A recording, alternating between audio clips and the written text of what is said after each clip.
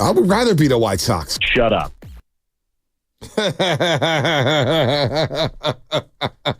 Hey, Flim's going to join us later today.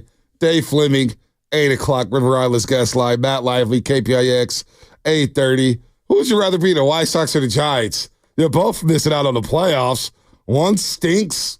One stinks even more. One smells. One's historically bad. Hey. If you're going to be bad, you might as well make history, baby. Get yourself in the record books. Oh, baby. Oh, baby, the White Sox stink. Giants, they don't stink right now. They've won 2 straight in Baltimore. That's for sure. And we'll see if the 49ers or Rams, who's going to stink less on Sunday at SoFi Stadium. We got injury reports. We got a lot of fun stuff going on today. Oh, baby, good morning to everybody out there. Get after graveyard shift if you're at work. What is happening? Shout out to YouTube, Twitch, and Twitter. Brought to you by First NorCal Credit Union for a low rate auto loan. Apply online. Just ask for a First NorCal financing at the dealer. Once you get there, come on, that's a great deal. As well as flowing water, plumbing, and drain. If you're going to call it to the roast, you better bring it, because if you don't, you will be flushed. Brought to you by Flowing Water, Plumbing, and Drain. We have another rendition of Shanahan and McVay. Shanahan and McVay, McVay and Shanahan. And I'm looking forward to this one as a Rams. Who the hell? They may suit you up, Joe Shasky. They may call you to run the slot. You ready to run some routes out the slot? How's your Achilles feeling? Yeah, I'm good off of running any. That's my favorite when someone's like, I could catch a pass in an NFL game. It's like, no, you can't. No, you can't. No, you can't. Like, no, you can't. Not at all. No, I'm not ready to run a route, even though I played a little ball last night. What I will say, though, is I read some interesting articles this morning. Some very interesting articles this morning regarding offense, quarterbacks, the Shanahan effect. It was a league-wide article about the percentage of throws at or behind the line of scrimmage. And I found it to be quite interesting. There's a lot of stuff going on in Ninerland right now. We have people breaking down offensive line film left and right, trying to identify what the problem is. We've got, safety gate, as I call it, where we have Malik Mustafa coming in for 2 series. And did he get benched? Did he not get benched regarding George Odom, even though he finished the game out there? There's a lot going on right now. And you got McVay and Shanahan as a backdrop. And I find this to be very fascinating. Yeah, it is very fascinating. So the article, you see a lot of quarterbacks. So let me guess, there's a lot more throws at the line of scrimmage. A lot of people love to play the quick game, right? The quick game is what they call it. The comeback routes, the hitches, the wide receiver screens, the bubble screens. Just get the ball out as fast as you can and give your playmakers a chance to make a play. Yeah, right now, if you're just looking at throws at or behind the line of scrimmage, 24% of the league, of all throws, are at or behind the line of scrimmage. And teams that are leading the way, for example, the New Orleans Saints, Derek Carr right now, 39% of his passes are at or behind the line of scrimmage, which makes sense when you have an Alvin Kamara and you have Kubiak, who's a Shanahan disciple, running that team. It is the highest percentage with the least amount of air yards since 2006. Now, it's a small sample. It's a couple weeks into the year. But what you're seeing is a variety of things. Patrick Mahomes is high on this list right now. 38% of his throws are at or behind the line of scrimmage. Do you know who's not at the top of the list? Brock Purdy. Do you know where Brock Purdy stands? I would say he's probably in the 20s there. Nope. Brock Purdy throws the least amount of passes right now at or behind the line of scrimmage in the NFL. 11% of his throws this year, which is a variation from years past. And, the Shanahan effect has basically, that they've kind of created what we're seeing. How many of those throws are between 1 and 5 yards? How many of those throws are between 5 and 10 yards? Basically, because last year, Brock Purdy did lead the league in yards per attempt. Brandon Ayuk was second in the league in yards per catch. This is this year. Right. I know. I understand that. But I'm saying this is just a continuation of what happened last year, where Brock Purdy was second in the league in yards per attempt. Well, last year you looked at a guy who just balanced it out a little more. And I think there's a CMC conversation. There's an offensive line conversation. There's a Deebo Samuel conversation. So, for example. But he was second in yards per attempt last year, right? No doubt. Correct. But his yards per attempt are down this year, even though his throws at the line of scrimmage are almost non-existent. It's crazy. Like he's holding on to the ball longer. They're trying to get routes more down the field. No, and he's not checking it down. No. He doesn't check his check downs. No, and they're not running plays for him at the line of scrimmage. And I mean, we've seen a couple jet sweeps with Debo or whatnot. I mean, not jet sweeps, bubble screens, but he's not checking it down to Jordan Mason. That was the big takeaway I had from the Minnesota game. He was so confused out there, Shanahan and Purdy, that with the blitzers coming and the free rushers coming or whatnot, and a few times he tried to get the ball out quick and he got a batted at the line of scrimmage. Jordan Mason, again, I go back to 49er Frankie. Shout out to 49er Frankie, Guru's boy from Union City. Goes, check out the first third down.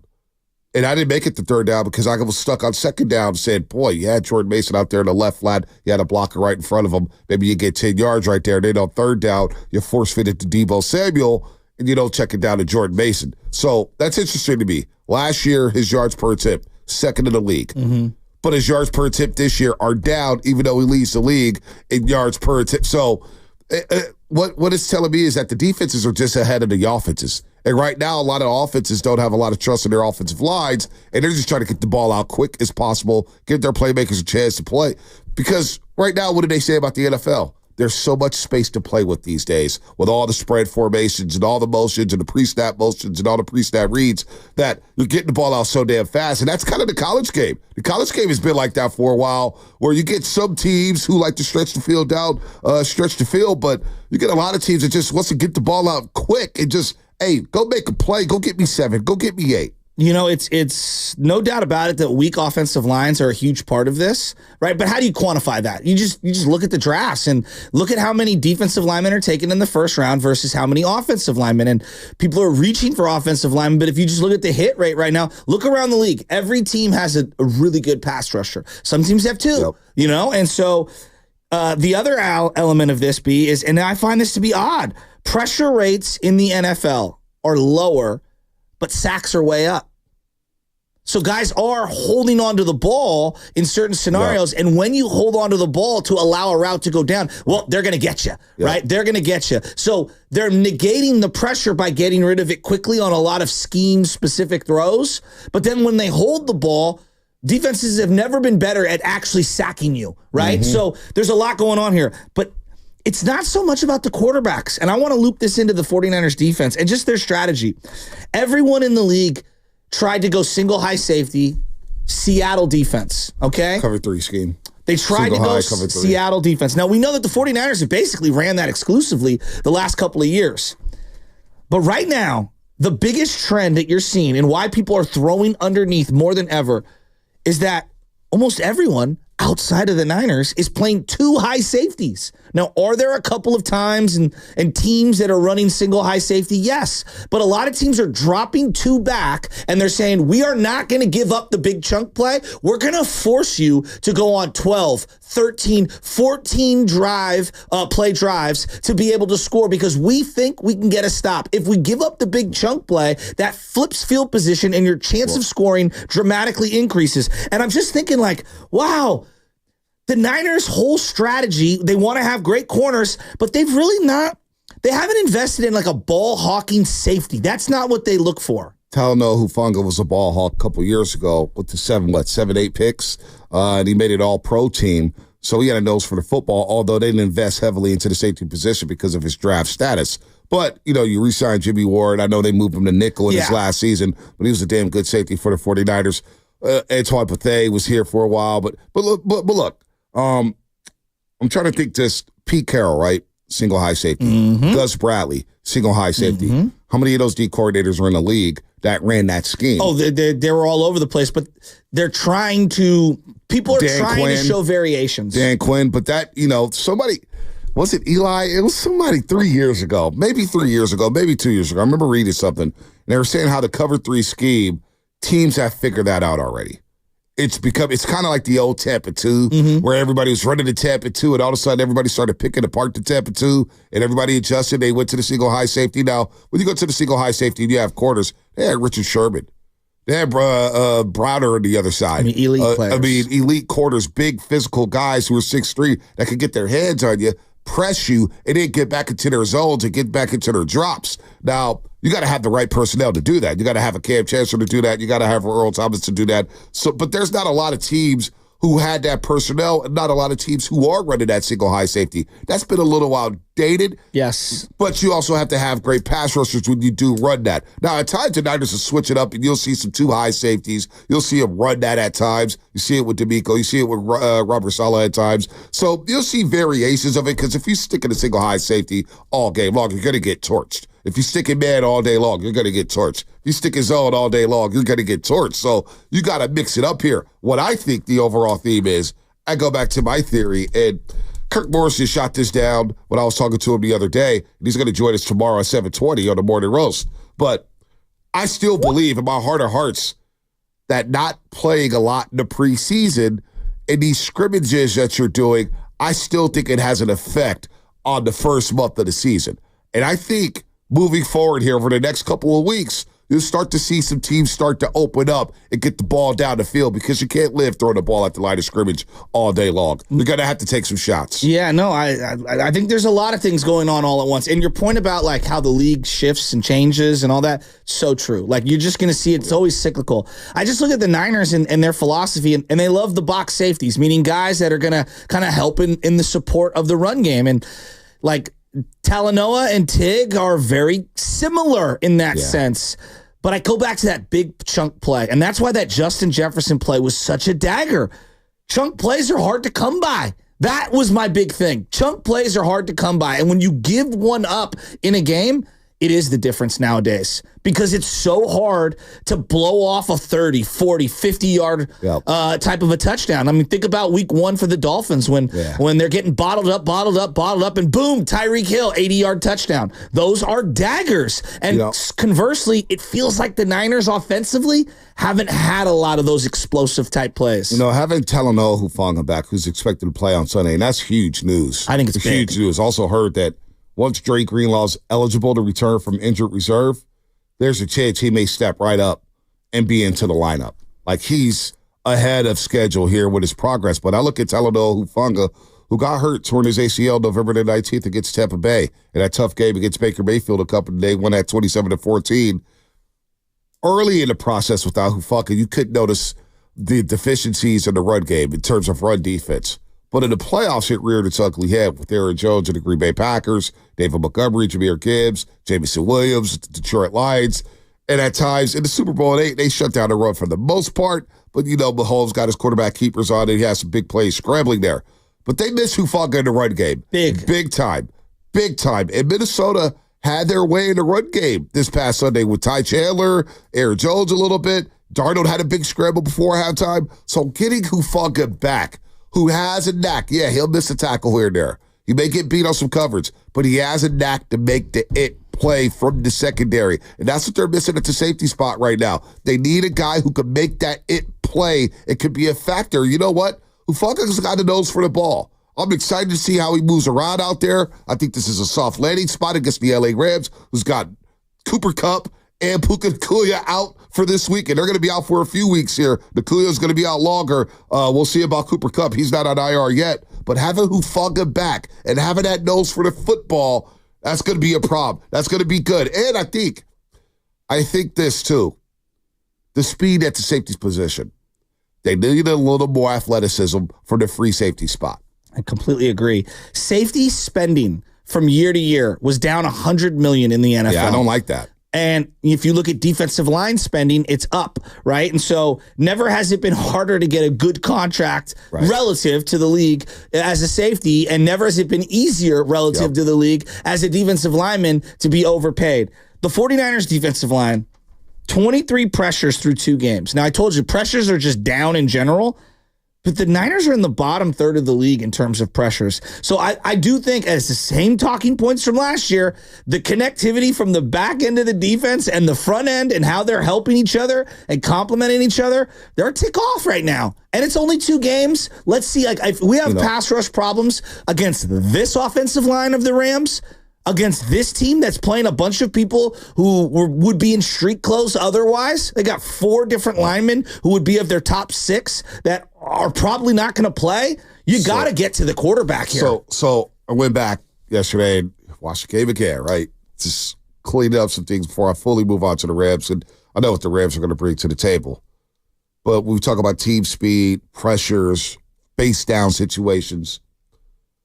Devondre Campbell was getting isolated, and he just, I don't like his movement skills, right? So there's that factor. And then you get Leonard Floyd, who I like Leonard Floyd as a pass rusher. I think he's going to complement Bosa very well. But in base down situations, you may have to think about subbing out Leonard Floyd and just using him as a third down specialist. And you may have to go to Yetur Gross-Matos on base down situations. First down, second down, the play gets to run. I think Gross-Matos is better against the run right now than Leonard Floyd is. Leonard Floyd was invisible, and he's light. He's a light guy. So when you remember Von Miller at times, he would struggle against the run. Even though he's a great pass rusher, he had to learn to use his leverage to get low to defend the run. Well, Leonard Floyd is just a different type of guy. So I think in base down situations, I wouldn't be shocked if the Niners tinkered by throwing in Gross-Matos in on first down, the play gets to run, and use Leonard Floyd as, hey, we know we got to get to the quarterback, get in there and go get the quarterback. Because watch this. If the Rams start running the ball very well with Kyron Williams on early down situations, they're probably going to run it at Leonard Floyd. And that could be a problem moving forward here. So it's just, what can you do to maximize your roster? What can you do to maximize your personnel? Gross-Matos, is he the greatest pass rusher in the world? I don't think so. But maybe you use him in base down situations to maximize him and have him play against the run on early down situations. That's kind of disappointing, though, for the Leonard Floyd. You know, they bring him in. I thought he'd be a guy that could be a 3-down player for them. I don't think he's never really been that. Long term, they're going to have to find some sort of they got to find somebody opposite Bosa. And look, Bosa's got to do his thing no matter what, but they do need to find somebody on that other end. Like that's. Well, yeah. I get your point. It's something I'm going to be keenly aware of. I'm going to be looking for it this weekend. So I love, we think about the New York Giants, and we'll get to the Hall of Fame finalists. They got 167. No, I don't think Eli Manning is a first ballot Hall of Famer. The guy, what? Love it? Yeah, I know. The dude had double-digit interceptions like 3 times, led the league. I mean, it's unbelievable. Joe Namath had more interceptions than he's going to get into the Hall of Fame, but you know what? But I'm just looking at their pass rush when they had it on third downs. They went to their little NASCAR pass rush, right? It was Justin Tuck and OCU Miura, Michael Strahan, and JPP. And so maybe the Niners need their variation with the steady D line that I think is very thin. And I've been worried about the depth and edge all season long, training camp right now. But how do you maximize these guys? Because Leonard Floyd, you watch it back, man, it's not a good tape. He's a better player than what he showed Sunday in Minnesota, and I think he could be a really good player. You don't get double-digit sacks every single year. However, if that's what you are, then I got to find somebody on early down situations. So is it Yetur Gross-Matos on early down situations? I know it's not Robert Bill. You know what I'm saying? So it's just something I'm looking forward to. Maybe shore up the run game, slow down the run, and then you bring back Hufanga, and then you got some speed on the pass rush on third down. I don't know. You got to tinker something here, though, moving forward. Yeah, there's a lot going on right now, and I feel like there's actually a lot of pressure on Sorensen this week. And I know that, the boss is like, DC, defensive coordinator. I think Niner fans are ready to heat up anybody when the results aren't what they're looking for. We need a win. I agree. As a fan base, it just feels like people are just angry, and they're looking for any reason to get angry. Or I'm thinking this is a monster week 3.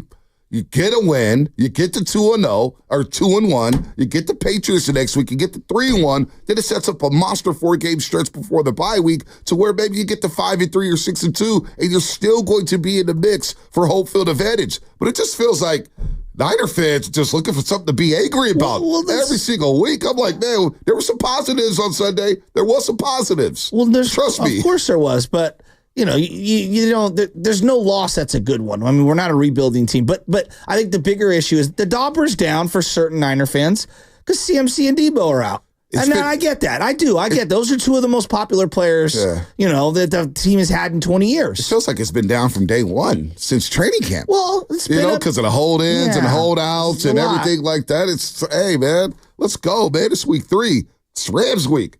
Is this still a rivalry? Is it still a rivalry? Anybody getting up for Rams week? It's going to be about 70% Niner fans down at SoFi. It's going to be a home game.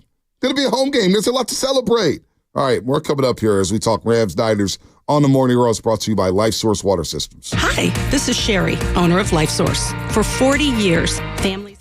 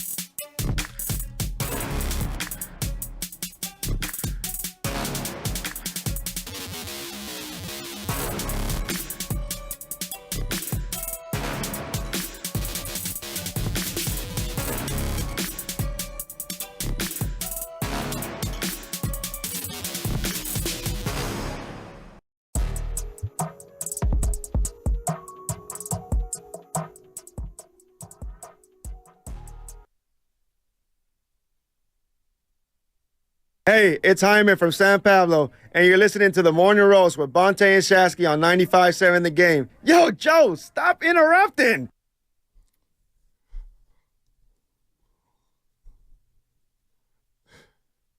That's why I just want to zoom in on Joe's face. I just want to zoom in on Joe's face. I'm fine. No, you're not. I get nervous playing that one sometimes. I don't know why you play it. It's just a joke, but I understand how it It derails him, man. I'm Doesn't fine. derail me. That's I like Brock Purdy. I'm fine. What's the meme with the face? I'm happy with Brock Purdy. There's the angry face, and there's another face showing that you're happy. And the mask. The mask. Yeah, the mask meme. The mask meme. Where you got the mask, and the inside you're like, I'm going to go slow out for a plan. That's wrong. I am happy with Brock Purdy. I am happy with Brock Purdy. I'm not sure. Love Brock. I'm not sure where I'm at with Brock for this year. It feels like the coach. No. Just let me lay this out. It just like when I'm looking at some of this advanced stuff, it just feels like the coach isn't doing him any favors. And this isn't an indictment on Purdy. It's like the offense as a whole has just been a little clunky. And I think it's early on. I think obviously not having a lot of your guys during the preseason has affected them. I think their offensive line is a work in progress. They haven't played a lot of football together. Don Pooney is new. Colt McKivitz isn't the greatest. Jake Brendel isn't the greatest, though I think they're serviceable. We're crushing them. I think they're serviceable. I think we kind of ripped the O-line, and it's like I think they're league average, let's just say, right? Trent is obviously a great player. He had a bad game. Aaron Banks, there was a time last year, I'm like, they're definitely going to sign him, and now I'm like, I don't know. We'll see. And I still like the player, but, he's been in and out of the lineup for the first two games. But I'm looking at, some of the play calls that they're going on. I just don't see a lot of easy throws right now for Brock Purdy. And I look at the coach who's a schematic, a very smart schematic play caller, and it just feels like they're all just a little tick off right now. And it's early. It's 2 games. But I'd like to see some easier pass plays for my quarterback, just to get him rhythmic and get him going and get the ball moving. And, I'd like to see some plays that kind of highlight George Kittle and Brandon Ayuk early in the game to get them going. I think the run game will still be in their back pocket and lean on Jordan Mason as the game goes on. I think some of that's on Brock, though. So watching last game, some of that was on Brock. There's some easy throws there to be had. There's some guys who were breaking open, but there's a couple factors. And one of them was the Minnesota Vikings getting home.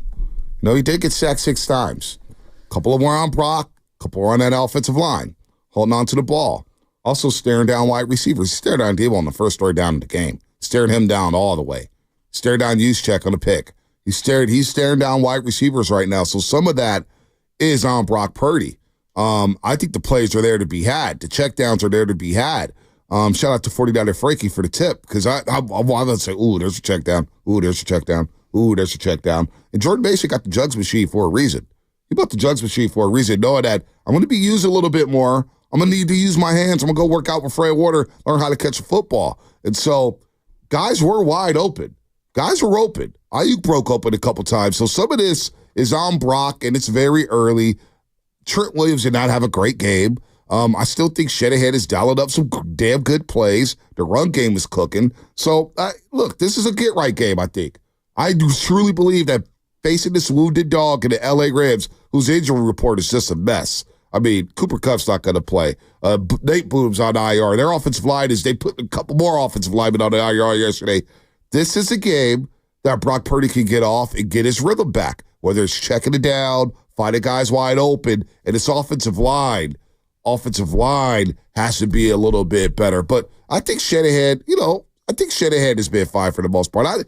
The Shanahan heat, and I've had my ways with Shanahan. I have my thing with Shanahan sometimes.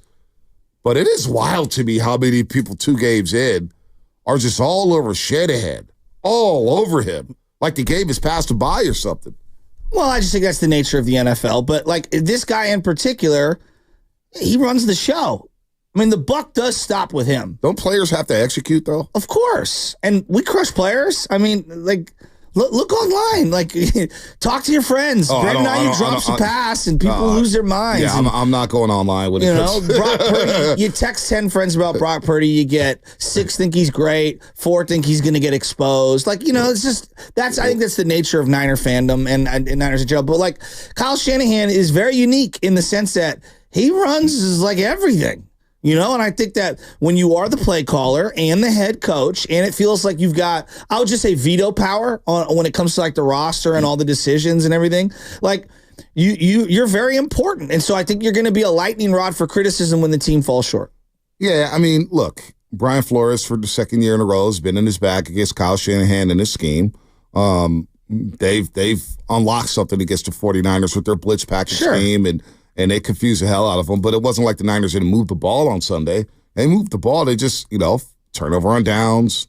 You throw a pick. You get a block. You get a punt blocked. You don't score in the red zone. So then that's been the issue, not scoring in the red zone. And maybe that's the Christian McCaffrey factor. Maybe not having Christian McCaffrey. Now all of a sudden you got to find some guys who are going to score touchdowns. Think about how many touchdowns McCaffrey scored last year, how many touchdowns Debo scored last year. Now you're not going to have Debo for a few weeks. So they scored like 60 touchdowns as an offense. Like 33 of 60 Debo and more McCaffrey. Than half. I saw that from Grant Cohn. So did he put that out too? Yeah, I saw that from Grant. So that was in the Athletic article that I read. Oh, okay. So anyway, you don't have your touchdown makers, but Kyle's been fine, and I think Brock's going to be fine. Look, Brian Flores, I'm very interested in seeing what that Houston Vikings game is talking about on Sunday. How C.J. Stroud navigates that scheme, that system down in Houston. And it'd be Bobby Slowick, who's a disciple of Kyle Shanahan. It's kind of the same rhetoric, right? The same kind of scheme, as they say. And Brian Flores has been ahead of that scheme. He's been able to bottle that scheme up. So if they go out there and kick Houston's ass and they go out there and snuff Houston out, then, man, maybe we got to start elevating Minnesota as a team that we didn't know about, that we didn't have high expectations for. But I think Kyle and Purdy are going to be fine. It's week 2. We're going into week 3. Kyle, the whole damn league is damn near running Kyle's scheme. You know what I'm saying? So I don't think the game has passed him by. I don't think he's overrated at all. I think players just have to execute. And Trent Williams has to block. He has to execute. McKivit's got to be on the same page. He's got to block. They've got to start playing well together as a unit. And it's going to take some time because guys were in and out of camp. No doubt. But you're asking, like, why people, criticize Kyle. Well, I know why, but the heat this year just feels like, he better win or else. Or else what? Well, okay. Or else what? No one's saying they're firing next year. But is that? I feel like McVay. When you talk about the Rams, first sentence McVay. You bring McVay up. So I think there's just certain coaches that you associate because of how much control they have on play to play. Roster construction, things like that. So. Yeah, I think Kyle's a very unique individual, and he's got that last name that everybody knows. Like, if I said Rich Gannon, for example, who's running in Arizona, most people don't even know who I'm talking about. We're talking about Kyle Shanahan. There's name recognition. You've seen his face for a decade. People know who he is. So I think that he is a lightning rod. Fair or not. Yeah. I just think that that's what it is. And when they win, though, Bonte, like, everyone's like, Kyle's smart. He's really, really smart. I know people don't like hearing the genius word. So, I think the guy's a freaking awesome coach. Yeah, is he perfect? No, but neither was Belichick. Neither was Bill Walsh. Yeah, Jonathan Gannon down in Arizona. Rich Gannon? Yeah. I said Todd Gannon. Gannon. We both got that one, but Jonathan Gannon. Yeah. No, and they've had a big game. But look, overall, week 3 is going to be fascinating. Fascinating. There's going to be a lot of movers and shakers this week. There's going to be a lot of good games, a lot of low matchups here, a lot of early tests here. But look, Kyle's got his flaws. But Brock has got his flaws. And it just feels like it does to me. When I do look online, because I try not to dive deep into it because everybody wants to be an all-22 genius, and they grew an all-22 for me. The only all-22 I'm watching is Baldies. All right? That's it. And other guys who play in the league. I'm not watching all-22s from dudes on their couch in the state of Florida saying, hey, this guy missed this read or this guy missed this block. What? What the hell do you know about football? I don't think you need to play in the league to know what you're like. Greg Cosell didn't. No, and you I don't think he need to knows know, his stuff, but there's a lot of couch your potatoes. point is well taken. 22. You know what I'm Bill saying? Walsh didn't play in the league, and I think he's pretty smart. I don't know what Brock's primary is on the first down when he's That I going agree through his with. reads. That I I don't agree know with. what his secondary read is, so I'm not going to guess. O-lineman I'm not assignments sure and where checks, O-lineman is supposed to slide. Only they know that within that scheme here. But Feliciano had a tweet yesterday. That was pretty funny that I want to get into, as well as Rams Niners. We'll get into McVay and Shanahan. 888-957-9570. But overall, what I was getting to is it feels like people walk on the eggshells when it comes to criticizing Brock. Or saying that, hey, he had a subpar game. Or, hey, he missed his read. Hey, he's not perfect. Like, it's okay. Brock had a subpar game on Sunday. It's okay to say it out loud. Now I'm looking forward to bounce back. Let's get into it here. Brought to you by Fremont Bank, celebrating 60 years of full-service banking with no compromises. Don't miss the Lazy Boy trade-in event.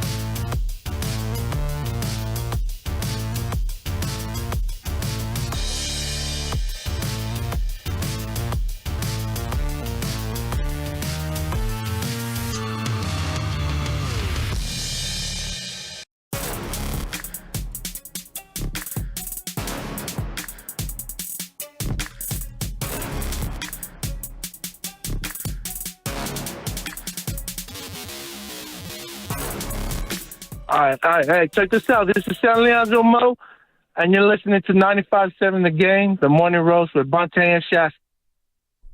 All right, this segment is sponsored by Go to State Lumber, serving the Bay Area for 3 generations. When you succeed, we succeed. Visit GoToStateLumber.com. We just saw Justin Jefferson score a 97-yard touchdown, right? 97-yard touchdown on Sunday. Niners were single high safeties, right? Single high. Odom at the line of scrimmage. So a lot of people are clamoring for the deep shot. Hell, I want the Niners to take a couple deep shots. I do. But I want folks to listen to this Mel Kiper Jr. sound. And I'll give you my take on the sound. You could just look at my face. Mel Kiper, just, game's passing by. Dude lost his fastball 15 years ago, but it's all good. He's still stealing checks from ESPN. What was that, Sasky? Just Sam Lubman, mark the tape. Dismissal of the year on deck here. No. We're gonna play the sound. And I want fans to react to this. Jr. is a first ballot Hall of Famer. And what? In the media game. He created the draft. Oh, good for him. He didn't create the draft. He created the draft specialist. He created the mock draft. Right, exactly. Thank you, Sam. Mock draft. Look, no, Okay, he might be a little long in the tooth. That I will grant you. Awesome. Okay? I think he belongs in Canton. I agree. Yeah. I think he's had such a positive effect on how we love the game of football. It is a 365 sport because of people like him. He's had a positive effect on the draft stuff. I'll give him that. Okay. I'll give him that. All right. I'll give him that. Hall of Fame or whatever. Okay. But here's Mel Kiper Jr. Here's Mel Kiper Jr. Coming up, he thinks offenses need to be more explosive. And he thinks offensive football right now is boring. So, roasters, I want you to listen to this. Listen to it very, very closely. I'm going to sit back for a second because I can't believe what I just listened to during the break. This is unbelievable. Here's Mel Kiper Jr. on what the NFL should do. Well, I grew up with the best of the National Football League, 60s, 70s, into the 80s. You're talking about deep shots, right? The go route, the 9-route post. You're talking about Terry Bradshaw in a Super Bowl hitting John Stallworth. You see Leroy Irvin diving, right, just off his fingertips. There's the receiver. They laid it out there, right? Hit the receiver in stride, 65-yard touchdown. It's a beautiful thing to watch. That's what I want to see brought back to the National Football League. Okay, check down kings, bubble screen sensations, boring football. Game manager, I get it, but I want to see those deep shots. That's what the NFL was built on. I grew up with John Unitas, Fran Tarkington, Ken Stabler, Darryl LaMonica. You talk about quarterbacks, Joe Namath. It was just right. Brett Favre when he was doing what he did. Burt Jones with the Baltimore Colts. You think about those quarterbacks who would throw the ball down the field. I'd say what Bradshaw did with Stallworth and Swan, Roger Staubach. That's what I want to see brought back. Say, well, you can't do that, right? Well, you got a 5-yard rule with the cornerbacks, right? The Mel Blount rule, right? Now with the push thing with Hurts, you got to be a yard back now. So don't tell me you can't have those safeties closer to the line of scrimmage than they are. I was at games where I'm thinking, hey, too high? They're out in outer space. I couldn't even find us. And they're playing with 9 guys, right? Where are the other 2? Oh, the other 2, they're so daggone far back, and even though they're part of the damn play. I'm telling you, we got to change this thing, and we got to have, hey, you can warn them. They come up, hey, guys, you got to get up a little bit, right? You're too far back. Warn those safeties, but you got to figure out, competition committee, somebody's got to figure out what that depth is, but it's too far back right now. The NFL is being ruined by these too high safeties. I love the young people. I swear to God, that felt like I was sitting around Thanksgiving dinner after we've eaten, and it's my uncle just going on a rant about how the 70s were better than everything. You know what, though? I know your head's about to explode. Here's what I would say, though. The NFL, more than any other league, has made in-season and year-to-year adjustments on their rules, like just crazy rules all the time. And I think that that's part of the beauty of the NFL is they're always evolving. And so they've always kind of been at the forefront, whether it's the extra point and kind of tinkering with that, the 5-yard bump. There's just so many elements that they've added. The protection of quarterbacks, headhunting over the middle. I mean, I saw a highlight package yesterday from Dante Whitner, Deshaun Golson. These guys would be put in San Quentin for the way that they played football. And I love those two players. So I think on one level, the league is always looking to try to make the game more consumable for the television audience, which is why they're so popular. But on the other level, this does feel like an overreaction to a couple of weeks. Now, maybe this is something he's been viewing for weeks and weeks and years on end, and it's his opinion. I'm not mad at him. Can you write the history of the NFL without Mel Kiper Jr. and mentioning him? I don't think you can. Oh, I can. When I think about the history of the league, Mel Kiper Jr. does not pop into my brain cells. If I say NFL draft, the first name I think of is Mel Kiper. No, I don't think of Mel Kiper. Okay. I don't think of Mel Kiper. That's just me. All right, number 2. Saying that the NFL should ban 2 high safeties. The NFL should ban 2 high safeties. Adam, it's too much for me. You already know what I think. Well, what do you think? Do we need to cater to offenses even more? We've already done that in this league. We tried to make this league so offensive friendly because everybody wants a 45-42 game. Everybody wants a 41-38 game. Nobody can stand a 20-17 game. Nobody can stand a 17-13 game, hard hitting, good tackling, shutting down the run. No, it's too boring. We need points. And now we got people in the NBA complaining about points. There's too much scoring. Well, you guys all bitched and moaned about scoring, and you want offense. So now we want to ban 2 high safeties. This guy's on my television telling me to ban 2 high safeties in the NFL. Well, make an adjustment, teams. Play them out of their 2-man look. Run the ball down their damn throats. They want to play 2 high safeties 15 yards off the line of scrimmage. This is insane. This is just insanity. And I'm looking, so I went in and I did look at Twitter, and the first thing that popped up was Eric Crocker, like, what is this guy smoking? Like, it's just, and it's like NFL players in here thinking, like, this might be one of the dumbest things I've ever heard. Stick to analyzing college prospects. Don't worry about the game, Mel Kiper Jr. Who cares what you watched in the 60s and 70s? Things evolve. They evolve. I thought you loved those 70s Raiders. I do love the 70s, but I'm saying, Mel Kiper Jr., relax. Stick to what you know, which is getting mock drafts wrong and evaluating talent. This guy's the next best thing ever. The guy plays 1 game. Like, Mel Kiper, shut the hell up. Well, we all have some draft picks that we would like to call back. Oh, my God. But, Bonte, let me play devil's advocate, even though I don't really even believe it. But let me just do it. Let me just do it. Don't do it for fun. Don't do it for fun. Don't do it for fun. No, because you don't even believe it. What do you mean? You're not even going to believe it. Has eliminating the hand check in basketball created a more watchable product? That was 25 years ago. I'm just asking. That was 25 years ago. I'm just asking. It was a long time ago. Okay. All right. It was a long time ago. All right. What about banning the shift in baseball? Has that made the game a little better? Has the pitch clock made the game a little better? Yeah. What? Yeah. I think it's been smashing success, and the television people love it. And I feel like the pitch clock's been fine. I think it's been great. Shifting, that's fine. So you want to ban 2 high safeties? No, that's not what I'm saying. I'm just saying I'm open to any rule changes. So we're able to play cover 2-man, two over the top. No. That's not what I'm saying. I don't think what he's saying is you ban it outright. I think he was saying you put certain restrictions on it. I'd be interested to hear the full-baked argument and see what it looks like. I'm not going to rule it out. So let's help the offense even more in the NFL. All we've done the last 15 years in the NFL I agree with. has helped out the offense. So let's help them out even more because, oh, my God, they can't throw a deep shot. Oh, yes, you can. How about you get your offense coordinators to learn how to scheme up some plays? Put some pressure on the defense. Learn how to attack a cover 2-man defense. Because guys not hitting a deep shot. This is just. I love how angry it makes you. I'm just like, Mel Kiper Jr., please. Last thing I needed today was to hear from that guy. Good Lord. You run out of hair gel? Does CVS run out of hair gel? Where's he go shopping for his hair gel? It's getting older. The hair's fading. I mean, Mel, dude, why is he on? And by the way, we're in the midst of the regular season. Why is he on television right now? The draft's not until April. Aren't you so should be cramming tape? It's always draft season. Should you be cramming tape? Stock up, stock down, Miller Moss. When you're a first ballot Hall of Famer to a contributor of the NFL, I want to hear your opinions come week 3. He's just well-rounded that way.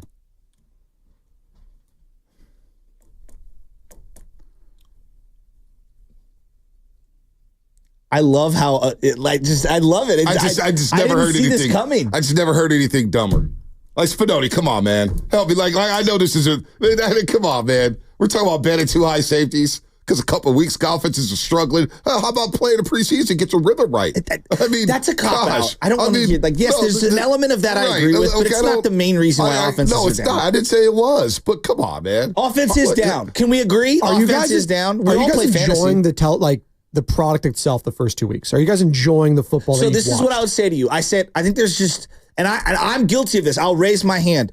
There's just way too many young quarterbacks and inexperienced offensive coordinators and inexperienced head coaches right now. Like I could not stand the retread, right? In terms of the retread hire. But then I take a step back and I'm like, I mean, Andy Reid was a retread. He's doing pretty freaking good. The retread. Raheem Morris, let's see, right? Like, I think too many times we go the Canales route. He's the guy who's running the Carolina right now, and I don't know. Is he any good or not? I have no idea, right? And then we're playing all these young quarterbacks, and I get why you would. Your fan base wants to see, for example, they don't want to see Andy Dalton. They want to see Bryce Young. I get that. Like, believe me, I get that. But I also understand that, like, Bryce looks really overwhelmed right now. Bo Nix looks really overwhelmed right now. Caleb Williams looks really overwhelmed right now. And that's a combination of things. Guys, they're young. Their offenses aren't great. They're with coaches that we don't know if they're any good right now. The game has never been faster. I think the big element of why offenses are down, and this is something that I've been thinking about, I look at all the sports. Is the skill or the development better now than ever? I don't know, but I do know this: the modern athlete is faster and bigger than ever before. And just look around. I'm not saying their skill is better, but their height, weight, speed has never been more explosive. And so what that ends up doing is it creates the field of play to feel smaller than ever. Right? And so, like, if you can close out half a step quicker on every single play, those windows are tighter. Yeah. Those inches on the field you're fighting for even more aggressively. I mean, it is what it is. So I'm looking at offenses and I'm saying to myself, like, dude, this is the natural evolution of all the sports. Right. Where I look at basketball, the 96-foot, when you go to a basketball game and you sit in the front row, these guys are humongous. They are. I'm like, how does anyone get a shot off? I mean, not only that, but now you got 7-footers shooting threes. You got 7-footers who know how to handle the ball. 6'11", 6'8", 6'9". These guys are giants, dude, and they can switch everything, which the Warriors, they started switching everything, and now every team does it because they have the personnel to do it. So now what's the next evolution in the NBA? I'm looking forward to that. But what's the next evolution when the offenses? Because now we had the spread game and the quick game, and everybody's like, man, what do we do here? Now defenses have adjusted. They have adjusted. That's why the old adage, why does we always use defense wins championships, blah, blah, blah, blah, blah. All of a sudden, defenses are stymieing these offenses early on in the first couple of weeks. Hey, look, the NFL's been fine. Has there been sloppiness? Sure. There's going to be sloppiness in the first couple of weeks when you're ramping it up and you're going 4 quarters after not going 4 quarters in the preseason, not even going a half in the preseason. The endurance is going to be an issue. Execution early on. You got new players next to you. So that's all. I just, Mel's fine. I'm not, part of it is shtick. I got no problem with Mel Kiper Jr. To me, you can write the history of the game without him. Why you're suggesting banning a too high say? I've never heard anything like that. I think it's absolutely ridiculous. Like, we never seen deep shots against too highs before. Like, look, there's been guys who are deep shots all the time. No matter what the defense is, you scheme it up. Now, whether or not the quarterback throws it, who knows? But damn, now we want to ban too high safeties? Sheesh. You're listening to 95.7 The Game, KGMZ FM and AC1 San Francisco, Odyssey Sports Station. Always live on the free Odyssey app. Also, it's just fascinating how we always overreact after 2 weeks of football. The NFL's an overreaction king. I get it. We all do it. But this season, now I'm sitting back and I've tried to take this perspective and just let everything play out. We are overreacting so much on a week-to-week basis, man. This is the NFL. I was listening to Raheem Morris yesterday. You brought him up. I actually was watching their Falcons press conference. That was a hell of a presser, man. Raheem's kind of funny at the podium. And he was saying, look, man, we're not going to look great every week. This league is week to week. As good as we feel right now, we know we can get embarrassed next week, and everybody's giving everybody's their best shot. So That's why the overreaction sometimes. I'm trying to look at it as quarters. Okay, first quarter, second quarter, third quarter, fourth quarter, and not really week to week because there's just so much going on in the league, man. And matchups, it's matchup dependent. Look at all these matchups that we seen early on. We see some monster matchups, Shasky, some matchup nightmares for some of these teams. Well, you're asking like why is there so much like a sense of urgency? Because the season's not that long. It's not like baseball. Yeah, you can have 7 bad days. No one cares. Like, I look at the Rams right now. Like, they're a wounded animal coming in right now. Lamb, bah. And they're coming in right now, and they're 0-2. If they go to 0-3, just the numbers tell you their chance of making the playoffs are very, very thin. Almost non-existent. No doubt. So, like, I get the immediacy there. Like, and then for the Niners, like 1-1, like, I know, like, we're in Niner land, and things are always going to be crazy over here, but you lost to Sam Darnold and the Vikings, right? And so, like, I can understand that, and you're missing a lot of players right now. You're the best player on the team by many people's ranking, who's on the cover of one of the most popular video games, which is a cultural phenomenon. CMC is out. And we don't know how long he's out for. And then another very, very, very popular player that the league themselves partnered with Peyton Manning to do a documentary on, Deebo Samuel, now he's out, all right? And then you have this quarterback who's the Midwest aw-shucks guy who was the last pick in the draft, and he's got hundreds of millions of dollars potentially in his future. Like, I think there are a lot of storylines here. And then I go back to the coach. You keep asking about the coach. It's like, dude, this is Kyle Shanahan. He's the son of someone that we all saw for 25 years in the league, and he's very influential. I look around the league. How many people have their roots with Kyle Shanahan or Mike Shanahan? I mean, you referenced the Texans earlier. Bobby Slowick, who's out there. We've got Clint Kubiak and Clay Kubiak and all the different Kubiaks, and they all have some sort of connection to what's going on with Shanahan. So I think this team is like a rock star band, put together, and there's a lot of high-profile players that ignite a lot of energy. I get it. I definitely understand it. I understand it. It's just, it's wild, though. As we get older, it feels like the urgency, we want to bench this guy, want to play this guy, want to bench this guy, want to play this guy. And the Bryce Young situation is fascinating to me because the guy probably needed to sit. You know my philosophy. Now, there's rookies who's come in this league and lit it up. C.J. Stroud winning Rookie of the Year. There's exceptions. This guy's going to play very, very well early on. But I love to bench a guy the first year in the league because this NFL, from college to NFL, it's just a completely different game. A lot of same formations and stuff like that. But, boy, this is grown man football. There's a big jump here. And so to throw these guys out there like Caleb Williams, what's going to happen to him? You play Tennessee first, you get beat up a little bit there, then you play Houston, you get sacked 7 times. Now what's going on in your head? Things are moving so damn fast. Like, you telling me that Mahomes sitting that 1 year? Look how much better he is. Aaron Rodgers sitting that 1 year. Brady sitting that 1 year. But all those teams had more stability than what Carolina had. So and then the other part that you have to acknowledge, which is even more. Hold on, real quick. Which is even more why I'm not putting that rookie out in that situation. Yeah, but there's no stability. I'm just going to throw you out there to the Wolves. Here you go. Go get. Okay. Now try covering that team or being a fan of that team, and it's week 7, and you're 0-6 or 1-6. That's fine. You know what I mean? Like you want to see those guys play. You want to play them then, but from day one. From day one, Bonte, like this is the business model, But you point to that. It's not a good business. I don't think it's a good business model for these young guys. Brady even said it. C.J. Stroud played day one. I said there's an exception. I said that there's exceptions. Well, everyone there's a thinks lot of that exceptions. The guy that they have is the exception for the most part, And so I don't know. I think that for some people, sitting, sure. If you have a right situation. For other people, you play. I think it's easy to nitpick every situation and say, well, this is what they should have done. I look at Carolina, and I think a big part of the whole Bryce is like, let's just look at the personnel. You traded everyone away. You had players, and you traded those guys away. And so, I mean, he was put into a situation where it felt like the only thing that was going to happen was him failing. And I think Baker Mayfield's a great example, and he said it to him. He's like, and Baker had way more success his rookie year. He broke the touchdown passing record for rookies his rookie year. He's like, look, man, like he's really young. He could bounce around and find a job. I look at like Kirk Cousins. Kirk Cousins, it felt like has lived 4 lifetimes as a quarterback, and even Baker started off on the bench. He didn't play until that Thursday night game when Tyrod Taylor got hurt. He was on the bench to start his career. What was that, week 3 or week 4, whenever he came into the game as a rookie? just sitting a little bit. I'm not like Eli. He didn't play until what, week 8, week 9, and the Giants were 7-1 Would they with have Kurt Warner. Yeah. Kurt Warner, they were 7-1. Kept fumbling. And they were like, and they said, you know what? Let's play Eli.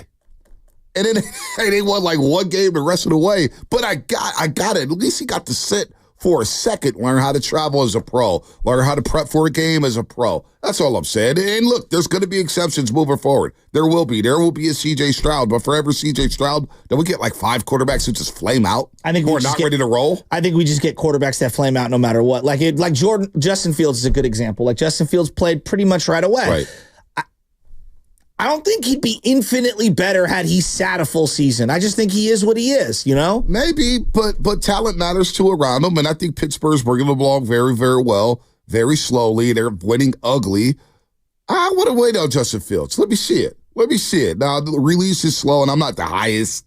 I'm not the biggest Justin Fields fan. I wasn't the biggest fan of his coming out the draft. I was actually happy the Niners didn't draft him. I wanted Trey Lance, and we know how that worked out, but I don't know. We'll see. Like, was Jacksonville going to, hypothetically, was Jacksonville going to sit Trevor Lawrence for a year? Probably not, but I wouldn't have been mad at that. I would have understood it. But if you're a Jacksonville Jaguar fan, you want to see that guy. Yeah, but the fans don't win games. That's the thing. You can't let fans run your team. The coach has to run the team. The GM has to run the team. And you got to tell the fans, hey, we got to be patient. And now the fans don't want to be patient. Then you know what? Don't buy a ticket. Don't go to the game to watch. That's what I would say. And I'm sorry. But once you start winning, the fans will come back anyway. That's just how it goes. But as a fan, if saying, I want to see Trevor right away, and then when he gets crushed, you're like, yo, dude, like, did Trevor get hurt his rookie year? If I'm not mistaken. He's been hurt almost every year with something. But that's also every quarterback in the league. Battered. He also had Urban Myers as head coach his first year. Which was in a hindsight, nightmare. he probably shouldn't have come off the Right, he bench. shouldn't have played. He should have been on the bench. He should have been on the bench. I think it's easier said than done. It's really difficult when the pressure of the fan base and the media, and then you have people's jobs, on the line. Like, the longer you play, hypothetically, like Jacoby Brissett, right? And if you're winning, it's one thing, or if you can stay about 500. But if you're losing, like, there's pressure to put that guy out on the field. Like, we all knew Alex Smith wasn't ready at all. And it was a totally different era of quarterbacks coming in. And they played him, and they were an expansion team. And he was worse for it. The team was worse for it. Well, he didn't start till like week 5, though. Yeah, I know. But, Bonte, I was there for those first 4 games. And you know what I was saying? I was there for his first game. Play him. I don't want to watch. I didn't want to watch Tim Rattay anymore. Well, I was like, I watched Alex Smith that first game. I took my little brother Bernard to that game against the Indianapolis Colts, and I go, oh boy, this guy is overwhelmed. He completed one pass. We should not be playing this guy. Then he got hurt in Washington. I was like, you know what? I don't like injuries, but it may have been the best thing to happen to Alex Smith that year. He would have been crushed. I mean, he got crushed anyway for those first few years. All right, we're getting to McVay. We'll get to McVay Shanahan. No, Shasky loves this, and I love it too. When I say Sean McVay, you say what? When I say Sean McVay, you say what? Because McVay and Shanahan will forever be linked. When the Niners interviewed McVay, the Rams hired him right after. Shanahan gets a job with the 49ers. They've been with their respective teams for the same amount of time. There's one thing that McVay has over Shanahan, and it's a Super Bowl ring. But who's the better coach? Who'd you rather have? McVay or Shanny? Who'd you want running your team? 888-957-9570 is the number. 888-957-9570 is the number. That's what's coming up. Brought to you by Chilton Auto Body. Have you been in a car accident? Chilton Auto Body is 15 convenient Bay.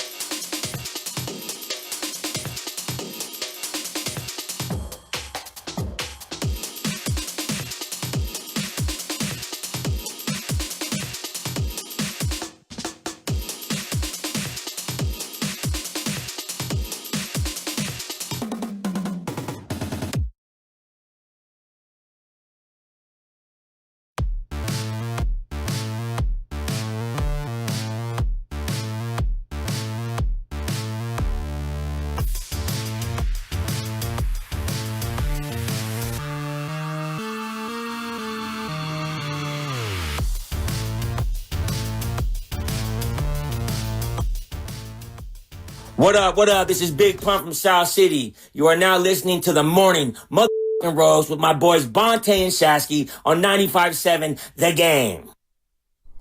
Morning, morning, morning, morning, morning. When our team wins, our listeners win. There's a win on Sunday. Be sure to tune in around 7:30 a.m. on Monday for your chance to win a jersey. That's right. When our team wins, you win as well. Who loves you better than 95.7 The Game? Presented by Habits Law, because Habits Law always puts people in the best position to win. A River Islands guest line, Dave Fleming, coming up at 8 o'clock, top of the hour. We got Matt Lively, KPIX Sports Acre. He's going to join us at 8:30. He's been down at practice. He was in Minnesota. He'll give us a lay of the land down there in Santa Clara, and all guests on 95.7 The Game appear on the River Islands guest line. Is it a time for you to discover the islands, River Islands in Lathrop? McVay, Shanahan. When I say Sean McVay, you say what, Shasky? Charismatic leader. I think that he's a very infectious, charismatic, high energy kind of a guy. I think that he's somebody that I'm sure as a player's coach, it feels like he's very easily adaptable. I mean, think about early on in his tenure, he had Todd Gurley and they ran the ball like crazy. And he did it with a pocket quarterback. Yeah. And then they've obviously adapted and evolved, and Stafford is, I guess, a little mobile, but just more of a gunslinger, right? Yep. And they're going to go 3 wide and 4 wide, and they're going to really try to throw the ball all over the place. He seems to be very open-minded, but more than anything, there's like an aura around him where he seems extremely confident. Some might say arrogant in a totally different way than Kyle Shanahan. Shanahan seems more closed and guarded. McVay's more like in your face fist pump. And the guy just feels like a leader. I think that he's a natural born leader. His voice kind of drives me crazy when he's talking, and he's lost all of his hoarseness like Doc Rivers, but the results speak for themselves. The guy's a winner. He wins. Now, when they hired Sean McVay, the Niners obviously hired Shanahan in the same offseason, forever leaking the guys who coach together out in Washington. And they've been on podcasts together discussing what it was like to work with each other, and we know about the Cabo trip, and, Stafford's available. Shanahan's, let me go to dinner and think about that one. And McVay's like, oh, gotcha. They're taking shots together, like, wait, what the hell's going on here? The Niners have had McVay's number. They have had, once Shanahan got this program up and rolling, and it started in 2019. When the Niners went down to the LA Memorial Coliseum and shut down the Rams 28-7. And Jared Goff had one of the most awful days you'll see from a quarterback, because that pass rush was getting after him. Emmanuel Mosley was playing well in that day. And that was a turning. That was a turning with a tie for Shanahan to get Sean McVay straight up.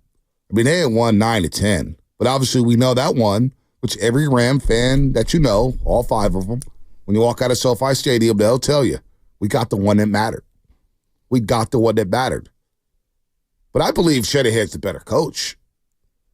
McVay they work it under operation where it's year to year. They're flipping picks. They're flipping money. They're a startup, right? They're just adjusting on the fly. Here, where Shanahan has built something, and he's got an infrastructure, and they trust their process. McVay and the Rams haven't given a damn about the draft for many, many years. They finally got back into the draft over the last couple, so their philosophies has been completely different organizationally.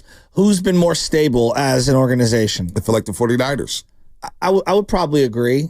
I think also McVay inherited a better situation to start off with. I mean, when you inherit Todd Gurley and Aaron Donald, right, though they weren't the versions of themselves that they would become with McVay, you started with a little more. There was more in the cupboard. It's interesting. I think that McVay really represents what LA is. The flash, the glitz, we're going for it, like all in. And if we stink, so be it. We're going to go all in, and we're going to try to play a certain brand of football that is going to be a little more sexier. It just feels like the throwing the ball tends to, I think the average fan tends to be more enamored with that as opposed to the run game. Whereas Kyle has got more of a blue collar thing going. Yeah, no, McVay did wonders with the Rams because Jeff Fisher had ran them to the ground. But to your point, the Rams had a lot of talent. And they went from 30th in the league in offense to number 1 in the league in offense. I mean, just like that, what McVay did too, getting Wade Phillips and Bones Fossil and bringing in veteran coaches around him to help him figure out the game, to help his landing spot to say, okay, This is how I got to do this. This is how I got to do that. This is how I got to do this. So if there's one thing about McVay you like, what is something about McVay that you like, that you would want to see from Kyle Shanahan? Do you want him to be more charismatic? Do you want him fist pumping more? I don't want him to be. I don't mind Shanahan being stoic. No. I don't want him to be something he's not. Like, look, for every McVay, there are also Bill Belichick's who don't show any emotion, you know? And Bill Walsh was kind of in the middle. He would, you'd see a lot of facial expressions on the sidelines. I don't want you to lose your mind the way Harbaugh used to lose his mind in the final 4 or 5 minutes of a game, screaming at officials, because it feels like the rest of the team kind of takes on that, that presence. I think the area that I find the most interesting with McVay is his ability to adapt his own philosophies and acknowledge out loud to the public some of his own shortcomings. He has talked a lot in post-game pressers and in podcasts about clock management, which has been a huge problem for him. And he was talking about like, hey, like Andy Reid, I sat down with, and I wanted to know, like, why did you have so much trouble with the clock? And the point that he made was really easy. It's like, hey, you're looking at your play sheet. You're thinking 2 plays ahead. You're worried about substitution packages that are coming in. You're doing this, doing that, and then you're glancing at the play clock and the game clock. It's a lot to adjust in a 10-second span to get the verbiage out to my quarterback, all while running the whole thing as, hey, coach, I don't know if you know this, but player X is going to just roll his ankle. He's not available on defense next series. Like, it's just a lot is being thrown at you. And I think that he's done a really good job. Like, and Kyle's done it differently, and I'll explain Kyle in a second, but he's done a really good job taking other people's throwaway DCs and coordinators, older people, and blending them into his kind of new age thinking. It's also Raheem Morris. He was a reclamation project. Absolutely. Became the DC of the LA Rams and won a Super Bowl with them. And now he's got a job in Atlanta coaching the Atlanta Falcons. He was an interim coach with the Atlanta Falcons.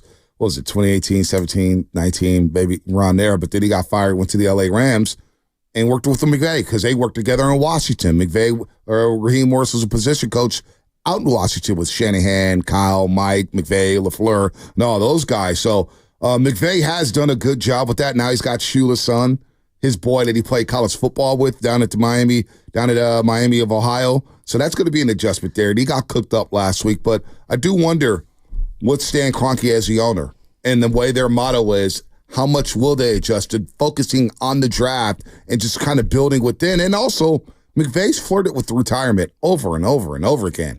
He seems so charismatic that he does have a future in television. And I don't know what that's about. He flirted with retirement.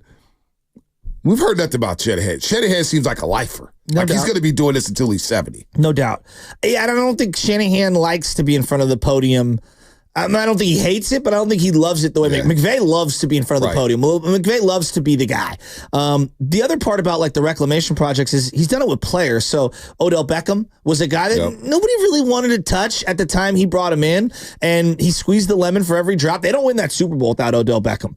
I don't think they get past the Niners without Odell Beckham. He did it with Carson Wentz. He did it with Baker Mayfield, where he's taken, flyers on guys, and they haven't been prominent players, but I don't think Baker is where Baker is today without his little pit stop in LA. Yeah, no, he's taking flyers on guys who were drafted highly.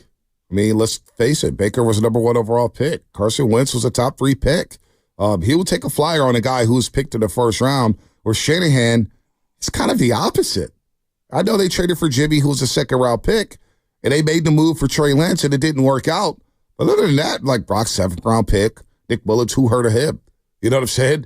C.J. Beathard, the 3rd-round pick that nobody was really high on coming out of Iowa. Really? C.J. Beathard?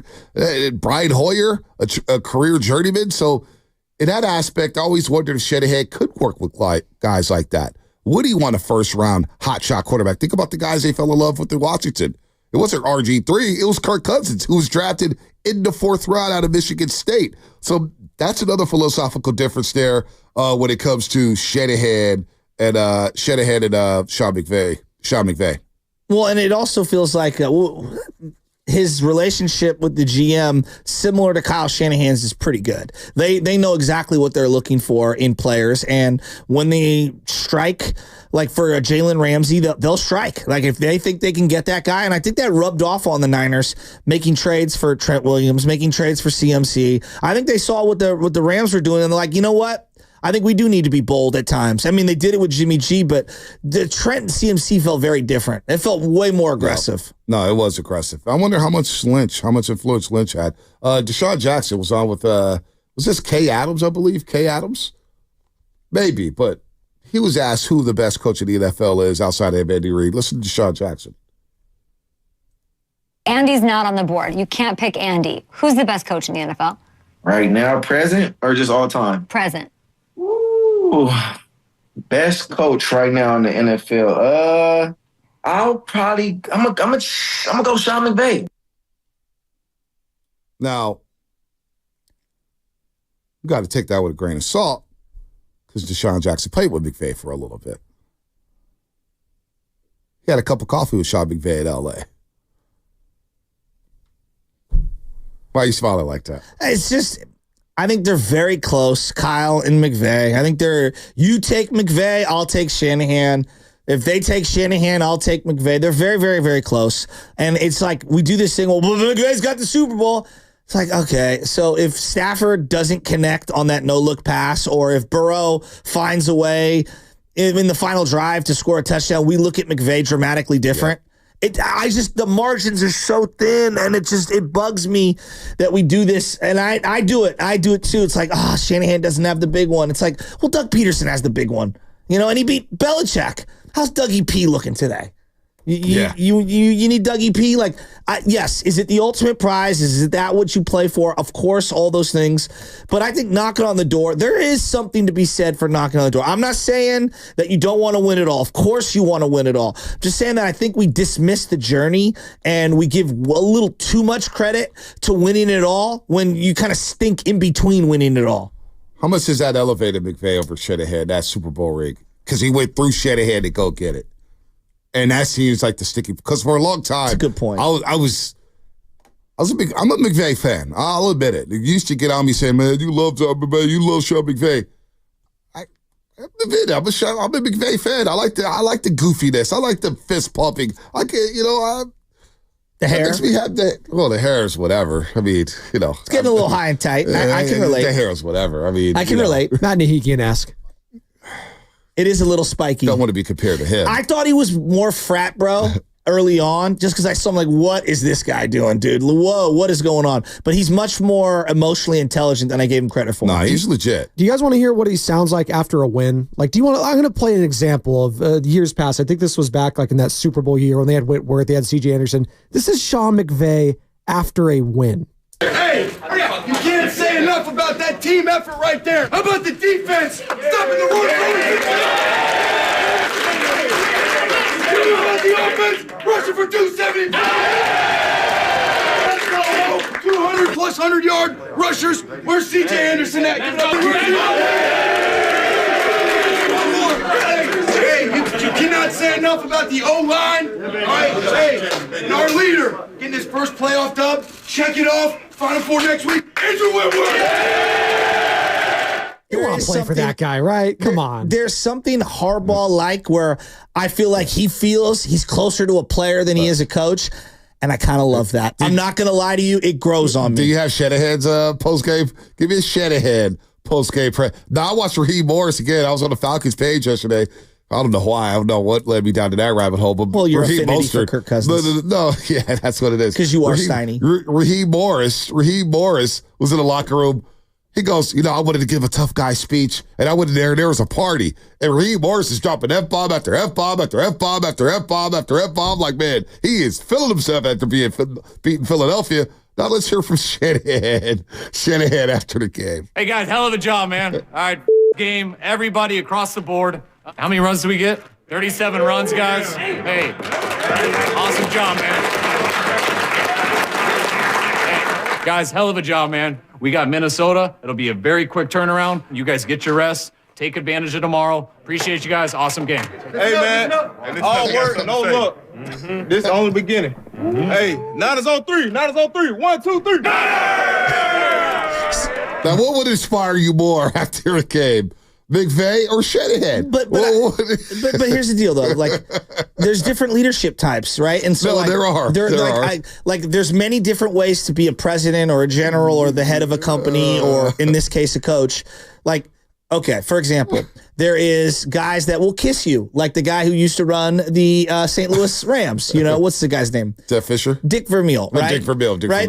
Dick Vermeil. And he's one type of way. And then there's the Bill Belichick way, where you're not getting a hug from Bill Belichick. Well, Vermeil would, he'd cry.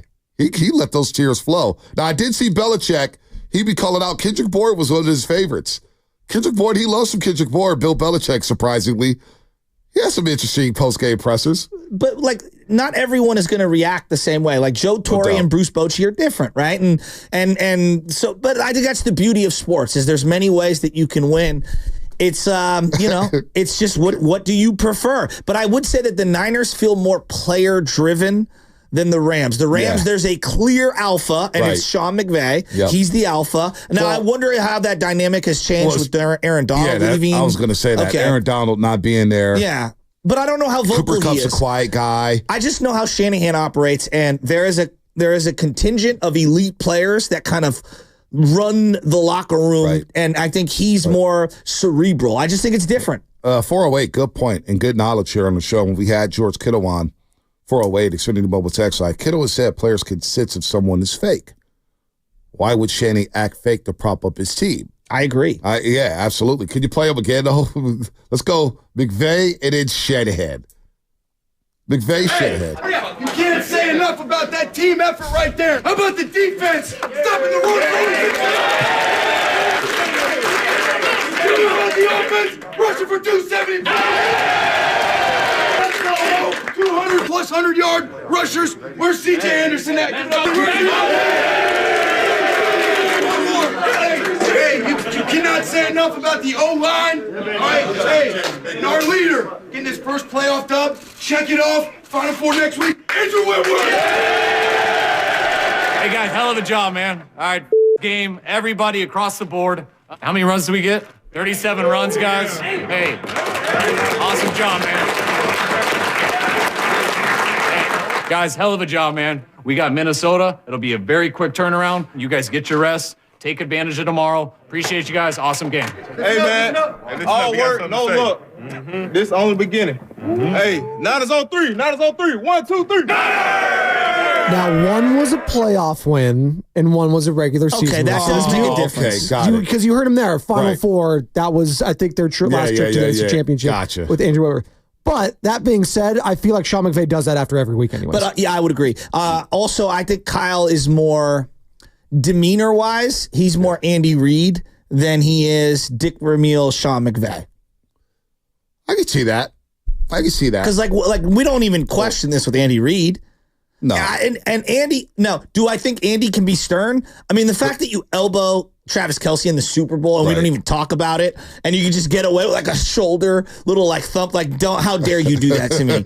Like I do, and I find Andy to be self-deprecating in certain moments, but I think Kyle, I'm sure there are 50 layers to Kyle we never see. Well, Andy Reid does how about those Chiefs? And he gets down, he starts fist pumping. He's also 66. Yeah, but he always does that. How about those Chiefs? And they all I'll tell you how they are. I hate them. Dan Campbell, he has some fiery speeches, for sure. And then he just walks out and they break it down. Harbaugh had a line yesterday. He was talking about, what did he say? He's like, Moses? I'm going to be like Moses. I'm going to die leaning on my staff. Yeah, that's what he said. I was Harbaugh's in full effect. I mean, he's in full effect. Though. I'm here for Harbaugh. See, that's what I'm saying. I love Harbaugh. He would look, I'd never forget the Detroit game. He pointed at Alex Smith at the Detroit game. He goes, clutch. Clutch. I'll never the first ever Harbaugh game, I'll never forget it, at home, and I think it was the Rams. No, they played Seattle. Oh, Seattle. It was the game where Ted Jr. ran into. Thank you. I knew it was a division game. Yeah. He's wearing black cleats. Yeah. Black cleats. And he's taking snaps under center in the south end zone. And I'm saying to myself, this guy's great. He's amazing. And he's like slapping up players and he's throwing passes. And I was like, dude, I love this guy. That's why McVay, in a way, he reminds me of Harbaugh because I think that he wants to go out there and run routes. Well, did you see Sirianni? he was throwing passes with the kid before Monday Night Football. And he told the kid, he's like, back up. I'm going to throw it even longer. And so he's playing with the kid. Well, Sirianni's a dope. Well, but you like that stuff, right? No, he's a dope. No. You know why? You know why he's a dope? Because he literally has no confidence in the building and doesn't understand the X's and O's. Oh, man. I think the way Shanahan does things is clearly extremely successful. He's being authentic to himself. The players pick up on that. There's nothing worse than when you're in a job setting and someone's not who you think they are. They're like fake boss no, players or fake read that. tough guy. Players read that. You know, like, or fake soft guy. Like, we had a boss at one point, not here, at a different spot, and I always felt like he was reading a book on, like, this is how tech companies would operate. And I was just like, dude, you're such a phony. I would look at him and I'd just be like, you read that in a book somewhere. That's just not who you are. I know who you're referring to. You don't know. It was a different work setting. No, I have no idea what you're talking about. Let's hear from Kyle Shanahan on the return to Talanoa Hufanga. They got Tig a lot of reps last year. You know, he had to step in the middle of the year and got him a lot better. But obviously, always miss Huff out there. The big play capability, how well he communicates, flying sideline to sideline. We're going to be pumped. He should get back this week if everything goes right, and we've missed him. Fred Warner, what do you think? Yeah, we miss him a lot. Even though he's a young player, his leadership ability in that room is big time. The voice that he has in the back end, calling out the checks and alerting guys, alerting even myself, you know, is huge for me. It takes a lot off my plate, so happy to have him back out there. You know, they need this player so bad. He's not going to pop at the forefront of people's minds thinking about, oh, you got to get this guy back. They just need more team speed, and they need a guy who brings energy. And I think he checks off both of those things that they desperately need. Yeah, no, I mean, their run defense definitely suffered in the playoffs in Green Bay and Detroit without Huff. And Huff, he plays well against the run. He's ball hawk, creates turnovers. I mean, just the communication in the back end. That's what you're really missing. As you shift from Jimmy Ward and, you know, you don't have Tashawn Gibson, who I thought was a solid Niner. I know he gets ripped a lot, but he was a solid Niner for the most part, considering this guy was out. He was about to sell insurance. But you get Huff out there, and you get the communication back with Tig Brown. This is a good thing. Good thing. Good move. I will say, as much as I do have like an affinity recently for McVay, like I'm coming around on him, I have put him in the Pete Carroll zone, where when we play him, I hate his guts, and I can't stand him. But there's a lot of qualities that I admire in him, and I feel like he's one of the Shaskies. Like he operates in life the way I would want to operate. No, I'm serious. Like he's all gas, no brakes. And that's why I kind of respect it. I do. See, if I was Matthew Steinmetz, you know what? I'm going to turn into Matthew Steinmetz. Well, you are. You guys are the same guy. No, I'm going to turn into Matthew Steinmetz. You love the 1970s Yankees. You're more like me than you think you are. Because, you know,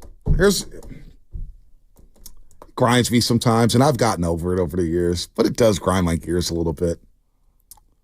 So I could go out there and make a prediction, right? And I'm going to make freezing cold takes and get mocked and all that stuff. But I used to talk up Sean McVay saying, this guy's a really good coach. And this guy sitting across from me used to rip me all the time. McVay's a fraud. McVay is this. McVay's that. And here we are in 2024. I know. And all of a sudden, Sean McVay is a Shasky. And he gets away with it. It's just like, it's the flip-flopping is just unbelievable. It's character growth. Oh.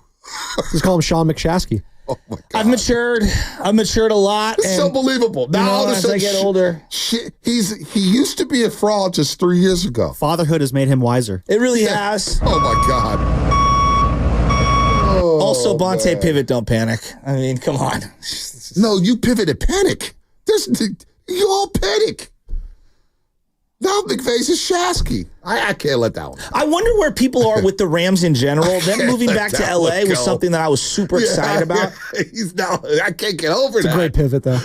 And he did without panicking, too. Wow. Pretty impressive. That's the maturity. I am slippery. We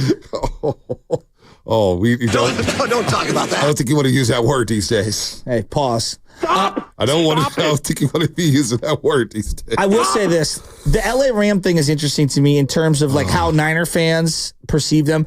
You know, I go back and forth on this, and I was like, hey, the Rams were the number one rival for a long, long time. And then I know the Seattle kind of jumped into that space for a lot of the younger fans, the guys that are like Sam's age. And then I look at like the Eagles recently, they clearly seem to be a part of the rivalry. I think the Cowboys will always be a rival. Where are we at with the Rams as a rival? Where are we at with the LA thing? Well, you know where I've been. You know where I've been with the Rams. I mean, you had a little juice in the NFC Championship game, but the Niners had cleaned their clocks 9 out of 10 times, and then Carson Wentz and the backups won that game that nobody really watched. I mean, we watched it, but not really. It was like, all right, just get to the playoffs. This game means nothing. LA hasn't even embraced the Rams. LA hasn't even embraced. We were in the Uber. Who's it? Ryan and Worldwide Health. We're in the Uber on the way to the Mafia breakfast. And the Uber driver's like, dude, it's Raiders, Cowboys, USC, and then maybe the Rams. Like, they're like 8th on the pecking order in LA. You got Dodgers, you got Lakers, you got USC football. You got the Raiders, nothing but Raider fans down there. Nothing but Cowboy fans down there. Yeah, but forget LA. How do we feel about them? I don't feel anything about them. They're sorry. See, for me, growing up, and I get the history of the Niners and Rams, but for me as a kid, growing up, the Niners used to always kick the Rams' ass. Always. Like, they had to run, and when they scared us on Monday Night Football and Jim Everett and stuff, and they gave the Niners their first loss one season. But other than that, But I hated those. Now, it was when they were in St. Louis. I hated those, Greatest Show on Turf Rams. They annoyed me. I hated them. They annoyed me. Mark Bulger, I hated him too. Mark Bulger, to me, I never lost sleep over him. It was the guy who annoyed me was Torrey Holt and Isaac Bruce. Of course. Those guys. They annoyed the living Ricky crap Pohl, out of me. Azeem, Yeah, they annoyed me. Dre Bly. But they were like a startup. I mean, they were like a microwave organization. They got their Super Bowl. They lost to the Patriots, and that was that. And then you had Mike Martz out there running. You want to talk about clock managing gaffes. Clock management against the Panthers in the playoffs. Remember that? I never liked Mike Martz. You remember, he was our OC. I never liked him. Well, he was. He loved turnovers, O'Sullivan. Well, he does have to take that age well. When he said Justin Fields and Trey Lance produced some of the worst quarterbacking play he ever seen in his life. He also said he'd take Justin Herbert over Patrick Mahomes. So yeah, well, there's a lot of people who said that. I'm not going to sugarcoat it. Fran Cisco as a thrower of the football. No, but do Niner fans still hate the Rams? Do we care about who is the number one rival in the division? I feel like it's still McVay on game day will still be that guy that you can't stand because Pete Carroll's out of the division. I feel like a lot of the Seattle things lost its juice because Geno's there, and we've kind of suffocated Geno, and I don't think anyone believes in Geno Smith that way. Arizona's always like we don't even know Arizona fans. Like, I've never even met a real Cardinal fan ever. Ever. So they're kind of a thorn in the side, but you don't think of them as a rival in any sense.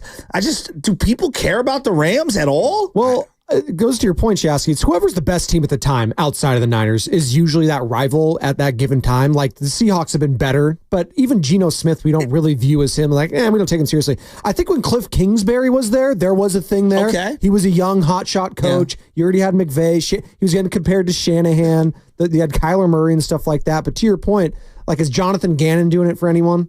I don't think so. Jonathan Gannon could walk into this room, shake everyone's hand, say, "I'm Jonathan Gannon," and we'd be like, "Yeah, who?" He's a weird guy. You'd actually probably remember it. He's kind of an interesting guy when he speaks. Yeah, I do watch those Cardinals videos. He's got that program, Rockin' and Rollin'. They believe in that guy. The OC, not the OC, the GM. The GM is something interesting, too. He looks like he could play. Fight his name, Spinoni. The GM, if you watch the end of the Buffalo game, Kyler threw the incompletion on 4th down to the pylon, and the GM's right there standing on the field, with the body language and everything. They're all in Arizona. Monty Ozenfort. Yeah, that guy, I like him. I like his demeanor. I like the way he works the phones. I like this guy. This GM, he's got something cooking in Arizona, man. Look out for them. I'm telling you, man, Arizona's a problem. They're going to be a problem soon. But Seattle's a team for me. I mean, the Chiefs obviously are the number one, right? But they're not in your division, so I guess it's different. But I hate the Chiefs now. Whatever I felt about the Eagles, now I feel that about the Chiefs in times 10. Yeah. And then the worst part about it is their quarterback's so good, it just drives me nuts. He's so good, and I love watching them, but I hate them. I know it's a complete oxymoron. Seattle with this McDonald guy, defensive coordinator. The way he undressed Shanahan on Christmas Day and the 49ers with his defensive scheme in Baltimore. Now, he may not have the same players, but quietly, Seattle's 2-0.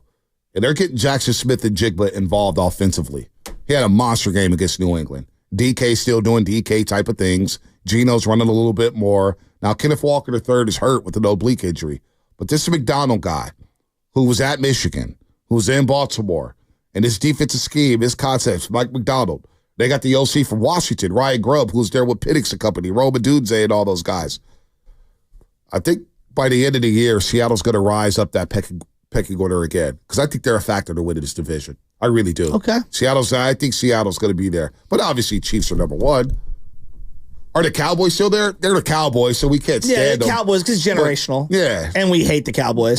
But they get slapped around. I laugh at them. Like, I expect 60, 70% Niner fans this weekend in SoFi. Yeah, that's what I'm saying. The Rams don't care. LA don't care about the Rams. But I do hate, I hated seeing them beat us. Like, that was brutal. And then seeing them win that Super Bowl, everything out of McVay's mouth was just like, oh, God. That sucked. He has everything we want. Jackson Smith and Jigba, Seattle, man. I think when it's all said and done, Seattle, they're going to be a factor here. They're going to be a factor. We're going to hate them a lot more than we do right now. Why were the Rams such an in vogue, sexy pick at the beginning of the year? No idea. Just like the playoffs. No idea. Well, I was joking around. It was tongue in cheek, but I would say, like, when people were like, I like the Rams in the West, and I'd be like, name a defender. That was kind of my little go-to joke. And everybody thought that I was crazy.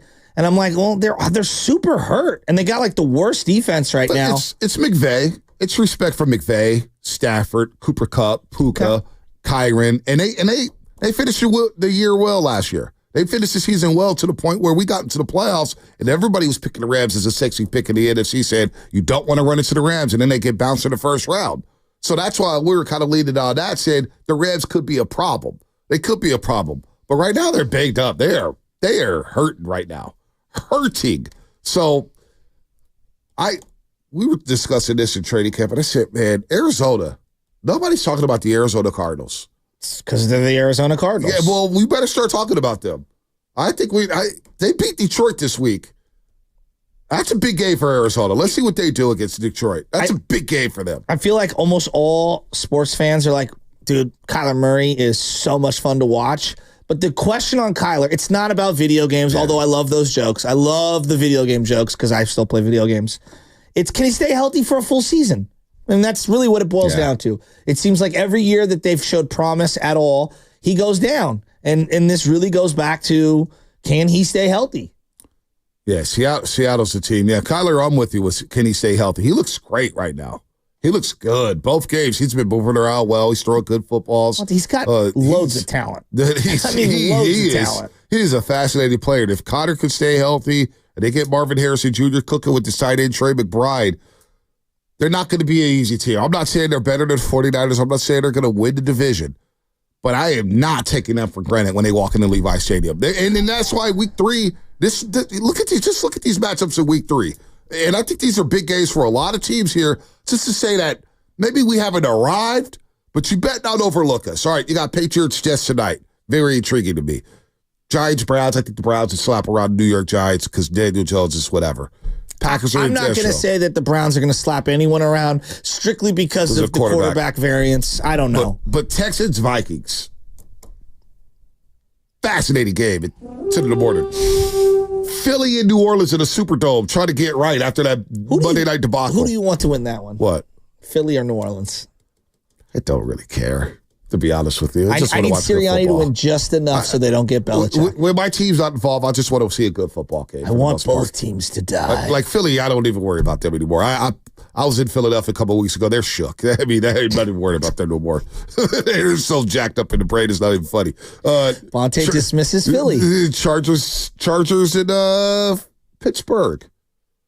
Chargers in Pittsburgh. Very intriguing game. Over under 22 passes for both teams combined in that game. It's going to be a lot of running in that game. It's going to be throwback. It's a throwback game. Sorry, Mel Kiper Jr. Not going to see a lot of deep shots. That one.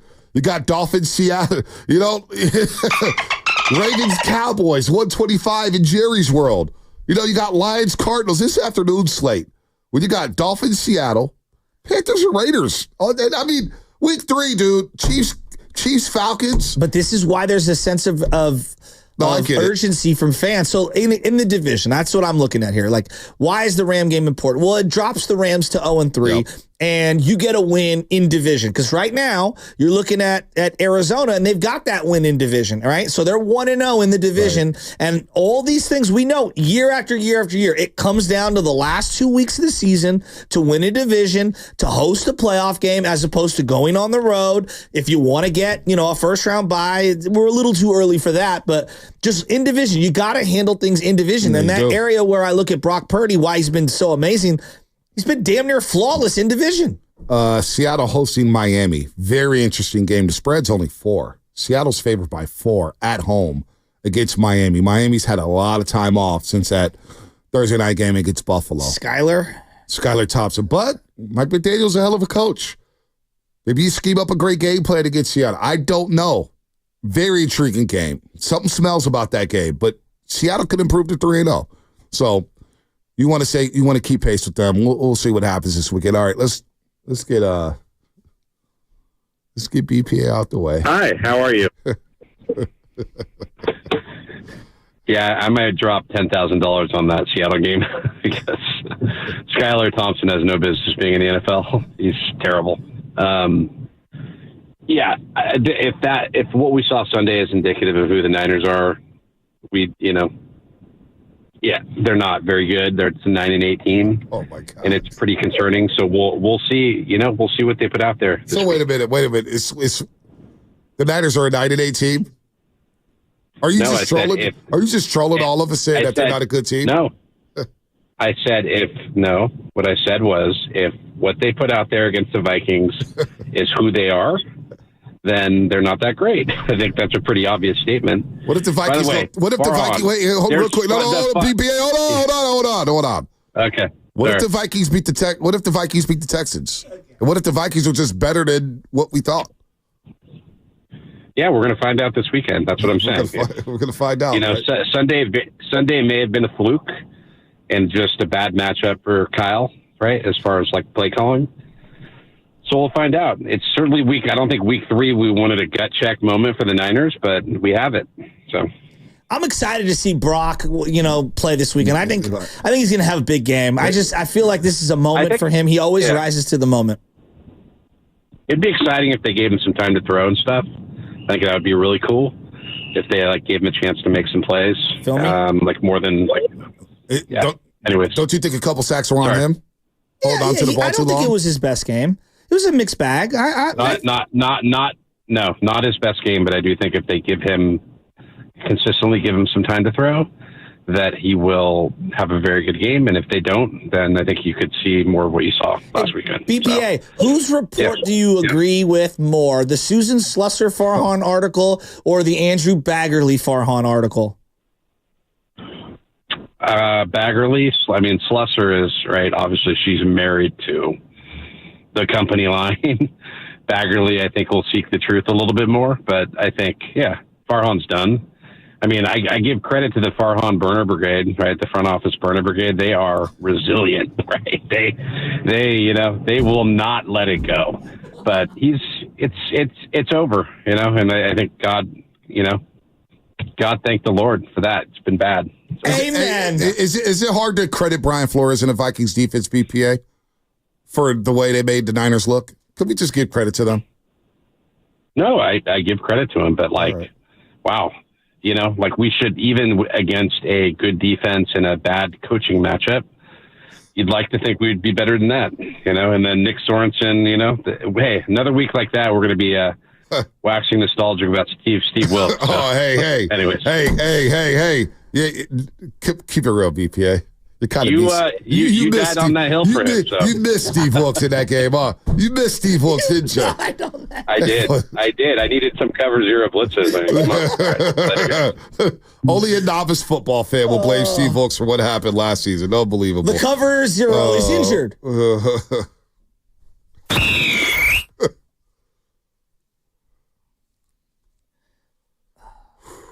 Dude, I live for his calls.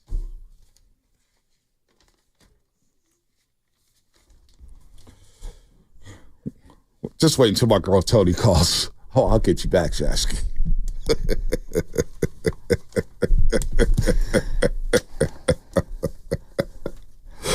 How many millions is BPA worth? How many? How many millions is he worth? I'm putting 10 grand down on the Dolphins to lose that game. It sounds good. It's not even as big as bet of the weekend, I bet. Yeah, no way. There's no way BPA bets. He would be with this takes, he'd be a terrible gambler. Terrible gambler. I would. He overreacts more than, you want to talk about overreaction. Who's hurt right now? BPA's ego's hurt right now. Everybody on the Rams is hurt, including Cooper Kupp. He's dealing with the high ankle sprain that he suffered. He's going to be out for a few weeks. He's wearing a boot. Swelling needs to go down, but it's not going to be on injury reserve, which hopefully helps my fantasy team because I need Cooper Kupp to get back in a heartbeat here. But the Rams are beat up. Cooper Kupp's beat up. There's no Puka. The Niners need to get right this week. They need to get right and win by double digits this week to calm the waters and calm everybody down. Then I already know what had happened. They'll win by 15, and people will say, well, it's just the Rams, and they had nobody playing. So, Niners are in no-win situation this week, feels like. All right, injury report brought to you by Boxer Girls in Northern California's premier workers' compensation law firm, helping injured workers get their lives back for over 40 years. What is coming up on the game brought to you by Fremont Bank, celebrating 60 years of full-service banking. No compromises. Your phone calls, 888-957. Or actually, no, Dave Fleming's coming up. Flynn, we got Flynn coming up at the top of the hour. Almost forgot. Clean it up, going for a Monty. sweep. River Islands guest line, Dave Fleming. Shut up. Let's go. We'll talk Cal, Florida State. Well, Florida State dropped to 0-4. Wow, big game in Tallahassee. Big game.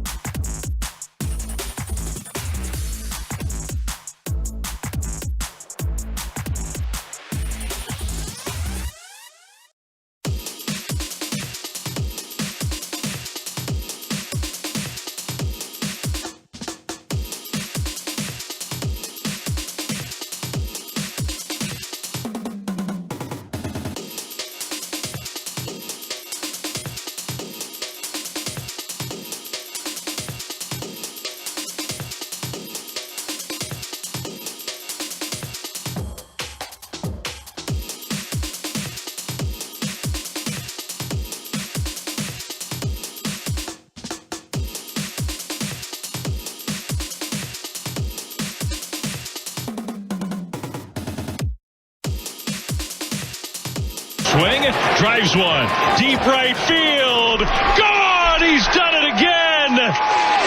And this time he did it on the very first pitch of the game. Oh, baby. How about Mike Yastrzemski? I was ready to run this guy out of town in April. This guy's making September watchable for the Giants. But Mikey Yass. Good morning to everybody out there. Hopefully you're getting off your graveyard shift. You're in a great mood. Hopefully Dreamforce traffic's not getting to you.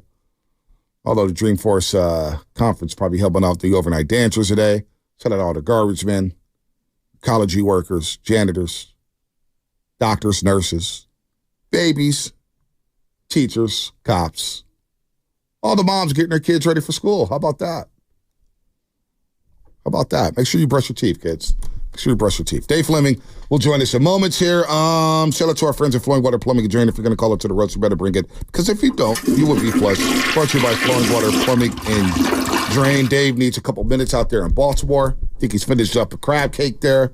And Mikey, yes, Giants. One of the first two games against the Orioles. There was a huge article this morning from Andrew Baggerly in The Athletic regarding John Miller and him being a broadcaster for 50 years, essentially, and going back to his time with the Oakland A's, which is where he started. And then he was the Baltimore Oriole broadcaster for 14 years. And Dave was prominently featured in the column by Andrew Baggerly that I read this morning in 5 o'clock hour. And, it's... I think we take for granted how great the telecast is for the San Francisco Giants. And, Dave being one of the younger ones, it feels like he's been there forever, and he's working with a guy who's a first ballot Hall of Famer and was the voice of ESPN Sunday Night Baseball. Yeah. And it's just, we're very lucky to have these people in our lives as sports fans. Yeah, I don't know if anybody underestimates what we have out here as broadcasters. I think we kind of know that we have one of the best broadcast teams, if not one of the best broadcast teams in baseball. And it's been like that for a long, long time. John Miller, I mean, we had him on before the Rick Wood game. That feels like an eternity ago. Wow. That was so long ago. We had him on for like 30 minutes. We asked him 3 questions, but his stories are just legendary. Legendary. I once ran a show with Uncle Marty, and Uncle Marty and John Miller were on the air together. They did like 90 straight minutes commercial free. And I'm like, hey, we got to break. And after a while, I was bored. I said, you know what? Just let these guys go. Just let them go. We'll make up the CBS breaks later on at night or whatnot. The whole break, the clock was messed up. Clock. You want to talk about messing up clocks. But it was great story time because John Miller's that guy. His memory, his recall, just fascinating. It's unreal. So you get Flem, you get Miller. They make a great team on the radio side. You get Kruk and Kipe, who obviously their days are winding down here as broadcasters. We get it, the health issues with Mike Krukow, which is really, really sad, but he's still giving it everything that he got. No, John Miller's been great. Now, is my boy Joe Angel still at Baltimore or is he retired? Remember Joe Angel? Yeah, he was a Giant guy for a minute. For we a couple didn't care years much for him. Yeah, unfortunately. What was his tagline at the end of the game? What was his tagline? Love it. What was Joe Angel's tagline? He had a tagline after every game. I stink. No, oh, come on, don't do that. Joe Angel was solid. He was fine. He was fine. His thing, they are in the win column. Yeah. And the Giants are in the win column. There you go. Yeah. And they went wire to wire that year. What was it? 04, 03? I get the years mixed up nowadays. 03. They get wire when they lost to the Marlins. And he always said, well, the Giants are in first place. And he said something in the first game of the season. And they were in first place the whole season. So Joe Angel, put some respect on him. What's he doing? Is he still in Baltimore? What's his deal? Don't know. I kind of miss Joe Angel. He was good for a couple of years. He is retired right now. Is he? Yeah, he's done. Did you guys see what the Brewers did last night? Just as we checked the wild world of sports in Major League Baseball, did you catch that? I did not check out the Brew Crew. Well, the Brewers are what everyone thinks Tampa Bay is. They won the division again this year, and last night they clinched it, the NL Central. They're like an 88-win team already, and Jackson Chourio is their 20-year-old superstar who helped win them a game the other day. They put out a baby carriage with non-alcoholic alcohol beverages for him to drink from as everyone was spraying champagne. That's cool. And then Bob Uecker, who is the longtime Brewers play-by-play guy, came down and said, I peed my pants. It was a moment in internet history. Yeah, Uecker's so good, man. He's so good. I got to check that out. I didn't see it. It's really good. I was just too busy watching my White Sox lose another game. I would rather be the White Sox. That's freaking Dave Fleming. On the River Islands guest line, all gas on 95.7 The Game. Up here on the River Islands guest line. Is it a time for you to discover the islands, River Islands in Lathrop? Flip, good morning to you.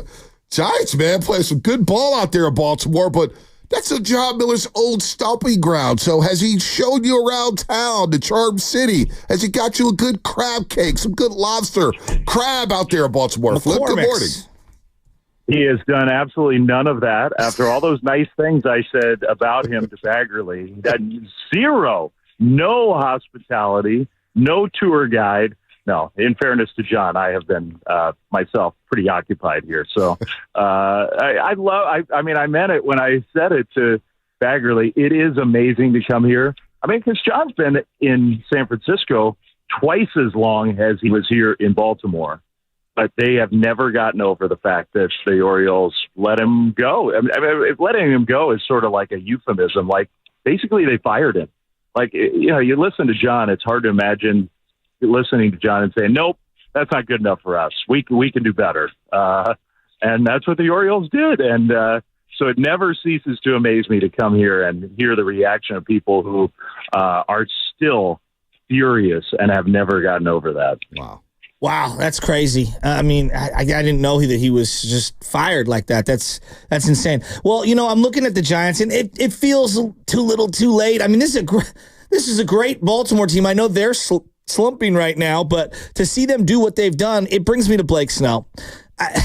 Any other year, it feels like we would be just talking about this guy till we're blue in the face. This is as good as any Jason Schmidt run, any Lincecum run, the Logan Webb run a few years ago, Rodon season a couple years ago. What he's doing is spectacular, but it's like, is he going to come back? Do they even have a chance to bring him back? I know they signed Matt Chapman, who was a Boris guy. This feels a little different. Boy, I know the risk with trying to sign starting pitching at guys his age, but I'd love for them to find a way to bring this guy back on a 5-year deal. I don't know what it's going to take, but how likely is it that they can get him to come back to the Giants? Yeah, I don't know. I mean, it's definitely different than Chapman because, this is not to say Blake. I think Blake is very happy here. And as weird as the start was, I think Snell has found a real comfort zone with the Giants. Like, he loves the West Coast. He loves California. Great place to pitch.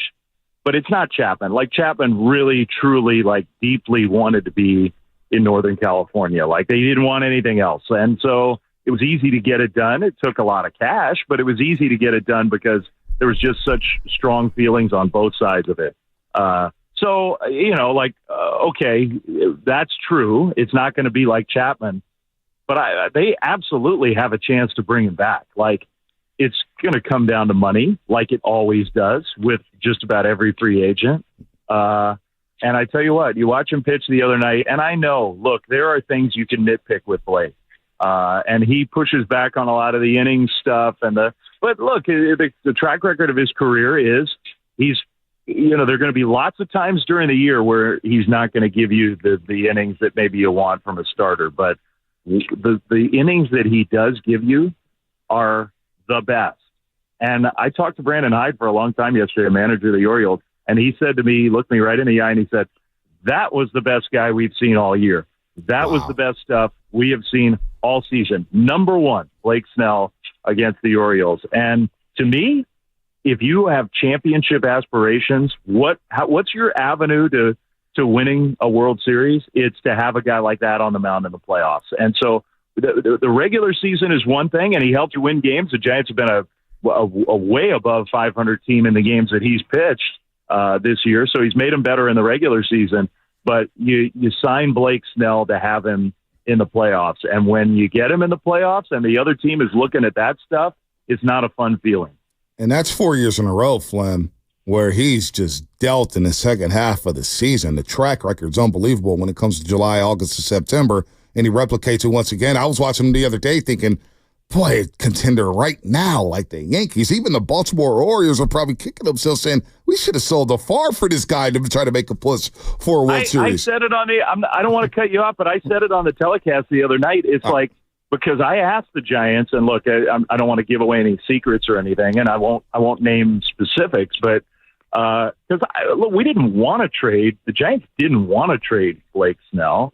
But the Giants were also in a position where if they got an offer of like a really talented young player, they were going to have to at least consider it. Like a position player you thought, hey, this guy can be a part of our core for the next many years. You had to consider it. And I was told not one decent, even close offer. Not one, not the parameters of one, not the beginning of a discussion of one, not one true good prospect was ever even brought up by any team around the trade deadline. And to me, if I'm an Orioles fan or a Yankees fan or a Dodgers fan or a Brewers fan or a Phillies fan, one of the teams that knew they were going to be in, and so you're positioning for the playoffs at that point, I'd be pissed. Wow. Like, how could we be so short-sighted in terms of like, and it's probably the opposite of being short-sighted. Like, let's have some short-sightedness. Let's go for it this year. And if you had Blake Snell on your team, you'd be in a position to win it all. And I just can't believe that. That blows my mind that nobody was willing to at least tempt the Giants and make them think about it. Wow, that's fascinating fun. That blows me away too, because I'm watching them deal saying, boy, Baltimore needs a pitcher. Yankees need a pitcher. All these teams, like you just mentioned, Dave, they need a guy like Blake Snell. Hopefully Blake Snell's a Giant for a long, long time because I love the way he pitches. Now, Mike Yastrzemski, there's a lot of talk, and Jasaska and I joke about Yaz all the time, but he got a lot of heat early in the season I thought was unwarranted. The numbers are not eye-popping. We're not saying he's an all-star, but the guy just plays hard. And you see what he's doing the last 2 nights with the leadoff bombs and whatnot. He's having a nice, solid season, and he's very interesting. I don't know why I'm so intrigued with Mike Yastrzemski, but like as a fourth outfielder and a contender, he can help a lot of teams. I don't know what his value is on the Giants, but yeah, Mike Yastrzemski, man, for a lot of heat he got earlier in the season, it's not having a bad year at all, Dave. He's having a good year. He's having a Mike Yastrzemski kind of year, and he deserves credit for being a pro. That's what he is. He takes his job seriously, and I think there's a great chance that he's back. I mean, how could you not, if it's a 1-year commitment, how could you not look at him and say, yeah, we're a better team with him around? And you could quibble about what's the role. It's good to have choices. It's good to have more talented players than you have space for. So I don't really see the argument at this point with the way he's finishing the year of not bringing him back. I think that's going to happen. And you know what? You never know. Like, you bring him back, and then in the off season, if, like you say, all of a sudden you got more of a surplus than you thought, you signed somebody else. Jung-Hoo Lee looks great coming back from his injury, and maybe you can trade him at that point. He definitely has value.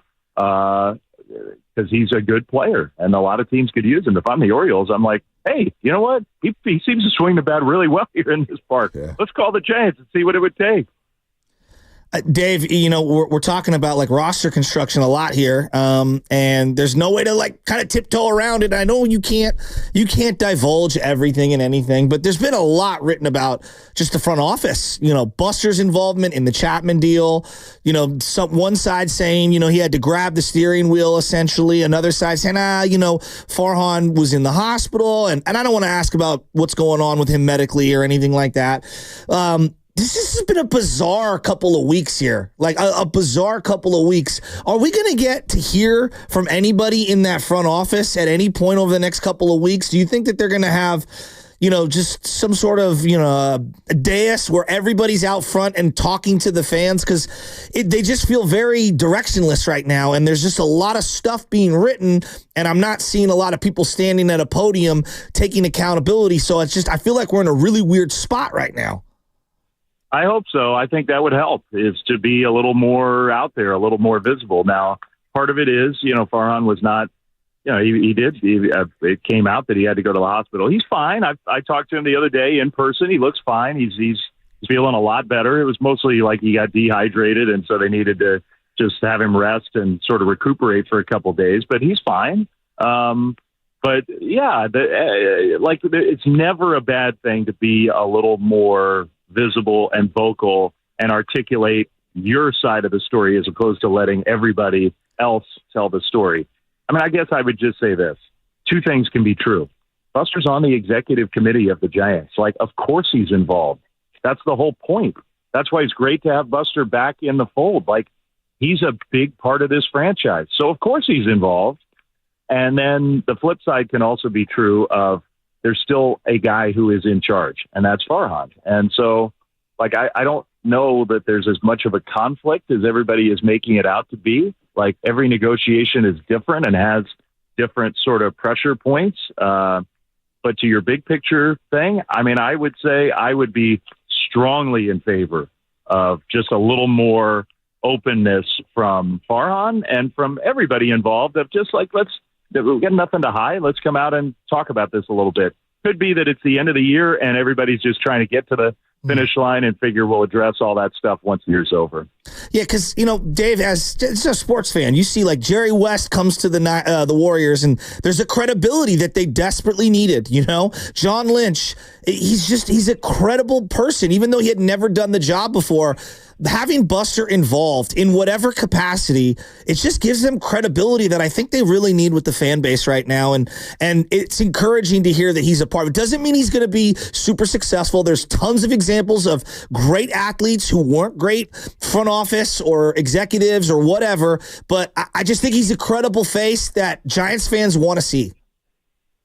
Buster's going to be successful. He is. He's going to be good at this stuff. And I think there is a dynamic of Buster is real conscious, does not want to be the guy who's sort of hovering around and make it look like he's, evaluating everybody. And so I think Buster's stayed mostly distant. He's watching every game. He's paying close attention. He knows everything that's going on. But I think there could come a time where all of us would love to see Buster around a little more in that sort of Jerry West style, like be available to talk about the team and not feel like he's undermining anybody or not at least have the outside perception be that way. I think that would be a healthy thing for everybody. I hope we get to that point at some point. But look, this is not, Farhan is a friend of mine and I've told him this to his face. This is not a criticism, but I think it would be great to hear from him a little more, to have him be around and talking about stuff a little more often. I think everybody would appreciate that. That would only be a good thing. Flynn, you've been around for a while. We've watched Giants baseball for a long time, Shasky and I. And he used the word bizarre. To me, it's one of the more bizarre endings to a season when you consider all the articles coming out with Slusser and Bagley. You had Luciano and Fitz. You've got team meetings. You got the team getting shut out of 3 straight games. Is this one of the more bizarre endings to a season you've been a part of with the San Francisco Giants?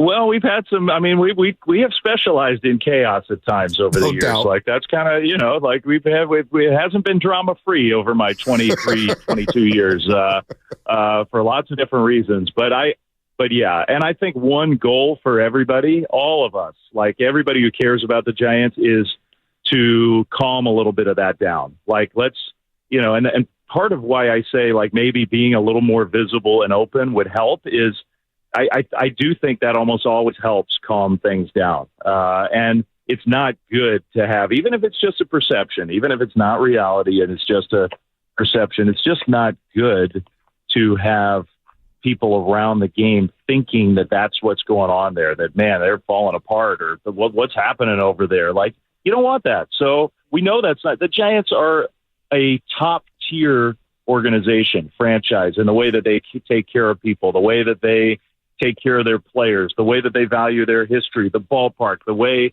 that they always conduct themselves, like they have the fans in mind. Like there's no doubt about that.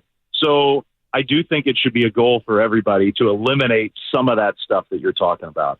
Dave, I know you watched the Niner game this weekend, and this guy, Sam Darnold looked incredible. I couldn't believe it. I mean, it's just absolutely. You used to be Mr. Pac-12, so seeing him do what he did, I couldn't believe he beat the Niners. Flynn, he's got talent for once. My head was ready to explode. The third down throws were killing us. He's got talent for once, right, Flynn? He's not with the Jets. He's got people to throw to. He does.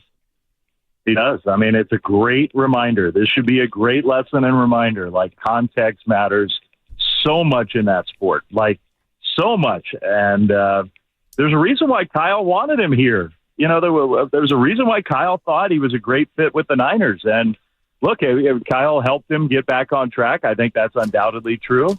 But the guy's talented. And, yeah, it was a little painful to watch. He's good. Like, my whole outlook on their team has changed. Like, I think they're a pretty darn good team. I don't think we're going to look back at that loss and think that was like some horrible loss. I think Sam Darnold's pretty good. They got the Houston Texans at home this Sunday. Fascinating game. 2-0 teams there. Cal, undefeated. You recall it the San Diego State game, and they're going out to Tallahassee to play my lowly Florida State Seminoles, who are 0-3. Your thoughts on that, and where will you be calling college football this weekend, Flip?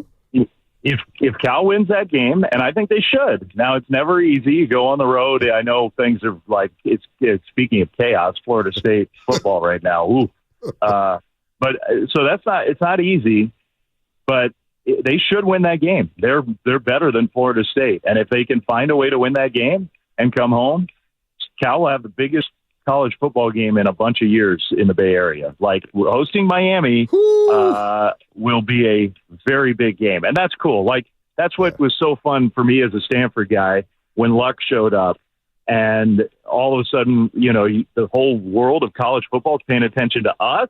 Like, that's really fun, and we haven't had that all that much in our Bay Area history, and that's what we're going to get if Cal wins this weekend. So I sure hope they do. I'm pulling for them just because I think that October 10th or whatever day it is game would be awesome. I'll be in Provo, Utah. I've got Kansas State, BYU.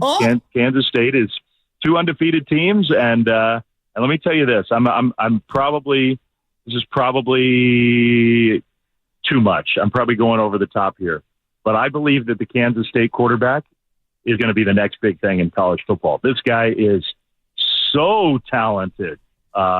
He reminds me of Lamar Jackson. I saw Lamar when he first showed up at Louisville, and he was raw, and he had some polishing up to do and some learning. But, man, this kid for Kansas State, his name is Avery Johnson, and he drives a purple K-State colored Corvette around campus. No way. He's got the long hair coming out the back of the helmet. He's got YouTube dunk highlight videos of his high school basketball days, and the kid can absolutely fly. Like, some guys can run. This guy can run. And I can't wait to watch him play in person. I'll be watching. Oh, now you'll be watching K-State, huh, Shasky? From the wedding. Yeah, they were mocking me about K-State in Manhattan after they stole one in Tulane a couple weeks ago. K-State's always had a good, solid program, Flem. We know about our Wildcats, man. They play tough in Manhattan. That's a big game. Yeah, come on, Flem. Thank you, Dave. Thank you, Dave. Hey, no. The guy's head's so big, he's tapping like crazy. Shasky, man. You got to pay attention to K-State, man. They've had a respectable program. Have a good call today. Good. I mean, go ahead, Flem. They have great running backs. They're a good team. They could be in the playoff at the end of the year. Hey, let's go. Remember old Michael Bishop back in the Big 12 days? They lost to Texas during that game. Anyway, Flem, have a good call, man. No, we'll talk to you next week. No, you don't remember. All right. See you, buddy. Talk to you guys soon. Hey, Texas first, the Big 12 championship game. K-State was undefeated. They're about to go. And Texas. Oh, man, it was a big-time upset. Michael Bishop He was just sick. had to be there. No, I wouldn't. I was watching. Michael Bishop was sick. He was sick at K-State. Do some research. The only Bishop I recognize is Juice. Oh, yeah. Not the one from X-Men? Come on now. That one's okay. What? Yeah. Bishop is a beast. Both Bishops, all Bishops. Bishop is a hell of a name, by the way. Underrated name. When I think of Bishop, I think tough. I was like, yeah, that guy's got some Desmond Bishop, linebacker, Cal. Yeah, hey, shout out to Desmond Bishop, by the way, City College, San Francisco. Got to interview him 2 days before the Super Bowl when he wore a ring with the Green Bay Packers when they beat the Pittsburgh Steelers out in Arlington. Clean it up, Monte. That's another Bishop. There we go. We got a break. Mike Lively, back-to-back guests. Let's go. Matt Lively, talking Niners, baby. Talking Niners. Let's go. I like when we get back-to-back guests. Makes our job easy. So it's coming up in the game. Brought to you by Fremont Bake, celebrating 60 years of full-service baking with no compromises. I am slippery. Hi, I'm John with Jack's Restaurant and Bar. My brothers and I recorded our first commercial a while back. Got a little chaotic, so I'm here today.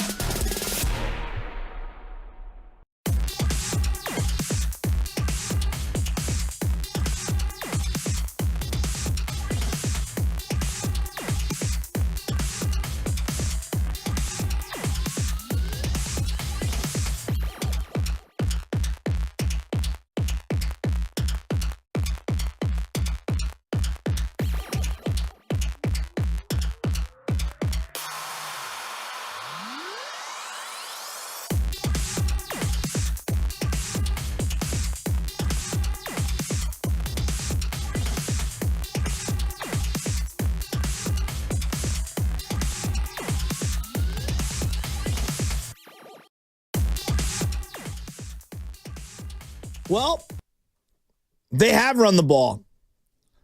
Maybe not as much as I would like in the second half because they were getting a little shut down and because of the score and everything. But Jordan Mason, Bonte, how many touches is he on pace for this year? 408.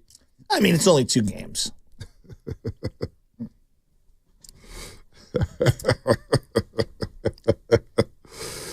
Better get a backup running back in here.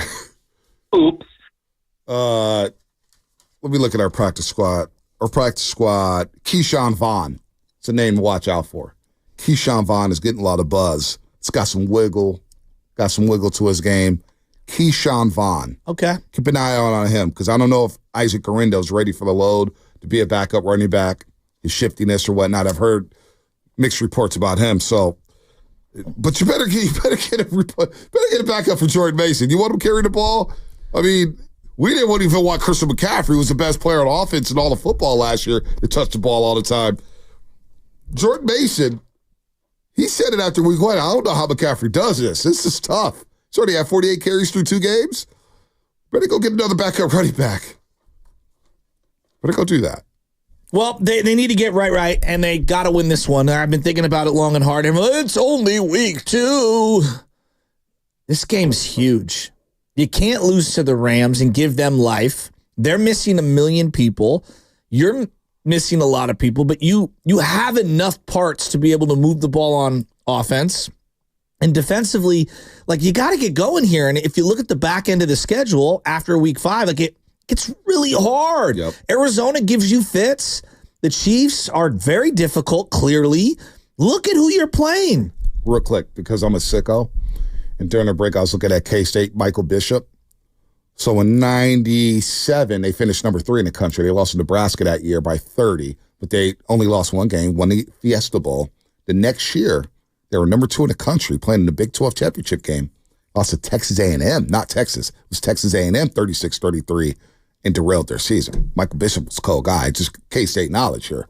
When we talk about bishops. I'm a sicko like that. I was watching those games. Those games were fun. This guy was good. I was rooting against K-State because I didn't like Kansas or Kansas State. I didn't like their purple, but, you know, it is what it is. That's my K-State talk. Watch out for them in Provo. Matt Lively, River Islands. You don't like that, don't you, Chasky? Come on, man. That's good. Now, Michael Bishop, who pulls that? What radio host knows who Michael Bishop is? Good knowledge. Yeah, Clean it up, it's certainly knowledge. It is very good. Michael Bishop was a bad man. Matt Lively, he's a bad man on KPIX. You saved the show. Join us on River Islands Guest Line. This show's been a wreck. All guests on 95.7 The Game. Every show's a wreck. 95.7 The Game appear on the River Islands Guest Line. It isn't time for you to discover the islands, River Islands in Lathrop. However, Matt Lively, Verg Glenn, they got something cooking. They got something cooking at KPIX. My man was out in Minnesota looking dapper. Matt, what's happening? Good morning. What's up, guys? Thanks for having me on. Thanks for the compliment. You know, you got to get a new suit jacket every once in a while. Hey, sometimes you do it. Look, you keep the weight off. I have trouble with that. So, you know, I have my suits tailored. There's no going back. I mean, you know, I may be out of some money this year. Anyway, all right, you're at practice. You've seen what's going on here. We're just talking about Jordan Mason. Let's just start there. I know it's not sexy, and we'll get to the sexy stuff with the Purdy and the shithead and the swords and all that jazz. But backing up Jordan Mason, because he's on pace for 408 carries, and he's been a great story to start the season. But if he goes down, who would get the call to be the backup running back, especially without Deebo Samuel? Yeah, I mean, that's concerning, right? Isaac Guerindo would be the guy you think because they traded up. They literally traded up in the 4th round to go draft this guy. But him getting 1 snap last week and he gets a no gain and then he's out of the game immediately does not bode well for the confidence there and what they're seeing past Jordan Mason. They went out and they signed Patrick Taylor Jr. from the Packers, who hardly played last year. They had Matt Breida for a second in preseason and then let him go. And Keyshawn Vaughn is on the practice squad, and he's a guy that was in Tampa for a long time and really didn't do much with his opportunity. So the Niners should either be looking at a trade market or bringing back Breida or really giving some heavy snaps to Isaac Guerindo here moving forward, because if something does happen to Mason, and we've seen injuries happen all over the field in the National Football League this season, Guerindo better be ready to step up and go. And Kyle Shanahan doesn't like playing rookies a ton, so he's got to do something there to get Guerindo into the mix more often than he's been. How's Talanoa Hufanga look at practice yesterday? Looked fine. I mean, he's been he's been out on the field for a few weeks now, whether it's been off to the side or just running drills. But the fact that he is a full participant, he's ready to go. They wouldn't put him out there if that wasn't the case. And we saw what Justin Jefferson did to a couple of safeties in George Odom and Jair Brown on Sunday on that 97-yard touchdown reception. It's going to be such a boost having Hufanga back there this week, especially. What a game to ease him into. You don't have Cooper Kupp or Puka Nacua out there as the Rams. This is going to be a cupcake game. Oh, I like that, Matt. Hey, that's what I'm talking about. That's what I'm talking about. Matt, what are you Sports doing? anchor, Channel 5, KPIX, Matt Lively. Hey, Matt, let me tell you, last week I was trying to tell Shasky it was a trap game, and he said, oh, they're going to beat Sam Darnold by 20. So you do what you do, Matt. I love the bold take. Now, Leonard Floyd was invisible in this game. Early downs, I'm Gross Matos maybe on early downs here. But what happens to George Odom now that Hufanga is? Does he go straight to special teams? Will Mustafa get more runway at safety? What's going to happen there once Hufanga does get back into the mix? I'm ready for Malik Mustafa to play more of a role. I know it was just preseason, but God, this guy delivers a boom when he's out there. This is a captain in college at Wake Forest. This is a guy that's ready to step in and go. We saw them throw Jair Brown in last year. And he played well with the opportunity. Sure, there were some rookie mistakes, and it felt like a rookie mistake on Sunday on that Jefferson play, but Malik Mustafa's probably ready. Odom's still, ahead of him on the pecking order, but someone probably gets a special teams call. Maybe it's Malik. Maybe they move George over, but all I know is Talanoa is coming back, so someone's getting the boot. That's for sure. Who's returning kicks? It's Jacob Cowing still. That's what Shanahan pretty much indicated yesterday. That muff is bad. And I've seen a couple of Jacob Cowing muffs in practice, but at this point, Debo's now hurt. You're not going to throw him back out there. It felt like they were drafting Isaac Garindo to maybe be set up for a return role because he is fast. I mean, he was one of the fastest guys at the combine, someone that would sort of remind you of Raheem Mostert, but they haven't really been giving him those opportunities to be back there returning. It's usually Debo and Cowing, or sometimes Kyle Juszczyk is back there on the kickoff. So on punt returns, I would still expect Jacob Cowing to be the guy to go to. Matt, there's been a lot of talk about Brandon Ayuk, and we're going to magnify every pass thrown his way, targets, drops, catches, does not matter. And it's not the Shanahan way to maybe force feed a wide receiver. I would think this week you want to get him 10 targets here. What is the conversation around Brandon Ayuk? What are you seeing at practice here? Do you believe this could be the coming out party for Brandon Ayuk in 2024? You hope so. I asked Brandon after the game on Sunday, the production isn't where you would probably want it. And he kind of downplayed that. He didn't think that was all that true and that the numbers aren't speaking for where he's actually at on the field. We've seen the separation numbers in the advanced metrics, and the Niners rank in the bottom half of the league and where their wide receivers are getting separation, which is making it tougher for Brock Purdy. But all I'll say is this: if you just got paid $120 million, if you sat out the entire preseason, all of training camp, and now Deebo Samuel is hurt and Christian McCaffrey is hurt, it better be your coming out party. Because after Brandon, you've got Jawan Jennings, who is great. You still have George Kittle. It's not like this offense is lacking weapons, but Ricky Pearsall isn't ready to go. Jacob Cowing might have to take more of a role. You might see Chris Conley out there more, but those aren't the sexy names that you want when you're thinking of the 49ers. It is Brandon Ayuk or bust this week. He's got to have a big game to get his confidence up, to get this offense back in rhythm, because through 2 weeks, at the 2 games I've seen, it is a sloppy offense. Jordan Mason has covered a lot of that up with some really aggressive runs that pick up 10, 11 yards. But there have just been some really sloppy moments that this offense has kind of been bailed out at times. I thought Brock had to throw into tight windows last week. He's checking the ball down a lot, especially to Kyle Juszczyk, who's been involved in the passing game. Brandon Ayuk has got to open up something on the back half of the field. Real quick, you brought up those separation numbers. Where was Brandon Ayuk at individually, or do you just have it as a team? I just have it as a team right now from what I'm seeing. And I mean, but Brandon Ayuk, last year, that was his bread and butter. He was getting open deep, and Brock was making those throws, and we have not seen a home run ball so far through 2 games where you're going, all right, there it is. The deep threat has been established. I just haven't seen that through 2 weeks. What's it feel like this year versus last year, just being around the team? Because there's like an aura. Each team has a different aura every year, right? Whatever it is, there's like a vibe, if you will. If last year was one way, how is this year? I don't think the vibe changed all that much.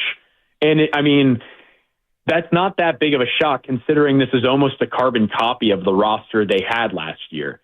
I don't think much has changed. I know during preseason a lot was made of you've got Trent and you've got Brandon holding out, and that's going to impact this team and the chemistry, but that's nothing new for the Niners. It was Nick Bosa the year before that and Deebo Samuel the year before that, and they made it to an NFC championship and then a Super Bowl in those seasons. So I think the aura is just fine. It's tough coming off a loss when you're in that visiting locker room and those guys want to get out of there as soon as humanly possible. The aura never feels very good in there, but we still had Mooney Ward and Diamador Lenore joking around, and George was funny in the post game. Like, this team is fine. It was a bad loss on Sunday, but the vibe, the aura is completely okay. Were you surprised? Because you asked the question and then you posted, but were you surprised Charvarius Ward was so candid regarding wanting to mirror the number one wide receiver from the other team? Surprised only because we don't get answers like that from athletes often, but it makes sense that it came from Mooney because he is kind of an open book and he'll tell it straight. But I thought his answer was perfect. I didn't understand why he wasn't shadowing Justin Jefferson this entire game. Remember that Seattle game last year where he held DK Metcalf? It's like he didn't even suit up. It was like he was invisible. And when you have a guy like Justin Jefferson and you have their number 2 option in Jordan Addison not playing in that game, I didn't understand why it wasn't Mooney, and then they brought over help for a double. I mean, he should be the guy that is on the top receiver every single game. He is an all-pro for a reason. No, that's a great point. That was a great question there in the locker room, and we were surprised there. So Nick Sorensen, we had this guy, Eric Crocker. I'm sure you've seen him on Twitter. He covers the Niners, 49ers Lockdown podcast. And last year he came on the show and said, Shanahan's really the defensive coordinator. He's the guy who wants guys to run his scheme or whatnot. So Nick Sorensen's on the sideline, and look, he's trying to do some new wrinkles. We saw Bosa drop back one time. I'm like, what are we doing? Thank God it was only once. It was probably once too many here. But how much heat do you think Sorensen, or when will the heat start to ratchet up for him? Because there was so much talk about Steve Wilks last year, Matt. The talk on Steve Wilks last year happened really quickly. And at first it was, we don't want this guy up in the box. And then it was, now he's down on the field. He still doesn't have enough energy. And it was Shanahan having to call a timeout because he didn't like what Wilks was about to call. There was a lot of tension last year. If you look at, week 1 was great. He held Aaron Rodgers in check. Week 2, had Fred Warner not come away with a couple of Superman plays, the final score of that game is probably a lot different than what it actually was. That was a much closer game than it ever should have been. And I think Fred really bailed out the defense on a couple of stops. I think if you come into this next schedule where they have the next stretch of schedule where they've got the Rams and then the Patriots and then the Cardinals, if you have 3 bad defensive performances, the heat's going to get turned up. And I don't think the Niners necessarily make any sort of move, but the fans are not going to respond well. Matt, unlike Marco Luciano, when you got called up to the morning roast, you delivered. You are on fire right now. But just as somebody who, you're relatively, newer to this market, and you see the Niner fan fervor. Yeah, where are you from, by the way? Well, okay, ask that guy. Yeah. I'm sorry. No, go ahead. My bad. But Matt, I think the West Coast, San Francisco, oh, you guys are soft Niner fans. Niner fandom is out of control. These people are insane. I mean, I'm one of them. Believe me, I'm at the forefront, losing my mind, quarter to quarter, play to play. No doubt about it. It's kind of underrated how crazy this roller coaster is following this particular team, right? I mean, they're out there, the Niners. It's insane. I've tried to explain to people. I came from, to give you guys some background, covering Big 12 football. And there's a lot of hostile environments in that part of the country. When you go down to Levi's, when you're in those tailgate lots, when you're posting on social media, these fans are rabid in the best way possible. The love for this team, and rightfully so for the run that many of these fans grew up watching with Montana and Rice and Ronnie Lott. This is a passionate fan base, and there isn't a lot of room for error, especially when they've had some of the success that they've had over the last 10 years or so. They are demanding at this point a Super Bowl. And I mean, you see it when you travel on the road. I went to LA last year for that game. Yeah. SoFi was completely red. I was in Arizona last year. I couldn't believe pregame how many fans completely covered the lower bowl. Matt, the Cardinals don't have fans. Welcome to the NFC West. No, I know. I get what you're saying. But I guess let me ask you this one then. From the outside looking in, and you've been on this beat for a couple of years now, you're seeing this thing. What do you see that Niner fans do say about a player or a coach that you think is just wild? I don't get the Kyle Shanahan hate. I understand he has not delivered on the Super Bowl, but I say this all the time. If Kyle Shanahan were to be fired tomorrow, there are 29 teams. There are 29 teams, and the only ones I'm not counting are the Chiefs, the Rams, and maybe the Ravens, who aren't calling Kyle Shanahan the second he walks out of Levi's Stadium and gets on a plane out of Santa Clara to come hire him. He is an offensive guru. He's a very good head coach, and I do not understand the hate for that man. I mean, it's been, look, I could be critical, and I was labeled a Shanahan hater, but I've never once said that he should be fired at all. Not one time in my life. We have a drop on the show. It's Shanahan. Yeah, it's a Shanahan problem. To the high heavens. But I never said fire Shanahan. No but I've been, you know, all these people that's coming around mad about his clock management week 2 in Minnesota. Well, I could point to Atlanta a couple years ago. I could point to Arizona game at Levi's Stadium with Colt McCoy looked like Roger Staubach. I could point to Super Bowl 54 for crying out loud. But what if I said never said fire Shanahan. I don't get the hate either, man. No, but there is a real element of the clock management stuff is a bugaboo. And from the 917, we'll always get these texts. Hey, you guys never mention that your boy, this is from the 917, that your boy genius, Shanahan, in the last 7 years of his playoff losses has been outscored 95-24 in the fourth quarter. That's crazy. Listen. There's a reason he's probably been outscored. It's typically because his teams are up in games and they can take their foot off the pedal. I also would like to just point out, do we forget that stretch from 2000 to 2011 pre-Harbaugh where the Niners couldn't win anything? You've got a head coach that other franchises would die for, and you pair him with a GM who has put together one of the most loaded rosters year after year. I just do not understand where some of this hate comes from. It's wild, Matt. Welcome to the Bay Area. Welcome. Where are you from, by the way? Where are you from? You said Big 12 country. Originally, the quick breakdown, originally from Florida. Went to school, actually, at Arizona State, so I do know something about the Cardinal fans. And you're right, Arizona sports fans are not great. But now I bounce all over, and I'm happy to land here in the Bay. Let's go. You do love Tucson out here. There's some people on this show that really love Tucson. Will not be your last I didn't say that. I don't like Tucson. I didn't say that. No, I mean, not Tucson. Excuse me. Tempe.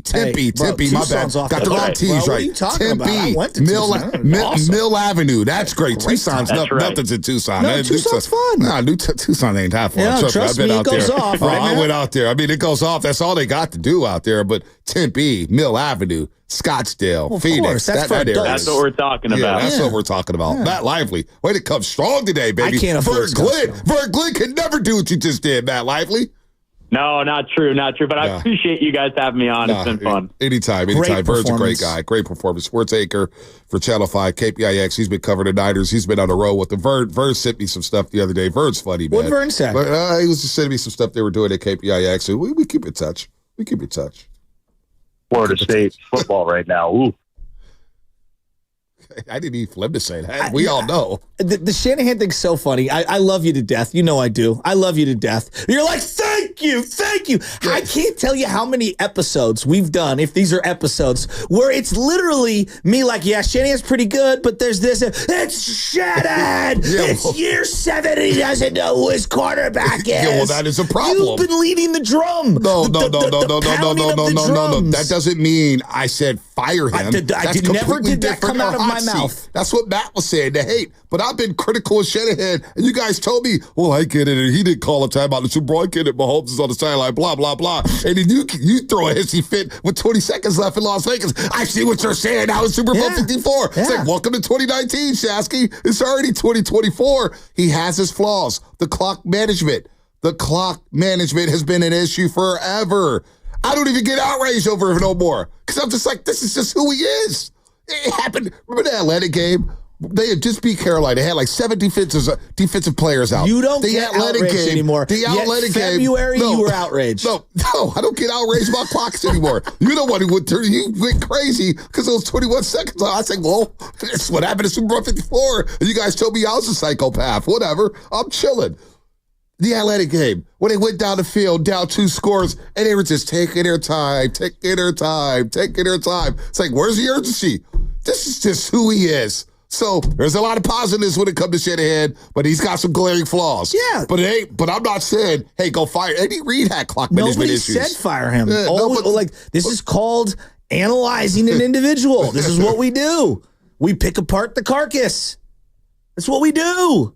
But don't put me in that box. What box? I've never lie loose talking about hot seat and some of the stuff. Like, you understand that if you fire Shanahan, he'll get a job 6 hours later. If we were to just break down who has defended Shanahan throughout our relationship more, it would probably be me.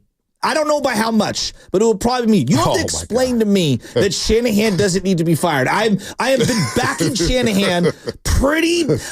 The biggest argument I would make is he got Jimmy Garoppolo to a damn Super Bowl, for crying out loud. That should be at the forefront of all conversations. First sentence, he got Jimmy Garoppolo. Jimmy was really good at 2019. Come on, man. Okay. He was good in 2019. I'm afraid that it's going to have to be Jimmy Garoppolo that gets it done. Yeah, in 2021, when his confidence was shook because he's like, damn, Shanahan don't even like me no more. He won't even let me throw the ball.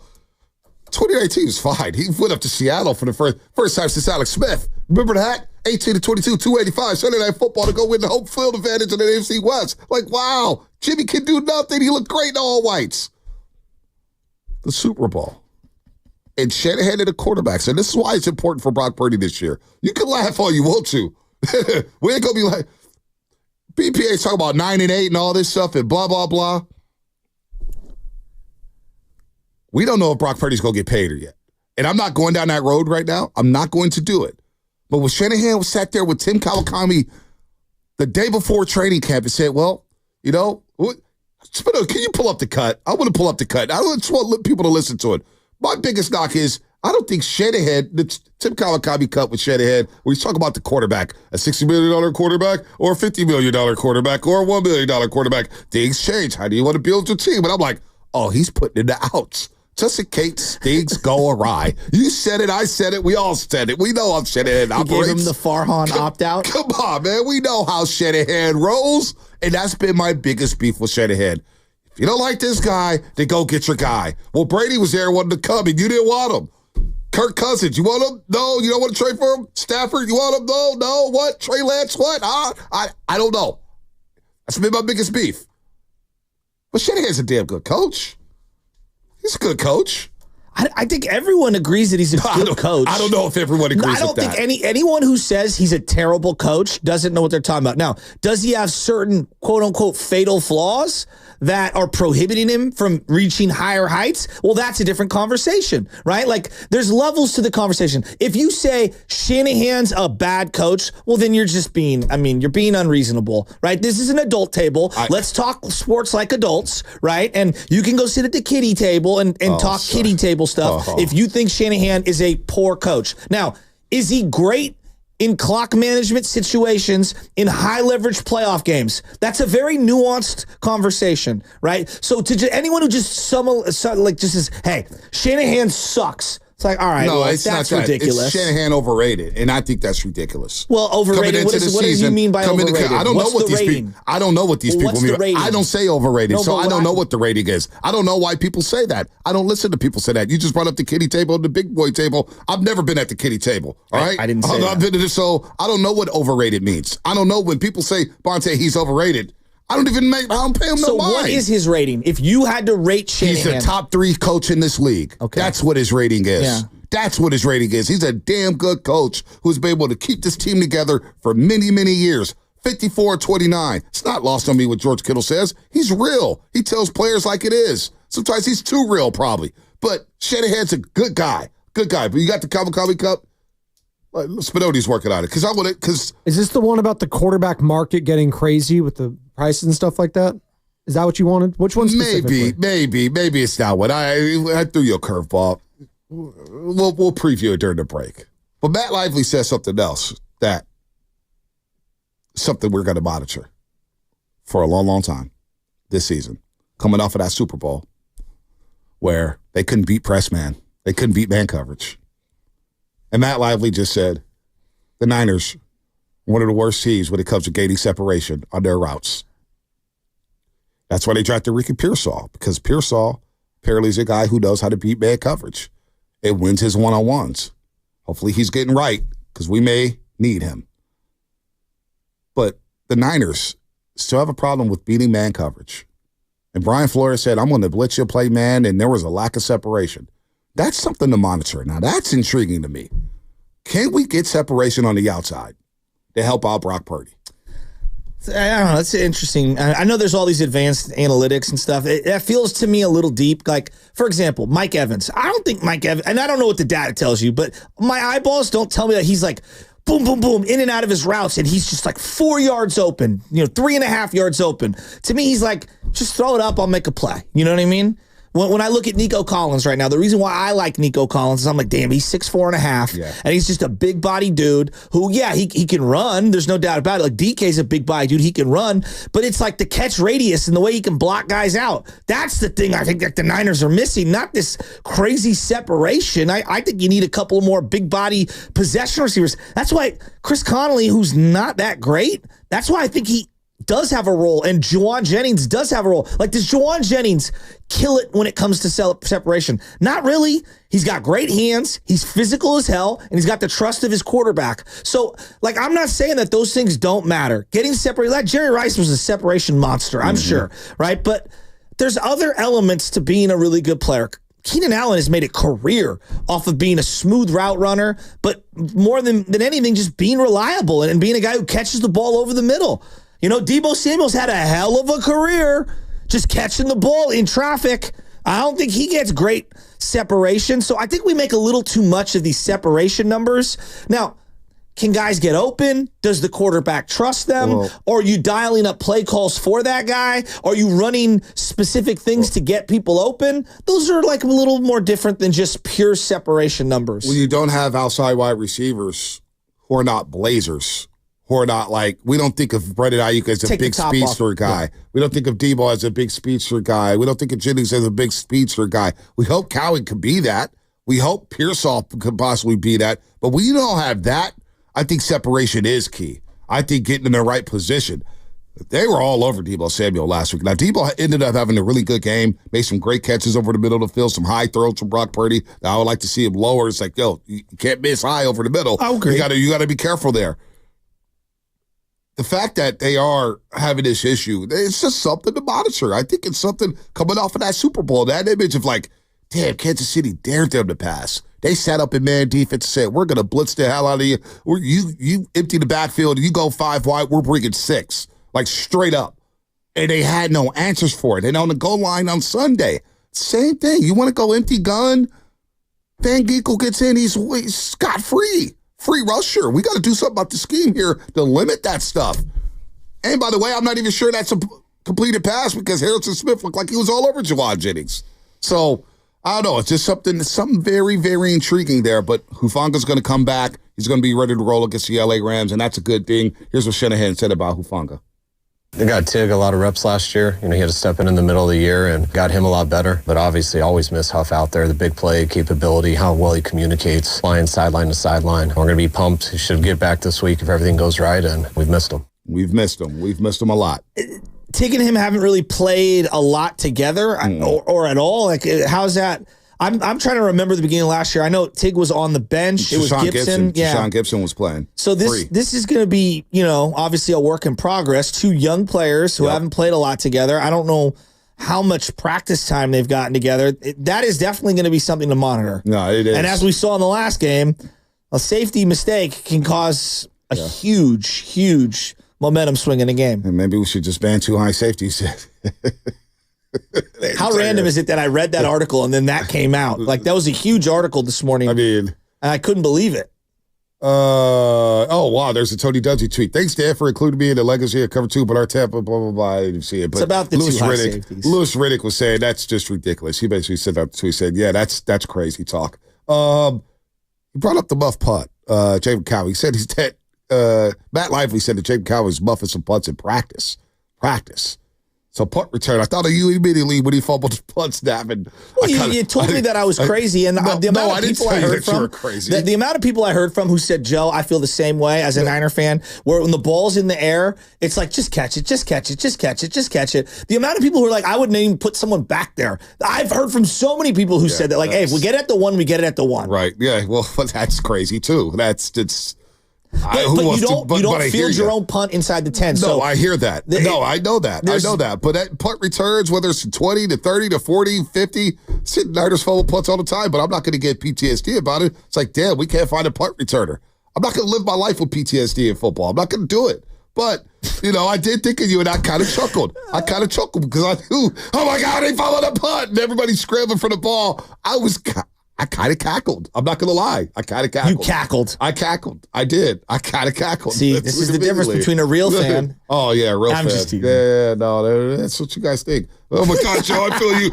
You guys live your life on the edge. The businessman in Bonte sat there and was like, this fumble's good for business. Hey, I sat there and said, hey, man, I am rooting against the Giants. Losses don't hurt me. Almost bet on the Vikings in that game. That's how much you were talking. I was like, man, I may have to put some chicken on this. Kyle Shanahan. Because I'm swaying the gods of football. Kyle Shanahan. This 1 muff punt, I mean, just when it comes to catching stuff, he's been as natural of a catcher as we've had in our 8 years here, just in practice, how he's been in the games. I know that one got away from him, which we can't have those, but everyone muffs one here and there, and you just hope that was the end of it. Who has been their best returner in the 8 years that they've been here? Take it. 8 years. The 8 years. Oh, Shanahan. No, they haven't had good punt return. I mean, like what? He's as good as we've had. Yeah, but they've all been kind of suspects. It hasn't been pretty. I mean, it hasn't been pretty. That's like I led the Giants in home runs in 2018. It's like, well, not many people hit home runs in 2018. That is crazy, though. That is crazy. I mean, it might be Ray McLeod. Like, hey, let's just take the ball. Who had the biggest fumble ever? Let's take the ball. Let's take the ball at the 1 yard line. It wasn't even Ray Ray's fault. Daryl Luter was blocking and hit his leg. What are you going to do? Ray was suspect all year. Yeah, but you can't blame that on Ray in the Super Bowl. It hit Daryl Luter. Your job is to catch the ball and it's just you have one job. Luter in the leg. But come on. It hit him in the leg. Come on. We can't do anything about that. Everyone's at fault in that. It's the Super Bowl. Oh, my God. And what they do on the very next play, touchdown, like right away. McCaffrey fumbled. He fumbled. No doubt. Ray, he should have been telling, hey, poison, get away. But Daryl Luter, he hit his leg. That's not on Ray. Luter, get the hell out the way. Oh, my God. Kevin Byard, by the way, the safety for the Bears. If they ban 2 high safety, I'll retire. Oh, yeah, right. Hashtag dumb. Yeah. Hashtag dumb. Hashtag not going to happen. Hashtag dummy of the day, Mel Kiper. Matt Lively, KPIX. Brendan Ayuk, listen to this.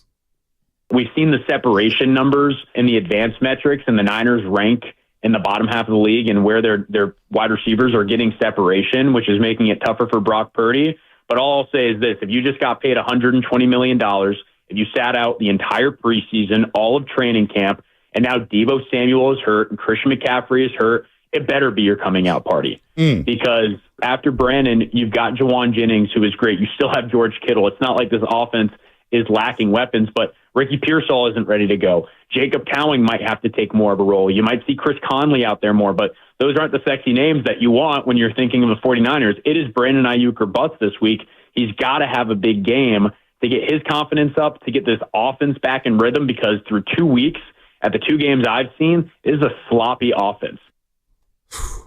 Why'd that hit you so hard? In the middle of him talking about Brandon Ayuk, you went,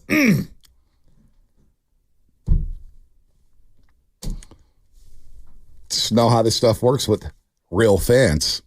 How does it work? Every catch, every drop, every route, whenever he jogs off the field, body language, the way he wears his uniform, the dreads being gone. Now he's got braids. And people say, well, he's lost some juice. Now he doesn't have dreads. All that stuff. I've not seen that. Trust me, I've seen that because that's what real fans do, right? We analyze everything. Even the haircut. Like when Kaminga cut his dreads, everybody, oh my God, Kaminga cut the dreads. What's going on? Actually, the haircut. He balled out after the haircut. Balled out. Had a hell of a year. The reverse Samson? So, yeah, I guess the reverse Samson. So, Brandon Ayuk has got to play well. There's no doubt this is a big game for him. This is a big, he cannot walk off that field with 3 catches and 37 yards. Can I ask you a question? Did you really think him holding out the way that he did and being as vocal as he did all offseason was going to do him favors to start the season? Of course not. Of course not. So why are we that surprised? No, I'm not surprised, but it's just hilarious to me. He's going to have, he's not going to put up the numbers he did last season with the team that is at the bottom of the list when it comes to throwing the ball per game. Yeah, but they need him now more than they did last year.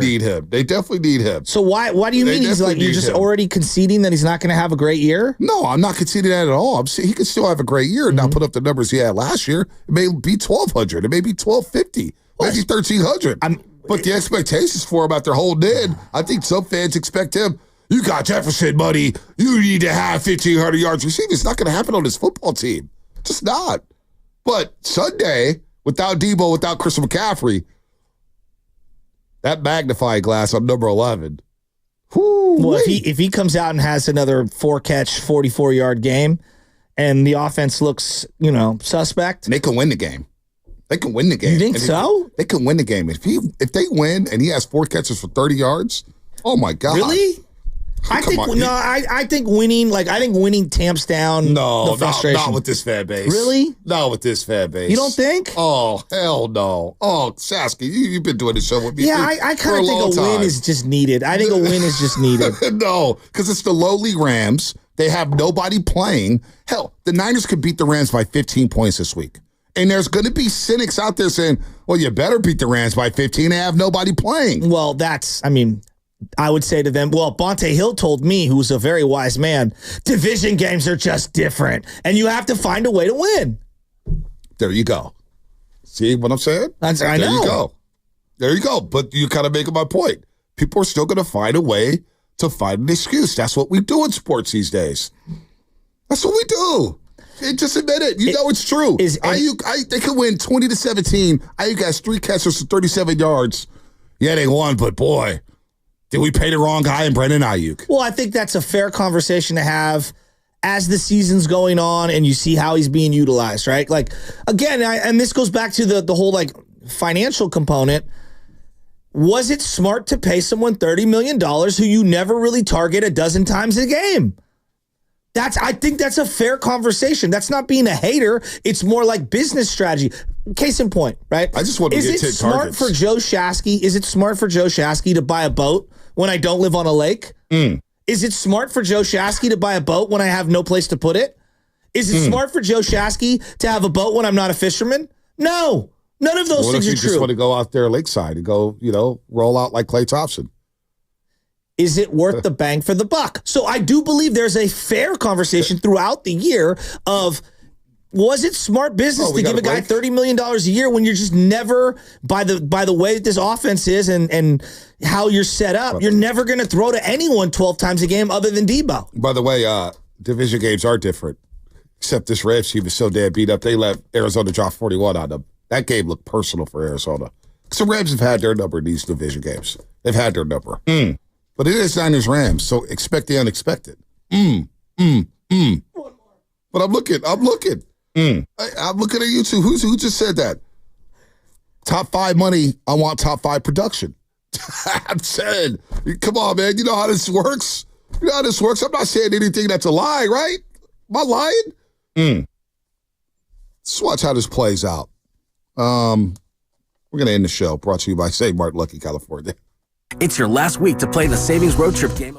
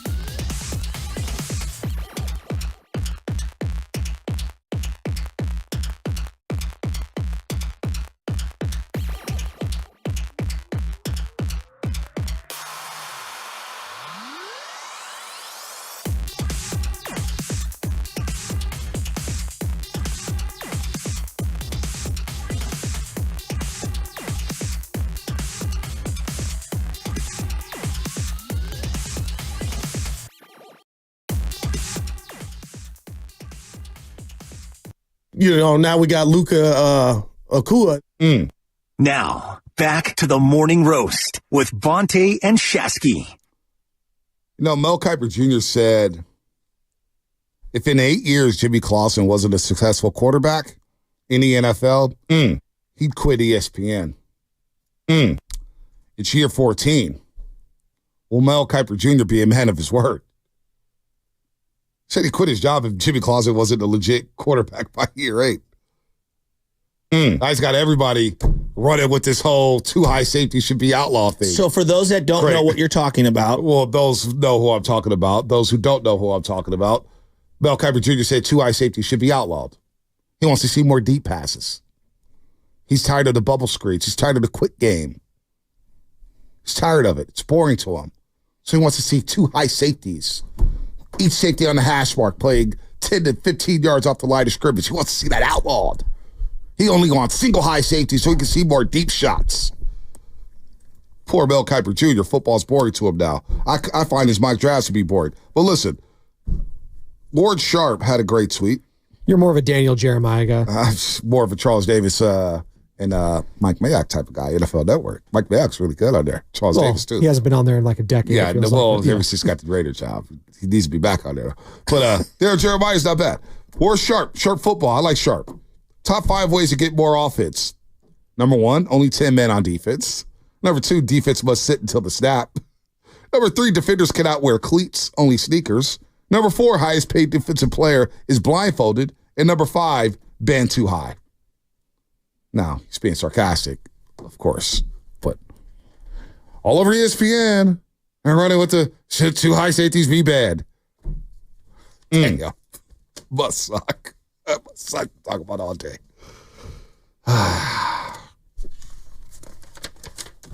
Know what? Clean it up, Ante.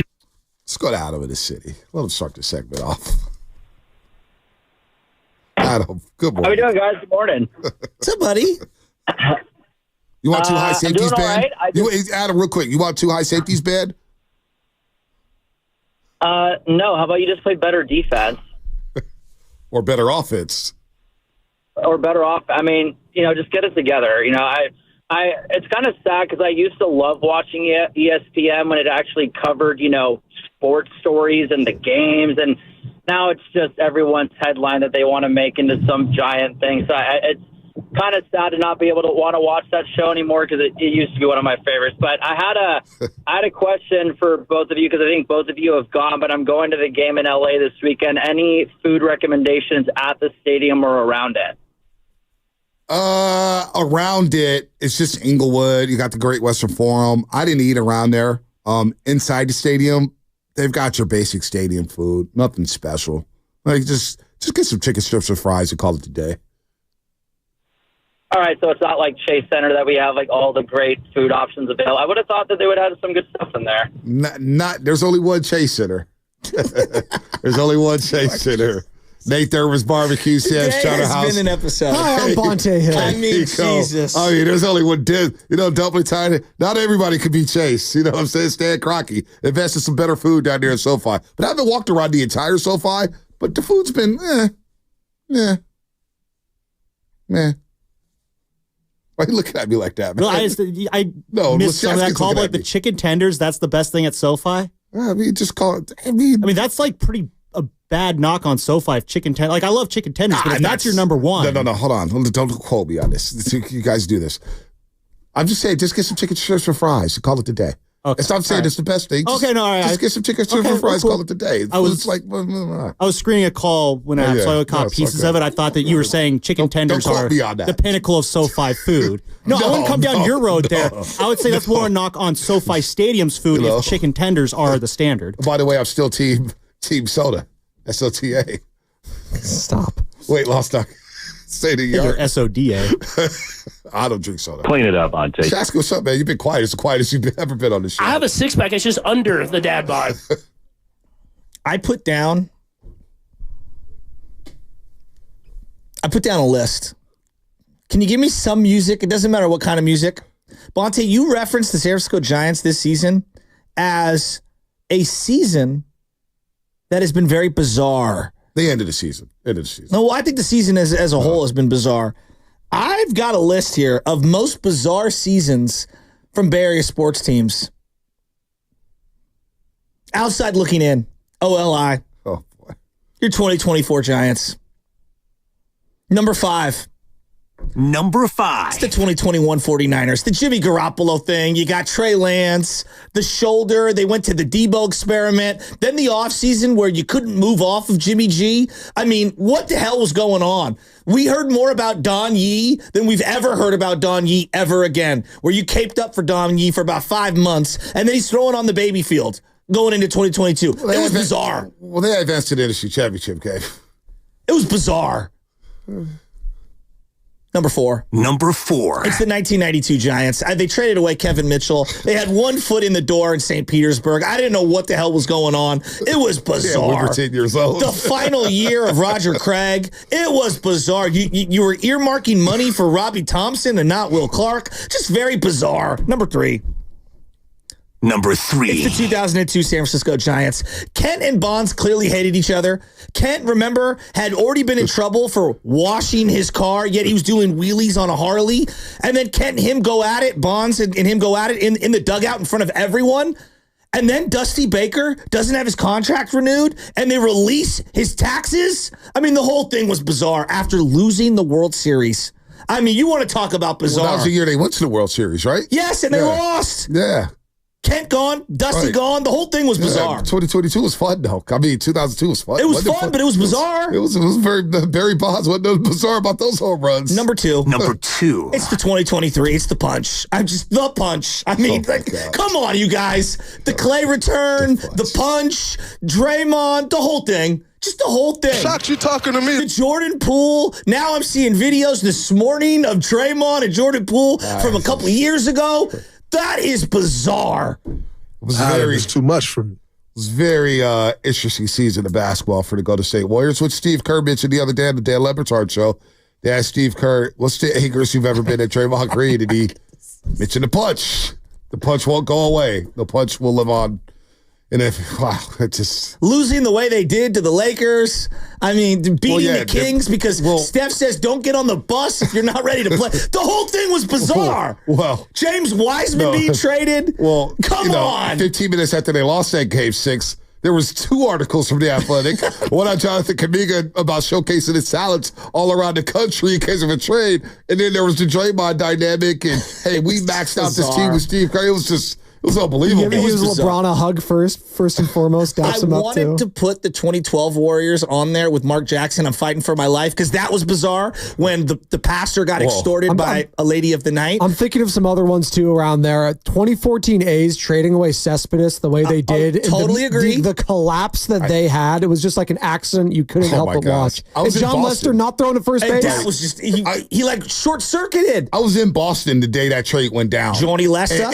But I remember Giants fans, we were going crazy because they weren't making no big moves. And we're like, what the hell's our big move? And somebody was like, the Kale Garden. That's all we got right now. The old damn Kale Garden in center field. And everybody's losing their minds. And the number 1 most bizarre season that's ever happened. Number 1. It's the 2014 49ers. The whole thing. Just the whole thing. From the toxic locker room, moving down to Levi Stadium, Jimmy Ward getting baptized on whatever primetime football. Yeah, it just the hug with Jed and Harbaugh. We reached the mountaintop. More bizarre than Singletary? What? More bizarre than Singletary? Bonte, that team had expectations. Yeah, but Singletary has some. I mean, they had expectations too. And yeah, Jed York tweeting Adam Schefter, texting Adam Schefter, we will win the NFC West after dropping the 0-5. Yeah, I mean, you had Troy Smith going at it with Singletary. The Singletary years were pretty damn bizarre too. Kaepernick in 2014 was just, it was a lot going on there. And then you had Harbaugh's final year. You had Patrick Willis retiring, Justice Smith retiring, then Frank Gore gone. Like, it was just, Bonte, it was a lot. I got to say, man, that's a good list, by the way. You like that? It's a good list. That's the most bizarre seasons I can remember. Truth Hurts on YouTube. I don't really get along with him, but he does come up with some good material every now and then. Truth Hurts is a funny name because all he does is lie. But he says, you need a one-on-one interview with Draymond Green. And somebody who was this who said that interview would feed families.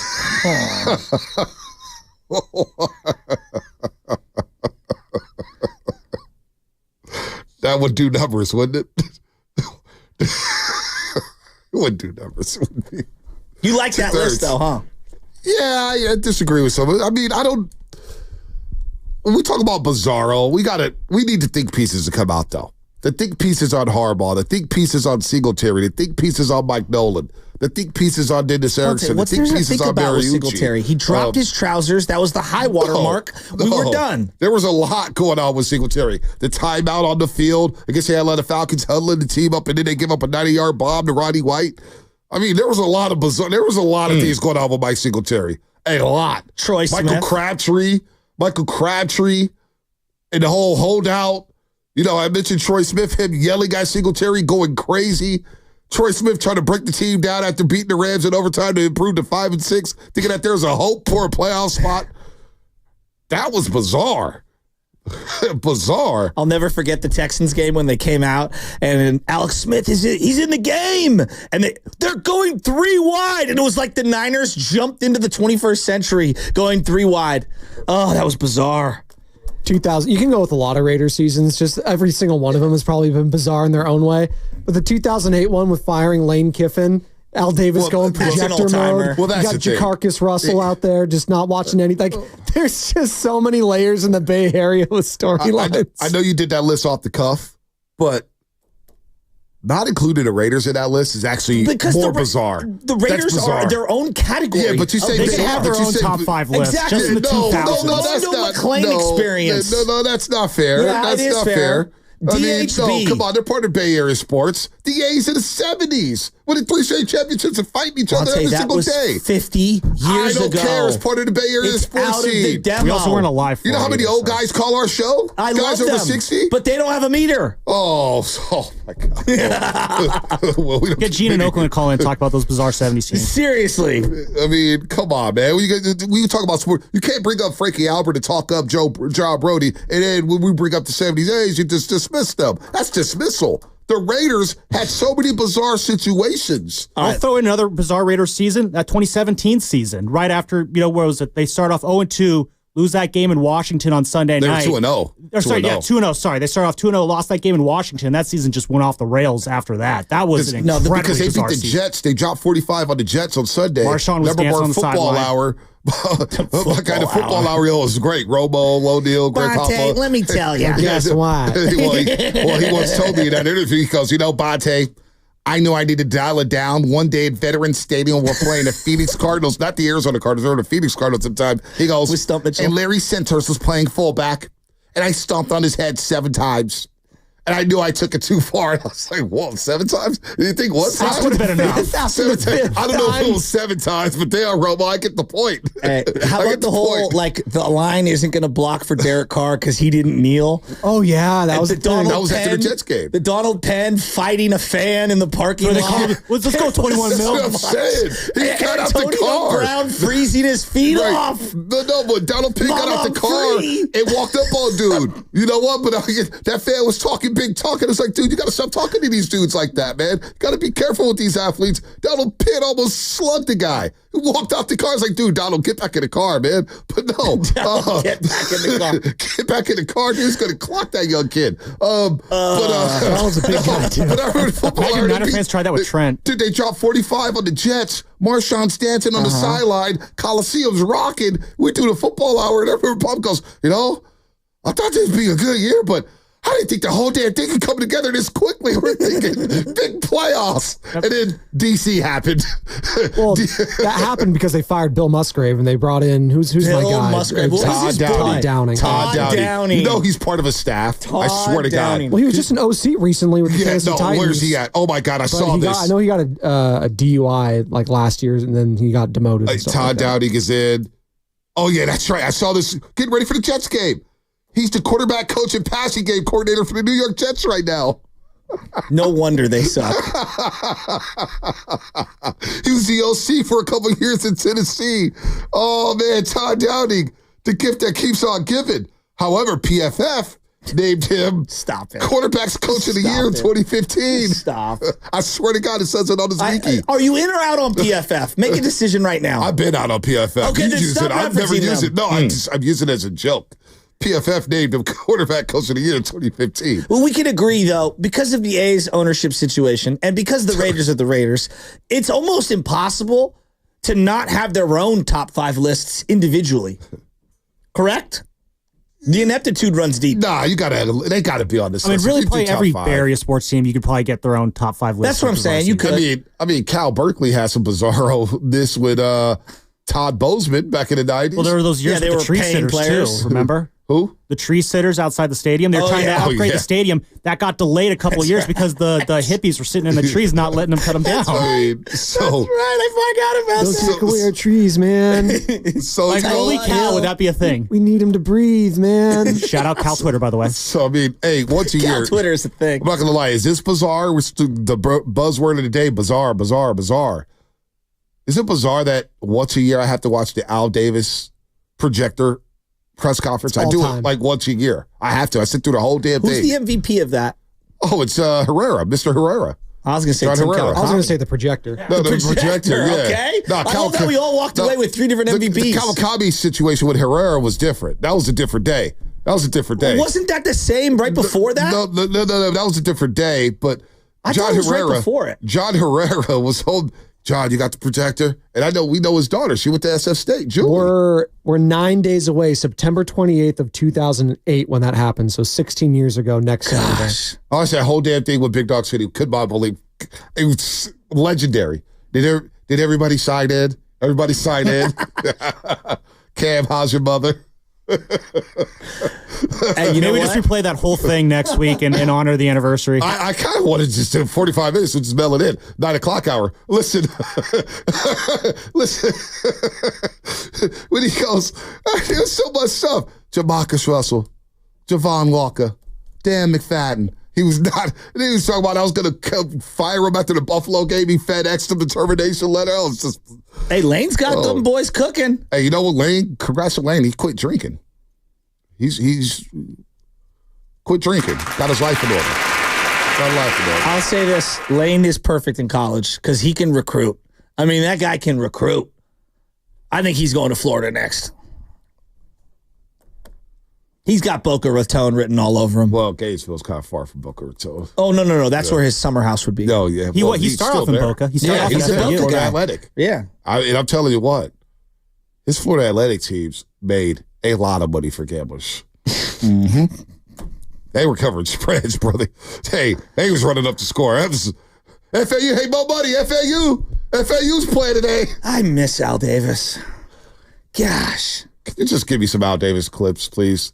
We're going to take what they always say, take what the defense gives you. Take what the defense gives you. I say, we're going to take what we want. We're going to drop the bomb when we want all day long. I mean, it's just unbelievable. Hitting the quarterback. Give me some Al Davis right now. You know what? I'll get Bud in Oakland. He's been on hold for a while. Let me click this. Can I click it? Does it work?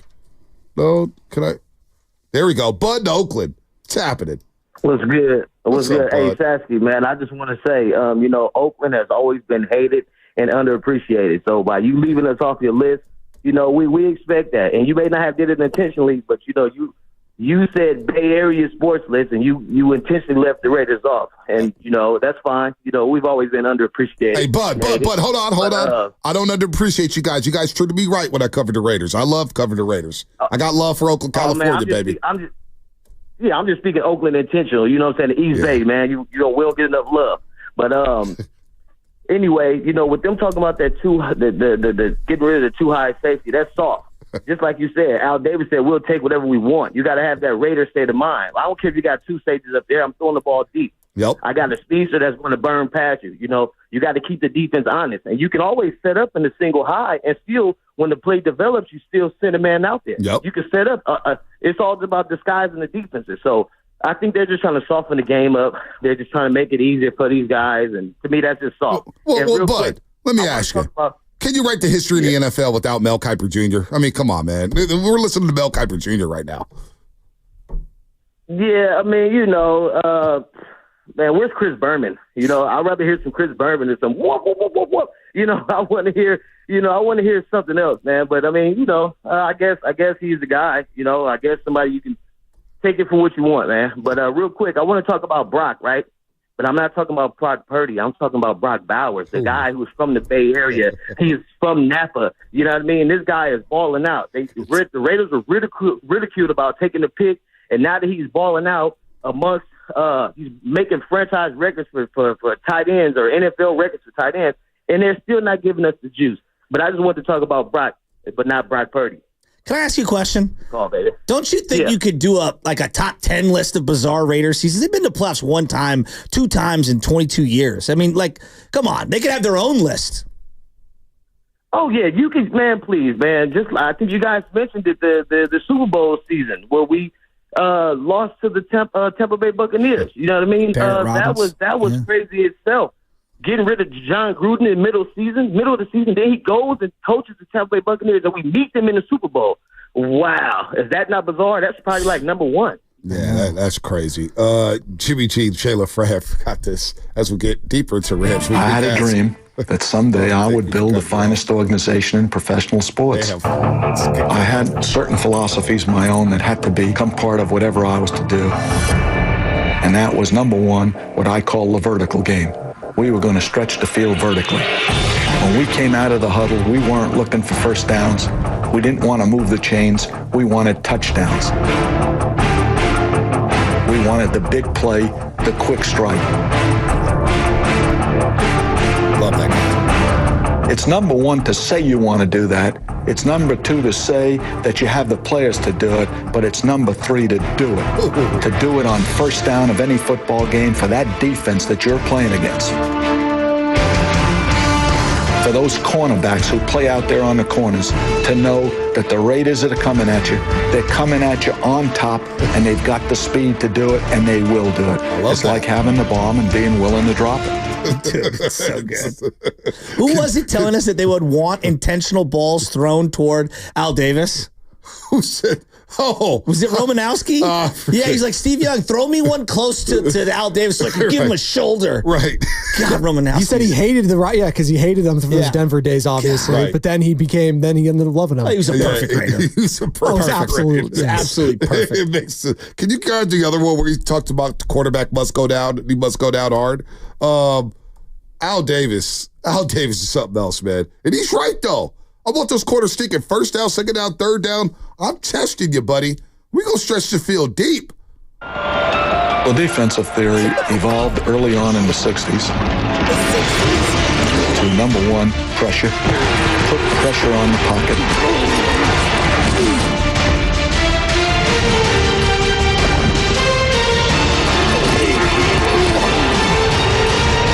We do believe that this is a game psychologically of intimidation and of fear. I don't mean cowardly fear, but fear. And I think that somewhere within the first 5 to 10 plays of the game, the other team's quarterback must go down. And he must go down hard. I mean, long live Al Davis, man. Rest in peace. Gosh, I miss that guy. Damn, I wish I got to work. I wish I was in media when he was owning. Just being the press for Al Davis to be in his presence. And now Tom Brady's trying to be an owner. What a world. It's crazy. What a world. Miss all those big-time guys. You know, Phil Al Davis. Villapiano, Joe Jackinson. No, I'm just talking about the owners, though. The old school owner. Eddie D. I miss seeing him around. Eddie D. I miss seeing him around. Al Davis. Who's my guy in Buffalo I was trying to think of? I forget who else I tried to think of in Buffalo, but he was an old school guy. Lamar Hunt, of course. But you got Joe Lacob. Yeah, we do have it. Lacob reminds me a little of those guys. Yeah. He's aggressive like that. He is. Was it Ralph Wilson? Ralph Wilson Stadium. I'm starting to think of Ralph Wilson. Old school owners, man. Joe Robbie down in Miami. They had his name Joe Robbie Stadium for so long. Then obviously he moved on. I think the Huizingas bought them, and then they bought the Marlins, and they were terrible owners. The old school owners. That philosophy. It's not Jerry Jones. Oh, he's a joke. He's trying to be Al Davis. He's trying to be Al Davis. Al Davis, man, opened a lot of doors. He did. He did open a lot of doors. We'll ask Kirk Morrison about this. Tomorrow about single high safeties and whether or not they should ban 2 high safeties and play single high. Sometimes you need to play single high because the team can't throw the ball. But why does the mere suggestion bug you so much? It's just, might as well just play flag football. I mean, like, just because of his rationale. Mel Kiper's rationale was, I want to see more deep throws, so eliminate two. Look, I want to see more deep throws. I was just talking about it on Monday. Yeah. Deep shots. I want to see deep shots from the Niners. But let one fly. I went through the numbers, and he's explaining to you, and I literally, before he even came up with the quote, right. I read the whole entire article. 24% of all league throws right now are at the line of scrimmage or behind it. We are at a percentage highest in terms of those types of throws. Right. And the air yards are the lowest since 2006, since they started tracking this. Even Patrick Mahomes, about 40% of the time, is throwing it at or behind the line of scrimmage. But I give those defenses credit. Baltimore's no punks. They don't give stuff up over the top. They're no slouches when it comes to defense. Cincinnati, who's that defense coordinator's name? I forget his name. Amarillo or whatever it is. He's been up for a head coaching job. Guy's really good at his job. Really good running the defense. So you're not going to get everything. You got to sometimes nickel and dime your way down the football field to score points. Cincinnati's a damn good defense. But would you agree that the NFL, though, of all the major sports, does put a lot of tinkering into their rule book year after year after year? But does ban a formation? It's just a suggestion. To ban and say, you know what? I want to see Kenny Stabler. He went straight to the 70s. Like we did. I'm wearing Dan Marino's jersey right now. You know what Dan Marino was known for? Letting it fly. Well, whether it was 3 safety high, 2 safety high, single high safety, didn't matter. Prevent, he was letting it fly. Yeah, but you didn't throw over the middle of the field. But like I hear you, but you didn't throw over the middle of the field because you'd get someone's head thrown off. So you had to throw vertically. So now, like, everything is over the middle of the field because they've adjudicated out all of the big hits, right? Like the Bernard Pollards and the Dante Whitners and, pick whoever you want, whoever you thought that thumper was, Steve Atwater. You cannot play safety this way anymore. They will not allow you to. Right. That's why Deebo Samuel's so valuable, because he's fearless and he'll go over the middle. Exactly. But there are other guys like Jalen Waddle, who's like a slender frame, and Devontae Smith. I don't know what they would have looked like in another era, but I know now they're able to make a lot of money going over the middle of the field, whereas if they didn't get those rules in place where you can't hit a defenseless receiver, the game would look a lot different. So I know it's an absurd suggestion, but I get why he's trying to do something. Yeah, well, it's week 2. We got to relax. It's week 2. It's going to take time. It's going to take time for these guys to get in rhythm. The NFL's never had turnover like this when it comes to the salary cap league. You got guys mixing and matching and jumping all over the place. The wide receiver position, trades flying off the board. Offensive line play has never been worse. I've been saying this about offensive line play for years. I'm not trying to say I'm right or anything, but the trickle-down effect in college football and the way they play college football compared to the NFL, with quarterbacks getting under center, getting up in the three-point stance and all that stuff, offensive line plays at an all-time bad. So when you have porous offensive lines, you're going to hold the ball and try to chuck it deep? No, you got to get the ball out quick. Offensive line play is awful. I mean, I want to be like, yeah, which is why, one of your veteran guys should be in camp early and get that synergy, because that's an advantage for your team. But you talk about under center, the team with the number 1 most under center snaps, the New Orleans Saints. Boom. Did you know that? 60% of the time they're under center. Boom. This year through 2 games, a Kubiak offense. And they also, 40% of the time, give or take, are throwing the ball behind the line of scrimmage or at the line of scrimmage. And so interesting. Are we going to limit shotgun then? If we're going to eliminate 2 high safeties, we're going to eliminate the shotgun formation? Well, there was a time in Brett Favre's career, he talked about it, not once did he go in a shotgun until 2000 or 2001 or something. And I'm like, there's no way that's possible. No, but was. It's true. Everybody in the 90s was under center. Yeah. There was rarely, you get an occasional team running shotgun on third down. You had the K-gun with Jim Kelly. Yeah. But other than that, everybody was under center. Now you had the whole spread formation and everybody is lining up in shotgun and offenses are getting cute with their bubble screens and everything like that. You know what? Let me have 2 high safeties at times. Let me have that. The Tampa 2 was made famous by Dungy and company and all these guys. It's just a ridiculous suggestion. That's all. We're going to eliminate a defensive alignment? That's just very, very strange for me.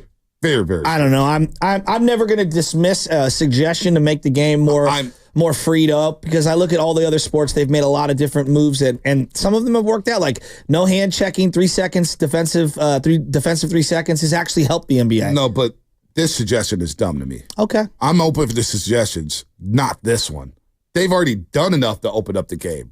They've done enough, though. We just had an offensive influx over the last years, and the guys can't touch them. How many defenders we hear complaints like, dude, we can't even touch these guys. You can't breathe on them. Targeting, going over the middle, press man, bump and run after 5 yards, illegal contact, hands to the face. You're getting a spot foul for pass interference. That's another suggestion I want. Here's my suggestion. Can we make pass interference a 15-yard penalty? And if it's an egregious pass interference, then you're making a spot foul. But if it's accidental contact, guys get tripped up, you throw PI, you know what? Make it a 15-yard penalty and not a spot foul. That's my suggestion. Not eliminating too high safety. That is ridiculous. Fast five.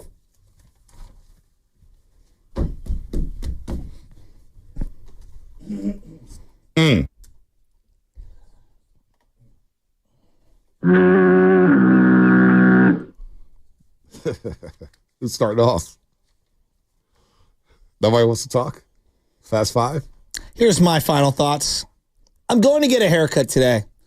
And there's something about going to get a haircut that just gives you a little pep in your step. I know, because you tell everyone when you leave the office when you're getting a haircut. You love getting haircuts. I do. You let the entire building know when Joe Shasky's getting a haircut. What's wrong with that? No, it's just funny. I love getting a haircut.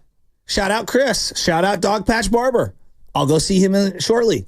You know who just got his wedding haircut from the Walnut Creek Dog Patch location randomly? Stephen Langford. Stephen Langford low-key looks like a certain vice presidential candidate. I'm just going to leave it there. The Sam's in the background. Why do you get a haircut so early? Why do you get the haircut on Friday? Well, you got to let it like a couple days. Yeah, I get my haircut on Friday. Let it rock. I mean, I don't know. Well, you got to let the growing a little bit, just so it doesn't look too new. Yeah, exactly. Yeah, you got to have the new. You got to have the new. Well, we have different types of hair, Yeah, Monte. that's You true. can look Yeah, clean. you know, like we got to let it. Yeah. All right, I get it. White guy hair is a unique thing. It is true. Veggie Delight does make a good point. You do love haircuts and you wear a hat every day. I'm wearing the hat because of the hair being too long. Let me see your hair right now. Well, it's a little too long. See, oh my God, that's not long. I find it silly that Shasky's hair is too long. This is all over the place. Well, the way I view it is I know by, how the wings look, the sides. You definitely have the shortest hair on this show. That's what the funniest thing is. Yeah. Go ahead, Lovin. My final thought is I see a lot of people on Giants Twitter being like, whoa, where's this Giants team been after taking 2 in a row against the Orioles? Looking at some of these Orioles numbers, I think the Giants just kind of stumbled into a late season Orioles collapse. They cannot hit water if they fell out of a boat right now. The Orioles bats are ice cold, so maybe they'll get a sweep over a non-Colorado Rockies team today. That's a woo, yay. Steiny's right behind me, so I want to be my Steiny yay. That's actually your best final 5 thoughts under pressure you've had in the history of the show. There's pressure there?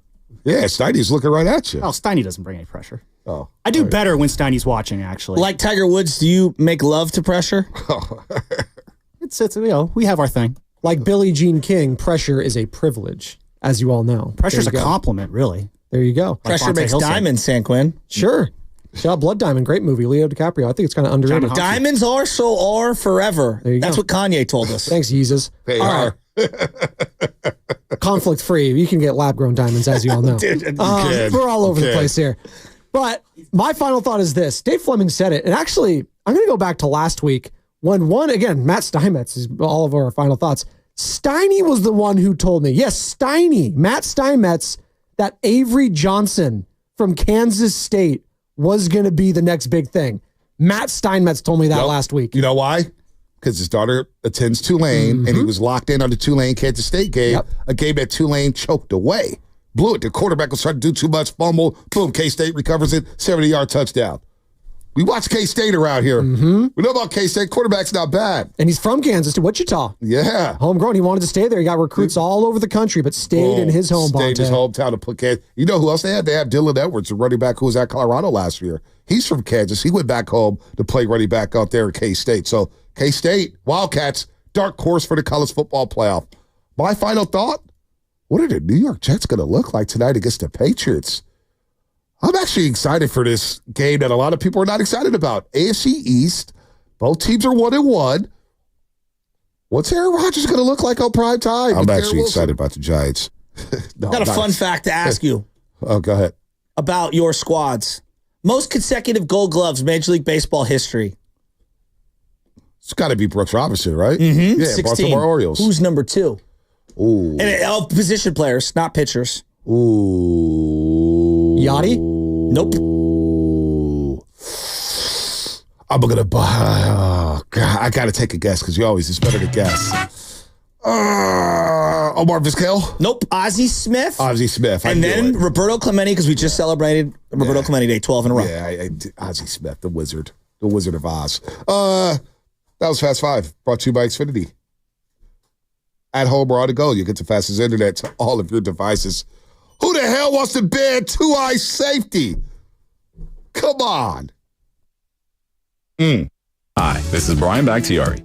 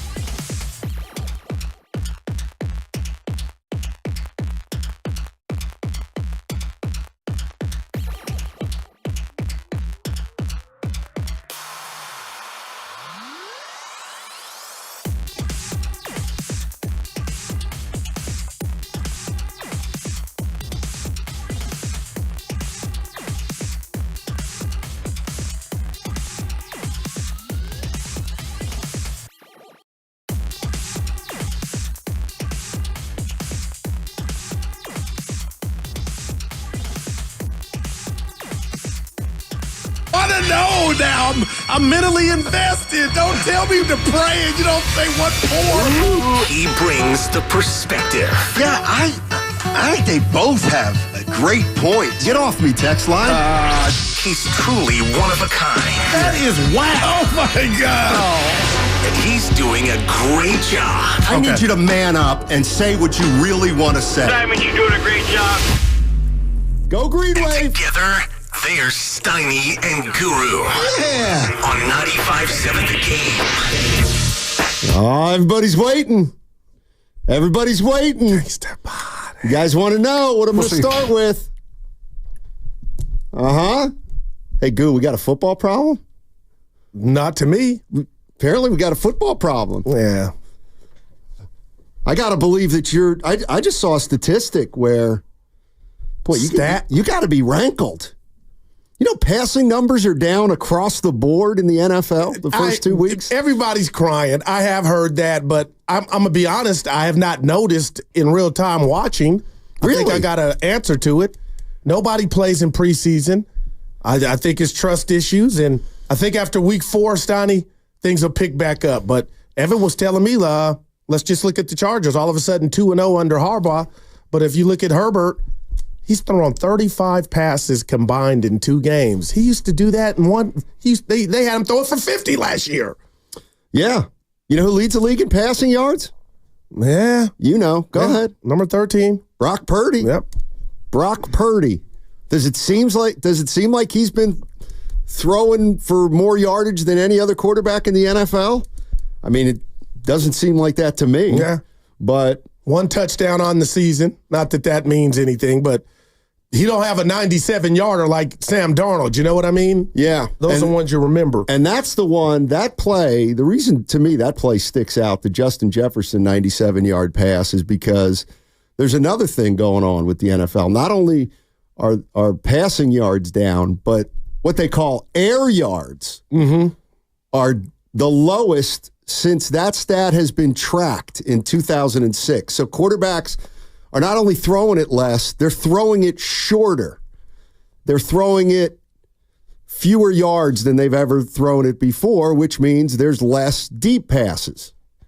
Through 2 weeks, though, Steiny. Yeah. A lot of games in those 2 weeks, but through 2 weeks. Yeah, the numbers, though, are really... Because the guys on the outside are getting paid like the Justin Jeffersons to do what he did, the Jamar Chases. And, you know, stuff is funky right now because there's a lot of rust, I believe. But, you know, I guess that's, like I said, talking to myself, Steiny, a short sample size is not affecting the pay from the wide receivers, Brandon Ayuk included, who got his big deal. Yeah, I'm just, if you're an NFL fan, do you like the first 2 weeks with less passing, with shorter throws? Is it just a two-game blip and things will come back to more noticeable the way they have been? Do you like it? I mean, if we became, and I say we, but if the NFL became a league that started running the football more, would that impact the way you watch the game? Would it impact your enjoyment of the game? What gives you enjoyment watching a football game? What do you guys like to see? I love that question. You talking to me, right? Yeah. Oh, no, the other guru in the room. Competition, the importance of every play. So I am not a Farhan Zaidi type of programmed mind to where I'm a computer and I watch and I can tell in real time because my analytic radar is going off. Hey, Steiny's not throwing the ball as much. I didn't notice that. But just growing up, we got some sound from the great Mel Kiper. Don't tell Bonte I called him great. Mel Kiper Jr., just about his thoughts on football offensively as a whole. But Steiny, I've never noticed it. I guess that's what I'm telling you. So when you say, what am I looking for? I'm looking for what it's given me and what we're going to see tonight when the Jets take on the Patriots. Jets -6, but the importance of each play and week 1 feeling like it's a playoff game. So I look for the competition, and I have not noticed, Steiny, that they're not throwing the pigskin around through 2 weeks. So I didn't know that. That was brought to my attention. Well, I didn't notice it watching all the games I watched. But how do fans? Maybe fans did notice. If you're a big consumer of football, I'm just talking about the eye test here. The eye test. Through 2 games. If after the last game you watched this week, you thought to yourself, doesn't feel like they're passing as much as they have in the past. I'm with Goo. I haven't really noticed it, but the numbers are pretty glaring. And fantasy football numbers are down for quarterbacks. Yeah. Okay. And let me throw this to Evan if he's listening. Evan. Oh. Yeah, that would be a no. He didn't have his headphones. Yeah, no. But I got to tell you a funny story, too. I'm just setting him up so he can do the huh. That's all I'm doing. I'm being a team player, and I'm setting up so he can do the huh. Goose in mourning after yesterday's shirt debacle? Thank you, Evan. Wow. Did you, you did the research on the passing stats being down. Did you? Well, there's actually a lot of other smarter people that did them. I just read them, but yes. See what I mean? I'm trying to pay him a compliment. But he was doing that to himself. He didn't want to take credit. That's why we love him. Yeah, I didn't do the research. Yeah. A guy like you would have said, yes, you did. I was up all night. You looked up all the stories and found the pertinent. Did you notice with the eye test? Did you feel like after the game on Monday night, the last game you watched through 2 weeks, did you think to yourself, doesn't feel like they're passing as much? Yes. Okay. Yeah, I didn't really notice it, but Evan did. Well, Evan did. I also watched the Chargers, and I've had to readjust the way I watch my favorite team because they used to drop Herbert back 50 times, and now they're running the ball, it feels like 50 times. Do you think that's going to continue, E? I mean, they're 2-0, but you think, because my whole thing is maybe it's their teams are kind of, you know what? Week 3 will really let it start hanging out. I think eventually when teams commit more to the run, we'll see kind of like a market correction. So defenses will start to play up closer into the box, and then that's when you'll see the top flight quarterbacks start to air the ball down the field. But at the beginning of the season, it just feels like teams are making you move down the field more methodically. And if you try and press the ball down the field, you're going to run into trouble. Yeah, because I'm looking at, just to that point, Evan Steiny, I'm looking at the Jets. I'm like, I don't recognize this Aaron Rodgers, even on incompletions. What the hell is this dink and dunk? Like, they hadn't opened it up yet. So maybe we see that tonight.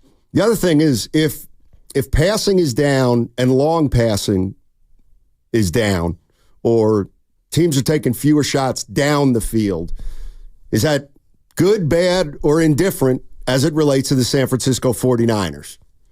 Does it register as a 49er fan that this could be beneficial or detrimental if the league is trending in that direction? I don't know. Well, you talked about it yesterday. We can just go back to Minnesota game. Purdy threw it almost 40 times, 23 of 36, 28 of 36. But the bottom line, Stoney, is you said, you know what, Goo? To you, tell me if I'm wrong here, you don't feel like the Niners are a go-up top team. No. To you? No, and it's frustrating at times, but we're in an era now where if you get behind your dude, Stoney, like a Cooper Kupp or a Brandon Ayuk, because if you slice and dice him at the line, you can, catch a 15-yarder and take it 45, take it 50. But I'd like to see them do the Justin Jefferson, just attempt it to keep the defense honest. Yeah. 888-957-9570. The 49ers take on the Rams, 125 on Sunday, SoFi Stadium. They're going to do it without Christian McCaffrey. They're going to do it without Deebo Samuel. And they're going up against Sean McVay, a coach who's got, to my way of thinking, a lot of similarities with Kyle Shanahan. They were both hired in the same year. They're both entering their 8th year. On the same staff in 2013, Stoney. Yeah, McVay, his regular season record, 70-47 through 107 games. Shanahan, 65-52 through 107 games. McVay, 7-4 in the postseason. Shanahan, 8-4 in the postseason. Of course, Kyle has lost 2 Super Bowls. McVay has a Super Bowl. So where does Sean McVay fit in terms of NFL coaches? Because we've been going over that a lot the last few days, and I kind of want to get into that too. How many, real quick, before we take a break, how many coaches currently in the NFL have won a Super Bowl? Just give me a number off the top of your head. I'm going to say 6. 6. Did I get it right? Harbaugh, McCarthy, Peyton, Doug Peterson, Andy Reid, Mike Tomlin. Wow. Way to start it, dude. 6 of 32 coaches have become. No, I'm wrong. Damn. 7, because I didn't mention McVay. Oh, 7. McVay's not on there, so let me put McVay on there. But they're from the same tree, Steiny. Yep. All right, 888-957-9570. When we come back, we're going to get into this, some of these passing numbers and why they're down and whether or not it's a trend. 888-957-9570. What's coming up on the game is presented by Fremont Bank, celebrating 60 years of full-service banking with no compromises. That segment brought to you by Lucky California. All guests on 95.7 The Game appear on the River.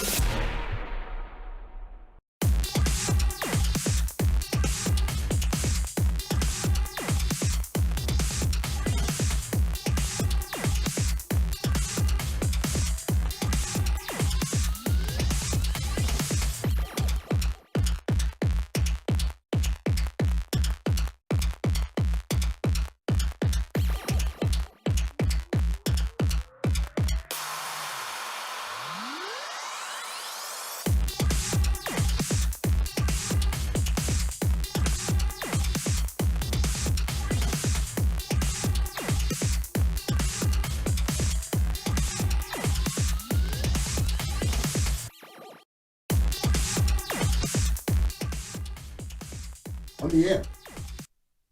Hit me again, Spadoni. Now, back to Steiny and Guru on 95.7 The Game. Hey, coming up today at noon, one of my favorites. Who we got? Scott McCloughan, former general manager of the 49ers. Let's go. And Washington football team. Scott McCloughan, he, of course, was instrumental in the drafting of Frank Gore. And we're going to talk a little bit about Frank Gore, just got inducted into the 49er Hall of Fame. Yeah. Probably going to be a matter of time before he gets into the Pro Football Hall of Fame. Yeah, I wish they didn't have a sit-out period. I don't know what how many years it is. I wish he could just go right in. Well, it's interesting because they just did announce 16 new first-year candidates for the NFL Hall of Fame. I'll throw some of those names at you a little bit later.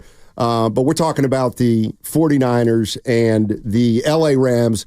Coach in Vallejo wants to jump in here. We just threw around some passing numbers the first 2 weeks of the year. Passing is way down in the NFL so far through 2 games. What's up, Coach? Break it down for us. Hey, good morning, guys. How you doing? Hey. Doing well. You know, Tom Brady and Romo both mentioned that almost all defenses are playing the 2 deep safety. Okay. And that's what's really preventing, making the underneath stuff more available. And even on the big play that Jefferson made, the 49ers were actually still in the 2 deep safety. He just outran it. But that's the main reason you see all the underneath stuff is that most teams are going back to the 2 deep safety, and zoning up. So I think that's what's precipitating all the short passes. Coach, go ahead, Stoney. I was just going to say, Coach, I got a question for him. When was there a time when the 2 deep safeties was a staple in the NFL? Right. There actually was a time, but the machoism on players like Deion Sanders and these guys saying, hey, let me isolate, go one-on-one, let me take the top receiver. You can roll your safeties over and, play the other guy. I think teams are starting to get away from that now. And so they're just zoning up more and playing deep and, throw the short pass and rally to the ball. Hey, I have no way before you go to prove this, but callers like yourself, one of my favorites, were on my mind with this Brock Purdy situation without his weaponry. So I don't want to speak for you, but I'm going to ask you, are you more excited now to see Brock Purdy without some of those weapons to get more of an analyzation on him? I think Brock Purdy, either way, is going to be okay because his game is such a controlled game, and this is not dependent upon having the superstars out there. He's definitely more of a system guy, get receiver in the right place. I throw it to a spot, and the receiver should be there. So he's not as dependent as a lot of guys, like, say, Minnesota or someone like that, just depending on their superstar to bail them out of trouble. So I think Brock will be fine with this. Great stuff, Coach. Appreciate the call. And we'll ask Scott McCloughan about that at noon. Because I am interested to know when the 2 safety system was used frequently and then when it kind of went away and then if it is in fact because we can't overreact, right, being a staple. Yeah, we can't overreact. But it's a lot of games in those 2 weeks. Well, how would you do a show then? Oh, no, I'm not saying that. I'm talking to the football fans, the people that think like this is here to stay. Guru, what's more impressive, a 97-yard touchdown bomb or a 99-yard 12-play drive? Somebody wants to know that, so I'm asking you. I love both, but I'll take the 97-yard bomb all day. I figured. I'm named after a bomber, Daryl LaMonica. The question I do have for 49er fans heading into this game, and I'll admit it, I'm part of this group. So we've watched Brock Purdy play now for a little over a year and a half, and he's been coming through with flying colors. Yep. No doubt about it. He's been terrific. But I'll admit, the next 2 games, I'm looking more forward to watching Brock Purdy and the 49ers than I would a normal game, because I do want to see how Brock Purdy plays in the next 2 weeks without Deebo Samuel and McCaffrey. Not so that I can make a final judgment on him, but I love the idea of getting at least part of the resume, at least part of the resume, to include here's what he did when he wasn't healthy, or no, here's what he did when the guys on offense, some of the guys on offense haven't been healthy, and here's the evidence of what he's done, or here's the scouting report of what he's done. I was saying this yesterday, and I still think it. I think this could be a great thing for the San Francisco 49ers, and I just want to know, if 49er fans out there, how you're approaching this particular game, and particularly the next two games, including next week against the Patriots, knowing that Deebo Samuel and Christian McCaffrey won't play. Do you think we're all making too big of a deal out of that, and we're putting too much on these Brock Purdy performances? I'm not putting his whole reputation on the line. See, that's what I was going to ask. What are you going to do with this information? I'm going to put it in the file. Forefront? I'm going to put it in the file. I got you. And what else is in the file is 3 straight losses last year when they didn't have Trent Williams and when they didn't have Deebo Samuel. So that's in the file. But I do want to ask 49er fans if they're maybe going to watch this game a little more keenly and maybe evaluate Brock Purdy in a different way. Is this just another game as far as you're concerned for the Niners and Brock Purdy? And I'm just telling you, for me, it's not. Yeah. It's not just another game. It's a chance to see Brock Purdy under a new set of circumstances. And I thought we saw that demonstrated last week, and he had the luxury of having Deebo Samuel. But, Stoney, it is. I'm right behind you with that excitement on a personal level, just to see, okay, what is Brock bringing to the table? And we don't even know if it's just going to be 2 weeks, but I am so just infatuated with the fact of, because everybody's different than you, I'm different, and they're different than myself. What do we do with that info? With that new intel, with that new information? And then what do the Niners do with it, if anything at all? So, he almost threw the ball 40 times last week. He looked regular. I'm not blaming the game on him, but I think I could put that one in the file of that wasn't Brock Purdy's best game. So, if I'm the Rams, they got ailments and they're without guys too. But crap, I feel like they're getting the Niners at the best time, most inopportune time too. 888-957-9570 is the number. I'm asking 49er fans. You know this team inside and out. You know that Brock Purdy's got a ton of weapons. How's he going to do without, to my way of thinking, his 2 most important weapons? And the reason I think McCaffrey and Deebo Samuel, if you had to make the offensive pecking order of the 49ers, I'd say McCaffrey, Deebo Samuel, Ayuk, Kittle, Jennings. I'd go those 5. And the reason I would put the first 2 guys 1 and 2 is because they're the weapons who can both run and catch the ball. So he's going to play without his 2 most versatile weapons on Sunday, and then the following Sunday against the Patriots. I think that's an interesting factor to this too. Now he's going to play with Ayuk, wide receiver, Kittle, tight end, Mason, running back. And the lone guy kind of left who can do both is Kyle Juszczyk, believe it or not. So maybe he'll use Juszczyk more. But in terms of a passing target, Mason's not a great one. And so 2 of his versatile players won't be playing. Yeah, and I know we kind of argued. We didn't even argue. We talked about the 6 field goals as a whole that the Niners offense mustered up against the Jets week 1. But it's fair to say, if we're going to talk about, the lack of passing, and that's where it's at right now through 2 weeks, Stotty, I can honestly say this is not the Brock Purdy of last year where he had the luxury of handing the ball and throwing to Christian McCaffrey. So we all definitely need to see more. We want to see more. But it is kind of fascinating, my scorecard where he was almost pitching a perfect game, and all of a sudden things have changed and guys are not available. And, the 2 games he's been average. 888-957-9570 is the number. And I'm looking for how 49er fans are looking at the next 2 games. Are you looking at these two games as a way to measure Brock Purdy in a way that you haven't measured him before? Or are you not looking at the game that way at all? Are you looking at it as though, look, Brock Purdy's the quarterback, plain and simple. Let's go out and see if we can win a couple games with our weapons banged up. That's it. That's the only. And then game 5, ideally, Debo comes back. Game 6, McCaffrey comes back, and there's nothing to see here. Boom. Is that what you're looking at? Or are you looking at, this is going to be a different kind of 49er game this week and next? And to that way of thinking, let me just throw this out there. He doesn't have Debo Samuel. He doesn't have Christian McCaffrey. I'm talking about both Shanahan and Purdy.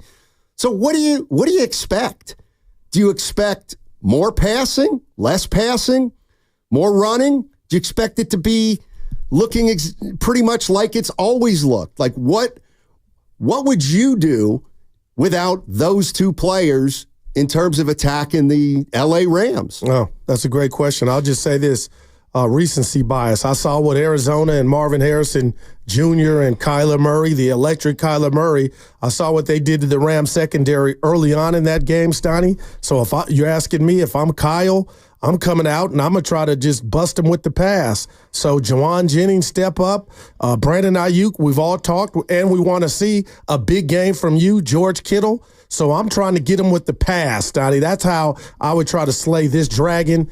And again, I know a lot's being made about Brian Flores, but the bottom line is that forget his name. There was a football game in Minnesota. There was a defense trying to stop Brock Purdy, who had Debo Samuel for most of the game, and they didn't look like themselves. So now you just talked about it, no Debo, plan of attack. I like to see more Mason. Maybe we see that.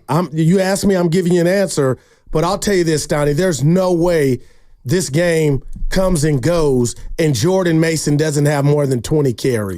I believe. Well,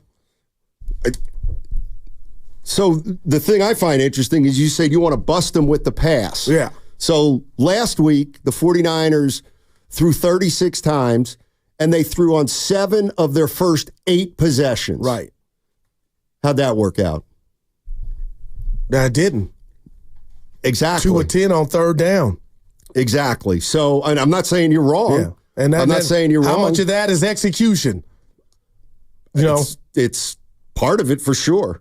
It's part of it for sure. And just to start a conversation here, I would say, so you're missing your 2 guys who catch the ball out of the backfield. Let's try to throw it more, or let's try to run it more. What are we doing if we're Kyle Shanahan and Brock Purdy? 888-957-9570. Let's go out to Chase. Chase is in South City. What's up, Chase? How you doing, man? Hey, I'm doing well, guys. We always say, Steiny, you're doing a great job. Hey, Thank Steiny and Guru, you guys are both doing a great job. How about that? Right Thank on, you. man. Hey, no, I just want to say one thing, maybe a couple things. Prior to Trent and Ayuk getting signed and coming back, a part of me wanted to see the way Brock played without those guys. Because everyone says, when he has the Avengers, he's only as good as that. But he's about to get paid. We want to see how this guy's going to be when he has lesser players around him and things like that. So I kind of wanted to see that, and we saw a little slight glimpse of it without CMC. But, man, last week, Brock looked way too much like Jimmy. He was a statue in the pocket. He could have escaped multiple plays. I want to see more. I'm not saying, run the read option with Brock Purdy, but there's got to be some design runs for Brock Purdy when he drops back, like he's going to pass and shoots up, like run up the middle. Right. To threaten the defense. Brock Purdy is a great thrower on the move. We need to get him, maybe more boot game, whatever it is where he rolls out. I mean, that Brock Purdy's dangerous like that. So I think we need to switch up the drop back passing game for Brock Purdy. Thanks, Chase. Appreciate the call. You know what? That just reminded me of something. What that call. And I don't have stats to back this up, but again, this is just kind of the way my mind's eye is working, and that is, okay, I'm thinking about Brock Purdy, let's say, this year, the first 2 games. And what my mind pictures is he's sitting in the pocket and it's slowly collapsing. Yeah. That's the way I've thought about the first couple games. And sometimes he, hits a guy and they complete it or they don't. But when Purdy started quarterbacking for the Niners, and even last year, it felt like he was just a little more mobile. I'm not saying he's not mobile anymore, but he doesn't seem to be as evasive or looking to be as evasive. It looks like, does it look like to you that he's trying to make a concerted effort to stay in the pocket? Tell me what you think here, but I think that's because he's comfortable. I think because he's looking downfield, he wants to go for that big payday play. And that's why I believe, Steiny, he would rather do that than put himself in harm's way by doing the little skedaddle that we talk about. Because before the season started, I was telling you and the listeners, man, he don't get enough credit for his scooting ability. But at the end of the day, I think that's because the command is growing and the confidence of him, Steiny, feeling like I can throw every throw. But to that caller's point, and this is not, I am not hating. I felt like there was some Jimmy stuff going on a little bit in the pocket against the Minnesota Vikings last week when the pressure in the pocket start collapsing. So I'm not going to apologize for that. So when he said that, I was like, okay, is he better than Jimmy? I believe so. But it's just interesting now, Steiny, how it's set up, how we're watching, and what we'll do with the said information, putting it in the file, moving forward until these guys come back. It doesn't feel like Purdy's made any plays getting flushed out of the pocket. And I feel like in the past, that's where he could drive defenses crazy in a way, where you think you have him, but you don't. And he does have just a sliver of Mahomes in him that way. Yeah. I think. Notice I said a sliver of extending a play, and he loves throwing when he's moving to his right. So Mickey D on the YouTube chat, Steiny, saying maybe Kyle told him not to. I don't believe that to be the case. I don't know why you would. Right. Why you would tell him not to. But can we tip our hat to the defense? Maybe they're on to that and trying to take that away from him. I'm just saying. Maybe. I don't know. I'm just you've noticed that. Talking about something that I've noticed, and it feels like Brock Purdy has been more stationary this year. He had 12 yards. Two scoots for 12 yards last week, Steiny. Let's go to George in San Francisco. What's up, George? How you doing, man? Hi, guys. How you doing? Hey. I called in. Okay. Full disclosure, I've never been a Brock Purdy fan. I'm old. I'm 73 years old. I'm from Pennsylvania. So Terry Bradshaw, all those guys, right? Okay. Brock Purdy will do whatever Kyle tells him to do. Right. So if Kyle doesn't put in a game plan to use him the way he needs to use it, it's all on Brock. But it's Kyle's game plan. Why doesn't he throw downfield more? Why aren't there any more long passes? It's because he's too short and guys block his passes. The old stuff, small hands. All I'm saying is I think it's more Kyle than Brock. What is Kyle going to call so Brock can be successful? And if he can't throw long, Kyle won't call anything long. Sam Darnold, who I think was a good quarterback, proved it the other day. He threw a long pass. Has Brock ever thrown anything that long in his career successfully? And that's all my thing. I'm just saying he is a system quarterback. I believe that. But the system is run by Kyle. So is Kyle going to let him do different things? Is Kyle going to call different plays? And that's my take. Well, let me think. What, just off the top of your head, George, what do you think? I think it's Kyle. I always have. No, I mean, what kind of plays do you think he's going to call? Do you think it'll look the same as a normal game, or do you think it'll look a little different? I do. I think it'll look the same. Gotcha. Because that just says I think it'll look exactly the same, and hopefully the guys he puts in for Debo and will run and catch and throw. Ayuk needs to get his posterior in gear and start playing football. Appreciate the call, George. Thank you very much. I remember a couple of years ago, it might have even been last year. he hit Kittle in Jacksonville for a 90-something yarder. Remember that one? Now, the ball didn't travel in the air 60 yards, but it was one of the longest plays of the year. Yeah, I remember the 76-yarder to Ayuk last year. You know, Ayuk got behind a guy maybe 30, 35 yards behind the guy, then caught it and took it to the house. But, no, I don't remember many throws where Brock Purdy drops back and heaves it 50 yards. I don't know if that's a function of he can't do it. The receivers aren't great at it. Kyle doesn't like calling those kind of plays. Not sure. Yeah, my question real quick to you is, like Brandon Ayuk, he just mentioned him. Like, he better show up and, get his ass in gear. But my thing is, what if Kyle calls a conservative game plan and there's 5 targets for Ayuk, Steiny? We come in here Monday, they win 4 for 46. Like, I think that's not going to be good enough to some people because of this contract. And I feel like Kyle is the biggest conductor of, okay, I'm going to go to him. We're going to feed him. I'm going to call his number. But if it's a win, I think the Jackals should back off. Maybe Kyle Shanahan doesn't feel like Brandon Ayuk's in good enough shape or in a good enough place to make him somebody we throw to 8 to 10 times a game. That might be it too. Kyle Shanahan may be looking at Ayuk saying, hey, he's rusty. He just is. He missed camp and he's behind. And because of that, I can't use him like I might have used him during the midseason of last year when he was completely healthy and in tune with Brock Purdy, and I felt like I could use him that way. Maybe if I see Brandon Ayuk 3 catches, 42 yards on Sunday, at that point, I got to say, well, clearly the holdouts affected him, but it also might be affecting the way Kyle Shanahan's coaching him. Not necessarily because he's mad that he held out, but if Kyle Shanahan doesn't think Brandon Ayuk is where he needs to be, we saw what happened to Ayuk in the first couple years under Shanahan. Yeah.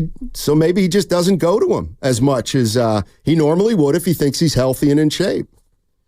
888-957-9570 is the number.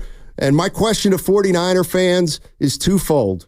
Are you watching this game a little more keenly because you know that your quarterback is going to play a game without 2 vital performers? And then also, how do you think Kyle Shanahan is going to attack the Rams without those 2 weapons?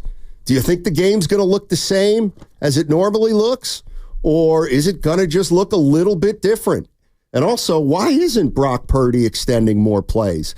888-957-9570 is the number. That segment brought to you by Chilton Auto Body. Get ready to party the lazy way right now.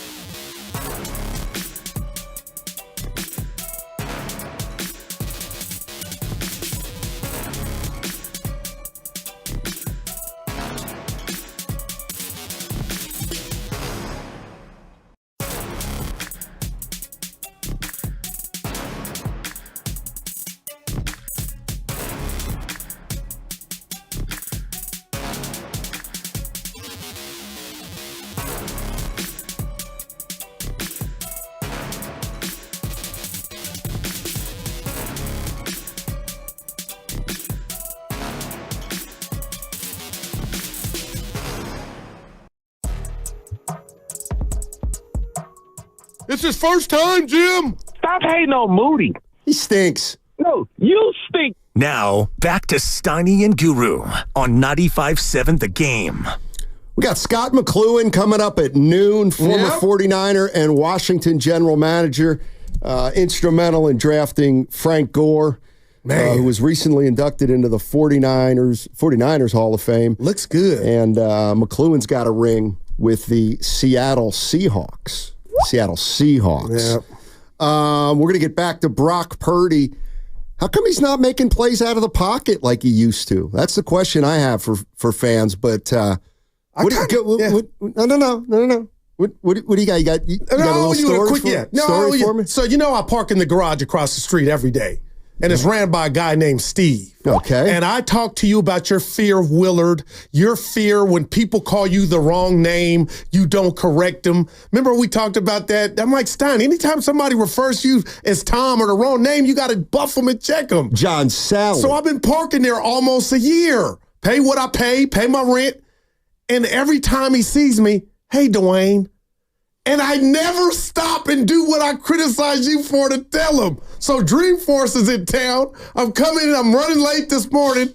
And he goes, hey, Dwayne. About 4 or 5 women around. And I buck up and Lawrence Taylor is Daryl. And he goes, and he laughed. You know what? They used to call me Frank back in the day. I said, that don't make me feel better, but Stoney, I checked him today. You don't look like a Dwayne to me. Well, but anyway, I thought it was funny that I was cowardice. Why wouldn't I tell him my name wasn't Dwayne? It would be just me. Enough, like me. It bothered Somebody me. Called me Mark the other day. I'm like, I don't care. See, it's still happening to you. No, you got to put respect on your own name. That's what it matters. You gonna call Scott Tony? Hey, Scott Tony. The other thing is, I know I'm not great with names. I'm just not.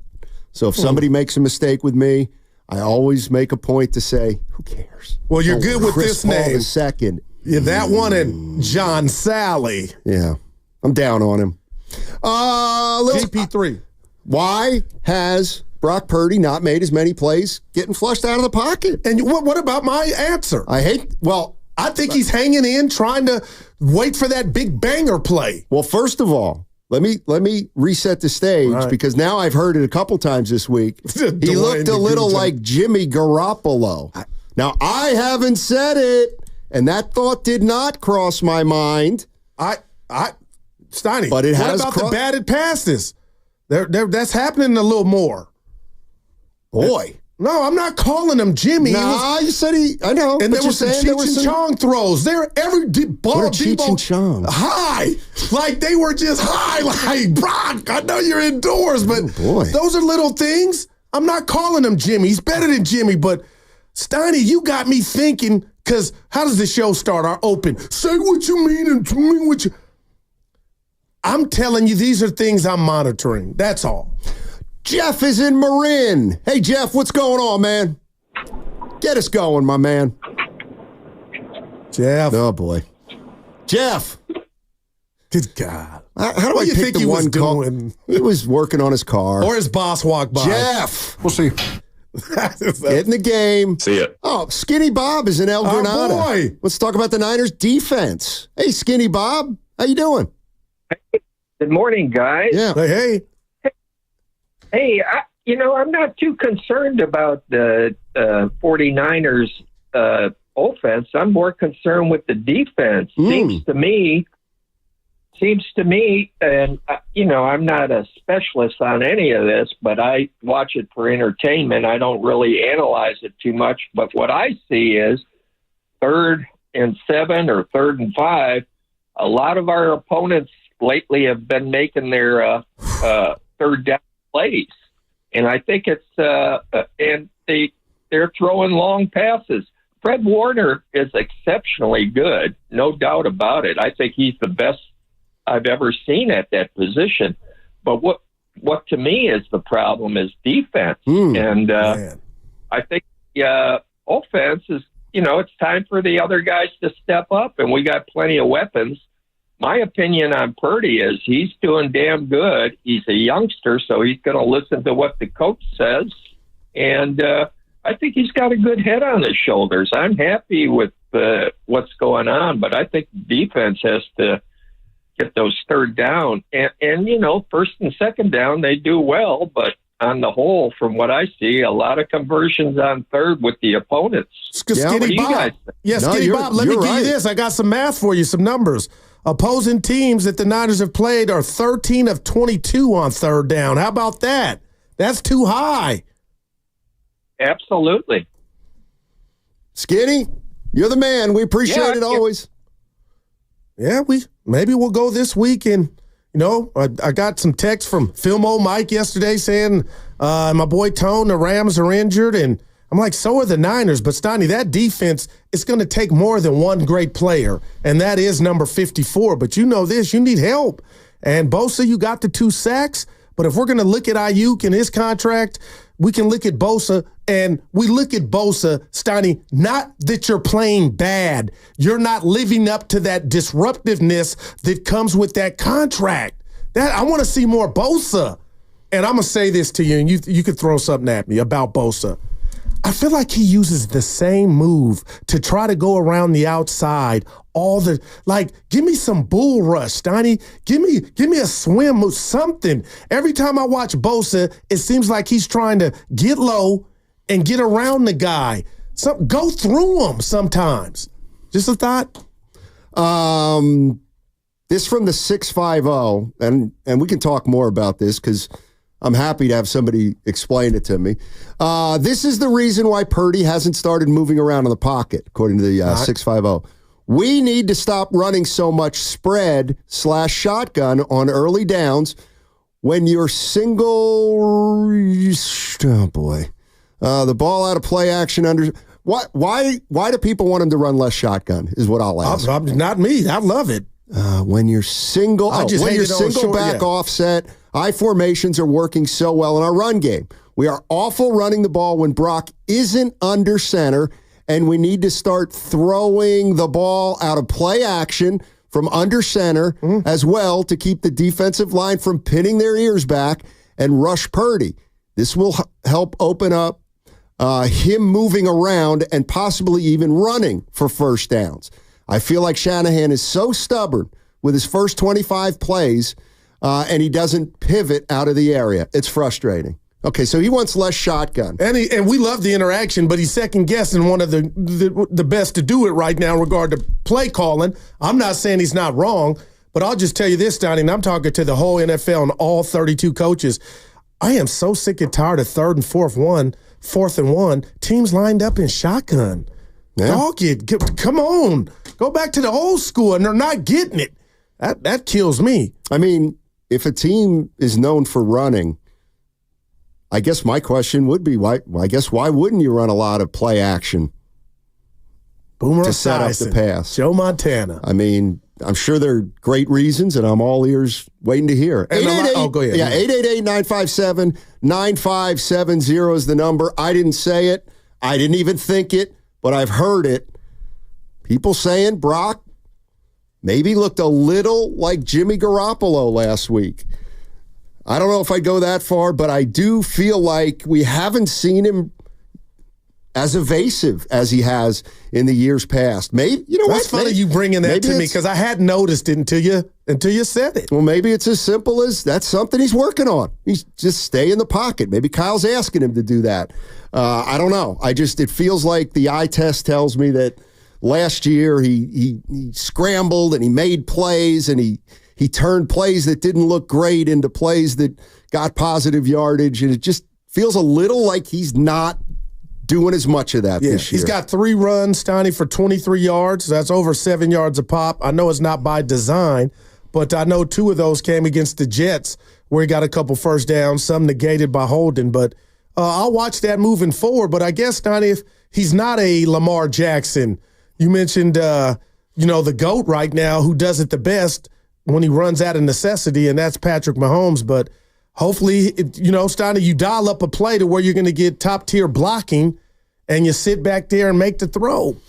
Yeah, I'm not even talking about 6 sacks last week. I'm talking about a guy who gets flushed out of the pocket, runs to his right, runs further to his right, and then throws the ball. Wow. And I'll say this to you about Jimmy, my last Jimmy point. I don't know if you remember the game, Stein. It was the first series, 3rd down, 3rd and 7. He threw it to Debo, who had 2 dudes on him. He was draped. And the linebacker, just like he was playing ping pong, tapped the ball down with the left hand. And I'm like, ooh, that was a no-no throw to me. So, I don't know if he was pressing, but we'll be watching. And Steiny, this team is 1-1. So I know as battered as the Rams are, they got to go up to Levi South and handle business. Lamont is in Oakland. Wants to talk about Purdy in the pocket. What's up, Lamont? How you doing, man? Pretty good. How you guys doing this morning? Hey. Doing well.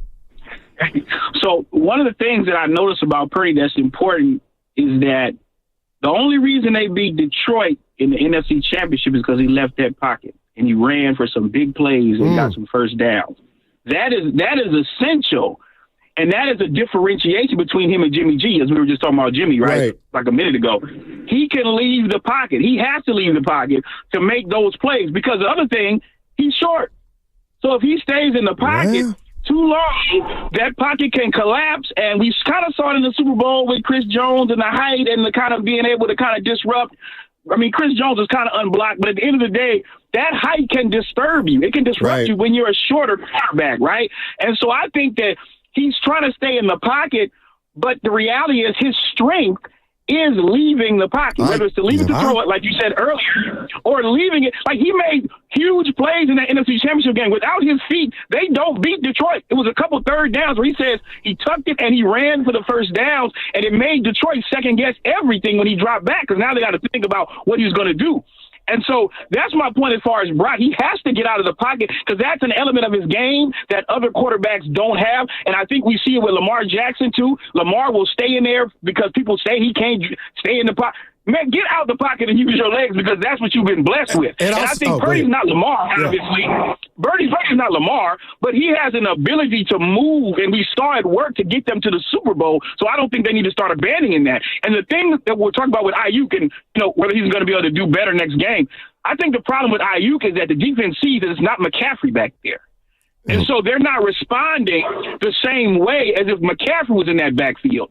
And so now he's not getting as much separation because the DBs are like, hey, if they're going to give it to the other guy, that's fine. But we're not going to respond as much to not seeing McCaffrey in that backfield. So I think Ayuk is probably having a little trouble getting as much separation because the defense isn't responding to the running back that's back there right now as they would with McCaffrey. You know what I mean? Yeah, it makes sense. Good call. That makes sense. And another rat on the table about his points, Donnie, if this continues in regard, do you remember that first series early on, they turn over on downs, the ball got batted. Some linemen will stop and play volleyball. They won't even rush.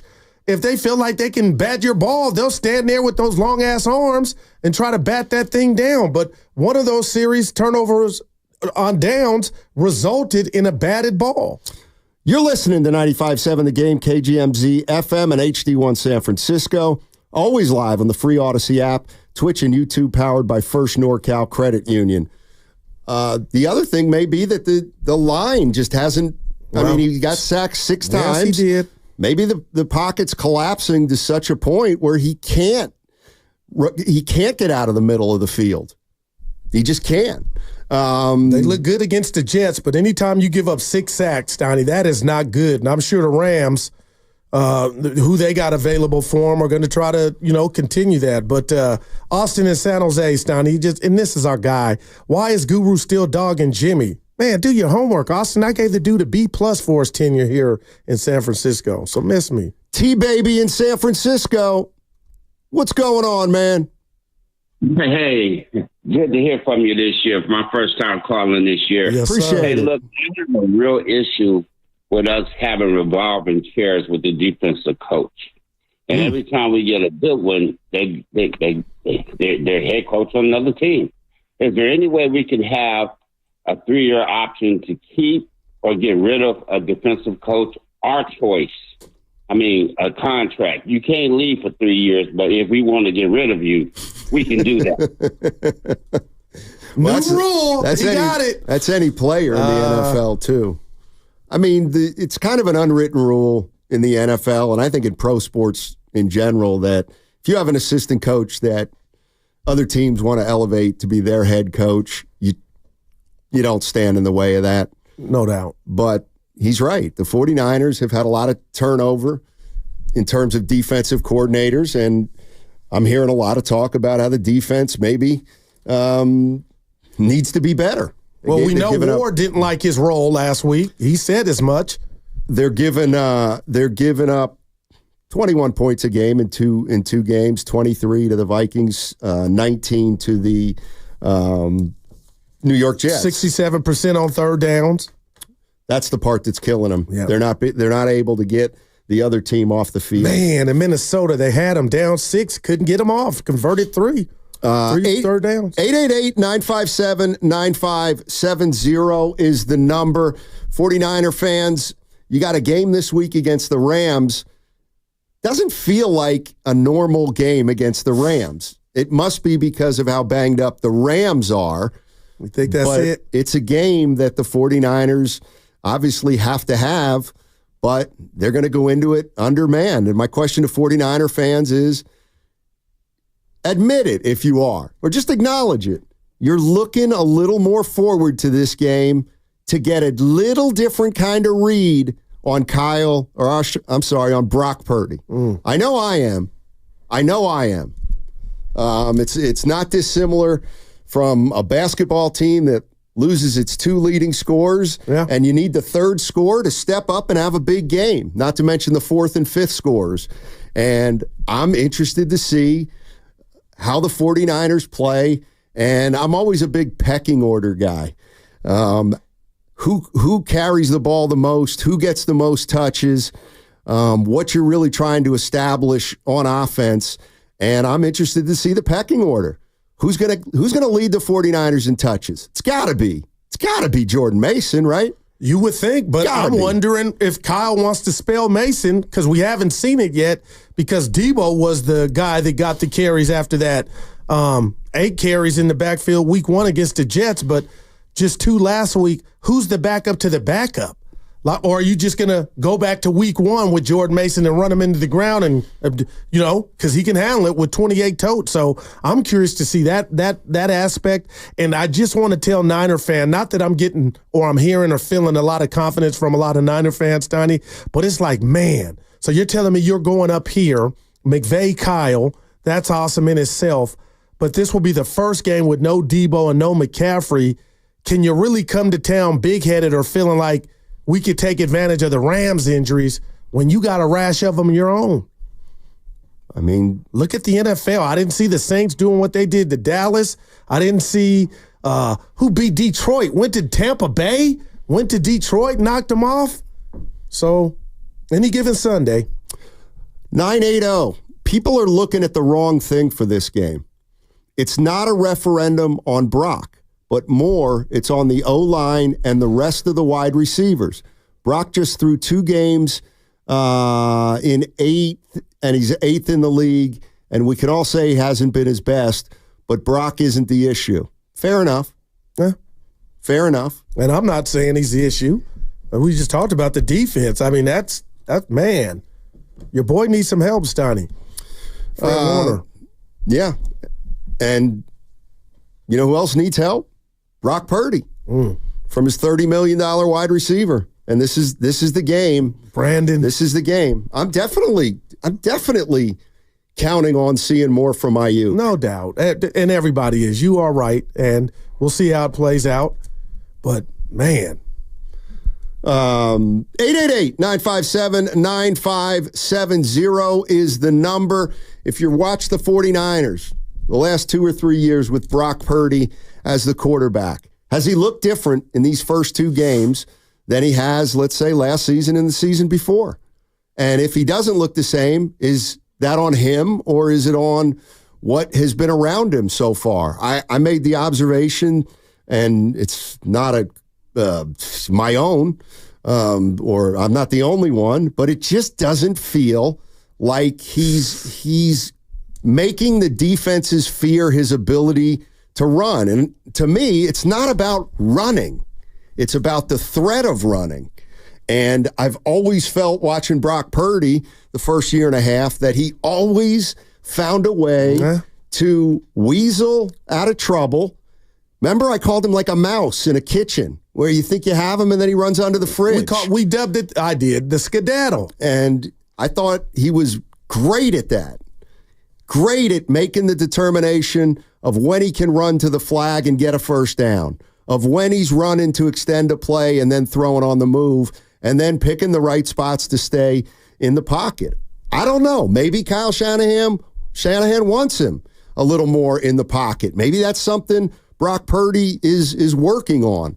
Or he doesn't have a security blanket of Christian McCaffrey, Stoney. Yeah. And in his mind, he feels like, he's not utilizing that aspect or component of his game because McCaffrey's not out there drawing so much attention. But watching these games, I will say this, as somebody brought it up on the YouTube chat, Stoney, we talked about Tua and sliding. I'm not bringing it up for concussions, but give me a better slide from Brock. So when you go do that, you stay out of harm's way. He's thick too. He'll take a hit. This from the 707, our receiving core is overrated from a route running and catching perspective. They are system receivers, but for Debo. Well, I don't know what to do, and if that's derogatory, Stoney, a system quarterback, but just dial up Brandon Ayuk's route in the Super Bowl where he dropped him at the line of scrimmage, but the O-line couldn't hold up the block, so the ball couldn't get delivered. I think that's one of Ayuk's best attributes, not Debo's, getting off at the line. Mystic in San Francisco. What's going on, man? Hey, fellas, I'm having a blast listening to you as usual. Mystic. But, man, check this out, man. Brock. Okay, first of all, I'm hearing people already starting to make excuses for Brock. Okay. Talking about it's not a referendum. It's not a referendum on him. It's the wide receivers and the O-line. Sorry. We already know what the receivers are outside of Debo and Ayuk. They're not very good. And Christian McCaffrey being out, this is going to be a serious, serious test. And I'm going to tell you why. Over the last year and a half, over the last, playoffs to this year so far, defenses are playing Brock differently. They're forcing him to beat them on the boundary and down the field. They're congesting the middle of the field, and that's having an effect. I think that's one of the reasons why he looks a little different playing. But the other thing that's getting ready to happen is that usually when he dumps the ball 5 yards, he's dumping it to a guy who can turn around and make 65 yards out of it. He's not going to have that right now. So you're going to see a dramatic drop-off in terms of not the way that the offense looks. It's going to look the same. What's going to be different are the results. We know Brock is good at anticipation. He can read coverages. But his physical limitations are going to show you. $60 million for a guy who can't win the game on his own, can't count for wins on his own. I think that's a bit steep, and we're going to see the proof of it coming up. Let me ask you this, Mystic. Do you feel like I've always heard this. Is Purdy going to improve, or is a quarterback going to just improve from being a young quarterback, or are defenses going to see more film on him and level him off a little bit? Like, what do you think that Purdy's coming to the leveling off period? I do. I think that Brock is hitting his physical wall. It's the physical limitations. It's not a mental aspect. It's not, he needs to mature. He needs to learn how to read coverages. He needs to make better decisions. No, it's I can't throw the ball 25 yards down the boundary on a rope.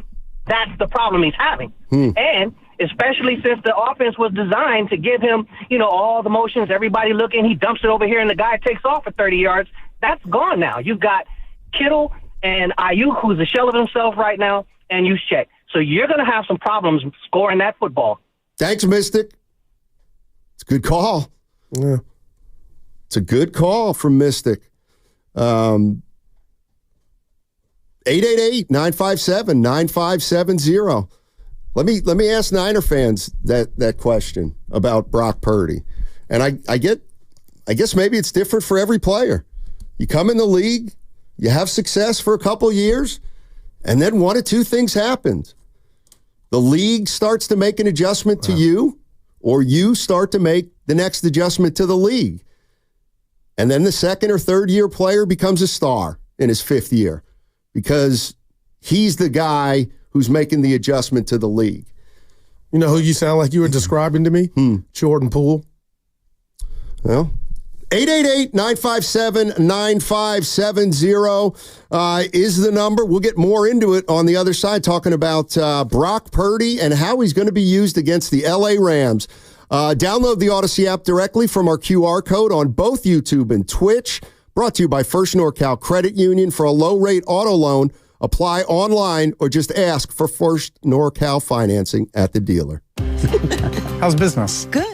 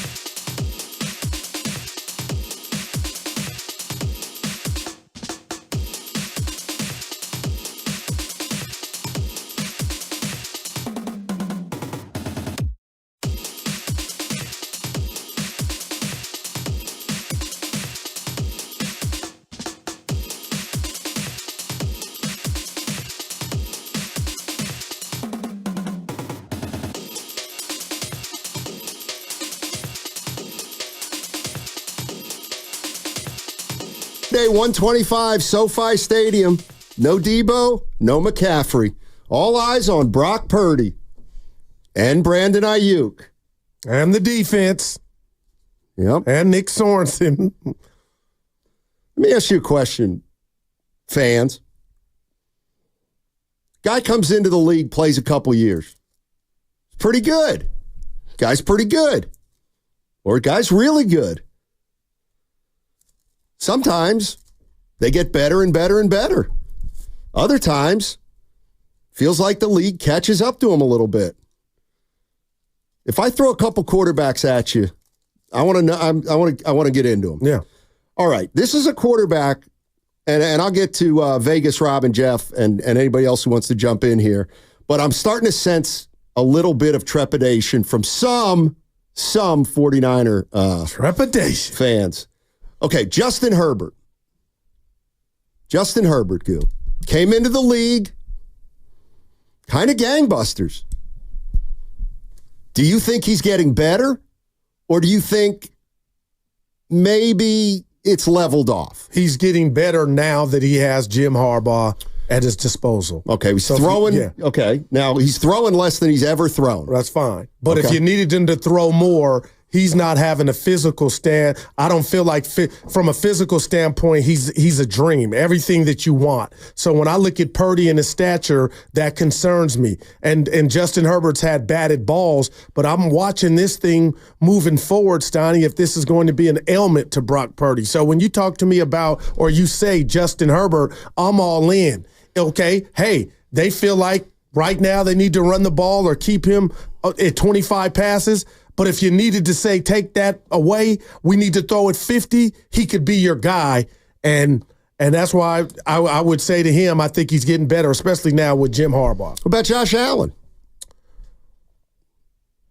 I think he hit the ground like LeBron James and shown everybody on any given Sunday he can look like Hercules. But now he puts himself in harm's way too much for my liking. He can make every throw on the football field. He's got legs. So your question is, do I think he's getting better? I think we've seen the best of Josh Allen. Okay, so, and I would take he's that. He's leveling off. Yes, sir. Or he's reached his ceiling. I believe so. What about this guy? And I know he's hurt and he's been hurt. But to me, this is an interesting one. And I'm just throwing these out to start a conversation. What about Tua? I've been, even before the injury, Stoney, I never liked his I thought he had a lot of lack of arm strength. He was a product of a system in Bama. I don't think he's the guy. And that's just me. So, I was never high on him. Okay. And no, I'm not. Yeah, I'm not. I got you. I didn't ask you to disagree with you. I asked you because, I think there are a lot of quarterbacks who start out pretty well and then it's just kind of who they are. Like Jalen Hurts. Jalen Hurts is a player who I think everybody, fans in Philly loved him a lot more 2-3 years ago. And and they would tell you that he hasn't gotten better enough. Yeah. And so what I'm sensing, and I know it's going to invite people to rip me a little bit. But it's reality. We're not hating. But are people worried that Brock Purdy could start to level off? Or do you think Brock Purdy's a quarterback that's still improving and there's just no doubt about it? Or do you think Brock Purdy's a quarterback who, he's quarterback 25, 30 games and the book's getting out on him a little more and you want to keep him in the pocket and you want to contest his passes and you don't want him to scramble right and all those things. That's Can it be all of that, though? And that's the beauty of it, and that's why we get another shot to watch him another 4 quarters this week. Well, that's why I'm looking forward. That's why I'm looking forward to these next 2 games in particular. But it sounds. I'm not speaking for you, Stoney, but I want to dare, and I'm not going to tell that person or persons they're wrong. But who's at a point to where we've seen so much of Brock Purdy, you'll stick your chest out and say he's a finished product, regardless if it's good or bad. Well, he's not a finished. That's what I'm saying. So they can make an adjustment to him, and then he's got to make the adjustment. But what if he can't? But then, again, it's what if he can? But let's put the rat on the table, brought to you by Atco, Stoney. Before we got this McCaffrey news and Debo news, he was riding in a limousine of wealth of things around him. Right. To where I'm not calling them average, an average quarterback would look its best under the Niners, in the Niners system. Right. But now that's gone away a little bit. Right. A lot of bit. So we will get a more expansive view of the player. It's like Draymond Green to me. Draymond. Well, Draymond, Draymond playing with Steph, Clay, Durant. Oh, my God. Oh, that's a great one. Oh, my God. The guy's unbelievable. But we all know that's a good one. If we took him off the Warriors, he probably couldn't do more things for another team. Oh, man. And that's the question I'm wondering about Brock Purdy. That's a great one. Jeff's in Marin wants to talk Niners. Hey, Jeff, what's up, buddy?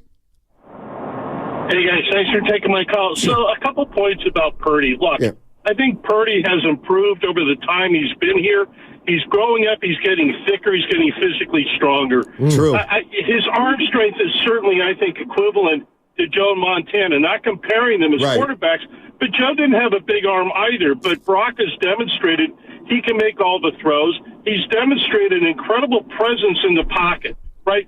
Everybody's crapping on him about this last game. You remember the throw that he made in the fourth quarter where he does a figure eight ducking under pass rushers, comes back up and throws out to the sideline for an incredible catch by Debo. Yep. That's pretty good pocket presence. That's pretty good mobility. I'd stack that up against anybody in terms of that escapability issue. What I'm concerned about, though, is he dropped back several times in this game, and he had time, but nobody was apparently open. And I think that's a little bit of rust on Ayuk, and people say he takes, 4 games to get that, get back into football shape. Debo demonstrated last year in the Super Bowl he's not great against man coverage. What we need to do is get some speed back into the game, and you've got Garendo who runs a 4-3. You got Cowing that runs a 4-3. Get these players out there, especially now you got Debo out and you got CMC out. Put some speed out there. Put Garendo out in the slot. Get Cowing out there as a wide receiver and try throwing the ball deep sometimes to stretch those defenses. That zero blitz defense that Minnesota ran was hurting us, clearly, and that's what I think other teams are going to be looking to do. We've got to be able to score quickly and spread that and stretch that defense. That's what I think. Hey, can I ask you a quick question about speed? Stoney and I go back and forth on Brandon Ayuk. I think they could utilize his speed more. Do you look at Ayuk, who got $30 million, as a speedster? Because it sounds like you don't. No, I think he's got speed, but I don't think he's back in football shape yet. I think that's what we're seeing. Right, so give him another game or two. I think the latter half of the season, we're going to see Ayuk like he looked last year. But right now, I just don't think he's there. But again, why get somebody like Cowing, a speed burner, if you're not going to utilize him? He looked pretty good in preseason. He made, a lot of good catches, including deep sideline passes. And Garendo, 220 and a 4.3, 40? Come on. I mean, I'm not saying replace Mason, not at all. Right. But when you go to spell Mason, how come you weren't putting Garendo in for more than one play? Yeah. Or like I said, split up, put him in motion. Throw the ball to him. Get some speed out there, and I think that's going to make the offense look much better. Thanks, Jeff. Yeah. Appreciate the call. And, Stoney, I can hear your voice now because you said it a couple of days ago when you compared, you were going down this road, Steve Kerr with the you just want to talk basketball, don't you? Steve Kerr with the younger players, kind of not trusting them or wanting to play them. But all we've heard this offseason on any Niner podcast or even on our airwaves is Garendo and these guys with speed, and we haven't seen it. They haven't even got an opportunity. So I'm curious to see, one, how are you going to disperse the totes in the backfield, and who's going to spell or a change of pace? Remember that? You used to have firing out the thunder and lightning. A guy that is quick, hit it, and then a guy that can bruise and soften the defense. So Kyle's like a one-trick pony in that sense thus far, 2 weeks into the season, when you talk about carries. Yeah, I'm fascinated to see. And I'm more fascinated to see the 49ers play this game Sunday than the first 2 games. So because I'd like to see how teams handle adversity. And the 49ers have some right now. They're missing their probably their two biggest playmakers. So I didn't know how to feel watching that game Sunday, watching it back, Monday, Tuesday, Wednesday, and here we are Thursday.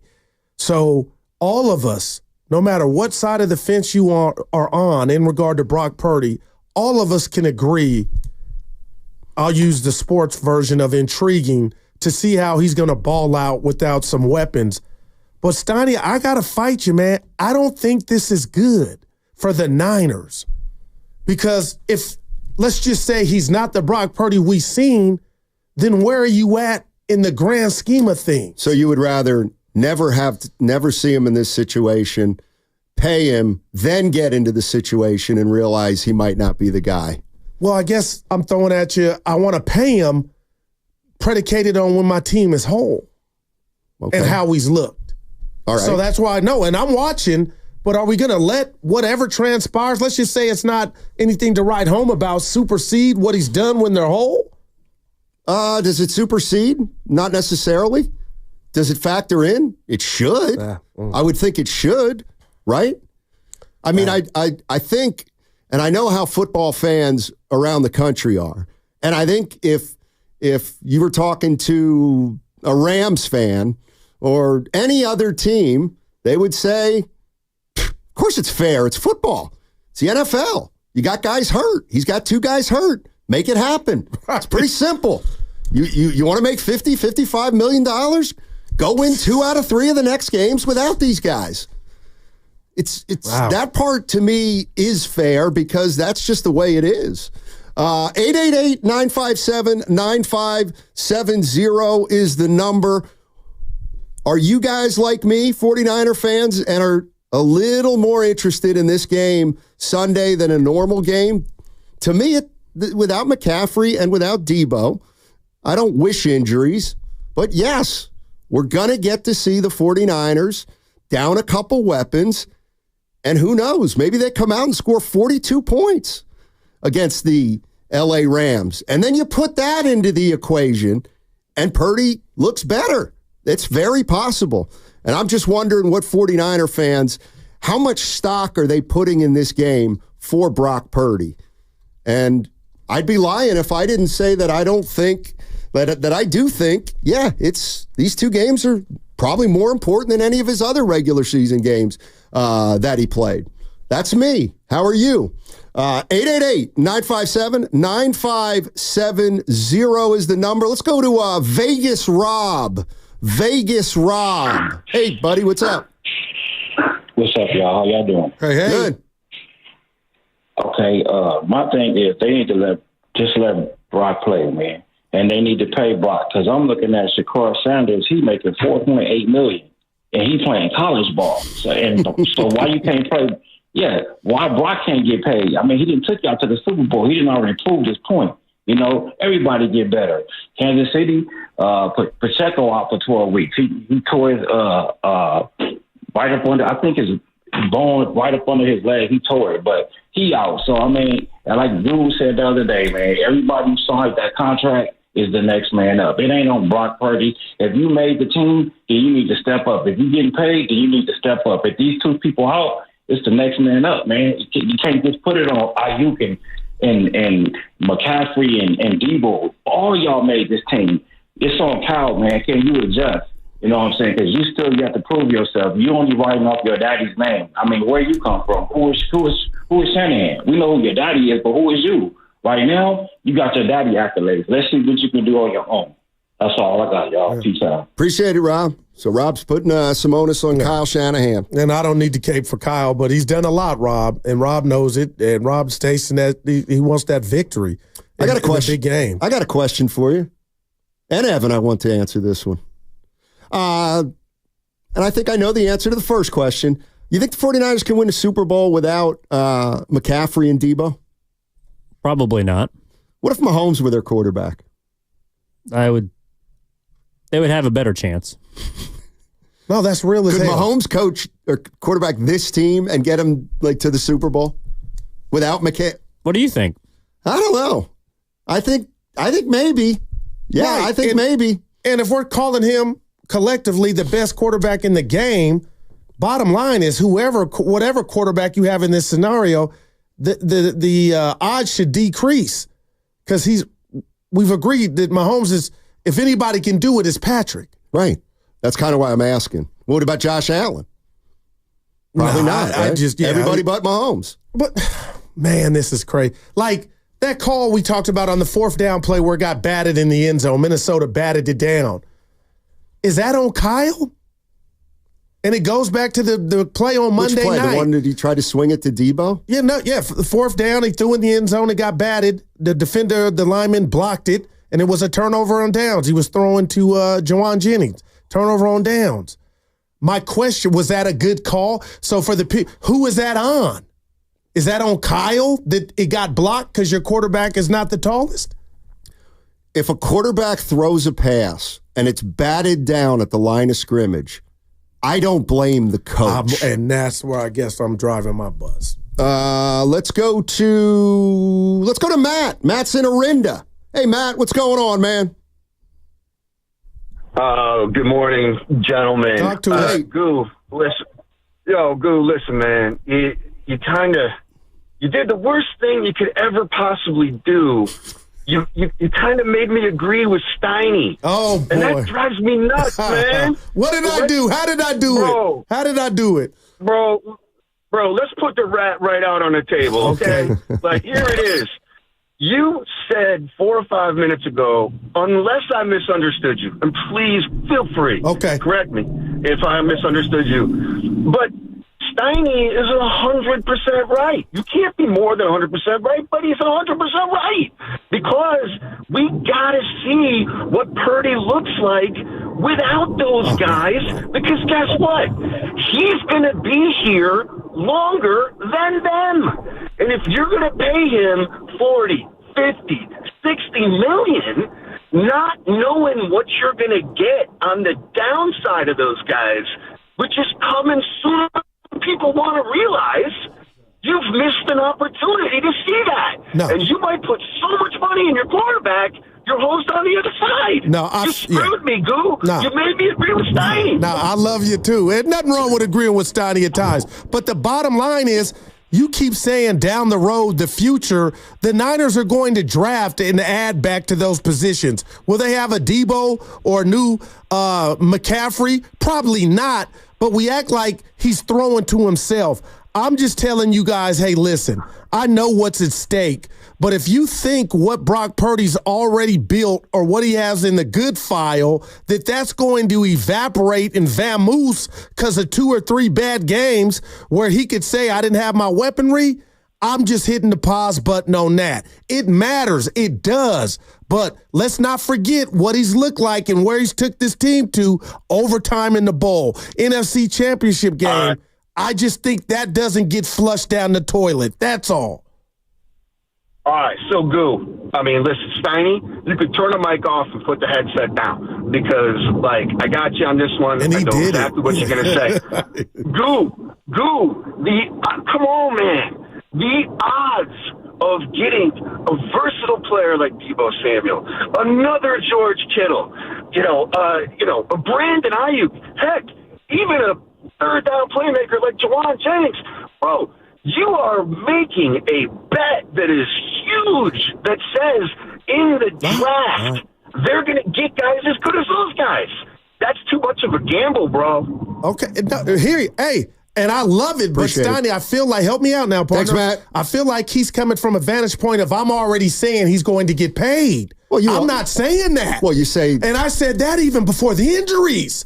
I'm not saying it's a done data. You're saying these games we are watching. We got our popcorn. I'm the dude that came up with the file, which you have borrowed. But the dude, no, I'm not saying it's a done deal. This is make or break. I'm just being real, saying the good is not gone away. It's not make or break if you also say what happens in the next 2 or 3 games doesn't supersede what he's done already. Then it doesn't. Then it's not make or break. What Purdy does. Well, I was talking about the whole enchilada, the whole season, Steiny, too. Let's talk about it realistically. Because I agree. If the San Francisco 49ers lose the next 2 weeks and they don't look good, Purdy's in some trouble. There's no doubt, because then you can say, we weren't whole last year for 3 games. We lost them all. I agree now this with year that. we're banged up. We lost them all. And I think that's happening already. Right. But we can't say that these doesn't mean games anything. are just ho-hum regular games. They're not. He's got to show that he can win games when they're not completely healthy, like you would ask of any big-time quarterback. Let's go to Kieran. Hey. Kieran, Karan, what's going on, Karan? How you doing, man? How are you guys, man? You don't even understand, man, how much this show means to me. I'm from Philadelphia, South Philly. Like here, Philadelphia fans for the last 3 years, man, and to call and have my bloodline on the radio, y'all like family to me. But I'm gonna get to my point. X Factor, somebody that we're not talking about. It's George Kittle. He got to become a diva more so. Ask for the ball. Stop being a run blocker. Shanahan, he has to use him a lot more and not just block him. Like George is not being utilized enough. And here's my second point. Shanahan, change up your pace of offense. Everything is vanilla. You grind it out. We try to keep the defense off the field. Like, listen, sometimes go a little 2-minute drive. Change it up for Purdy. Make it easier. College form. Spread them out a little bit. Then you can do dump. Then you can take a shot downfield. I know Ayuk and Debo would love to do that a lot more. But thanks, guys, for your call, man. I appreciate you guys. Karan, real quick, what's it like being a Niner fan in Philly? Yo, man, I need y'all to be here with me and I need you to strap up with me, man, because I don't have too many Niner fans here, but I go through so much fighting with these Eagle fans all day long, and I would never wear green. Only green I want is the one in my pocket. Trust me. There you go. Hey, thanks for the kind words, too, man. Karan, I'll be back. I'll be back in a couple of years. Yeah. Help you out. He gave us some kind words. And you know he was speaking my language. Shout out Drake. Speaking my language. I've been saying I want to see more Kittle. I know it's Kyle's team. Get open then. I'm going to give you one.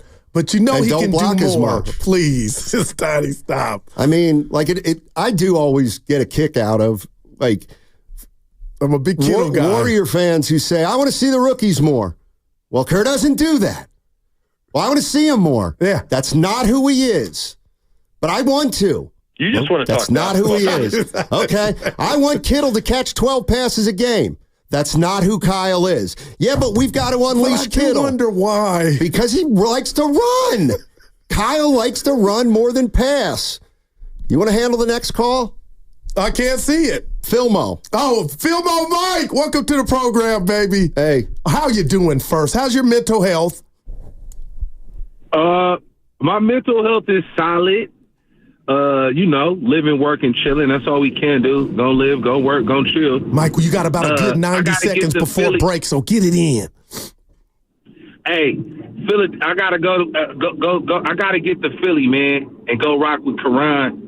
Feel me, the green in his pocket. I thought that's what you was talking about. You talking about he coming down my road, not George Kittle. I thought you were talking about the green in his pocket, guru. But anyway, our defense. What that dude on Instagram say? Trash.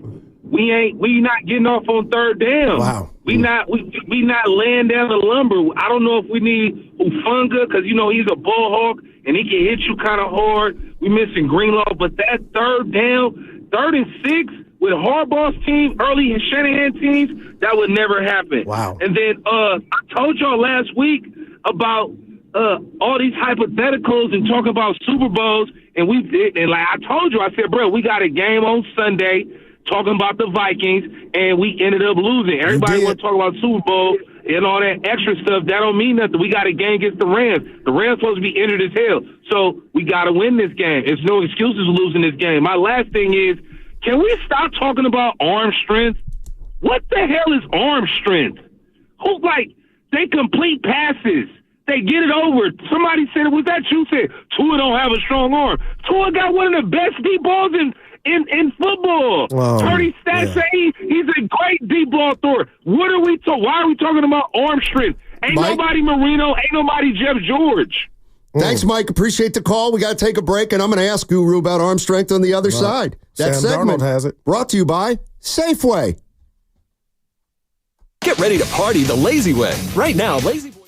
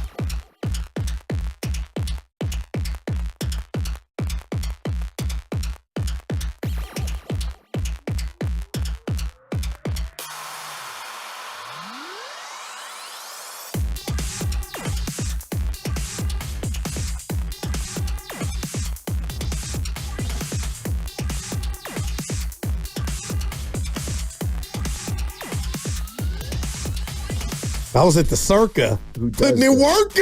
The world would be my lab. Now, back to Steiny and Guru on 95.7 The Game. All right, coming up in 15 minutes, we got Scott McLuhan, former 49er general manager of the Washington football team, and instrumental in the drafting of Frank Gore, who just made it into the 49ers Hall of Fame last week. Congrats. We're going to talk to Scott about that and also about the 49ers in the NFL. We started the show talking about how, at least through 2 games, the passing is way, way down, and trying to figure out whether that's going to continue or not. And we got some sound we'll play before we get out of here, Stoney, from the great Mel Kiper Jr., who talked about his thoughts on just where the state of offensive football is. He went in. So one of the things that has come up, and I brought it up too, is the idea of, well, this will be good to see Purdy without the weapons, because at some point he's going to have to be a quarterback of the Niners without these weapons. But Emmanuel Acho, foundation? No, the facility. The facility. Yeah. Facility, and we've had him on a few times. He thinks that narrative is complete hogwash. Let's hear him explain why, and then we can get into it, Gil. Want to dismantle the myth that the Niners are going to be without talent once Brock Purdy gets paid. Because he still do got it. Like, for those that don't realize, Talanoa Hufanga was a 5th-round pick, All-Pro. Fred Warner, a 3rd-round pick, future Hall of Famer. George Kittle was a 5th-round pick, All-Pro. The Niners know how to draft, particularly late in the draft. So to say that the Niners will be without talent once Brock Purdy gets paid is ignorant, it's uneducated, it's uninformed, and it has a lack of research as it pertains to the San Francisco 49ers. Not only will they have talent even when Brock Purdy gets paid, Kyle Shanahan is the machine. Yeah. Y'all realize Jordan Mason, Christian McCaffrey's backup running back, undrafted Jordan Mason, is on pace for 2,100 yards? No, he won't get there. But if he started all season, he'd probably get to 1,600. Yeah. So it's not even like the Niners need all of these stars. They went to the Super Bowl without Christian McCaffrey, with Matt Breida, Jeff Wilson, and Raheem Mostert.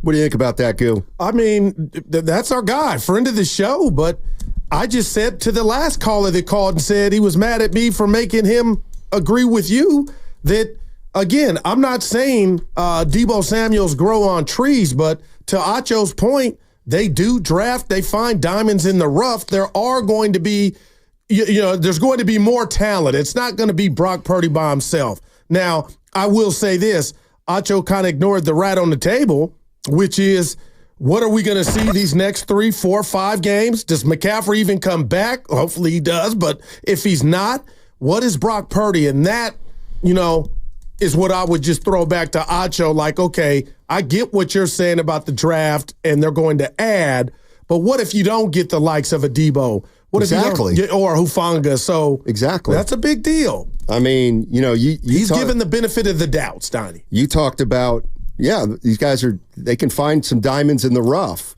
but Christian McCaffrey's not a diamond in the rough. Christian McCaffrey's a superstar. Like Deebo Samuel's not really a diamond in the rough. He's a great offensive player.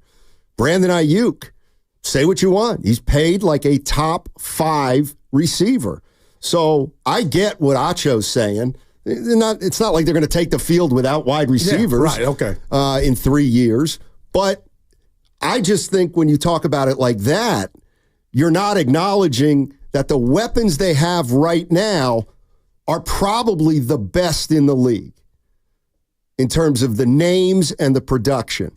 So, there'll be talent around Brock Purdy in 5 years. But will there be players like this in 5 years? Yeah, I like that, Steiny. And it sounds like you're saying, you correct me if I'm wrong, partner, the clock is ticking in a sense of being able to have all these luxuries at one's disposal. Yeah, and it's gonna run. Time will run out at the end of the year when they have to make a decision on Brock Purdy.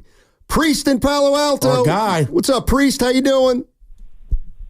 All right, how you doing, fellas? Talk to us. Thanks for taking my call. Yeah, I hear everybody that especially during the Super Bowl, they want Kittle in patterns to catch more passes. Yeah. But you gotta understand, are the 49ers a running team or a passing team? Which one would you say? Running. They are a running team. They are a run-first, play-action team. They play action off the run all the time. That's who they are. He can't be in the pattern in that instance. He can't, or they'll lose their identity. If they had a guy like the guy down in L.A. or what do you call it? The guy you like, Kirk Cousins. I think he would throw more, a lot more. But and you see a lot more of that. But because he's got guys who has, and he knows it more than anybody, they have limitations. That's why he runs that offense like that, because it fits the guy. Are you going to take a square peg and try to put it in a round hole, or are you going to go ahead and leave the square peg in the square hole? You're asking him to do something and play left-handed. So he's not going to do that. You know what I mean? It just makes sense to keep doing what he's doing because it's winning. And it complements all the talent that he has on the field. So asking him to do that is asking him to change the process. So he's not going to do that. Well, you're on fire. I would just say this to that, because I can't second guess Kyle. But the bottom line in the real world, and you know this, it's about winning it all. And what I would say to what you just said, you are right. But there are times you have to evolve. And if I got number 85, who I feel like is a physical mismatch, and that Super Bowl just last February in Nevada came down to an end zone target, I want 85, throw the ball to 85. And the reason I bring that up real quick is maybe I need to reevaluate how we're doing things in certain situations to where 85, I'm not doing the Chiefs a favor by not having the threat of Kittle in the most inopportune time of the game running in the end zone. That's what I'm talking about. How you know what I mean? You, bro. And I hear you too, because you're making points. But what I'm saying is this. That's not why they haven't won a Super Bowl. That is not why. I think people are confused. But the reason the Kansas City Chiefs won the Super Bowl last year is because of their defense. Yeah. People think because they talk quarterback all day long. Watch Kansas City play those last three games against Baltimore, against the 49ers, and even before that. Patrick Mahomes did not play well. He did not play well. They should have got beat. They won because of their defense.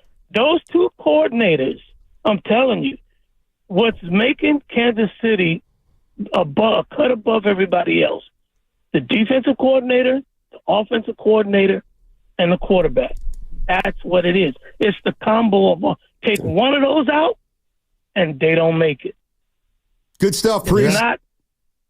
Thanks, Priest. Got to move along, but I'm like Mahomes was spectacular driving them down, Priest. I get what you're saying. That was probably the worst. And Steve Young told us, that was the greatest time to get to Chiefs, just to the whole rest of the league. But the bottom line, Stein, is we saw the great Patrick Mahomes and Andy Reid and Kelsey and the rest of the gang drive down, convert fourth downs, even in a season where their defense pretty much helped them do what they did and kept them in that game in the Super Bowl. But so I can't ignore the greatness of Mahomes, which was on display in overtime and to get the game to overtime. Yeah, I hear you, though. That wasn't their best offense, and the defense was their strength. Yeah, I kind of agree just with the overall concept that Kyle Shanahan wants to run the football. That's first and foremost the thing he wants to do most. And in order to run the football best, George Kittle's a great blocker, and he tries to take advantage of that aspect of his game. Not that he can't catch, but I think that he'd rather have the 49ers run than Kittle being more of a target. Let me run. You know what? You just had me click, Stoney. So I just want to hear your thoughts. So Brock Purdy in last year's Super Bowl threw the ball. He was 23 of 38. They ran the ball 31 times. So he threw more than he passed. And they lost. I'm not saying that's why they lost, but they threw more than they passed Sunday. They lost. Wow. 888-957-9570. Scott McCloughan coming up in 5 minutes. Former Niners and Washington general manager. He drafted Frank Gore, who was recently inducted into the Hall of Fame. And he was also a Super Bowl executive with the Seattle Seahawks. Remember Mike wanted us to answer, what's arm strength? Remember? He got all mad before the Bonte break. had the guy's jersey on that had arm strength. That was the great Dan Marino. Who's got the best arm in football right now? Arm. Best arm in football. Justin Herbert, you can come up because you're a candidate. I'd also say, Evan, help me out. Josh Allen. There's a winner. Okay. I just am trying to answer the question for Mike. He can throw the football like it's a rock. Anthony Richardson. Who?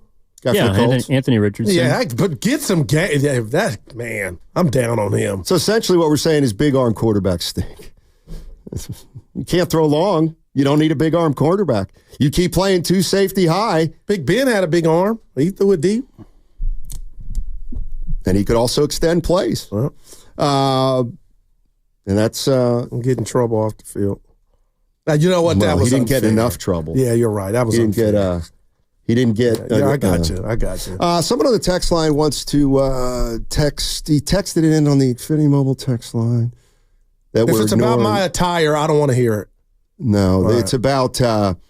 It's about. Are we just ignoring the fact that the offensive line has been bad the first two games? Well, you got 6 field goals. I came in here. People wanted to throw eggs at me because I was panicking. Come on, they won.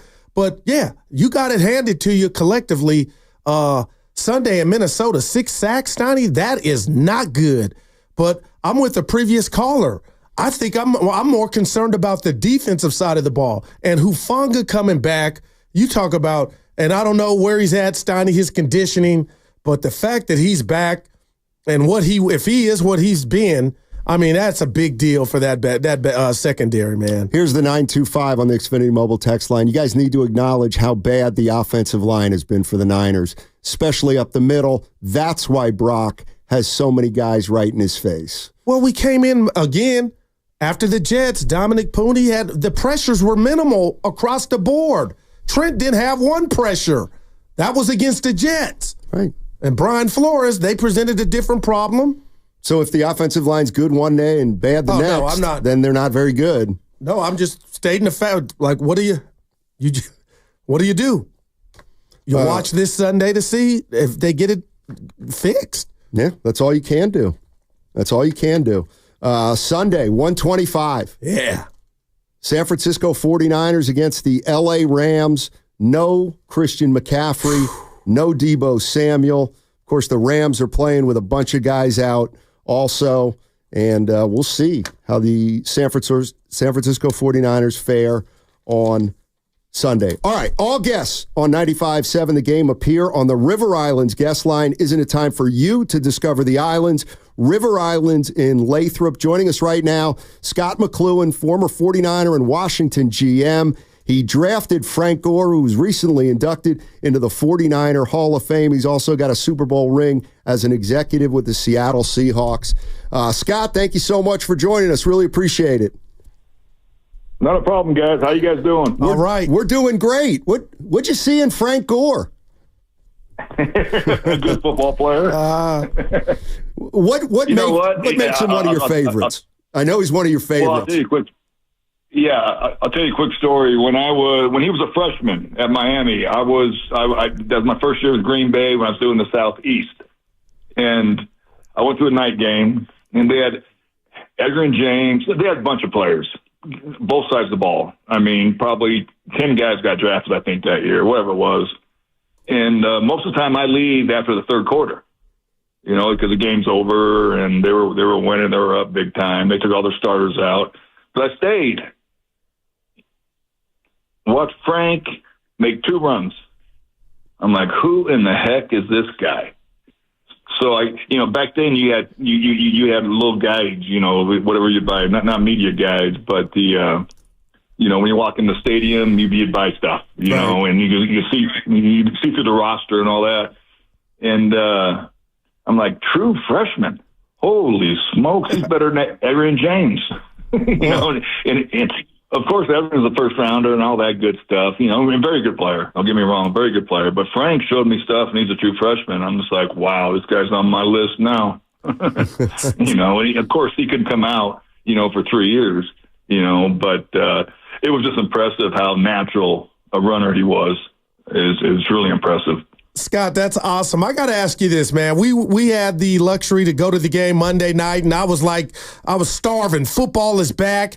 And then I was like, oh, my gosh, I just got caught up in the moment of, you know, Frank's getting inducted. He's putting on that red jacket. And, again, you drafted him, but when you got that news that he was going into that Ring of Honor, how did that feel? Very proud, very proud. And, you know, not because of myself. I was lucky enough to be able to draft him. It's because of what he did and the kind of person he is. You know, we've been friends to this day. We talk weekly. And he's quality. But the thing about it was, partner, you know, back then, I got there in 2005, we weren't a very good team. I mean, we were trying, you know, but our defense got built quicker than our offense got built. But he was our go-to after year one. I mean, he was the only guy. He was they do 9-man boxes just because they know if they stop Frank, they're going to beat us. They knew it. And that son of a gun never, ever, ever backed down. You know what? He never complained about nothing. I mean, he's just quality. Scott McCloughan joining us on 95.7 The Game, former 49er general manager and also Washington general manager. Recently, I was messing around on the internet, and I saw it. I'd forgotten they even had a game, a college all-star game, where the college all-stars would play a pro team, and it was a video of Walter Payton playing against the Steelers, and Bill Belichick was breaking it down, and he kind of did what you did about Frank Gore. Saw a couple plays, and you kind of knew right away. When you're scouting, do you look for something in particular, or does something particular jump out at you? Well, there's certain traits for each position. There's no doubt about it. Certain traits. You know, size matters, speed matters, quickness matters, instincts are over the top. And the one thing Frank would do, we'd get on charters flying back home after games on the road. And I'd sit and talk to him. And he would tell me that the time on the clock, who the linebacker was that he beat on the first cut. And he says, but I'm looking through him. I'm looking towards the safety or the corner. He says, I'll make my second cut before I make my first cut. I'm like, no kidding. But he could, his mind was so good. He recalled the time on the clock, the player's number. Was he tough? Not tough. Was he worried about him? And he's like, no, I knew I'm going to beat him. So I'm looking through him already for my second cut. I'm like, wow. And a lot of players can't do that, just so you know. A lot of players, they don't remember the time on the clock. Hey, but Scott, he would remember, you know, the thing about it, he wouldn't remember names. He just remembered jersey numbers. He watched so much tape, you know, and then he got in the games. He knew exactly what he was and who he was and what he had to do to beat him.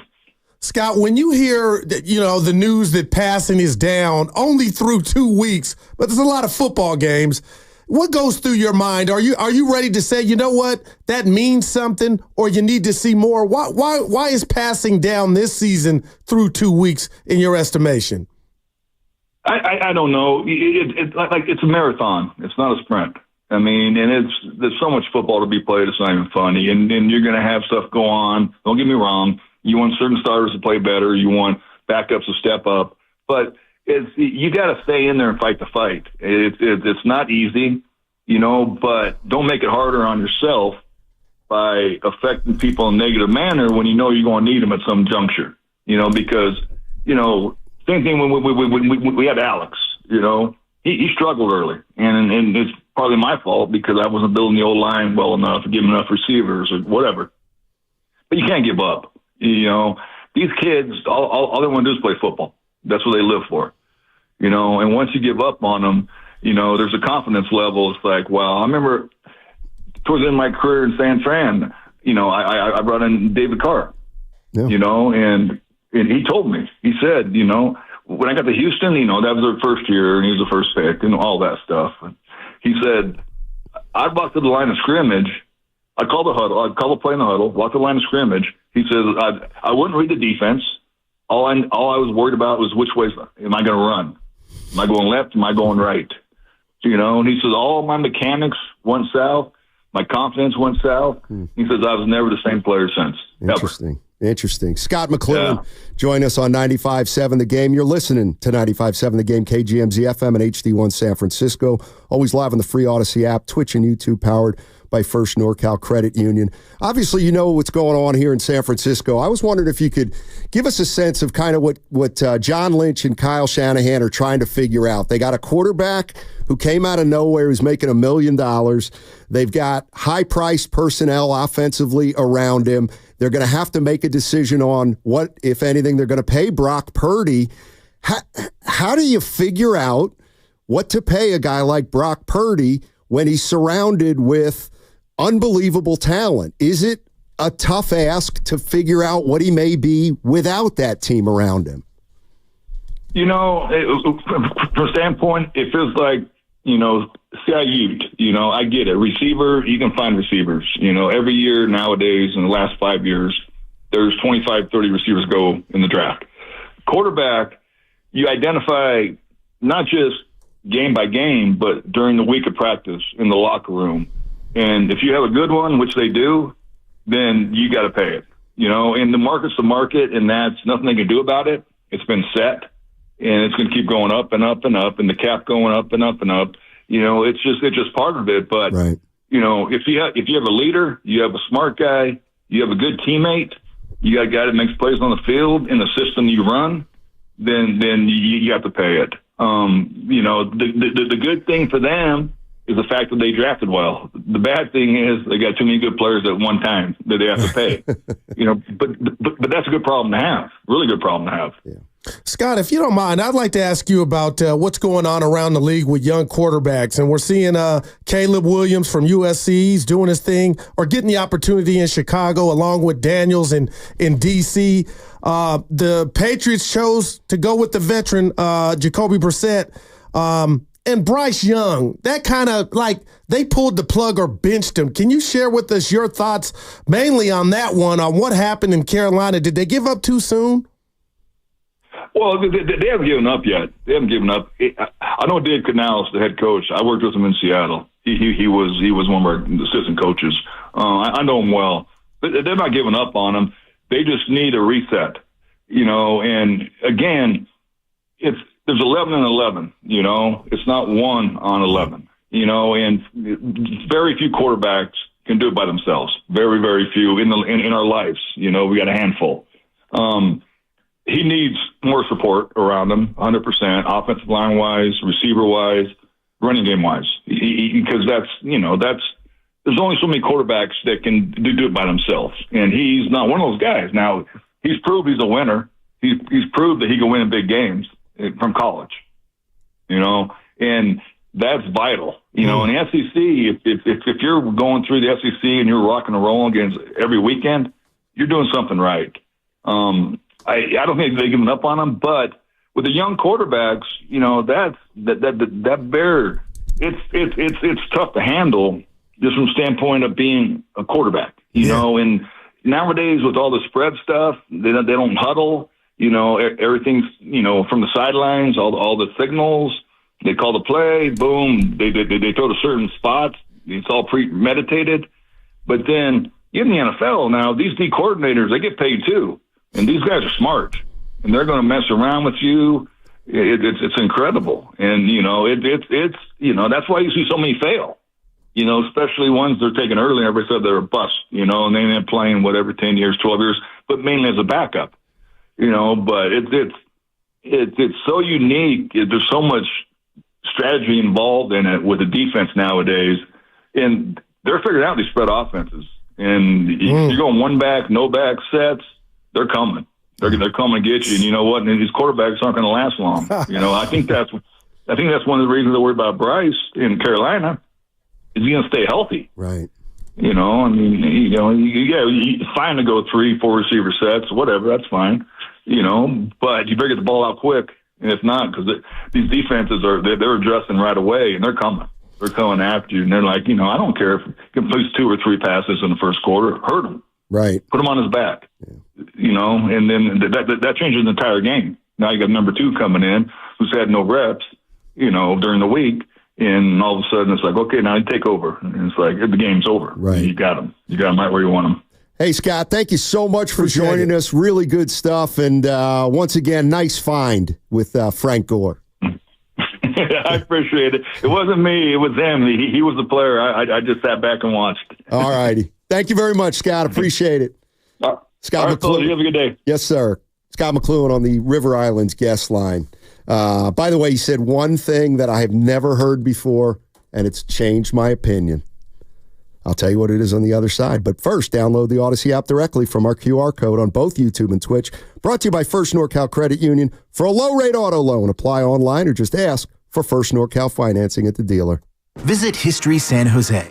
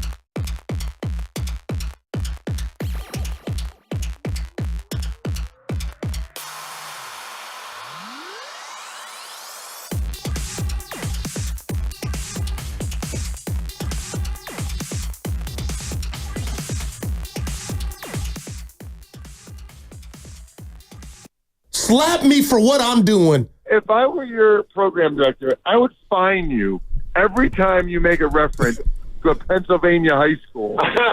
Now, back to Steiny and Guru on 95.7 The Game. God, I hate to say it after he ripped me like that, but I watched the whole Colorado State game this weekend. I don't care what anybody says. Ross Tucker is really good. Oh, man. He's really good. I was telling you. He was doing the analyst work, and he is... He should be doing it on Sunday, too, Stotty. Maybe that's down the future. He does. Well, you're right. He does some sideline for the Eagles. I know that. He also does color analysis. He was on the Bills game week 1. There you go. Yep. For CBS. Okay. Yeah, he's got a busy schedule. And he joins us every other week here on 95.7 The Game with yours truly and Guru. He does. We just had Scott McCloughan on. And I got to tell you, I may have missed something. I know, not the first time. But I threw the question to him about how are Kyle Shanahan and Lynch assessing the situation that they know is coming with Purdy getting paid, but he's also paying a lot of high-priced guys, and what do you do there? And, you know, when we talk about Purdy, is he good enough? And just take a listen to what McCloughan said, because after I heard this, I thought, well, that takes care of that. Take a listen. Quarterback, you identify not just game by game, but during the week of practice in the locker room. And if you have a good one, which they do, then you got to pay it. You know, and the market's the market, and that's nothing they can do about it. It's been set, and it's going to keep going up and up and up, and the cap going up and up and up. You know, it's just part of it. But you know, if you have a leader, you have a smart guy, you have a good teammate, you got a guy that makes plays on the field in the system you run, then you have to pay it. You know, the good thing for them is the fact that they drafted well. The bad thing is they got too many good players at one time that they have to pay. You know, but that's a good problem to have. Really good problem to have. So, I guess I've been missing the boat. Again, not the first time. But when we've had our discussion, Goo, and I've listened to all the discussions about Brock Purdy and what do you pay him, and you know, is he a $60 million quarterback, and can he make plays, and what kind of arm does he have, and does he process, da-da-da-da-da. It came down to Scott McCloughan saying, you have to decide whether to pay a guy mostly. If you have a good one, if he's smart, if he's a good teammate, if he makes plays on the field, in your system, he prepares, good teammate, you got to pay him. And to my way of thinking, when he listed those characteristics of Brock Purdy, it just kind of hit me. Well, he's right. They got to pay him. Not just on his play, but how he's respected in that locker room and how much of a leader he is and how much he's kind of taken over this football team. Right. It's funny. I say it and it doesn't resonate, and then Scott says it. I get it. But at the end of the day, I mean, it's predicated on his play, Stoney. You can't lead or they don't respect you unless you can ball first, and that's what Purdy's shown. 888-957-9570 is the number. Scott McCloughan just joined us. I want to take a listen to this Mel Kiper sound about this too high safety and what he wants. Well, I grew up with the best of the National Football League, 60s, 70s, into the 80s. You're talking about deep shots, right? The go route, the 9-route post. You're talking about Terry Bradshaw in a Super Bowl hitting John Stallworth. You see Leroy Irvin diving, right, just off his fingertips. There's the receiver. They laid it out there, right? Hit the receiver in stride, 65-yard touchdown. It's a beautiful thing to watch. That's what I want to see brought back to the National Football League. Okay, check down kings, bubble screen sensations, boring football. Game manager, I get it, but I want to see those deep shots. That's what the NFL was built on. I grew up with John Unitas, Fran Tarkington, Ken Stabler, Darryl LaMonica. You know, you talk about quarterbacks, Joe Namath. It was just right. Brett Favre when he was doing what he did. Burt Jones with the Baltimore Colts. You think about those quarterbacks who would throw the ball down the field. I'd say what Bradshaw did with Stallworth and Swan, Roger Staubach. That's what I want to see brought back. Say, well, you can't do that, right? Well, you got a 5-yard rule with the quarterback. cornerbacks, right? The Mel Blount rule, right? Now with the push thing with Hurts, you got to be a yard back now. So don't tell me you can't have those safeties closer to the line of scrimmage than they are. I was at games where I'm thinking, hey, too high? They're out in outer space. I couldn't even find us. They're playing with 9 guys, right? Where are the other 2? Oh, the other 2, they're so daggone far back, and even though they're part of the damn play. I'm telling you, we got to change this thing, and we got to have, hey, you can warn them. They come up, hey, guys, you got to get up a little bit, right? You're too far back. Warn those safeties, but you got to figure out, competition committee, somebody's got to figure out what that depth is, but it's too far back right now. The NFL is being ruined by these too high safeties. Tell us how you really feel, Mel. Does it feel like the NFL's being ruined by the too high safeties? Not to me. He just brought it to my opinion, and I thought about all those guys. But I'll say this: maybe it's just to bring it home here. I remember Jerry Rice. I know we got into it, Steiny, stretching the D. Terrell Owens stretching the D, and for whatever reason, Ayuk and Debo, guys that I think can do some things down the field. We don't see much of it. We don't even see an attempt. Like, it doesn't ruin my pleasure of watching the game. But, Steiny, I love the deep passes. And I guess all of a sudden now, if you don't got Randy Moss or Justin Jefferson, there can't be a deep ball. But I just come from the school of keep the defense honest. We running everything in the playbook, regardless of who we got at wide out. So, him listing off all those greats that would throw it deep. I know this, the Niners, they're kind of intermediate, but they don't stretch it. I mean, a couple things here. Isn't what he's talking about essentially trying to, institute the shift or outlaw the shift in baseball? Perfect. And then secondly, I would say, let's see if offenses react to the way defenses are playing, if they're playing too high safety. And I can't even believe I'm using the phrase too high safety. Well, a lot of these formations, Donnie, they're going 5 wide. They're spreading you out. They're doing it in college. So it's almost like, what else can they do? The defense. Yeah, I don't know. Let's go to, if you want to jump into the conversation, we brought it up early in the show that the passing numbers are way down, at least through 2 weeks in the NFL, trying to figure out if that's anything to put stock in to, or is it just the first 2 weeks, or their team's rusty because they didn't have a lot of training camp. Mel Kiper obviously talking about the 2 deep safeties. And does that affect your viewing enjoyment? Guru and I said we hadn't really noticed that passing was down. Evan said he's been watching games, particularly the Chargers under Jim Harbaugh now, and he's obviously doing things a little different. So, and remember, if I can, Stoney, that first Sunday night game was the Rams visiting Detroit. It felt like they were throwing the ball every down. So, let's go to Devon in an Uber. Hey, Devon, how you doing, man? Hey, guys, how y'all doing today, man? Hey, doing well. I'm calling because I'm only 34 years old, gentlemen. This may be one of the worst takes I have ever heard from Mel, man. Like, I used to play ball. I played at a decent level, practice squad for the Seahawks 2012, right? Okay. I'm all right. And I'm as a former running back, give us the competition. There's a lot of players that, although they appreciate the safety aspect, they miss the fear of getting killed because that's what we grew up playing. You know what I'm saying? They're already taking away, they're hidden away from the defense. I mean, what do you want to do? Just play just offense on the field only? You're taking away the contact. You're taking away the gladiator, the grit, and the high alert, the intensity, man. Like, you're killing us, Smalls. Like, that's how I feel. You're talking about we don't want you guys to scheme. We got Tyreek Hill running a 1.3 40-yard flat. We got guys in the league that are insane athletes, and you're trying to take away something to combat that. So I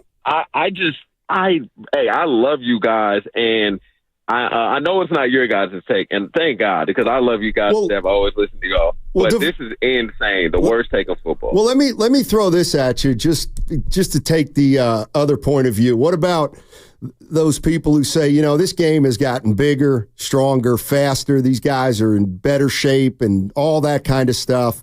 And if we regulate the game like we did 30 years ago, the injuries are going to go up and we're not going to have as good of a product.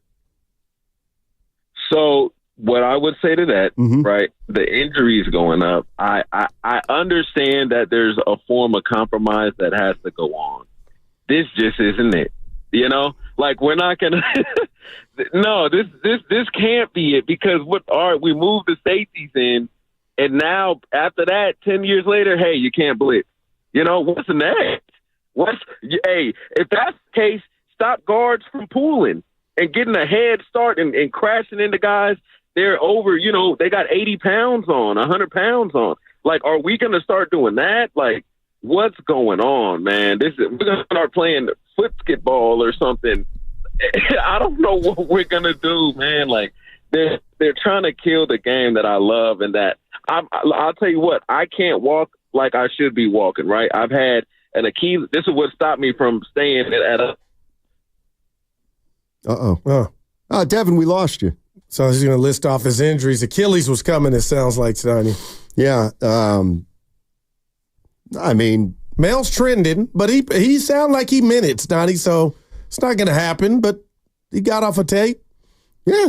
510 says it's simply because nobody plays in the preseason anymore. Well, that's the leader in the clubhouse for me. Yeah, it's certainly possible. We'll find out more about that, in the upcoming weeks. Scott said it'd only been two short sample size, too, basically. And the one thing, too, and it'll never happen, but why don't you just go back to the old rules where you could actually hit and just go back to a 14-game schedule? The problem is you can't keep increasing the game. Well, that's about to happen, and not expect injuries. Yeah, 18 is coming. The 18th game is coming. Yeah. Greg Cosell was on with Willard and Dibbs yesterday, and he was being asked a lot about Brock Purdy and how he'll do without McCaffrey and without Deebo Samuel, and whether or not the team will look the same, whether or not they'll call the same types of plays. Here's what Greg Cosell said about what he's expecting on Sunday from the Niners. In terms of what they can do going forward, with what they can do with motions and formation diversity, that'll probably be limited to some degree because Samuel and McCaffrey are the two guys that really do that and give all those looks to the defense. So, again, I'm not, in the meetings. I don't know how Kyle coaches it. Maybe it's possible that the players who will go in can do this stuff. In terms of the tactics of it, they probably can't do it as well because Samuel and McCaffrey, that's what they do. But I would imagine there'll be some limitations to what they can do from a motion perspective, and they're one of the highest percentage motion teams in the league, and from just a formation of multiplicity perspective. Interesting. So basically what he's saying is one of the strengths of Kyle. See, it's another, just listening to that makes me look forward to that game because we all heard and we all talk about how Kyle Shanahan's pre-snap motion is the best in football and it puts pressure on the defense and it confuses the defense. So I would say, let me get this straight. You're going to be down two of your star players. You can't use as much pre-snap motion. You're going to have Brock Purdy playing with less weapons. I mean, this has the recipe of getting a look at Brock Purdy in a way we haven't gotten to see him before. Yeah, and it adds to the excitement. And then also there's another side of that coin, Stoney. To win this game Sunday against the Rams is your defense has got to get fixed, especially on third down. You got to get pressure, so you got to deal with that. I talked about the chessboard, and now you kind of taking the Bishop and everything else off the board. Man, so if I'm the Rams, this is when you want to see the Niners offense.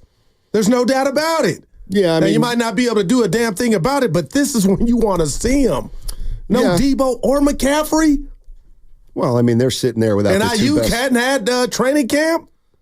I mean, in fairness to the Rams, they don't have their two wide receivers, and both these teams are banged up. Yeah. I think most people would acknowledge the Rams are more banged up than the... They lose this, Donnie, the Rams would be 0-3. Yep. Jeez. 888-957-9570 is the number. I'm asking 49er fans about this specific game against the Rams. And ordinarily, I'd be looking forward to the San Francisco 49ers on Sunday like I always am, but I have to acknowledge I'm even more looking forward to this game because the 49ers are going to play this game a little shorthanded. And I want to see how they do. And I want to see how Brock Purdy does. And I want to see how Kyle Shanahan does.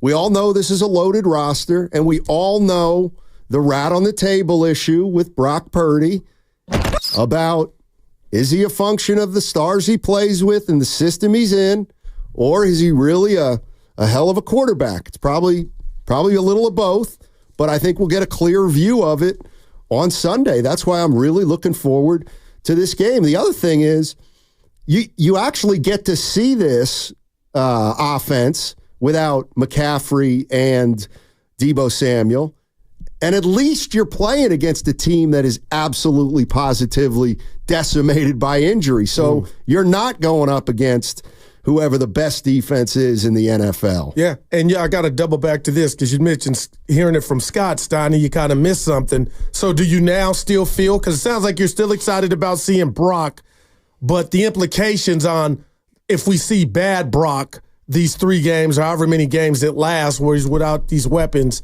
does that now change your viewpoint at the end of the day of what you do with that said information? No, he says this is all based on the premise that the quarterback you're dealing with is good. And if he's good and he's a leader, you got to pay him. So I know Brock's pretty good. Yeah. I think we'll all get a better sense of he's got more. More is going into the resume over the next 2 or 3 weeks. And it's in a way that hasn't gone into his resume before. So we're all going to be watching something new on Sunday, and I'm looking forward to it. I really am. Are you guys? 888-957-9570. Let's go to Dog Trainer in Milpitas. What's up, Dog Trainer? Dog Trainer in Milpitas. Oh, no. Probably training the dogs, Steiny. Yeah. D-Lou22 on the YouTube chat says, Steiny, why do you say the 49ers have a loaded roster? I think that's a term that most people use to describe the 49ers roster. In fact, 49er fans lead the league in talking about how good their roster is. Yeah, it's been loaded for a while. Yeah, I mean, conventional wisdom out here in the Bay with 49er fans is they have the best running back in football. They have the best Swiss Army knife in football. They have the best left tackle in football. They have the best defensive end in football. They have the best middle linebacker in football. They have one of the best tight ends in football. And who have I forgotten? Oh, Brandon Ayuk, only supposed to be one of the best receivers in the NFL and was paid like it. So that's why, D-Lou, I would say they have a loaded roster, and it's why I think most people would say they have a loaded roster. Evan gave me the stat yesterday, Goo. Last 3 years, no teams had more Pro Bowlers and All-Pros than the Niners the last 3 years. So there it is right there. That would show you it's a loaded roster. Yeah, and that's not that vote or those accolades don't come from 49er fans. That's from abroad. And I know I've seen it, and that's why I'm a bit frustrated just for Niner fans that they can't kick the door in. But like you said, this is uncharted waters here, territory with no Deebo, no C-Mac, a contract year for Brock Purdy, and can we call Jordan Mason a young talent? And let's see him do it. And I can't wait to see how the disbursement of the carries are given. Or is it going to just be Jordan Mason to do it all day long? Like, that wouldn't shock me. I wouldn't agree with it. But if we come in here Monday and Gooey had 29 carries and nobody else touched it once or twice, okay. 49er fans, how are you watching this game on Sunday? Are part of you or a group of you excited about the team you're going to watch with the quarterback who's going to do it? Or are you a little bit? Anybody dreading it? Anybody worried? What if I told you Kyle might be? He'll never say it, but I mean, come on now. It's one thing preparing them for the Vikings, and we saw that when Debo played, had 100 yards. He's not even out there. I got to believe this is going to be a difficult game plan to put together. I mean, in a crazy kind of way, I think Kyle's personality.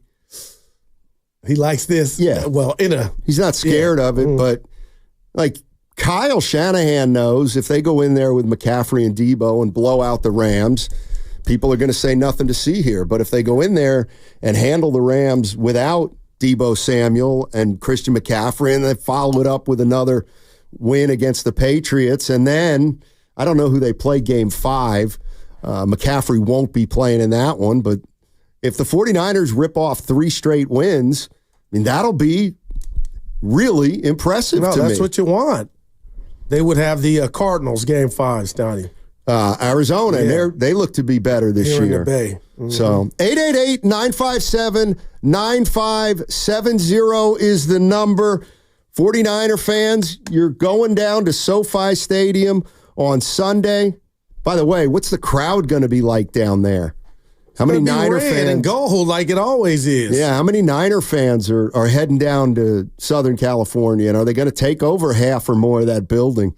According to the early seats or ticket reports, 63% of purchased tickets have been from 49ers fans. Wow. Good God. So it'll be like Levi South, as they say. No doubt about it. Levi South, as they say. If you're a Ram player, how does that make you feel? A division foe? I mean, I'm sure it's happening, so I'm sure Ram players know that they are not even close to the top of the pecking order in LA sports. They probably know that. And so they probably have to deal with that. They're going to deal with it to a greater degree probably Sunday. So we'll see about that. 510, I think these next 2 games is a bit early to weigh everything on Brock. Kyle only has a week to prepare, and Brock only has a week to adjust. Give them a couple weeks of trial and error to put together a really solid game plan with the weapons he has. I can see a heavy run offense this weekend. I would have said that last week going into the Viking game. That's just me. Yeah. And 20 carries. That's all. Yeah, and the reality of the situation is they have a few weeks because they're going to play the next 3 weeks without Christian McCaffrey, and they're going to play definitely the next 2 weeks without Debo Samuel. So what do you expect out of the 49ers in the next 2 to 3 weeks against the stretch of games they have? And how excited are you to watch Brock Purdy play without McCaffrey or Debo Samuel? Or do you look at it as though, it's kind of not as excited because those guys are not playing? 888-957-9570. That segment brought to you by Safeway.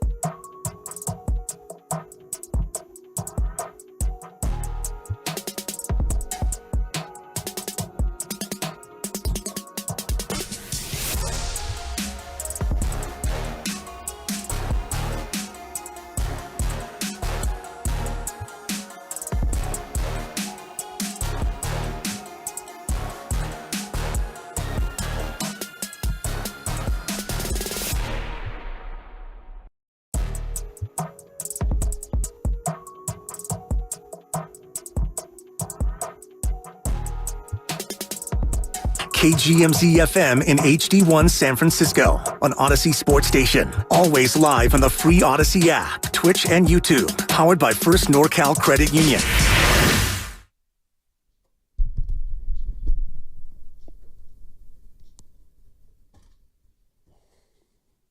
What do you know about Kyle's growth? Yo, this is John Spider Sally, 4-time NBA champion, and you are listening to Steiny and the Guru on 95.7 The Game. All right, thank you, John Sally. Appreciate it. Spider. John Sally. That's just fun. You got Evan, boy. What's up, baby? Nothing. I'm just looking over some text during the break. I found one that I think's interesting from the 707. We'll see. He says, or she says, because I guess they're addressing it to me because I said this roster's loaded. Steiny, if this roster is loaded, then why are you guys asking the question, can Brock Purdy do it without Debo and Christian McCaffrey? If it's that quote-unquote loaded, then these next few games should be no problem for the Niners and Brock Purdy. Okay, then what happened to the texter? What happened in What happened in Minneapolis? Maybe they just ran into a better football team on that day. Do you believe that? Oh, on that day, yeah, because it happens. Well, I think the Vikings are better than people think. And there was no Hufanga, and there was no Greenlaw. Like, we keep talking, and I get it, rightfully so, the offensive side of the ball, but Steiny, the defense, maybe that's why teams are, what did I give you?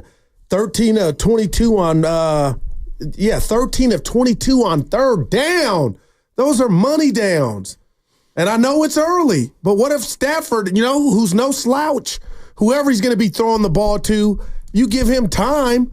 I mean, man, we've seen them ball control with the best of them. I mean, are we missing the boat here? Is the bigger issue the 49er defense right now than the 49er offense? See, that's awesome, and I think we know more after this one.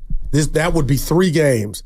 But the Niners pitched kind of a shutout against Aaron Rodgers and the Jets, or was that a 40-year-old quarterback coming off an Achilles and they're still trying to find themselves, but they still dominated them. Yeah.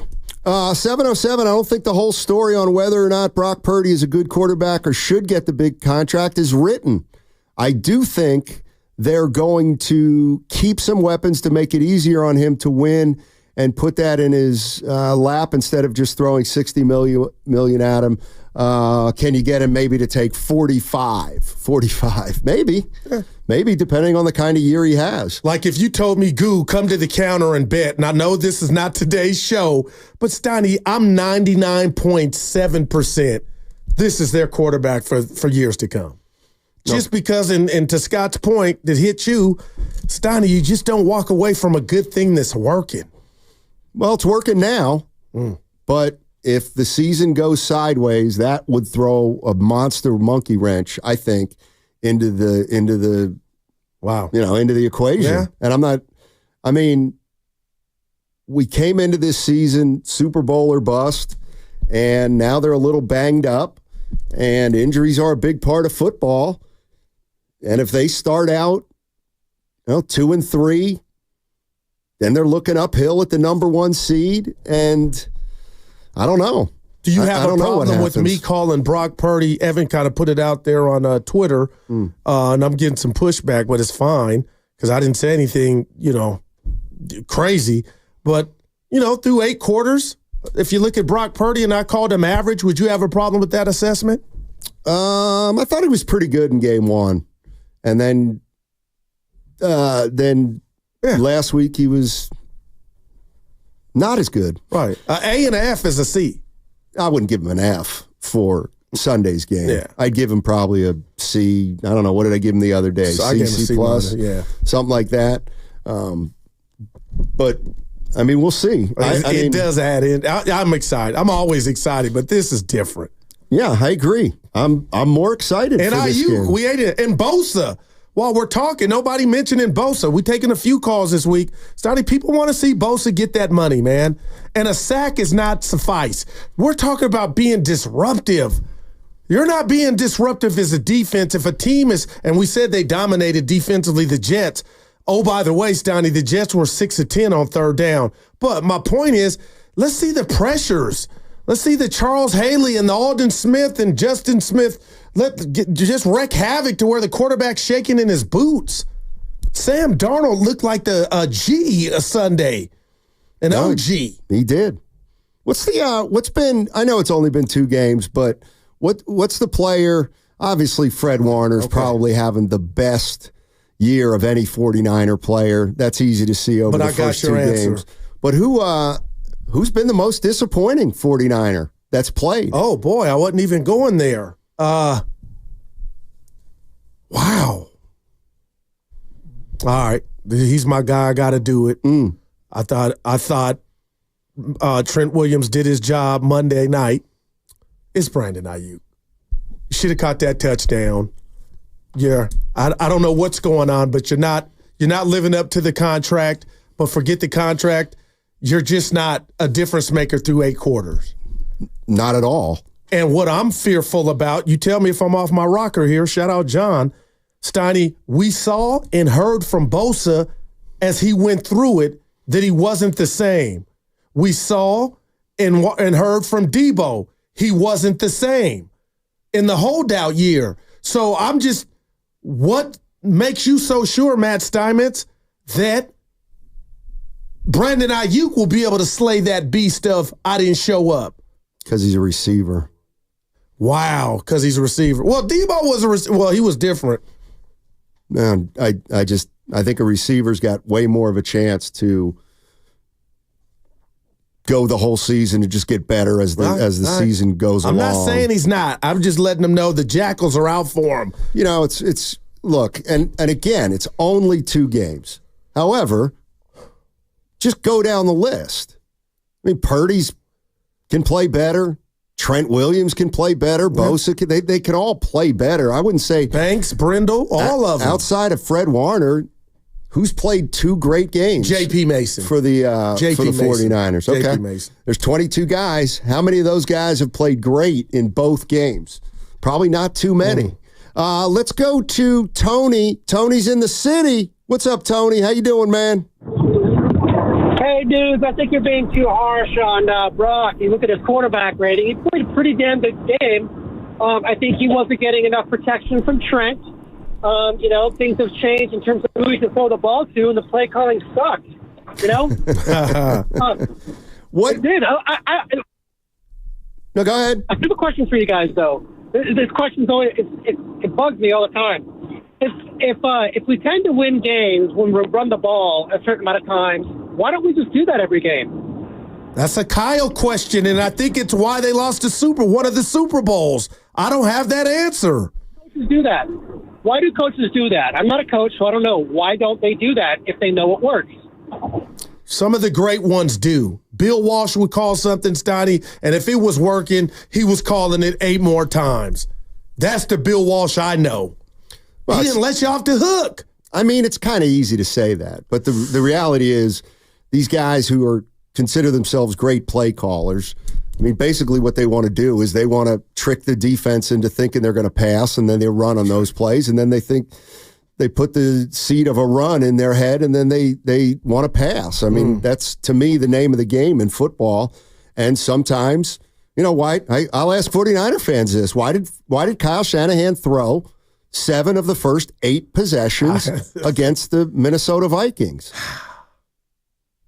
They threw it 36 times. They lost the game. And they weren't successful in those throws, too, to start the game. But I will say this, Donnie, to that point, do you think Brian Flores and his reputation of stacking the box, bringing 8-9, do you think that made Kyle say, I don't want to run into that? So did Flores kind of win it before it started in regard to the scripted plays? Well, when you script plays, do you know what kind of defense they're going to play? Well, I would assume Brian has a system, and they saw the same system that he used last year where he had 8 guys in the box. See, I actually would kind of think the opposite there, that you would run it. No, that whatever Flores did last year, he probably thought, well, Kyle's going to prepare for that, so I'm actually going to come out and do something a little different this time. See, that's funny. I would know who I would think. Here I am, starting going Madden. If you got a reputation for blitzing, I'm going to feel like that's going to always be that way. I'm geared up for that. Buddy Ryan, 4-6 defense. You knew what was coming. Now, you didn't know when, but you know what I'm saying, Steiny? So I don't know why he came out and threw. I don't know either. JP averaged 5 yards a pop, for the whole day. Not saying they would have won, but when it's all said and done and you lose handily, I don't think it's egregious to say, why didn't Steiny get the ball more than 20 totes? Let's go to 49er Dave. 49er Dave is in Concord. Hey, 49er Dave, how you doing? I'm doing great. Good afternoon, guys. I want to talk about the Rams for a minute. Okay. Can you hear me? Yeah. Okay, Rams are 0-2. They lose. They are 0-3. Their backs are against the wall. They're playing the Rams. Donald and Ramsey are long gone. Pakua and Kupp are out. They have the worst defense in terms of yards allowed and the second worst in terms of points. I don't know what all that means. I want you to tell me what it means. I'm out. Thanks, guys. Means the 49ers should win the game because they're healthier than the Rams, and most people think they're better than the Rams. Well, we haven't talked about the rival component to this. McVay is up there in the category of calling offense and calling plays, and he knows what time it is. He knows there's no Greenlaw. Hufanga's coming back, so he'll maybe get tested. But, Steiny, I do wonder, are people out here, Niner fans, are we just writing off a bad offensive showing due to Brian Flores, or is that something moving forward when you expect, to the caller's point, to take advantage of a down defense? What if you're not at your best? Can you do that? And if you can, how often? You're listening to 95.7 The Game, KGMZ FM and HD1 San Francisco. Always live on the free Odyssey app, Twitch and YouTube, powered by First NorCal Credit Union. I'm more interested in you calling the Rams a rival. Well, are they? Oh, McVay and it starts with McVay and Kyle. But would you talk about regular season ownage? The Niners have owned the Rams, but yet the Rams, who have a Super Bowl victory, beat the Niners in the NFC Championship in L.A. to go in Levi's South. So I love, like, I wouldn't pick another coach outside of Andy Reid offensively to try to carve up this Niner defense than McVay.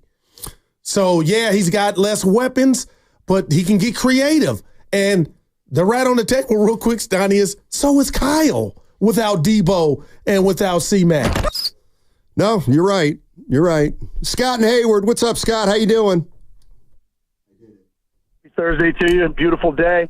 I got to say, if you're worried about these toothless lambs without Cooper Kupp, and without Puka Nacua, they traded Ernest Jones, their green dot linebacker, for an old sock that a prisoner used to make prison wine in. I don't know what they were thinking. I think they got a 6th or 7th round pick for their best linebacker. This team's best wide receiver right now is Demarcus Robinson. If they come out and beat the 49ers, there's no excuse for this team. I'm not worried about this game at all. Niners should absolutely dominate on both sides of the ball. If they don't, it's a big, big, big problem for the whole year because this team's got nothing. The Rams are just decimated. 60% of their offensive line is on the IR right now. 60%. Their starting center, their guard, their tackle, they don't have them. Their tight end. If they can't get, their starting tight end, if they can't get pressure on Stafford, who's basically a statue, oof.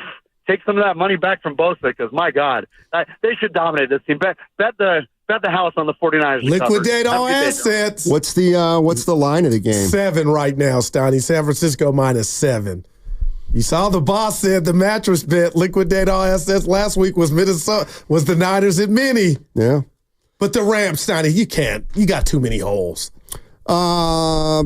It's a team they should beat, I guess. They're probably... Because Arizona put their foot in you-know-what with the Rams, right? They did a lot of damage early. 49er fans, are the Rams still like a rival? And where do they rank if you're talking about the Chiefs and maybe the Eagles? Are the Cowboys still? Is it Seattle still? Yeah. I'm going to say it's quiet on the set in the NFC West, but I do feel like the Rams... when healthy, Steiny can give them a run for their money. But I'm going to go with what you just said, your neck of the woods, Philly. And then Dallas is always just a natural rival, but Dallas hadn't beaten them. They own Dallas. I'm looking at my board here, Goo, and I see something from Deshaun Jackson. And I haven't heard it yet, but it's on who the best coach in the NFL is. And I got to believe it's outside of Andy Reid. But let's see. Right. Let's see how he answers this.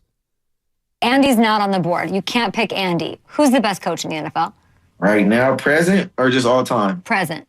Ooh, best coach right now in the NFL. I'm gonna go Sean McVay. Sean McVay. Hell, that's. I thought he was about to say Kyle, but you believe that? I believe it's the safe thing to say because Kyle Shanahan doesn't have a Super Bowl and Sean McVay does. And if you pick Sean McVay, then you have stuff to back. You have actual Super Bowl to back it up. If you say Kyle Shanahan, people will say, but he didn't win a Super Bowl. So maybe he's all right, just let your going partner on take resume. a crack at it. Okay. And you've said this. The Lakers, they don't believe in building anything. They go spend, and then they do, wash, rinse, repeat. They do it again. That's how the Rams got their Super Bowl. So am I off base saying McVay hadn't built anything, but when they were healthy, they made the moves, sold all the draft picks, it worked, and they cashed in? Could I make a case or somebody make a case Kyle's built something that's gone to 4 straight NFC championship games and 2 Super Bowls? And I'm not saying that supersedes the 1 Super Bowl victory because that's what I would take. But when the smoke settles and the dust clears, Stoney, could I say Kyle's built something more than McVay? Well, I mean, I'm looking at McVay's record, and he's coached 1, 2, 3, 4, 5, 6. Been to 2 Super Bowls, too. I mean, look, Kyle's coached 7 years. McVay's coached 7 years. How many times has each team been to the playoffs? Both teams have been to the playoffs 5 times. So over the same amount of time, they've had essentially the same amount of success. And 2 Super Bowl appearances, but yet Rams won 1 of them. Exactly. So I think, I don't know if, the Rams have built something. Yeah. 11-5, 13-3, 9-7, 10-6, 12-5. And then then they had a bad year in 2022. Last year I'd have to give them credit because they got into the postseason. And I think a lot of people expected them to fall back a little bit. That is crazy, 2 Super Bowl appearances, but one has won 1. McVay got his. Yeah. Knocking off Kyle. Yes, sir. Yes, sir. 9-2-5, but McVay made the Super Bowl team. He made the trade. I think he's saying he, orchestrated the trade for Stafford. Right. And it worked. It worked. Even if they don't get back. Yeah. 341 says Kyle's done an excellent job against McVay, especially when the Rams are riddled with injuries. But not in the NFC Championship game to go to the Super Bowl. Nope. Had a 10-point lead. Yep. You don't like when I say that. Well, I don't make it up. It's a crutch. No, I know. It's a factoid. Yeah, it's a crutch. And a factoid. Mel Kiper. People were pissed at Mel him this Kiper morning. Jr. All right, I'm going to throw something Nobody's at you. ever heard of Mel Kiper Sr. Who is Mel Kiper Sr.? But see, why would you disrespect somebody's pop? That's I'm what not. it's about. It's not about was your dad anything. If I don't, he's a senior. If I don't put the named you junior, and if I forget to put the junior on, I'm not calling him by the wrong name. I'm not calling somebody junior. Wow. Anybody could put that on. All right, let me me just do this before I know we're up against it. Montez Shasky went 15 rounds on. Can you tell the story of football without Mel Kiper Jr.? Yeah. The question is the story is good? He was the internet before the internet. He was the draft dude, Steiny. Can you tell the story of basketball without Dick Vitale? I wish you would. Well, no. Okay. It depends on how long your story is. Okay. Well, then I think Kiper's kind of in that same bracket. But he started the game of analysis publicly. Who said what? Oh, Shasky was saying he definitely a Hall of Famer. Spadoni did too. Bonte was like, he said in no world is Mel Kiper Jr. a Hall of Famer. It was entertaining. And I thought to myself, Mel's a big boy. He's been wrong, but no, Mel's with the Eddie Munster haircut. Yeah. Are there other media guys in the Hall of Fame in the NFL? I know there are in the NBA.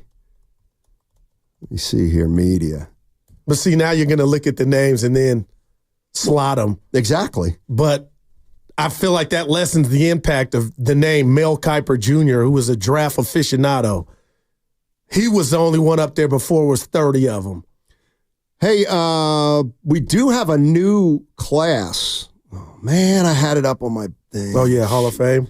Yeah, I'll do some research on the... Do you have a problem with a majority of the list?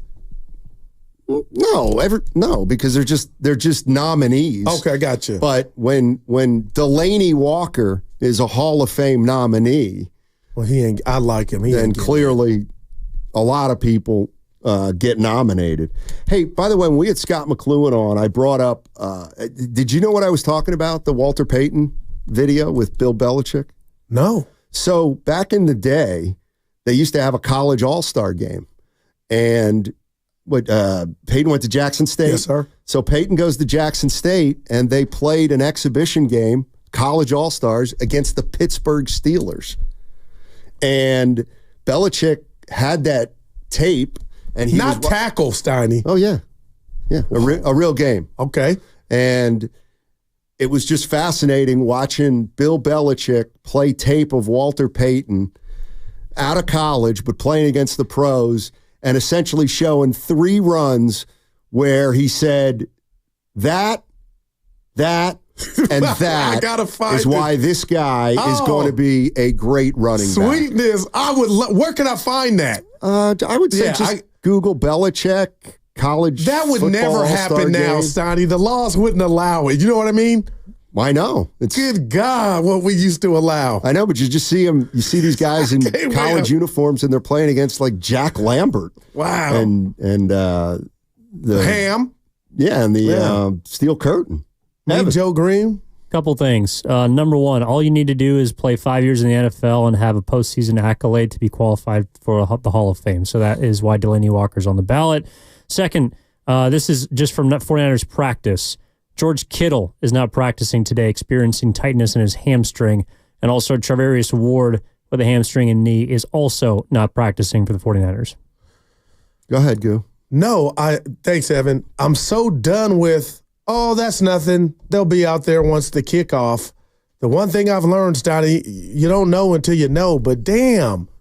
Like, there's no way in any world George Kittle's 85 is not ready to go. I have no idea. But the Rams ain't going to feel sorry for you because they got a litany of injuries. Probably not. Yeah. Probably not. So Charvarius Ward and George Kittle did not practice today, or are not at practice today for the San Francisco 49ers. Oh, wow. Austin came down my road. Okay, we can talk about that on the other side. If you haven't heard, 49ers, Rams, 125, SoFi Stadium, no Debo. Yeah. No Christian McCaffrey. And today, George Kittle and Charvarius Ward did not practice. I got to ask you this, Donnie. You know where you're watching Sunday? That's actually a good question. No, it is. That's because we got some games on the docket, baby. Well, I'm gonna be solo, and I'm not playing golf. So that sounds to me like I'm a free agent. Throw something at the house. I'll come through. Problem is, Susan's coming home the next day, and I don't want to have a mess. I don't want to have a mess. That's when you don't want to do it. I don't want to have a mess to clean up. I got you. 888-957-9570 is the number. Austin's apparently coming down Guru's Road on the other side. And are you looking at Sunday's game with more interest because the 49ers are going to play with a little less? 888-957-9570. What's up? It's your boy Guru here to tell you Prize Picks is America's #1 daily fantasy sports app with over 5 million active members. Prize Picks is the easiest and most exciting way to play daily fantasy sports. Unlike those other apps, on Prize Picks, get this, it's just you against the numbers. All you do is pick more or less on 2 to 6 player stat projections and watch their winnings roll in. One Caleb Williams passing yard gets you 1 win on Prize Picks every week in September. That's right. 1 yard gets you an automatic dub every football weekend in September. 4 weeks of free W's. Don't miss this deal on Prize Picks because it's gone when September ends. And remember this, you can now win up to 100 times your money on Prize Picks with as little as 4 correct picks. Tonight, the lock of the day is the New York Jets will win the game over the Pats by more than 6 points. Download the Prize Picks app today and use code GURU957 and get $50 instantly when you play $5. That's code GURU957 on Prize Picks to get $50 instantly when you play $5. You don't even need to win to receive the $50. It's guaranteed. Must be present in certain states. Visit prizepicks.com for details. When selecting a financial institution,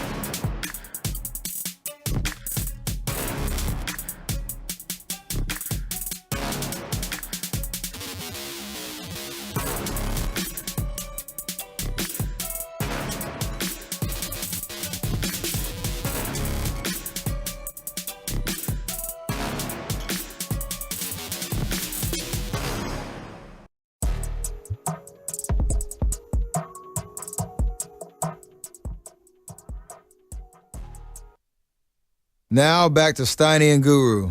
Take it away, Steiny. Hey, you reminded me. We got Warriors coming up. What? The 30th. We'll be out there at Media Day at Chase Center. September 30th. Yes. We'll be at Media Day. And this morning I get in the caddy, in traffic, of course. Yeah. And I randomly send off a text. I'm good in the morning to send a random text. Guess who it went to? Bob Myers. Raymond Ritter saying, new season is upon us. And he texts back, yeah, Steiny, we're going to, man. What'd he say? Banner number 8. Where's our 7 banners? I read banner number 8. I guess Phillies get... Well, they count that. Yeah, Philly counts. So they've got 4. See, and they got the one in 75. This is when I talk too much because now I know I need readers. He must be... Yeah, banner number 8. Here we go. What's the one I'm forgetting? I guess I thought it was the first one with Barry. Here. That and then they got 4 with Steph. That's 5. And I think they're including the Philadelphia Warriors, that team that was great. Yeah. But where's the 7th one is what I'm wondering. We'll see.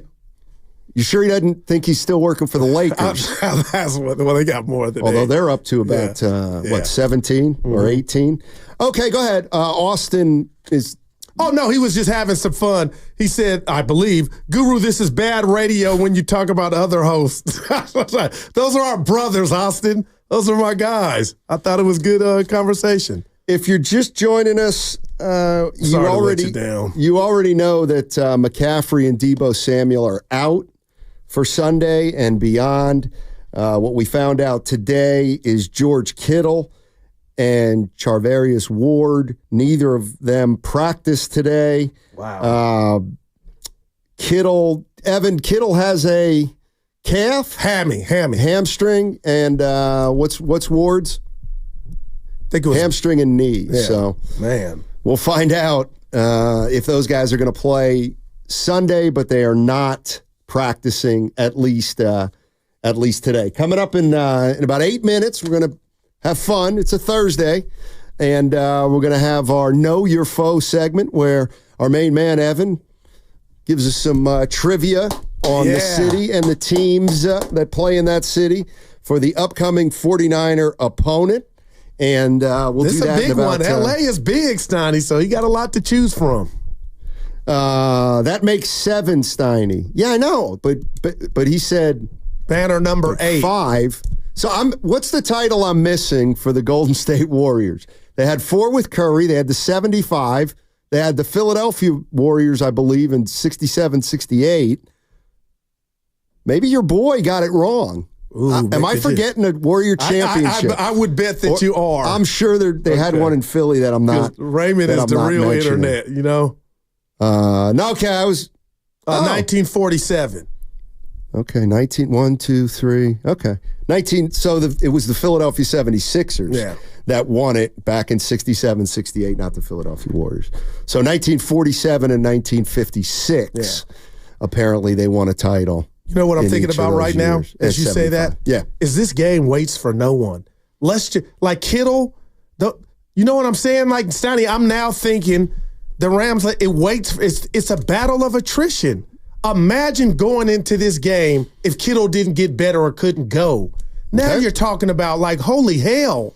Well, don't cry about it too much. I'm not because crying. No matter what, the Rams are going to be more hurt than the Niners. And I wonder if in a twisted world, is that going to help them band together and just give it all they got in regard to, like, Debo's not playing, C-Mac's not playing, Brock Purdy, let's make him, let's show him why he was Mr. Irrelevant. Like, I mean, there's no way Kittle and anybody else can miss this game, Stoney. Well, there's a way. Yeah. And if maybe they're being very cautious with every player early in the season because they hope that they're playing deep into January and February. This is interesting from the 510. We referenced the Walter Payton after graduating from Jackson State or in his senior year played in a college all-star game against the Pittsburgh Steelers, and Bill Belichick was watching the film, and he went over a couple of Peyton's runs in that game and said you could tell right away that this guy was going to be special. Yeah. And it's hard to imagine a college all-star team playing against the Super Bowl champion, but according to the 510, yes, he says they didn't play preseason games, nor did they scrimmage with another team back then. So maybe that's why the game was played in the first place. Man. 650. Steiny, you should have known the Warriors have 7 titles. You're getting the little T. That's fine. I'll take the little T. Bring him back, getting ready for the season. I get years. I have problems keeping years straight, and you're right. I'd completely forgotten about 1947 and 1956. When you hear 2 years that were, I know we're getting ready for born. Evan. Yeah, stop cutting you off, Jesus. When Evan, we're getting ready for Evan in this new segment, which I love, Stoney. But honestly, when I say Los Angeles Rams, what's the first player that comes to mind for you? Lawrence McCutcheon.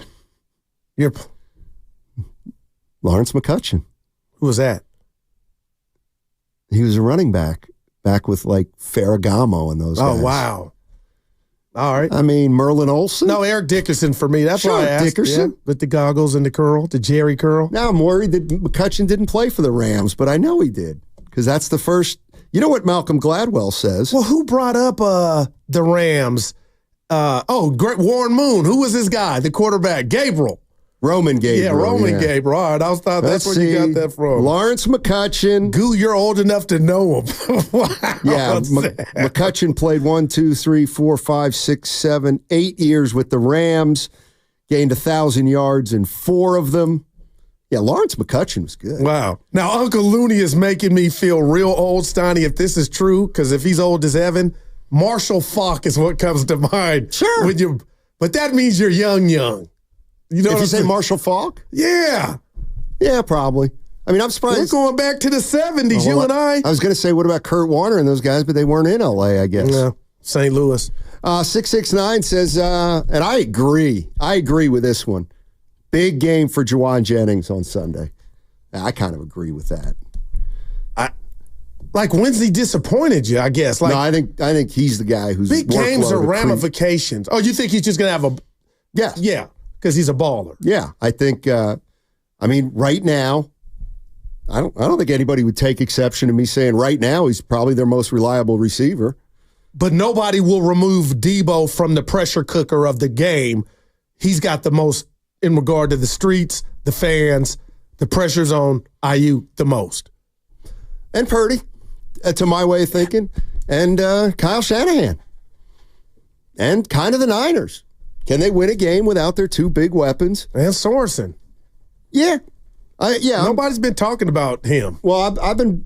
No, the big boys are hurt on offense, so I've been focusing a little more on the offense. But no, the defense could use a better game than it played against the Minnesota Vikings. That was a bad one, Steiner. And that game was about to be 27-7, and Minnesota would have earned all of that 27. And it could have been 34 had Fred Warner not picked off your boy in the red zone, which was a great play.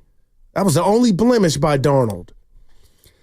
I was hearing Shasky yesterday. What did I miss? What did he say? Well, does he miss him? Somebody said if you take away the 97-yard reception, the 49ers defense was pretty good.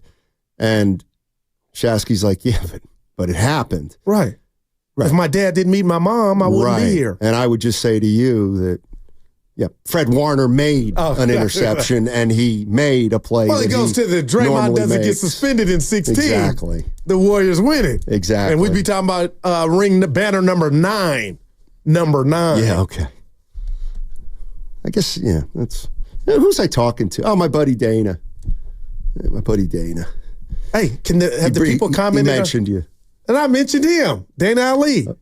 Yeah, but he... Oh, boy.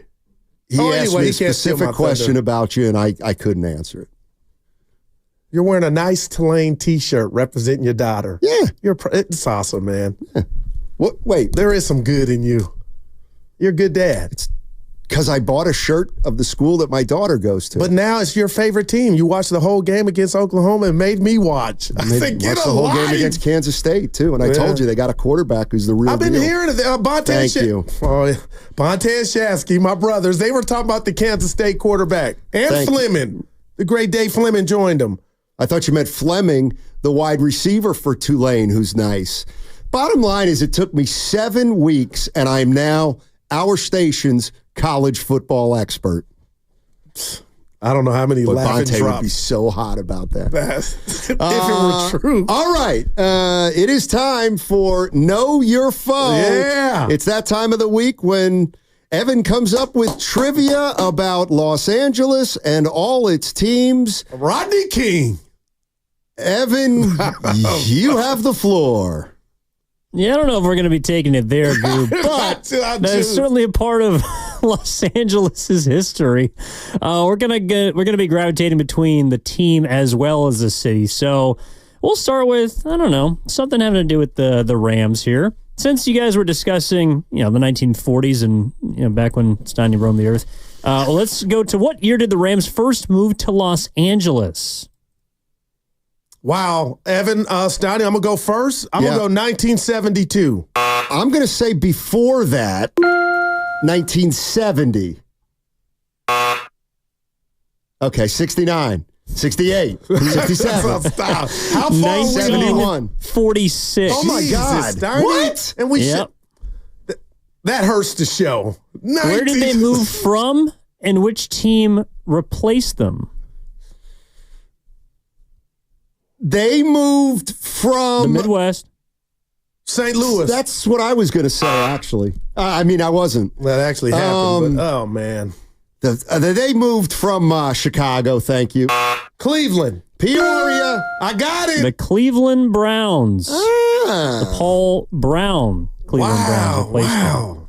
Okay. Damn, right. Steiny. It's 1947, dude. What are we doing? Yeah. I know that. All right, which Rams defensive end coined the term sack?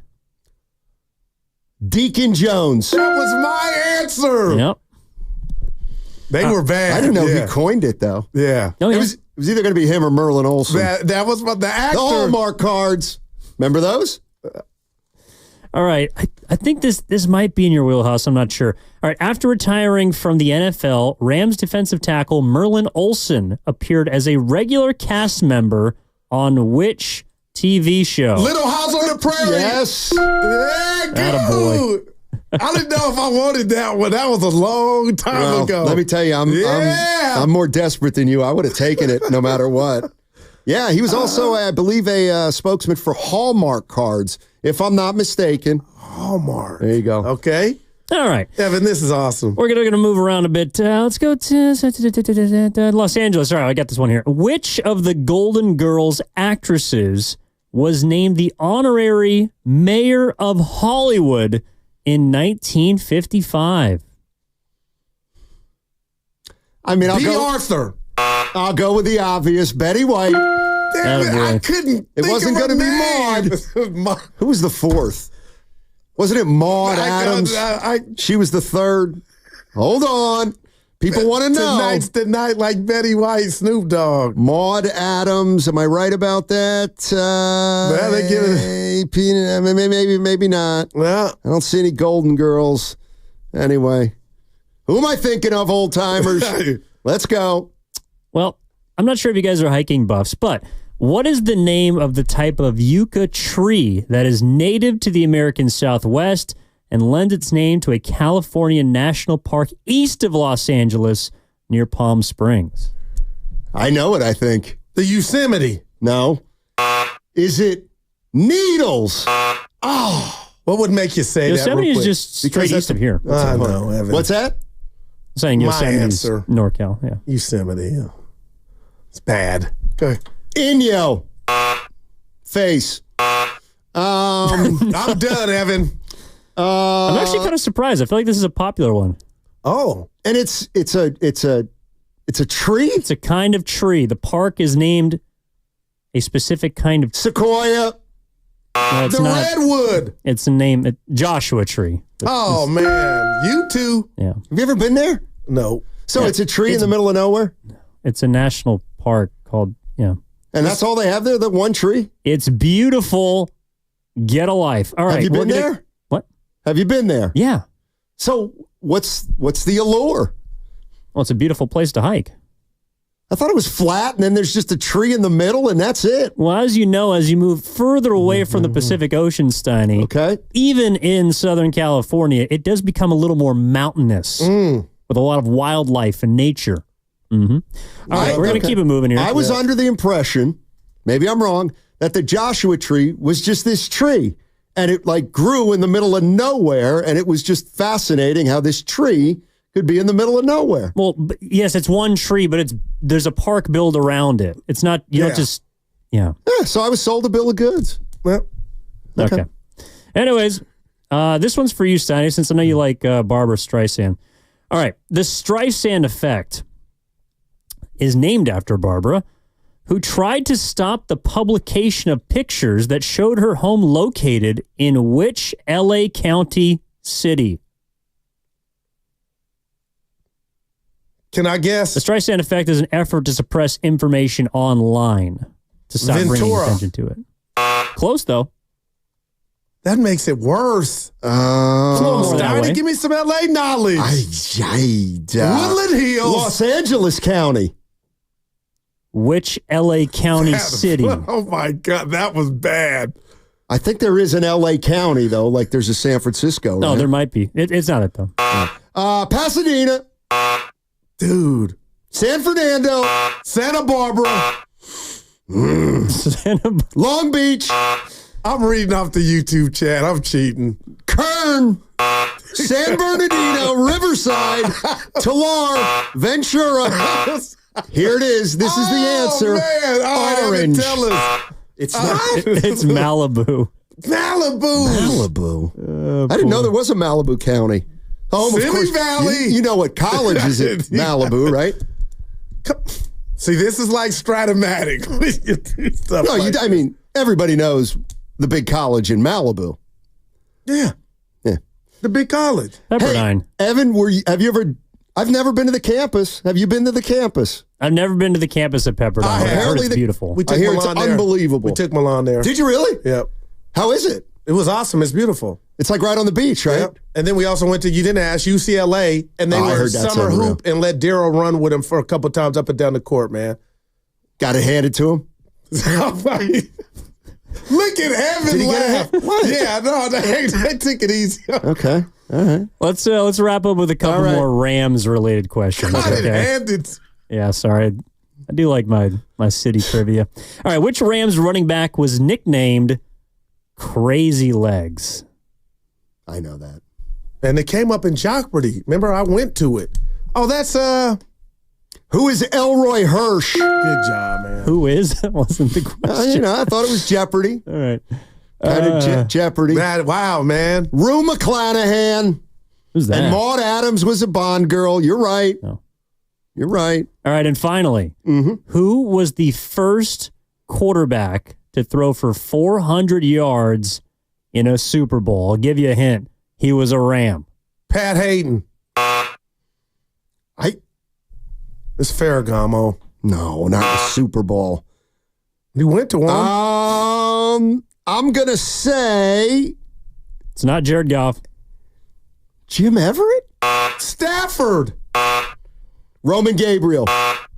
Jesus. Don't. 1946. There's a lot of options. Kurt Warner. But does that count? No, because I took it off. No, he was in St. Louis, though. But I think he... Yeah, he was a Ram. Yeah. Oh, he said Ram. He schnookered us. Yeah, he did. And included St. Louis. I think I passed. At least 80%. Oh, boy. What you got? Evan under fire. For what? First of all, somebody's saying they closed Pepperdine. They did? Pepperdine's still a university. Somebody's saying there's no Malibu County. It's a part of L.A. County. Which L.A. County city? That's what he said. No, he's talking get mad to at the dude who texted. Because you tried to get to him. Read that. Take it back to who you got it from. I'm just wondering. I'm just wondering. That was Evan. That was good stuff, Evan. man. Estelle Getty. That was the fourth. Nick who? Estelle the Golden Getty. Girl. She was Golden Girls were Estelle Getty, Rue McClanahan, Betty White, and is that your phone? That's spam. Put it on silent, bud. At least I'm not taking the call during the show. The boss tweeted that. It was the Geek Squad. Now I forgot the fourth one. By the way, I really hope they didn't close Pepperdine because I think Santa Clara is supposed to play their volleyball program in a couple weeks. Boy, this thing is full of wrong information. Didn't Milan like Pepperdine? Yeah, didn't get in. I think it's got a. It was for volleyball. I think it's got a religious affiliation. It might be Jesuit or something like that. Oh, just saying. What religion are you? Catholic? Yeah, you told me. Well, I went to Catholic school. I wouldn't. I got you. Lapsed. It fits. I'm lapsed. Whoa. I'm a lapsed Catholic. I got you. Okay. You're wrong. There are hundreds of Joshua trees in the national park, not just one. And it's not a tree, but a lily. But it is the greatest album. One of them. My top 5. What's your favorite song on that album? Man, Stoney, I'll tell you on the other side. Okay. Yep. Well, we still have a minute if you want to think about it. No, it's a classic. So are you insinuating I don't know one song? I'm insinuating you don't know one song on that album. Now, that's what hurts our relationship. It really does. Well, so I won't stoop to your level and give you a song.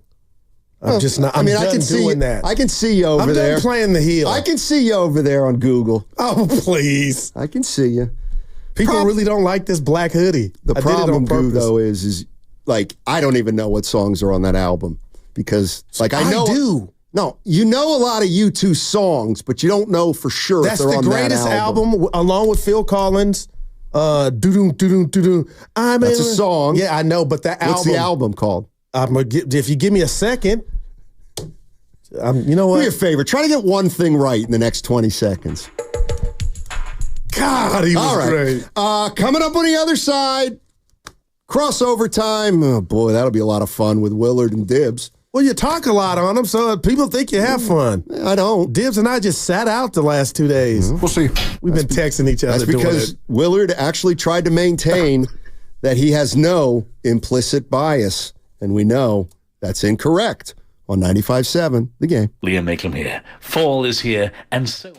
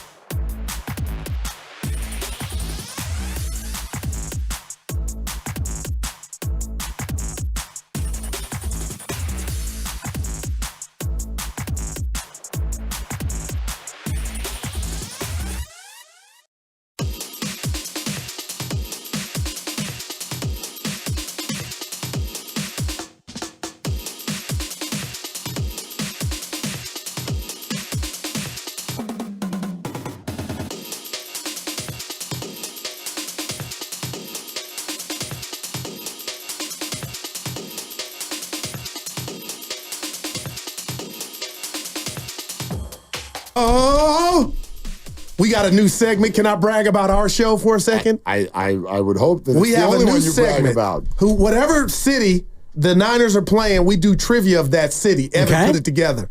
Dude, we just had a blast. LA trivia. He covered it all. Of course, I won. I got the most correct. But, dude, yeah, just look at Steiny. You're going to get moved because of it. Folded arms. Wait a minute. Yeah, how does the scoring work? Wow. Just a number I missed the most, I think. You might have been right behind me. What were some of your favorite questions? The best question was... The Golden Girl. Oh, yeah, go ahead. Yeah. Well, the one was... This former Ram came up with the first time it was used, sack. Yeah. This former Ram. Defensive lineman. Oh, what's it, Deacon? Yeah. He got look at this. It was him or time in Merlin LA. Yeah. And when did the Rams move to LA? When did they come to LA? Which time?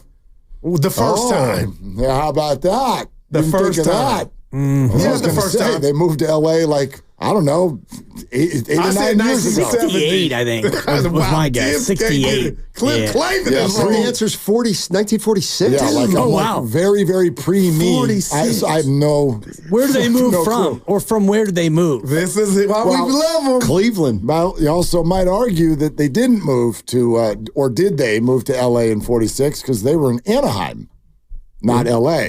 Well, we had a little geography issue with Malibu. But they were in Evan set Anaheim, me straight. Anyway, we love which the Artie segment, Moreno guys. will try to tell you is LA, but spoiler alert, it ain't. No. Then there was one. Merlin Olsen became an actor on what show? I got this, Dibs. Oh, right. Come on, Dibs, I'm shocked. Willard, I'm shocked. Was it...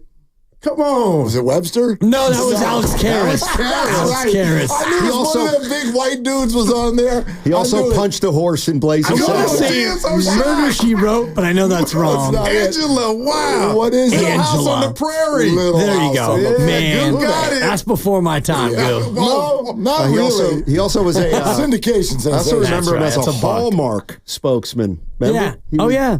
Or it was Flower. Yeah, I think it was Hallmark Flowers.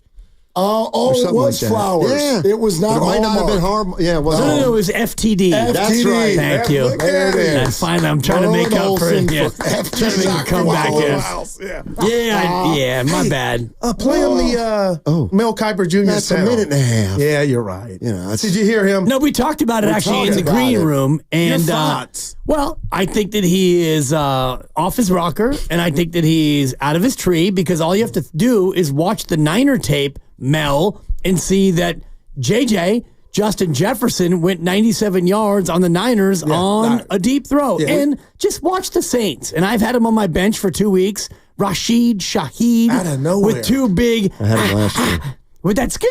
Well, just summarize real quick, though, what he said. So He doesn't people like know the what brand of offensive football. He went back to Daryl LaMonica, all the gunslingers, going deep, basically. And he says the two high safeties have taken that out. And he also, Stoney brought this up with the parallel of it's like baseball with the shift.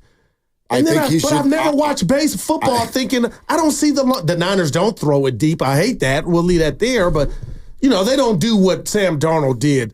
Or even try. I mean, you don't got to be prolific at it, but try it. Keep the defense honest. Kuiper should get Tyreek Hill on his podcast and ask him if he's having a hard time going deep. Because I don't know that I've watched a football game that Tua has been in the last 2 years where Tyreek doesn't have a deep touchdown. That's why everybody grabbed him. He got the 80-yarder when he got arrested. Like, I mean, well, correct. Yeah, he did that. Like, so I don't know if maybe it's a little less prevalent and what the reason is for it. I think it's also a very low percentage play. And we're in an age of analytics in sports where people are studying this stuff.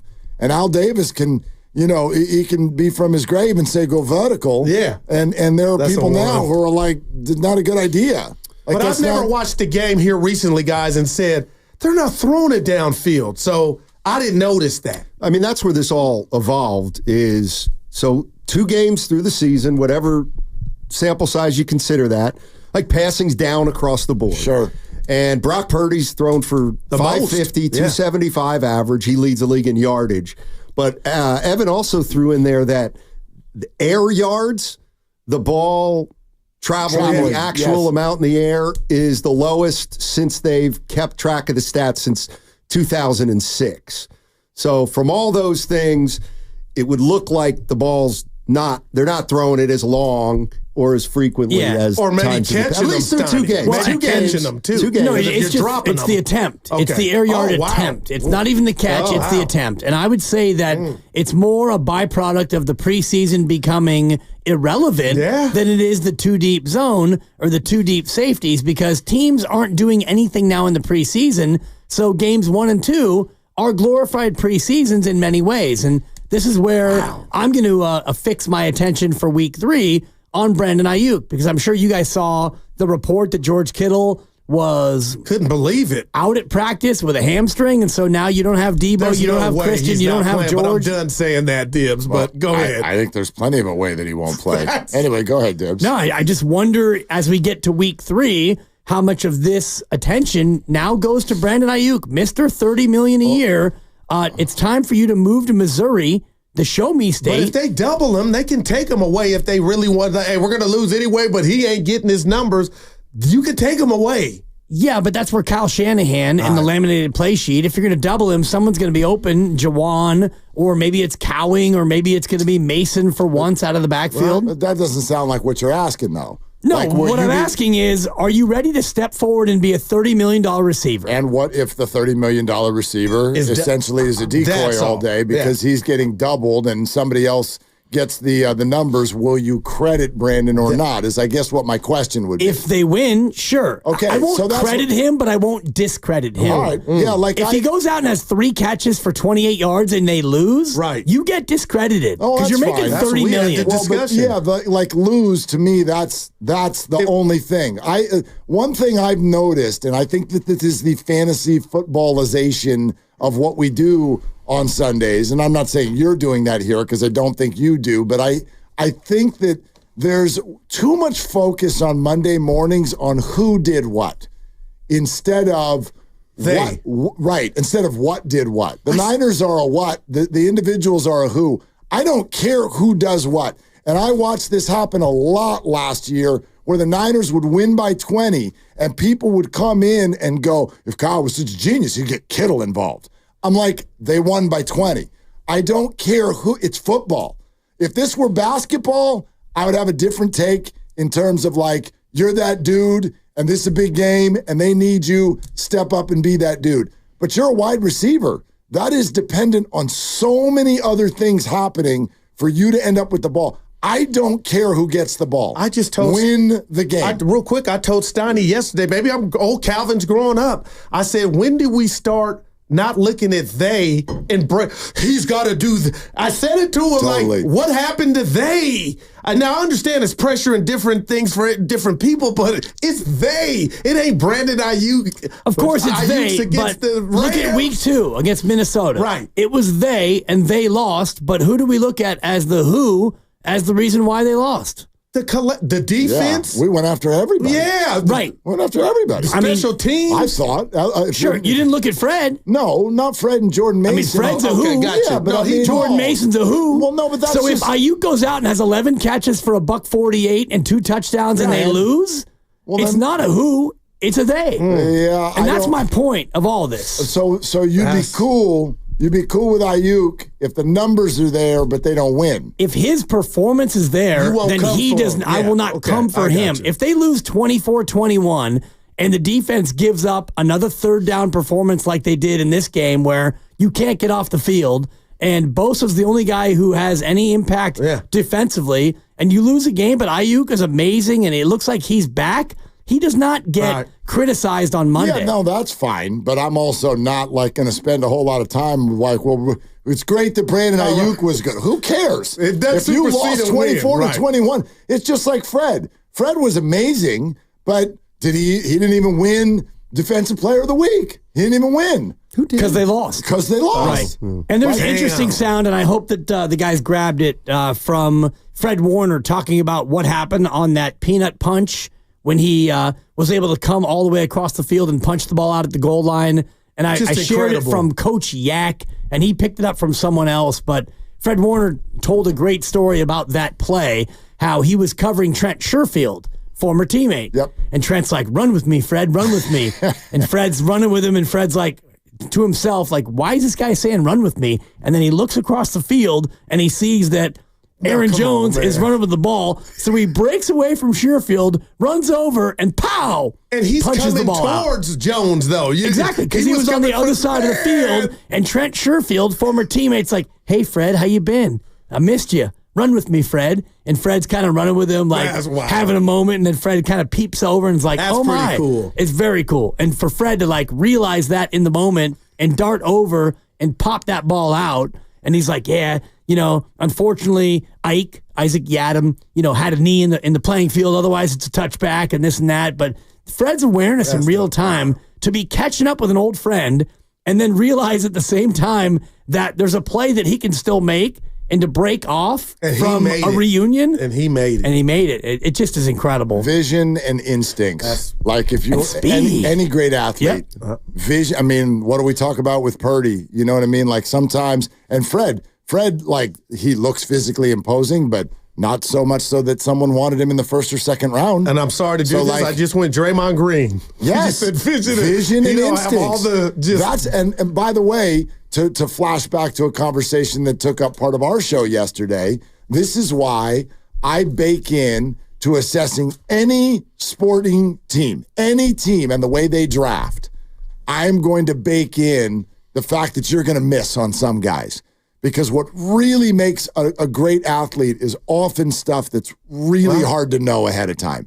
Obviously, if you're the most physically talented, we can take a good guess.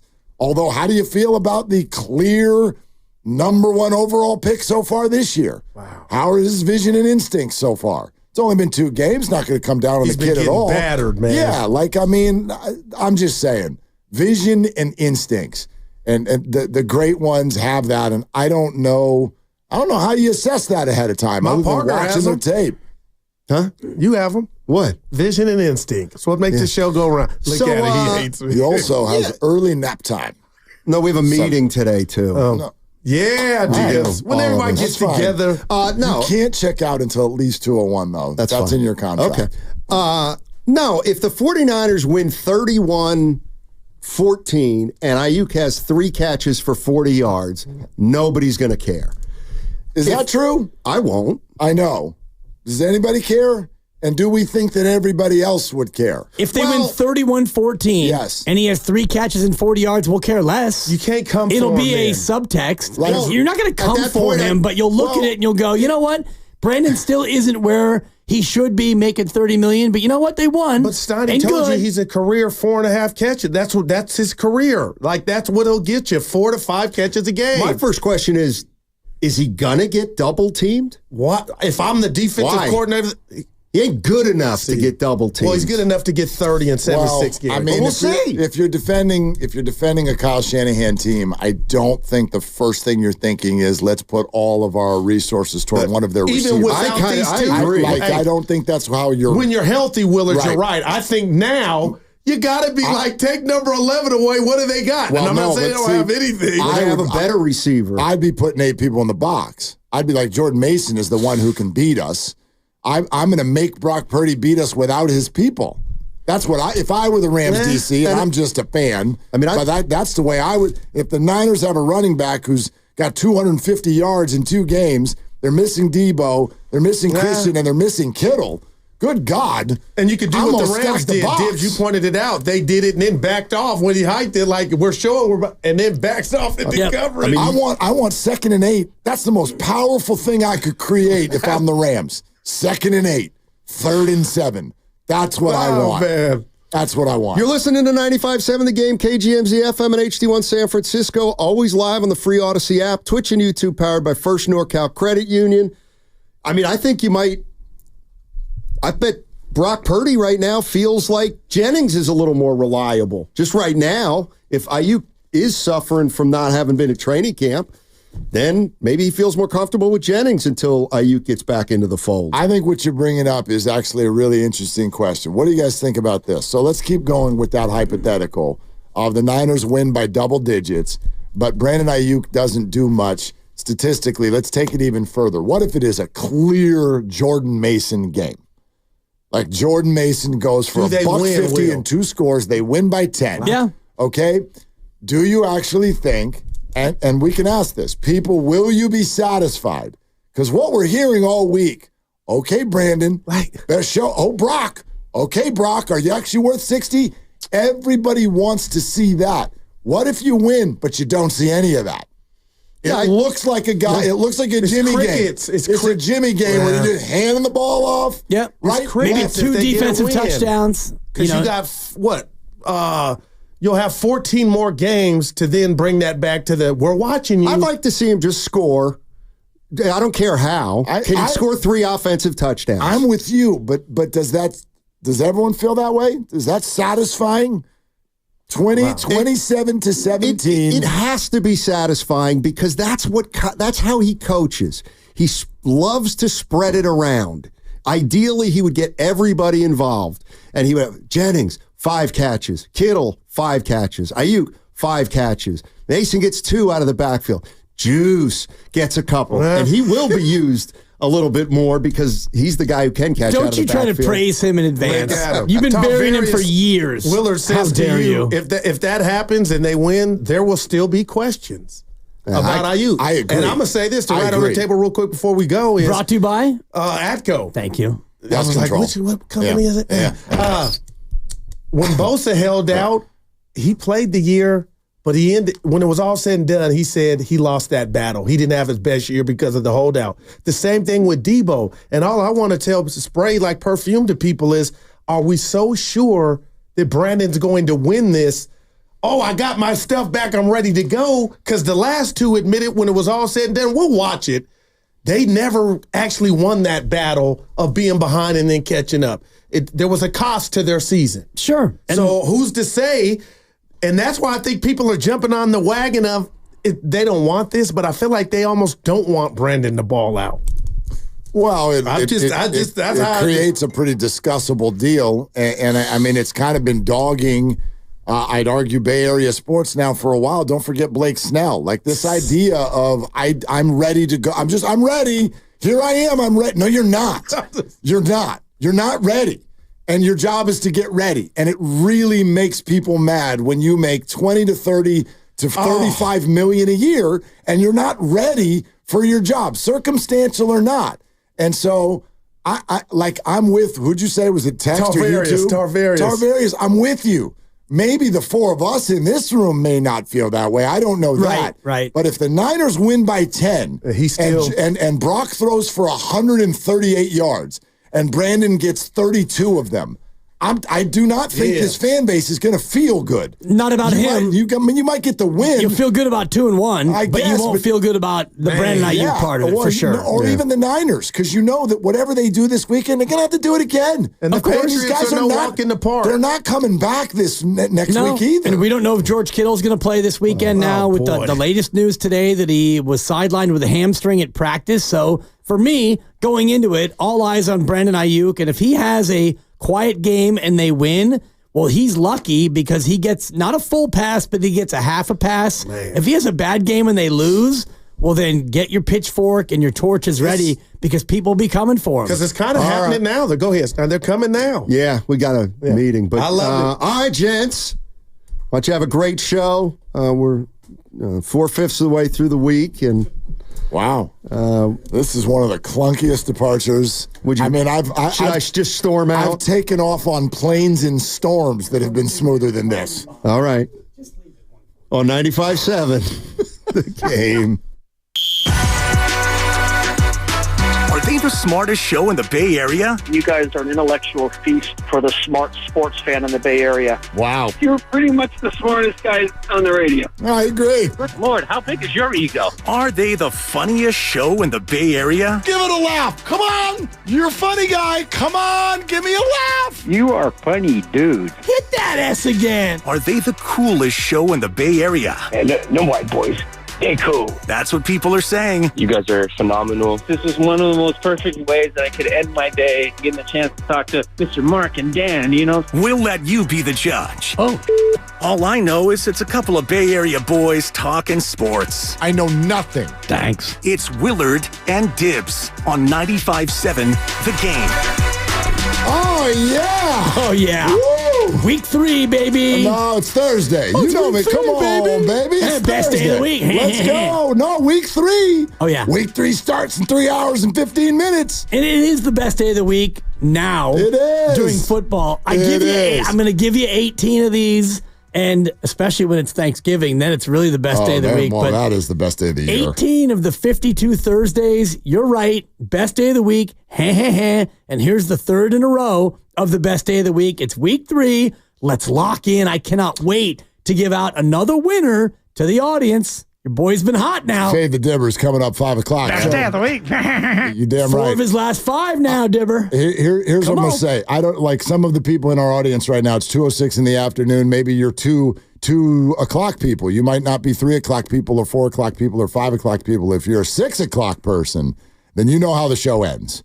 And the show ends with me saying, shoot your shot. It's all you got. Let's do that at 2. Dibs, go ahead. Brandon Ayuk, shoot your shot. Let's hear it. My shot is this, Mark. This week, week 3, is a big week for Brandon Ayuk. You held in, Brandon, and you wanted every last dollar. And even though the money might have been there 3 weeks before you signed it, you didn't sign it. You skipped camp, and you got your money. You got your bag. It was a bag alert, a major bag alert, and I'm happy for you because everybody, like you and I have talked about, every player who puts his on the line in the NFL, you deserve every dollar you can get. You got every dollar that you can get. Week 1, shh. Week 2, shh. Okay, here we are, week 3. No Debo, no McCaffrey, and George Kittle's now questionable, and you're going down to L.A.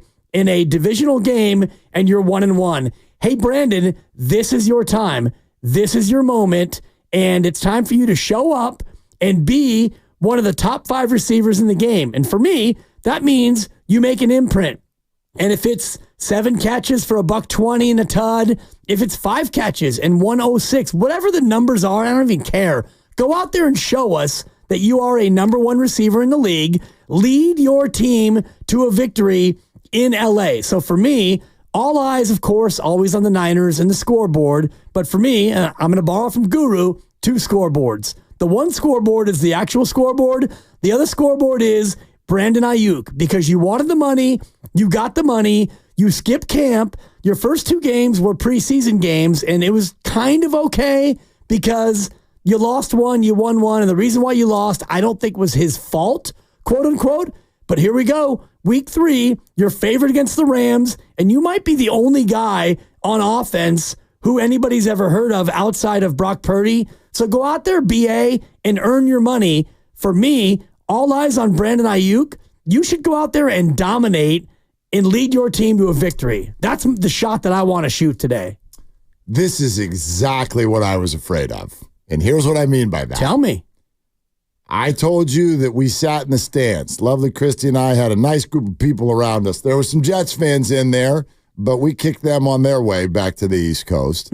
But we sat there on Monday night. We watched the football game. And when Brandon Ayuk dropped that ball in the end zone, yes, dropped that ball in the end zone. I don't care if it was tough. You're a professional football player and you're a wide receiver. You catch that ball. When he dropped that ball, I knew exactly how the crowd would sound. And I tried, by the way, not that what we do here on the radio has any effect at all on the games or contracts or anything like that. But I tried, I feel, as many of us did, through the month of August, to sort of send a warning shot of, dude, you can sign at the last minute and there's still damage done. There is still damage done. And there was. And I tried to make this point, and a lot of people like, oh, all forgiven. And I'm like, not really. It's actually TBD. And here's why it's TBD. Brandon, you're now entering a new chapter in your life where you are held to a completely different standard. And at times, you're going to make San Francisco or Santa Clara, California sound like Boston or New York, which is that if you drop a ball in the end zone, somebody's going to stand up, spill a little beer on the person in front of them, and start whining about $30 million. And I heard the whispers everywhere through the entire section when he dropped the ball. And so here we are. 2 weeks later, no Debo, no Christian, and potentially no George. And what we're going to do, like I fully understand everything you just said from an emotional standpoint. But what we're going to do, in my opinion, is also factually unfair. You are a wide receiver in football. You can't go put up numbers by yourself. You're not Steph Curry. You don't just get the ball and go score. Someone has to deliver it to you. The offensive line has to block for you. The scheme has to run open for you. All of it. It all has to work in concert together. But while I don't care at all, what if Brandon has no catches? Niners win 17-16. No catches. Right. How you feeling? I'm feeling good on Monday, but come Tuesday, he's getting ripped. And Wednesday, he's getting buried. And Thursday's no different, because the reality of this league is when you get the bag, you have to produce. And I'm looking right now at catches through 2 weeks in the NFL. And right now, Brandon Ayuk is tied for 71st in catches. He's got 6 catches. Oh, 6. Okay. This year. And I think about who got the bag this offseason. Well, Nico Collins got a bag. He looks great. 14 catches. Gosh, he's tied for 5th in football. Devontae Smith got the bag. He's got 14 catches. Amon-Ra St. Brown got the bag. He's got 14 catches. Dog, I think he had 19 targets last weekend. Right. There are teams that don't have 19 targets at the end of a game right now. Other people who have gotten the bag, Devontae Adams has 14 catches. DK Metcalf has 13 catches. And we can go all the way through the rest of the list, and it's not even that important after 2 weeks. But I look at this, and I look at a guy who got the bag and missed camp because he held in, and they say they don't want me, and all the rest of it. And reports are that the offer that he ended up signing was there 2 weeks earlier, and he didn't take it to go in and get ready for the season. He admitted that he messed up the end. So all these things lead me to a point where week 3, Debo's hurt. He got hurt in week 2. Christian McCaffrey hasn't played a snap, and George Kittle came up injured in a Thursday practice. And so now you look at what you have. You don't have your number 1 running back. You don't have your other receiver in a 2-receiver system. You don't have your prime tight end. So it's Brandon Ayuk. It's Jordan Mason. It's Juwan Jennings. It's Eric Saubert, potentially. Yeah. I mean, what are we doing here? Well, you are the go-to guy, my friend. Go out there and do what these other number 1s are doing, which is, Amon-Ra. You said he had 19 targets? I think he had 19. Check me on that. No, I'm I'll not check 100% sure, but I swear the number, and again, he had a big game in terms of catches last week, but the target share was that no touchdown. But the target share was pretty intense. I do remember that. Here, I got it right here. 18 targets. 18. Yeah. 18 targets, 11 catches for 119 yards. In a loss. And you look at that loss, and you don't look at Amon-Ra and think, you didn't do enough. He had 11 for 119, and they lost the game. And, you look at why they lost, and the eyes are mostly on the head coach, again, Dan Campbell. So if the same thing happens, let's just say the Niners lose 20-16, like Detroit did, and Brandon Ayuk has 11 catches for $119. No one's going to look at Brandon Ayuk and say, dude, BA, come on, man. I think, make no mistake, if the Niners lose this football game on Sunday, people are going to be yanking like body parts off of their bodies. But if he goes 11 for 119, no one's going to look at BA and say, dude, BA, your holdout's killing us. Yeah, I guess not. I mean, I don't know the way this one is going to go. It feels hard. It's sort of like hard to believe that the Niner passing game has a great day and they lose. But who knows? It's the NFL. The Raiders beat the Ravens. I don't know what the hell's going to happen this weekend. Yep. I just think that we're in a spot where this is and I don't want to say not fair, because, dude, the behavior earned this. It earned this. I don't want to watch football this way. I guess that's the best way I can say it. I don't want to watch football this way. I want to watch the 49ers. I do not care what the box score looks like. I want the final score. I want the Niners to have a bigger number than their opponent. And so I am at a point where here's, I guess, what I want to say. Remember everyone in August went, okay, all is forgiven. Well, but no, it's not. It's not. You're saying that he's forgiven and he's not. You're now all of a sudden holding his contract over his head as he goes into a game and other things have happened around him that he has nothing to do with, completely out of his control. In fact, I'd argue if any of these injuries had happened to him, boy, we'd be going crazy at him. Oh, yeah. For missing camp and getting hurt, but it's not him. Everybody else is. Everybody else is the one who got hurt. And I wonder about that notion of all is forgiven, because I've never been of the mind that all is forgiven. There's nothing to forgive. You got paid. Come play football, and you will be judged based on how you play football. And yes, $30 million a year makes it so that your own individual bar is higher than, for example, Juwan Jennings. We don't expect Juwan Jennings to have 100 catches, right? And lead the league in touchdowns. We expect Juwan Jennings to be really good on 3rd and 4th down, have about 40 catches, and be a reliable third receiver on a team that only has 2 receivers. That's where the bar is set for him. For Brandon Ayuk, the bar is set much higher because you're a first-round pick, and now you're making $30 million a year. Okay, but let me ask it this way. When a receiver doesn't rack up numbers, do you automatically go to the receiver? Normally, if I'm looking at a box score, if I'm on red zone, especially, this is a very fantasy question. If your receiver doesn't do well, I'm on Ross St. Brown in our league, was my number 1 pick. I think I had the 4th pick or 5th pick, whatever. I grabbed St. Brown. Week 1, Rams, Sunday Night Football, the Jared Goff Bowl, second time around, Amon-Ra, Bubkiss. Now, never did it cross my mind, come on, Johnny, you got paid. Let's go. It never crossed my mind.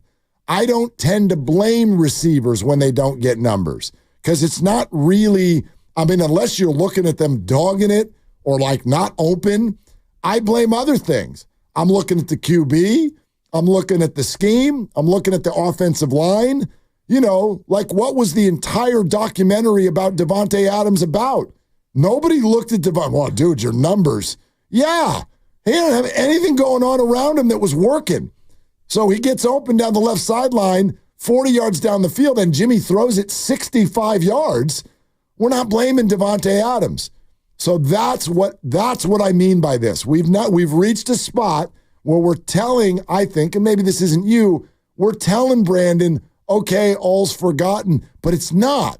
You're going to hold his numbers around his neck as opposed to what we would normally do with a receiver, which is look at the offense as a whole. Yes, but this offense is the best in football. I'm told that Kyle Shanahan and his laminated play sheet is among 1 or 2 best in football. And I'm told it is, but his quarterback is a Final 5 in the MVP last year. Yeah. So these things are different. And I'm looking at Carolina. Okay. And if I ask you right now, not who is Carolina's leading receiver, but how many catches does Carolina's leading receiver have? Holy crap. Right now, after 2 weeks of football? I would guess 7. 4 is the answer. Good freaking Lord. Thank really? you. Xavier Leggett has 4. Chuba Hubbard has 4. Jonathan Mingo has 3. Tommy Tremble, which I don't even know if that's a real person. Wait a minute. This team has Adam Thielen and Deontay Johnson, and you're telling me that neither one of them has 3 catches yet? I apologize. They each have 5. Okay. They each have 5. I'm like, what?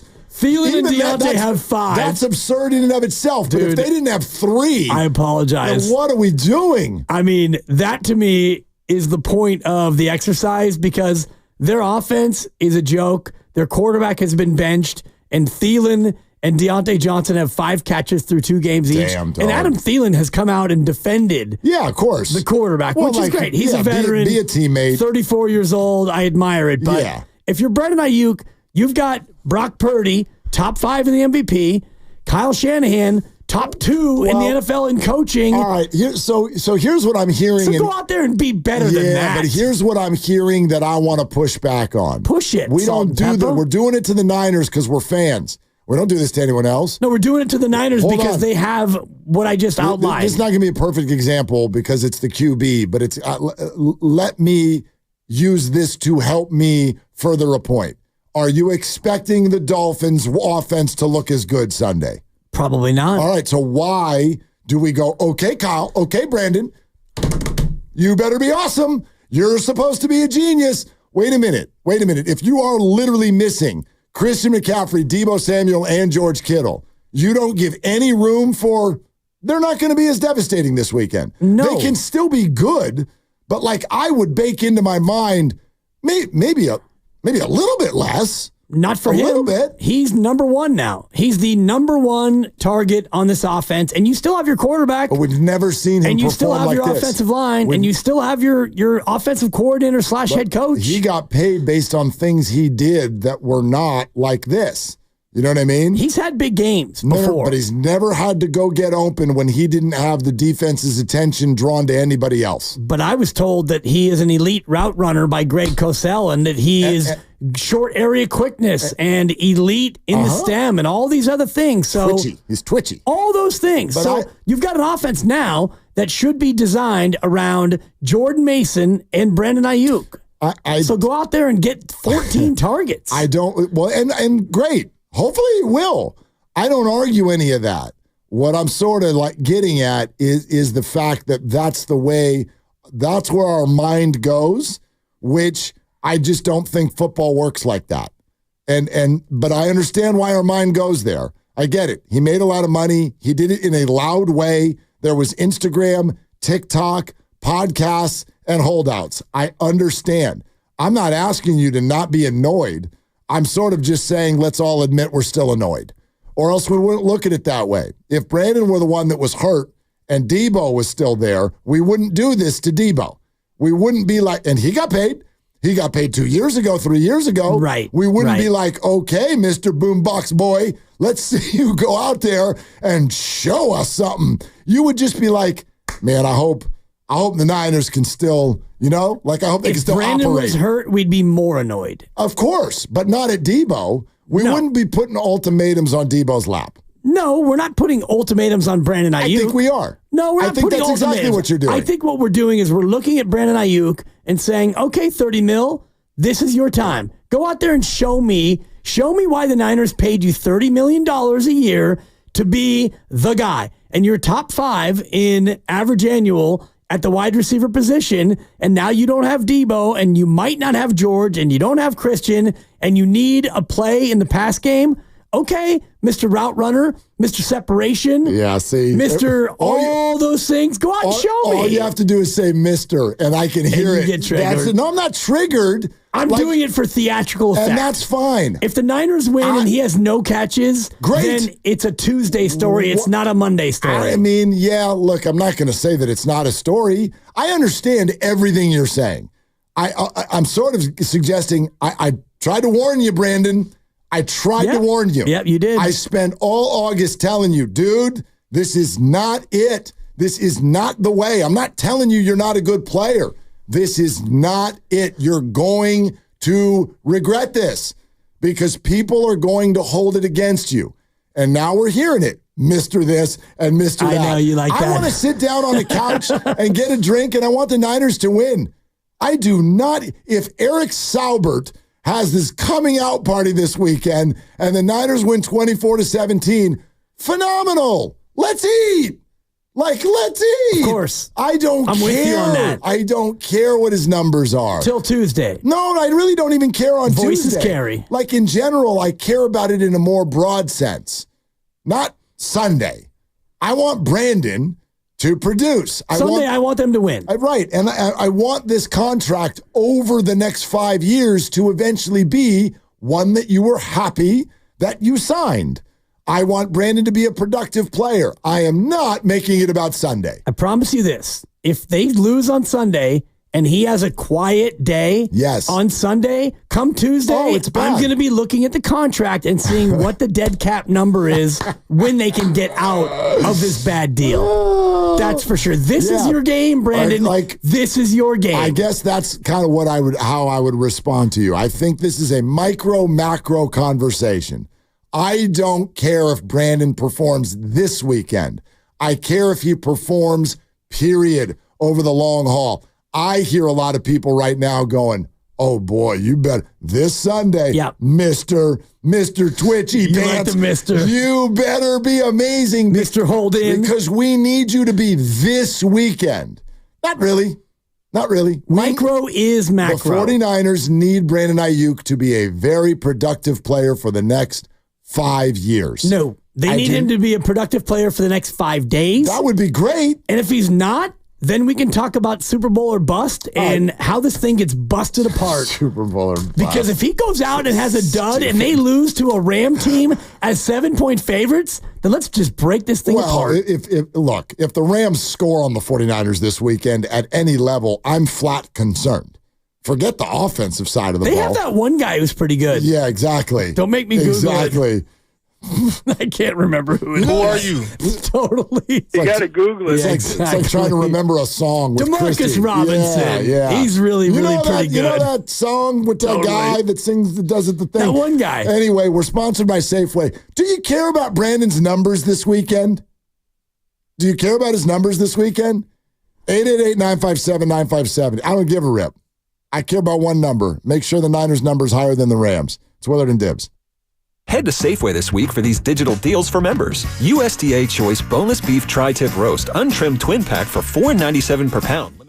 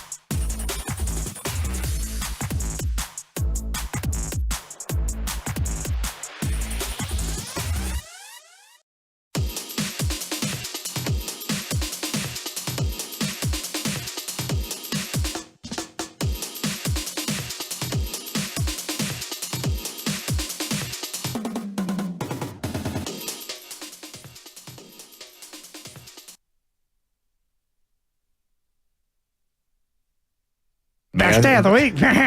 Now, back to Willard and Dibs on 95.7 The Game. There's some really interesting stuff that we're going to play for you from Jay Gruden, who knows Kyle Shanahan and the system very, very well. And I also want to be clear that I am in no way battling back on the idea of like, okay, Brandon, chop, let's go. Yeah. I get that. Full agreement, but I don't tie that to his contract at all. Like, for instance, if Brandon was still on his rookie deal and he had 6 catches through 2 games and it was still last year, let's go. Come on. Especially if the offense is coming off of 17 points. You know what I mean? Like, sure. Like, I think it's okay to hold everyone to that standard all the time. It's why I have a hard time. I'll just share this with the audience. I have a hard time with the sports media question of who's got more pressure on them this week or this year. I have a hard time with that because it's professional football and there is insane amounts of pressure on everybody all the time. I don't like there's no chance that the Niners lose this game and we're like, well, but Kyle Shanahan's fine. He didn't do anything wrong. Let's talk about Brock and let's talk about Brandon. No, you're going to be talking about everybody. Like that, this is a good team. The expectations couldn't be higher. The pressure is on everybody. The same way each and every one of you have bills that show up in your mail or in your email inbox, and the pressure is intense to get them paid every single month. I get what you're saying, but it's not. I don't think that it's the same across all sectors and certainly across the team. For example, my lovely wife, Supper, who I adore, she's a teacher and she has tenure. So the pressure on her, and she and I have this discussion all the time. I bet she disagrees with you. She does. Yep. But the pressure on Supper to perform is different than the pressure on me to perform because while I've been in the business for 26 years, oh gosh, I don't have tenure. There's no such thing in our business as tenure. I don't even know if we'll make it to 6 o'clock, and that's how it is every single day. I'm hopeful, and I like our chances. I do too. So the pressure on Kyle is different than the pressure on Brock Purdy because Brock is chasing that big bag. So if Brock Purdy goes out and is 3-13 this year and throws 38 interceptions, that costs him a lot of money. So he's under a different level of pressure than Kyle Shanahan. Well, but I mean, I guess, you know what I mean? Like you could just say you're right. Well, no, because I am. But your wife would disagree with you, and she's wrong. And I say this knowing that she's still in school. But that's my point. Real tough guy. Yeah, exactly. Talk to me at 3:30. My point is, whatever pressure you feel, in many ways, is up to you. That's up to you, and I would argue professional sports is where people, they have to be very good at handling that and performing in those situations. You know what I mean? Like, to do what they do for a living is so insane. It's so, especially in the NFL. Let's talk about Brandon Ayuk. To go over the middle in an NFL game, you've got to be nuts. Absolutely nuts. Now, would I go over the middle for $30 million? I don't know. How about if I go over one time for $2 million and then I leave? Right. No, you know what I mean? I would argue that his ability to go over the middle is now a little bit, I don't know, easier is probably not the word, but his fallback worst case scenario is better than it was 5 weeks ago. Yeah, but see, again, it's whatever you attach it to. Are you attaching it to job status, money, the way people talk about you? I don't know, your standing within the community. They've all, Brandon's not going to get fired. Kyle's not going to get fired. Right. And Brock's not going to get fired. Only 2 of the 3 have gotten big money. But, it's all a matter of perspective on that. But just to whittle it back to what we're kind of talking about, I have no argument whatsoever with the idea that, yes, it is time to perform. Not this Sunday, every Sunday.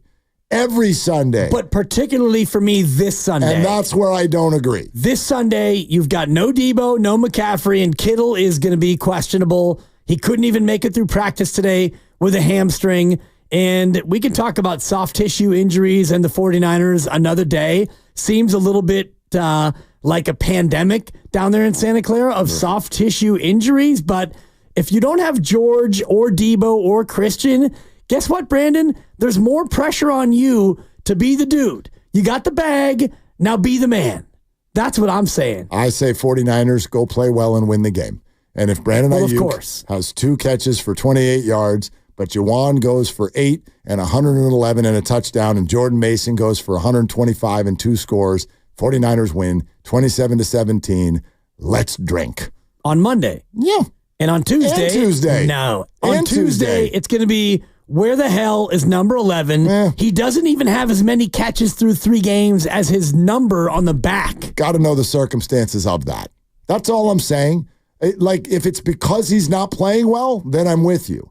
But I don't know that playing well as a receiver automatically means numbers. So far, we've seen 2 games, and we're going to go to the phones, and I can't wait to hear the people. And, people come at me if you disagree with me now. Thursday, best day of the week. I'm here for it. And I got a Thursday night football lock coming up. Fade. I'm 4-2. Fade me all you want. I'm lucky on Monday night. High you got right now. lucky. Your boy's riding high Tom right now. Petty, you got lucky, Yeah, kid. exactly. Whatever. You got lucky. Scoreboard's on the phone. I'll just say this. Through 2 games, week 1, Brandon Ayuk, the big takeaway, dropping the football. Week 2, Brandon Ayuk, no separation. So where are we at? Week 3? Yeah. Well, it's time to dominate. Yeah, we assess it every week. That's what we do. Right. That's what we assess it every week. And if Grandy's grades were to just grade Brandon Ayuk, and Grandy, jump on the mic if you're so inclined.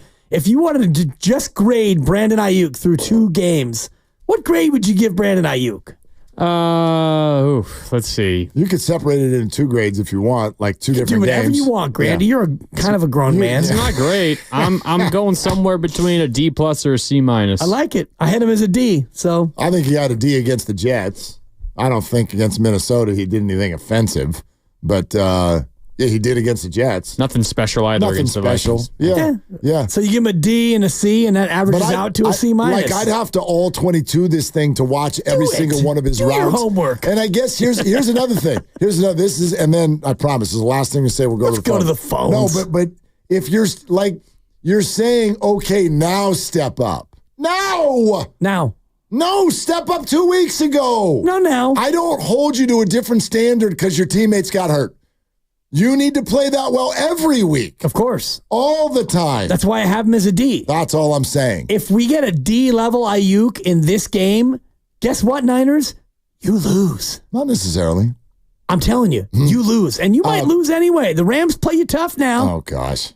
This is a terrible football team. I'm taking the Rams and the points for sure. No, you're not. Andy in Fremont. You won't. Andy in Fremont, here, start us off. 888-957-9570. You care about Ayuk's numbers or you care about the final score?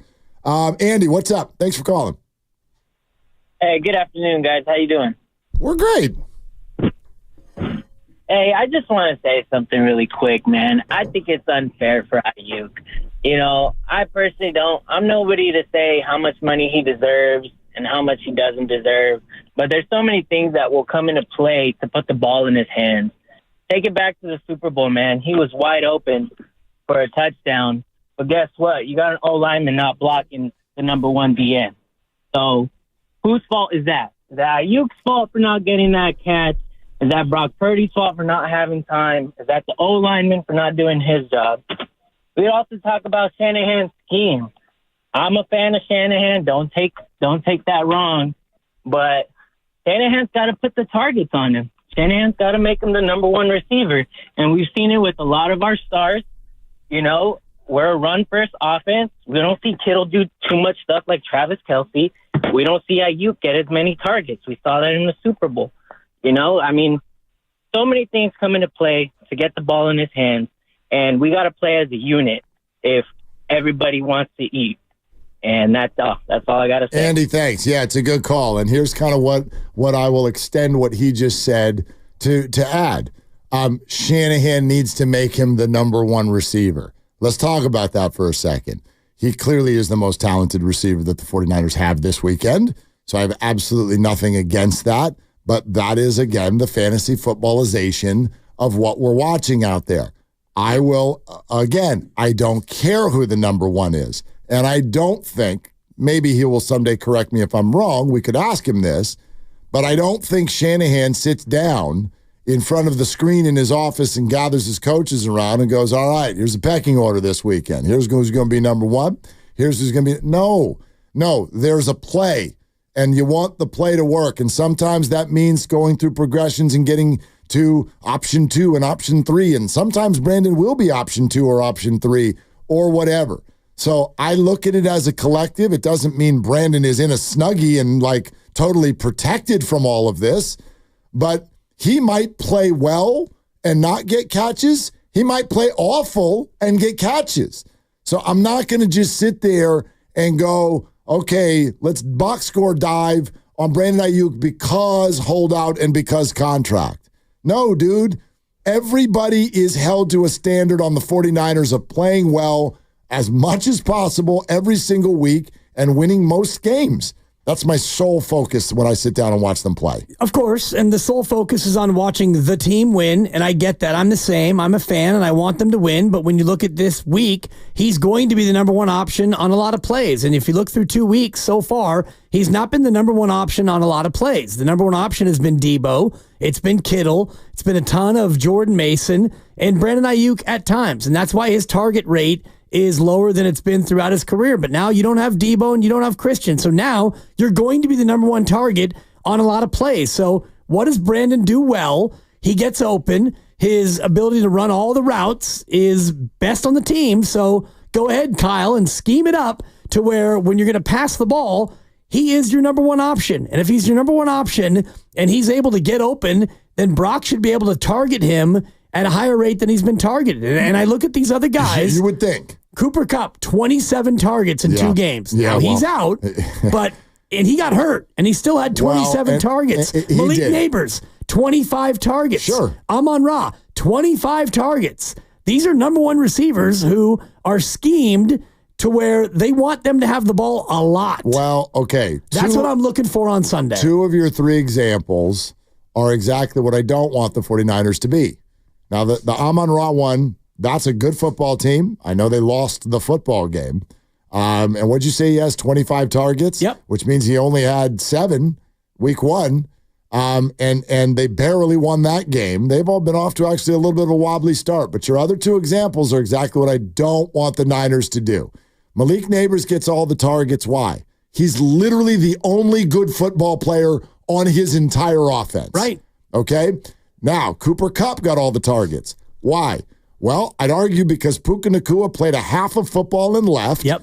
And what happened? He was one of the only, certainly in the passing game, only good football players on his team. And so you see teams like that just drop back and just try to feed dudes.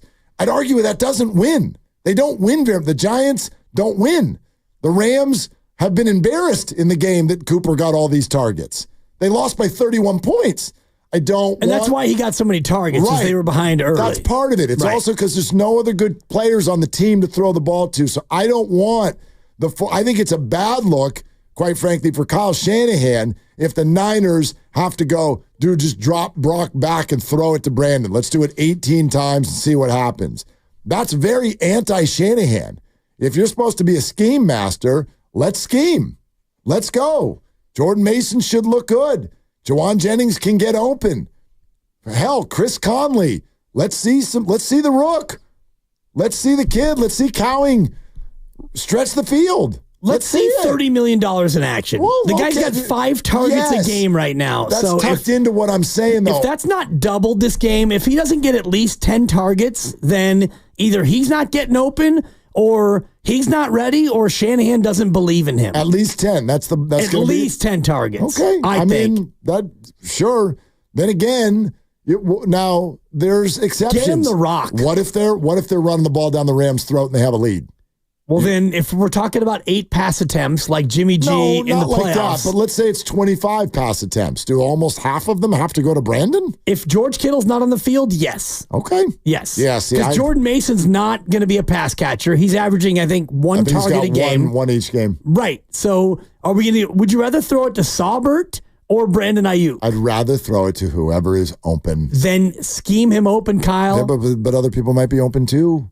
That's all I'm saying. Like, I get Then it. why are you paying him $30 million? Now, that's a good question. I mean, if we're going to lean on Saubert and Cowing. Hold on. What are we doing, Mark? This has been asked on the Xfinity Mobile text line. And I use line. your first name because I'm starting to get annoyed. Are you? Not really. Okay. On the radio. Like, for instance, 925, thank you for listening. Thank you for texting. If the wide receiver production depends so much on the offensive line, then why are we paying receivers so darn much? Good question. Super question. Pretty sure I spent the entire summer. That's a great question. And I spent the entire summer asking the exact same question. If passing is down across the league, if Mel Kiper has to do national content saying we got to make changes in the game to allow us to throw deep some more, if that's the case, what are we doing? Does anybody right now have a 2-0 record because they're like, dude, their receiver is amazeballs? Is that happening? The Vikings are 2-0. Justin Jefferson left halfway through the game. The Bucs are 2-0. How we doing? Is Mike Evans winning you your fantasy game? I'd argue no. Chris Godwin. The Saints are 2-0. What's happening there? Rashid Shaheed. Kinda. He's gone deep, but I'd argue Alvin Kamara has like 47 touchdowns already. Last week alone. Who else is 2-0? The Bills are 2-0. Want to know what they did in the offseason? They got rid of all of their receivers. You don't even know who their receivers are. They drafted one, and they don't throw it to him. So that's a good question. And I do believe that the NFL is going to regret this little bump, this run that everyone went on. All the receivers now need to make $27 million a year or more. Not the most important position on the field. Not even close. Right? So it's crazy you say that because Khalil Shakir leading Buffalo with 8 catches. And how many yards? He's got 96 yards. So that's in 2 games. Correct. So he's averaging 48 yards per game. Right. And the Bills are 2-0. Leading the way. And quite frankly, kind of comfortably 2-0. Yeah. So, Doug in Berkeley. Hi, Doug. Thanks for calling. Hey, guys. Thanks for taking my call. Good listening to you. I feel like a guy that's out on the bay, and he's sailing along on a sailboat, and then the wind just dies down. Because what you guys were just now talking about is what I wanted to say. Fire away, Doug. Yeah, put your spin on it. What you had been talking about. Yeah, put your spin on it. So, and I had never thought about this before, and then listening to you guys for the last half hour, I wonder if one of the reasons why the holdout, this is the first thing I want to say, I got 2 things. The first, wonder why the holdout with Brandon lasted so long, because all these other guys that are getting paid, 28, 29, 30, 35 million, they're like the number 1 or number 2 option on the team. I wonder if our front office was thinking, we got all these guys. Brandon is not the number 1 or number 2 option. Should we really pay him that much? He's a great talent, but our situation is really, really different. And so I wanted to get your thoughts on that, and you kind of have just given me those thoughts. No, Doug. Thoughts. And I have one more thing. Yeah, go ahead. Talk to us, Doug. One more thing about this weekend's game. You know how in the NFL, through most of the season, if there's a team that's down and they have to win to stay in contention, they usually win. Okay, I wouldn't take our opponent this weekend for granted, because if they go 0-3, their chances of making the playoffs are really, really low, and they are in our division, and they are a tough opponent with us, and both teams are banged up. So I'm a little... I hope we bring it, because I'm a little concerned about it. So those are my 2 things. Yeah, and I think for taking my call. Thanks, Doug. Thanks. I think that's very fair. It's interesting how Vegas looks at a totally injured Rams team and goes, well, they can't play. And then looks at a totally injured Niners team and goes, 7-point favorite. Yeah, why are we expecting the injuries to affect the Rams and not the Niners? I don't know. I think it's tucked into a compliment to Kyle Shanahan somewhere along the road, because the Rams have their quarterback too, the same way the Niners have theirs. But they're missing 2 of their 3 best weapons. They still have their running back. So are the Niners. Well, the 49ers have a ground game that still is very much intact and an offensive line that's very good at run blocking. Yeah. I do think that if you look at like the best foot forward for the Rams. It's Kupp and Nakua and Matt Stafford. And then Kyron Williams, a good running back. For the Niners, it's a run game with fill-in-the-blank running back and Kyle Shanahan. And then it's Debo, George, and Brandon. I'll buy that. Rams are also down 3 starting offensive linemen. Yeah, their offensive line is and even mess. when their offensive line is healthy, it's a pretty bad offensive line. Agreed. No, and the I get defense, probably healthy, but also when healthy, not a very good defense. That's why, by the way, that's what I'm getting at this week. And I know it's nowhere near as fun and sexy. The defense needs to eat this weekend. My God. What do the Rams have to throw at you? They have no offensive line and no wide receivers. What are they throwing at you? You better be amazing. And they're going to have to go to a silent count because it's going to be crazy. At home. Exactly. Crazy. So they better be amazing. That's what my eyes are on. The Rams should not be able to get to 16 points this weekend. They should not be able to get to 16 points. If they get to 17, that's too many. That's too many. That means you fumbled at your own 2 or something like that. You would figure. In my opinion. So the other thing he said, though, like, okay, why did you pay Brandon this? Do you remember when Kyle Shanahan went on the TK pod and he sort of explained, quote, the way he looks at it. And he goes, I don't look at it as, is that guy worth $30 million? I look at it as the whole picture, all of the salaries, the cap, and our team building. And he was mainly talking about the quarterback. I don't worry about it. Is a quarterback, is he worth 55? Is he worth 57? He's like, that's what a quarterback costs. And that's where the Niners got caught here. This is what a good wide receiver costs right now. I can raise my hand and go, it shouldn't. It shouldn't. It's like when you visit Hawaii and orange juice is $11. It shouldn't be, but do you want orange juice? Exactly. We're here, so you want orange juice or not? And the Niners kind of got stuck there because that's what a wide receiver costs. It shouldn't, but it does. And especially it shouldn't for this team that doesn't rely on the wide receiver as much as other teams, yet they still went out and they paid the wide receiver for whatever reason. They felt like they had to, and the price kept going up and up and up and up, and then they paid him, and now so far through 2 games, they have not gotten much of a return on their investment. Yeah, he's a good player. That's why they paid him, but I hear you. We're presented by Fremont Bank, celebrating 60 years of full-service banking with no compromises. 2 things. Okay, we'll keep going with your calls. 888-957-9570. Those on hold, stay right there. We're coming to you. Do you care about Brandon Ayuk's box score this weekend or just the final score? And then you got to hear what Jay Gruden said about Kyle Shanahan. That's coming up next on Willard and Dibs. You might wonder.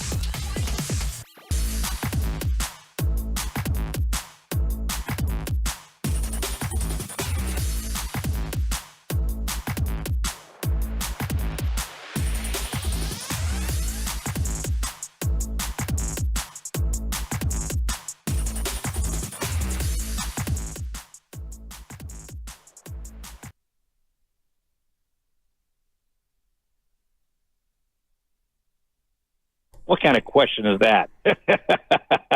Yeah, I don't know. Now, back to Willard and Dibs on 95.7 The Game. All right, we're going to keep going with the phones. Jay Gruden, who obviously knows Kyle Shanahan and the system very, very well.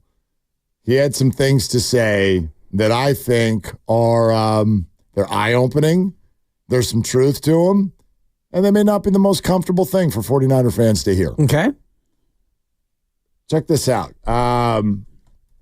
Listen to what Jay says about Kyle Shanahan when he's in known passing situations. I'm just not a big fan of his true pass concepts when he's down, and he knows I'm just not a big fan of them. I don't know. I just don't understand a lot of them. And that's just something you have to continue to work on through OTAs, training camp, and all that stuff. You got to prepare to be down. You know, it's a lot easier to call plays when you're ahead by 14 points on first and second down. And when you're down, not many coaches have had a lot of success calling plays down, having to come back. It's very difficult when you're a one-dimensional team. It's very difficult in the NFL to have success. I'm not saying that I did have a lot of success. I'm just saying, from a pass game standpoint, when I study teams, that would be one of the last teams I would look at as far as pass concepts go on known passing situations. I'd go elsewhere and look for other pass concepts. Jay's making these comments with John Middlecoff from the Volume in the 3 and Out podcast. How does that grab you? Kyle Shanahan is essentially bad in known passing situations. I don't think that he's wrong. And shout out 95.7 The Game alum, John Middlecoff. It was a brief run here. It was a self-immolation sensation. For those of you who have a great history here on 95.7 The Game, you know exactly what I'm talking about. Hell yeah. But blew up his own spot. He's golfing now. He's fine. He's doing great. Great guy. I don't think that he was the lesser half of that tandem at the time, but I don't want to get too bogged down with that. I don't think that Jay Gruden is wrong in what he's saying. And you look at the reason why they were, 0-31 going into last year, win behind, because I do think that this offense is built by design, 21 personnel, 2 running backs and a tight end, or 12 personnel with 2 tight ends. You don't do a lot of 3 wide receiver sets. You almost do no 4 receiver sets, which is what you want to do when you're down by a score or 2 scores late in the game. I don't think that this offense by personnel is built that way. And I don't think that Kyle Shanahan's scheme is built that way, where you have Brock Purdy with an empty backfield and 2 receivers right and 2 receivers left and a tight end, and you're just going to sit back there and sling it. They don't do that a lot, and they don't do that very well. They don't, but here's what I'll buy from Jay Gruden, like, just as a fan, and this is sort of like just a feeling in your belly. Like, it's not a comfortable feeling. And I don't mean just losing, like trailing in a football game. There are a lot of games, we watch them all. And there are a lot of games when I watch certain offenses and quarterbacks, when I see them down by 5 points in the fourth quarter, like, I feel pretty good about what they're going to do. Kirk Cousins on Monday night, he came out, and after one play, I'm like, oh my God, the Falcons are going to go right down the field. Like, this is a piece of cake. Now, is that on the Eagles? Whatever, I don't know. And the Niners do have some recent responses that they could give Jay Gruden here. They could say, hey, Jay, let's show you the second halves of the games against the Packers and the Lions in the playoffs last year. Let's show you what Brock did in known passing situations and how well that went. But in the grand scheme, Jay's not wrong.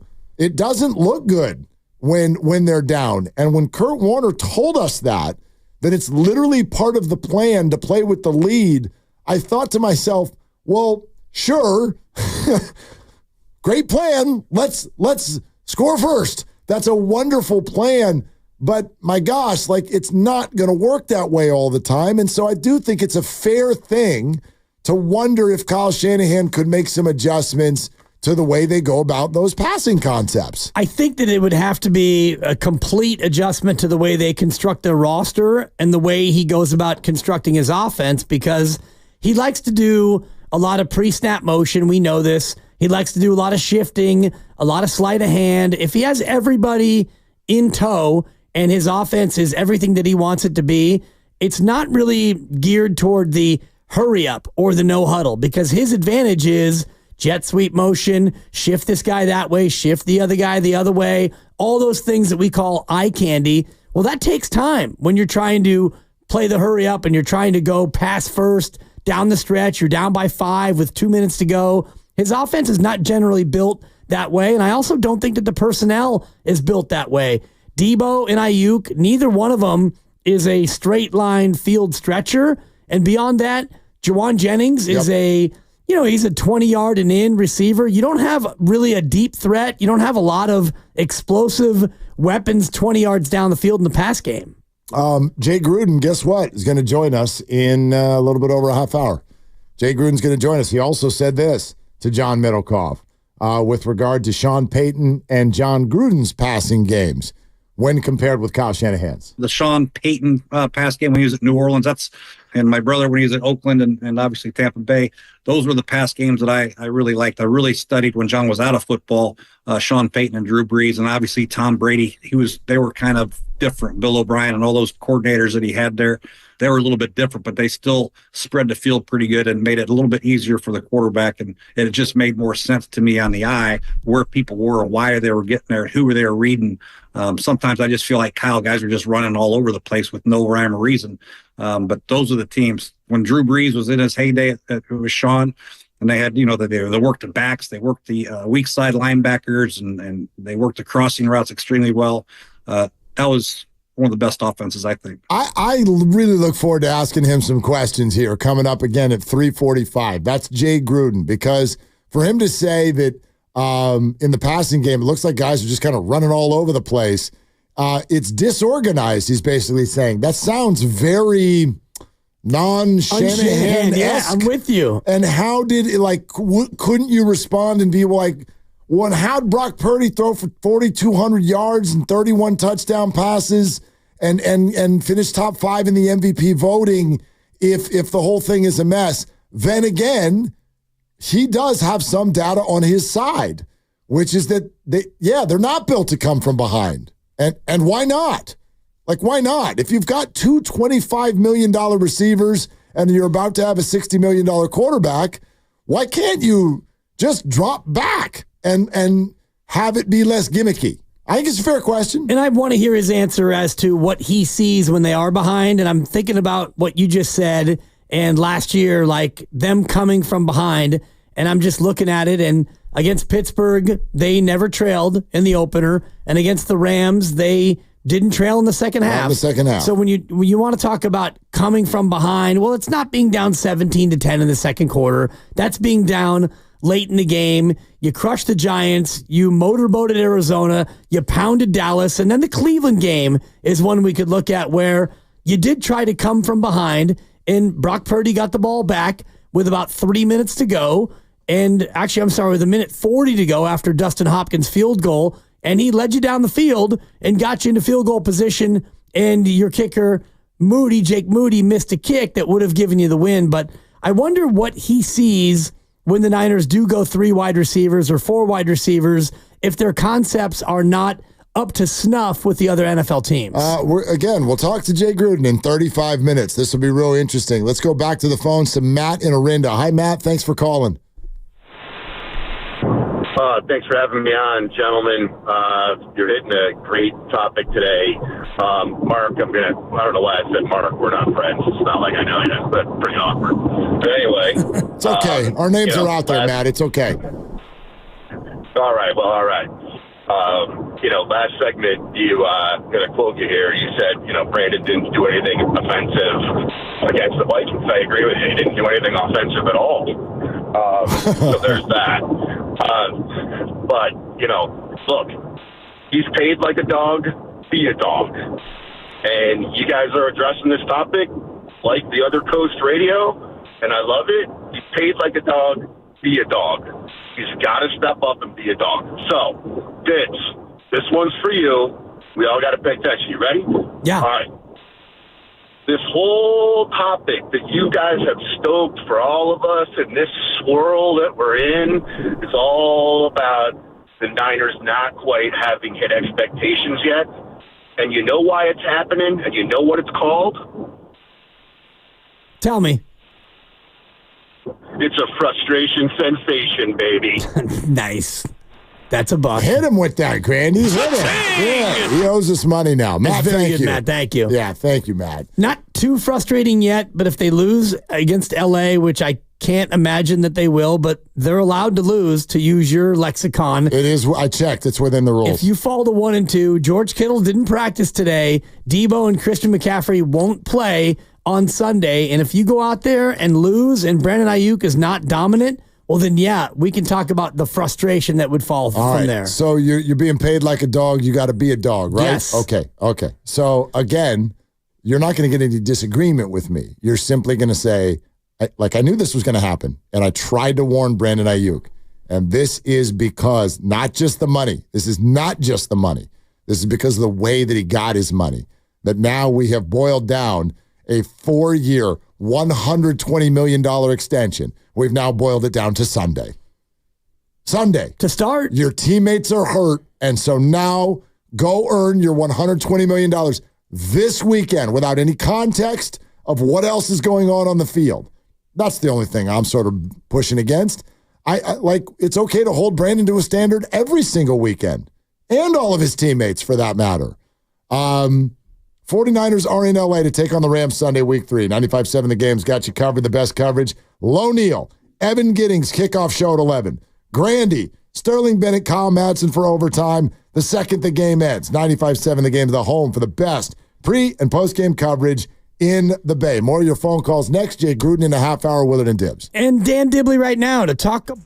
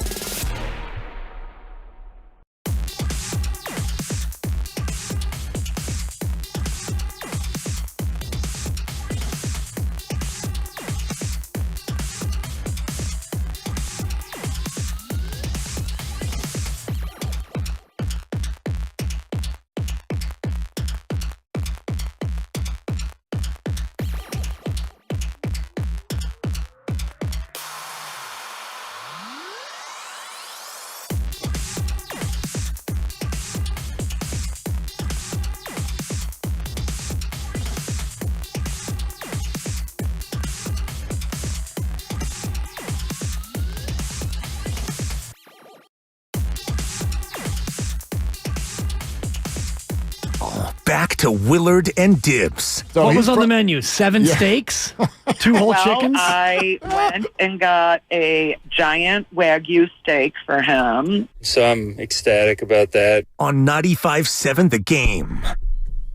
Jay Gruden in 25 minutes, and he hates Kyle Shanahan. Arena football legend. Maybe I can hit him with an arena football question at the end because he's an AFL legend. Right off the top. Do it up front. What kind of question is that? Thank you. It's the audience doesn't care. Sometimes I have questions for our guests that I know I'm the only one who cares about, and so I usually don't ask because I don't want to have look come down my road. What would a question have been for Greg Cosell yesterday that you wanted to ask that you know no one else would have cared about? I'm really curious about his relationship with his uncle, Howard Cosell, who was my role model in the 70s. And just call him my hero is probably too strong, but I wanted to be Howard Cosell. The reason why I'm in this business is largely because of Howard Cosell. As a 7-year-old, I wanted to be Howard Cosell. He did play-by-play for the Ali fights when I was a kid. Why don't you do the rest of the show in his voice? And whose voice? Whose voice do you mean? Because I end up doing Guru doing Cosell, which is, kind of the bit. Because Guru always, he could go all the way. Which, Howard Cosell, he was the guy for me. So, and I don't know what Greg's relationship is with his late uncle. See, I'd argue that people would, and you have to be, I guess, of a certain age, but I think people would find that interesting. But I wonder if Greg has a relationship with his uncle. Man, yeah, no, that's. And so that.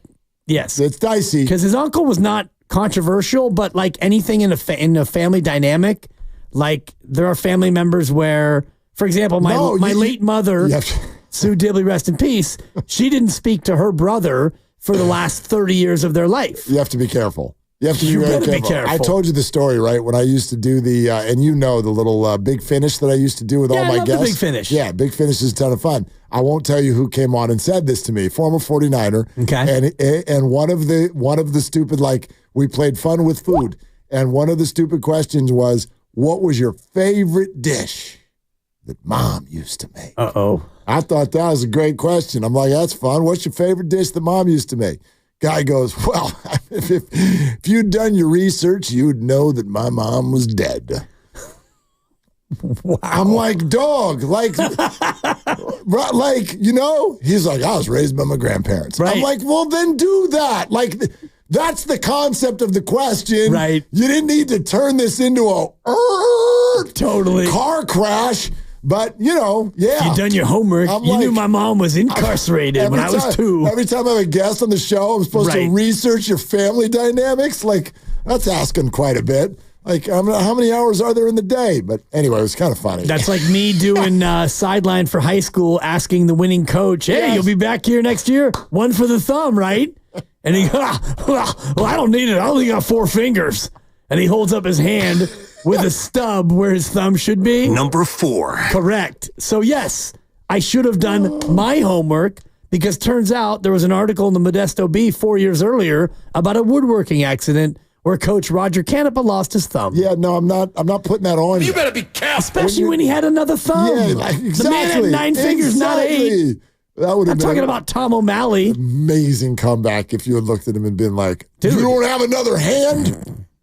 Where's your other hand, coach?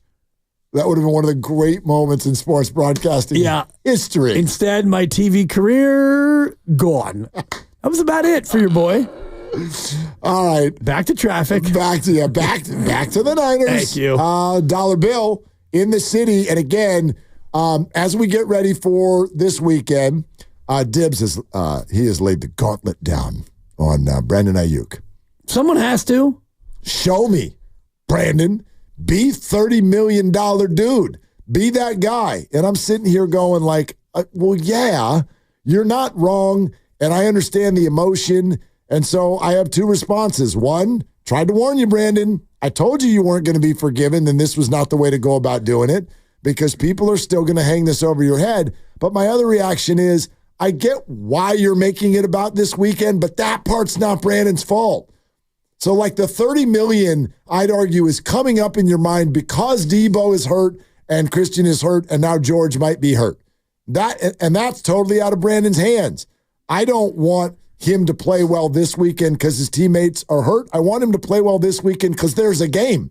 And I'll feel that way again next weekend and week 10 when all of these guys are back. You know what's also out of his hands, Mark? The ball. Thank you. You know me pretty well. I probably set that up a little. I probably telegraphed that a little too strong, but I get what you're saying. And for me, it's not a week 3 or bust scenario. But it sounds like it a little bit. It's not week 3 or bust. Okay. But it's a show me here in week 3 because you missed camp because you held in and you could have signed the same contract that you ended up taking a week or 2 earlier, which would have made you more ready or readier, which I don't think is a word. We'll go with more ready. It would have made you more ready for week 3 had you actually had camp. So fine. Week 1, you were not quite ready and you had a couple of drops, including a touchdown pass that you should have had. Week 2, you still weren't totally ready. And well, this one kind of hurts because you lost to Minnesota and now you're 1-1 going to LA and you don't have Debo and you don't have Christian and George Kittle today couldn't practice with a hamstring. So George Kittle, as we sit now 3 days away from game time, he probably will be officially listed as questionable. So you might be the only legit, highly paid skill guy able to play on Sunday. So yeah, all eyes on you, Brandon Ayuk. How well do you know me as a co-host? Of everything you just said, what do you think I'm going to respond to? Whether or not readier is a word. Yeah, good job, And I don't think it's a word. No, I think it is. It is. How about readiest? No, Oxford English Dictionary, readier. In fact, the first known use of the word readier was back in the 1920s, and specifically in 1922 in the Daily Mail. Okay. That's the first time readier was used. Yeah, I still will default to more ready. Readier seems to me... I couldn't be any more ready. I couldn't be readier. Yeah. More ready feels better to me. The greater point is that you had your 2 preseason games, which unfortunately were regular season games. Oh, you're not wrong. And sure. you weren't great. No, dude, yes, perform well. But I am completely ready and happy as a damn clam, and I don't even know that clams are that happy, but happy as a clam. Niners win 27-17. Brandon has 3 catches for 42 yards and no scores. Fine. Did the offense perform well? Did you move the ball? Good. He doesn't need to be the dog. He just needs to play his position. I don't know how the Rams are going to defend this. If that leads to other people being open, sweet. It's bigger than that. If you win the game 9-8 and he has 4 drops, he has 2 catches for 9. That's a different conversation. Well, what are we talking about here? We're talking about Brandon Ayuk. I understand, but that doesn't need to be this weekend. I would come after Brandon any week that he did that. Right, but this is the first week that I'm looking at him squarely and saying, all right, 30 mil, now's your time. Because we need you now more than we needed you in weeks 1 or week 2. See, I'd kind of argue it's already been time to come down the road. And I didn't want to get into this for multiple reasons. A, we exhausted ourselves in the entire world with the name Brandon Ayuk. For 5 months, at least for 2. Yep. We exhausted everybody with it. Secondarily, the 49ers had a phenomenal night last Monday. And Brandon did not play well. I don't care what your metric is. He did not play well. And we talked about it in the aftermath. Right, but the Niners had a wonderful night, and there was no reason to harp on that fact. And then come the next game where Brandon was maybe a touch bit better, but the larger issue was the 49ers were not. And quite frankly, not really in any position group. A couple individuals were fine, but no position group nailed it in the game in Minnesota. So Brandon was not the focus. But I would argue that if you really do want to make things about Brandon, he has already had an horrific start to the season. Horrific. And quite frankly, I'm not really sure why it hasn't bothered people more. This guy held the hell out, got no extra dollars for it, came to camp, smiled at the media and went, yeah, I was kind of a pain in the butt toward the end, then walked out on the field, dropped the ball in the end zone that was the dime of the year, from Brock Purdy has 6 catches in 2 weeks, and the Niners are frustratingly 1-1. And we're like, okay, now play. No, dude. Where you been? No, now play. No, you should have been playing. Fine, but if you want to look at the first 2 games and you want to talk about the biggest issues with the team, Brandon Ayuk is probably 4th or 5th on the list of issues with the 49ers, well, I would say. I guess. I would look at an offensive line, the right side, that has been porous. I would look at a defensive secondary that's been confused at times. And then if you want to get down to Brandon Ayuk and his ineffectiveness, we could talk about that. I don't disagree with that, but I'm looking at it more through the lens of, I'm not like, okay, what level of an issue is he with the 49ers? I'm just telling you, the same thing I told you last month. I was turned off by it then. I'm turned off by it now. You left your teammates high and dry. You took everybody on a goose chase. It got nowhere. You got your money. Then you laughed about it. And here we are not performing. Like, that's not good. I'm okay. I'm not good. Like, it's okay. This is recoverable. And again, for me, this is about the next 5 years. But there's no way to look at what Brandon has done to this point. It's not excusable. Like, it's recoverable. Of course. But this is always going to be something that happened, and I will always and forever, no matter where this goes from here, I will always look at the way he handled this offseason as very poor. I agree with all of that, but I'm not looking at 5 years. I'm looking at week 3. And this is where, for me, you want to talk about recoverable. The recovery has to start this weekend. It would help, I'll agree. Because you don't have Debo. You may not have George. I'd say George right now is probably 50-50 to play. Feels like at best. Well, he sat out today with a hamstring. And because it's a hamstring, that's sort of like, right? Like, why would you push this suddenly 3 days from now? Agreed, but you might push it because you don't have a lot of other skill position guys. But then again, you might not push it because you feel like the Rams are depleted too, and you feel like maybe, if you rest George, he could be ready for the Patriots game or, a bigger game down the road. You've got Seattle and Arizona coming up and the rest of it. But I look at this game and Brandon Ayuk, and I think, okay, you want this to be recoverable, then go out and have 8 catches for $122 and a touchdown in a victory. That's how you start the recovery. It would certainly help. It would certainly help. You don't start the recovery with a 2-catch game against the Jets, including 2 drops, and then a 4-catch ho-hum game against Minnesota where, let's be fair, he was not very impactful in that game. No. He had a catch in I think the first play from scrimmage was a throw to Ayuk. And then it was the first or second play from scrimmage. Okay. He had a catch. Okay. And then he had 3 other catches, and you'd be hard-pressed to remember those catches. You're talking about the Minnesota game. Correct. I thought you were talking about the Jets game. No, the Minnesota game, he either had the first catch or the second catch. I think you're right. I know they threw it 3 times and then punted. Yeah, it was a 2-yard catch. I think the second play from scrimmage. He had one more target later on, and then his second catch came like halfway through the third quarter. Oof. Very unimpactful. Yeah. But and I know you're not saying otherwise. I like the Niners win and Brandon doesn't pop statistically is way better to me than the Niners lose and Brandon goes for $120. Agreed. Yeah, and I know you agree with that. But Dollar Bill in the city next up here on Willard and Dibs. Again, Jake Gruden's going to join us in 15 minutes. Hi, Dollar Bill. What's up? Hey, boys. Hey, one of the things I love about listening to you guys is, you guys can argue, and it's the opposite of when I argue with my wife, where the only 2 outcomes are, she's right or I'm wrong.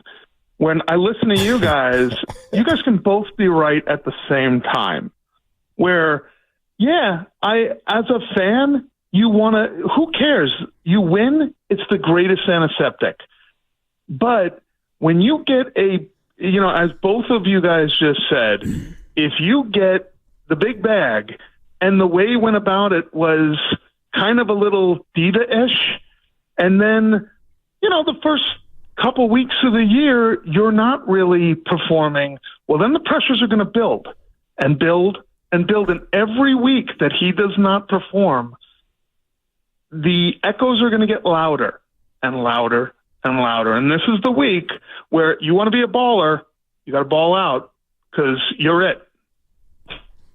Dollar Bill, thanks so much. Thanks, and like in the end, and everybody knows this isn't going to be some super smart comment or whatever, but like it's just like what we saw with the Jets. The guy dropped a touchdown pass in his first game after taking everybody on an absolute annoying ride. Right. And nobody cared because the Niners won.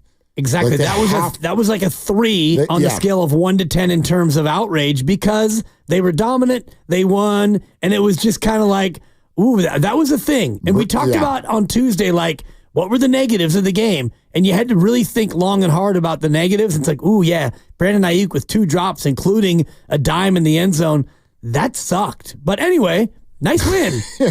Exactly. You know, that was it. This is all going to get baked into whether or not the 49ers win. And he can take his damn sweet time as long as the Niners are winning. He really can. It just won't bother people that much. If they much. Yeah. Like, because that's what this is about. And I, like, the second he signs, I'm making the effort at least not to do the $30 million thing. I mean, because you said at the time, look, like, you're out on Brandon Ayuk. This was prior to the signing. Correct. Yeah. And you also said at the time, when he signs and he's a Niner, you're going to cheer for him all the same because you're a 49er fan. Right, and I'm going to move on. And I have. And although I'm explaining to you right now, I think pretty clear, like, I still think that was really poorly done. He's here. Great. I hope he performs really well. It's off to the start that it's off to. But whatever, like, and that's the way I'm going to move forward. He's here now for a pretty long time, and I want the 49ers to win football games while he's here. I am not going to lose sleep over whether or not he gets 1,300 yards or 1,100 yards, or even if, oh dear, there's a 900-yard season. I just don't. When the Niners score, I don't care who got in. I just don't care. But if the Niners are struggling, and this is where, again, I really do get where you're coming from, you want it to be Brandon this week because it looks like it should be. But I will be totally fine if Brandon Ayuk goes out there, draws a lot of eyeballs, and Juwan Jennings goes off. And his numbers stink, and the Niners win by 10. Sweet. Well, that's cool. Everything is different based on the result and how it looks. And you can have a team... You can go out there and beat the Rams 5-3, and the offense is terrible across the board, and you win 5-3, and Ayuk has 1 catch for 9 yards and 2 fumbles. We're going to think differently. Even though the Niners win, we're going to still come back on Monday, and we're going to look at things differently. So, or they lose to the Rams 28-24, and Ayuk has 13 catches for $170. They lose, and that's going to suck, but we'll look at Brandon Ayuk and we'll go, you know what? BA balled out. They needed him to, and he's going to get his flowers. So it's not as clear cut to me as win or lose will color our opinions. Any football game, win or lose, is going to lead to potentially new concerns. The Jets game didn't because they looked dominant in many, many phases. If they lose the game 28-24, I got all kinds of concerns about the defensive side of the football with a new regime. Could be special teams. You never know how it, you know. And if they win 5-3, I got all kinds of concerns about what's going to happen next. So all of that is fair. I'm just not pinning it on Brandon to go be some like sparkly numbers fantasy performer this weekend. I'm not either. Yeah, to me, it's not about sparkly fantasy numbers. You said be the dog. Be the dog. Go out there and be the dog. Get open, catch the ball, and earn your money. $30 million a year, and I know that doesn't kick in until next year. And ultimately, it's a team game. I get that. And if they win, all opinions will be colored based on the result from the team in general. But for me, this is a game where you don't have Debo or McCaffrey, and George Kittle, even if he plays, will most likely be somewhat hampered. This is a game where offensively, I would look to Brandon Ayuk as a guy who I should be able to rely on for a big game to help us win the football game. Let's go to Bobby in Los Altos next up. Hey, Bobby, thanks for calling. Hey, guys. Thanks for taking my call. I think I called in a couple days ago talking about that 0-30 stat that Dibs brought up a little while ago. So I'm very interested to hear the Scruton conversation. Yeah. Like I said, I'm not confident about their way to come back. But what I want to say is I really agree with you, Willard. in terms of this of what our expectations are of Brandon Ayuk. And I know this is wordsmithing, and Dibs, I know you just said not impactful a lot, but actually the way I look at it is I don't need Brandon Ayuk to be productive, means, in terms of stuffing the stat sheet, but I do need him to be impactful. And if that means drawing more attention in the secondary so that Juwan Jennings has a monster game, as long as he has an imprint on the win, if he can change the defense, I really don't care if he doesn't get one catch. Oh, side note, some clown beat me on the draft. They spent 75% of their fab on Juwan Jennings, so I lost him. But I expect that's too much. It's crazy. That's way too much, Bobby. You did the right thing. Yeah, I don't know. Juwan Jennings, I think, is going to have a great game.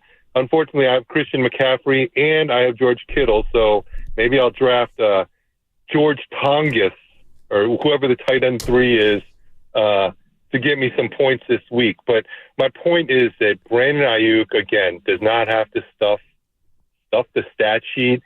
He made $30 million. I don't think he gives a crap what fans say about how he's going to perform week 3. He's created financial security for himself. He gets $2 million a game. I really don't think it matters if he is 10 for 150. But if he can allow the defense to be shifted so the attention is for him, so that tight end 3 and Juwan Jennings and Juszczyk or whoever it is can help win the game, that's all I need. I'm totally with you, Bobby. Bobby, thank you very much for the call. He referenced the Jay Gruden conversation, and it is coming right around the corner, largely because we find stuff like this really interesting. John Middlecoff, 3 and Out podcast on the volume. Here's an example of something Jay Gruden said about Kyle Shanahan's system with regard to throwing the ball, known passing situations. I'm just not a big fan of his true pass concepts when he's down, and I'm just not a big fan of them. I don't know. I just don't understand a lot of them, and that's just something you have to continue to work on through OTAs, training camp, and all that stuff. You got to prepare to be down. It's a lot easier to call plays when you're ahead by 14 points on first and second down than when you're down. Not many coaches have had a lot of success calling plays down, having to come back. It's very difficult when you're a one-dimensional team. It's very difficult in the NFL to have success. I'm not saying that I did have a lot of success. I'm just saying from a pass game standpoint, when I study teams, that would be one of the last teams I would look at as far as pass concepts go on known passing situations. I'd go elsewhere and look for other pass concepts. I'm a Shanna fan, but I think this is fair. This is a conversation that's worthwhile with regard to Kyle Shanahan throwing the ball when everybody knows that he's going to throw it.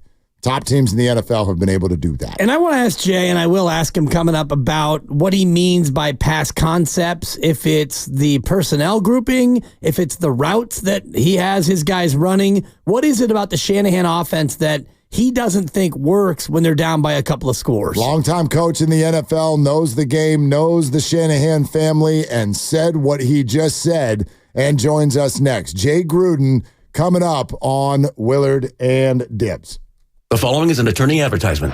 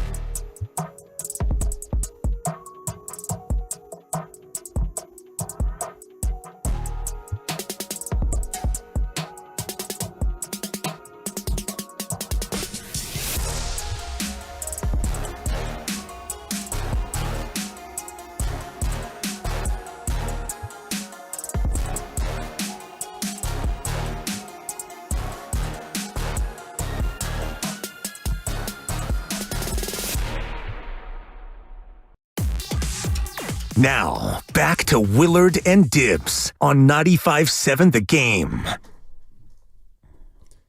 And we are presented by Fremont Bank, celebrating 60 years of full-service banking with no compromises. David Lombardi's going to join us in a half hour. We'll dive deeper onto the Niners, including the injuries that just popped up today. It's been a bad week for surprise injuries. No doubt.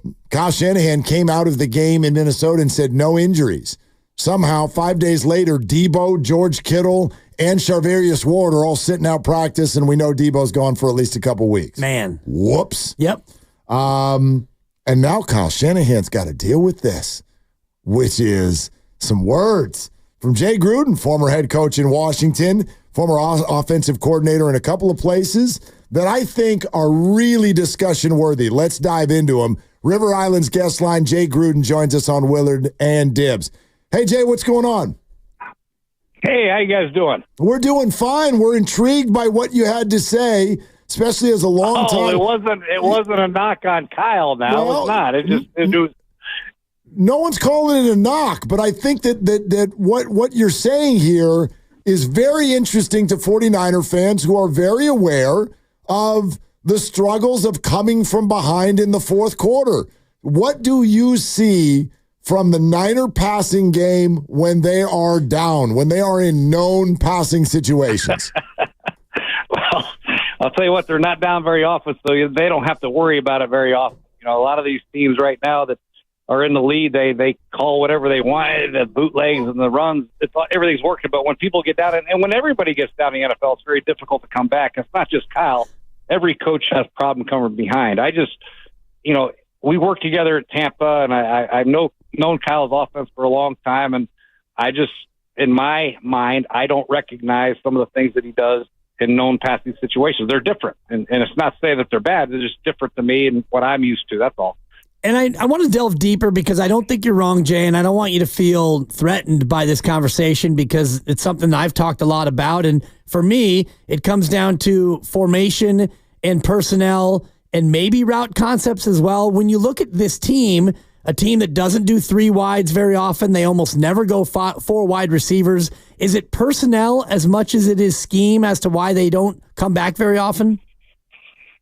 I think it's more route concepts. The route concepts I don't recognize a whole lot. And by me saying I don't recognize them doesn't mean they have a grasp of what they're trying to do. It's just different than what I'm used to. And the Andy Reid and the Sean Payton back when he had Drew Brees. And, I'm old school. I just don't recognize some of the way they're attacking defenses and all that stuff. But personnel-wise, I mean, you have to keep Kittle in the game. He's the best tight end in the business, in my opinion, as far as all-around tight end. And Debo and Ayuk's in the game. And I don't know if they have a third or fourth receiver or not. But, they haven't had an opportunity to really have to come back a whole lot. When they have had that opportunity to try to come back, they're not very successful. That's all.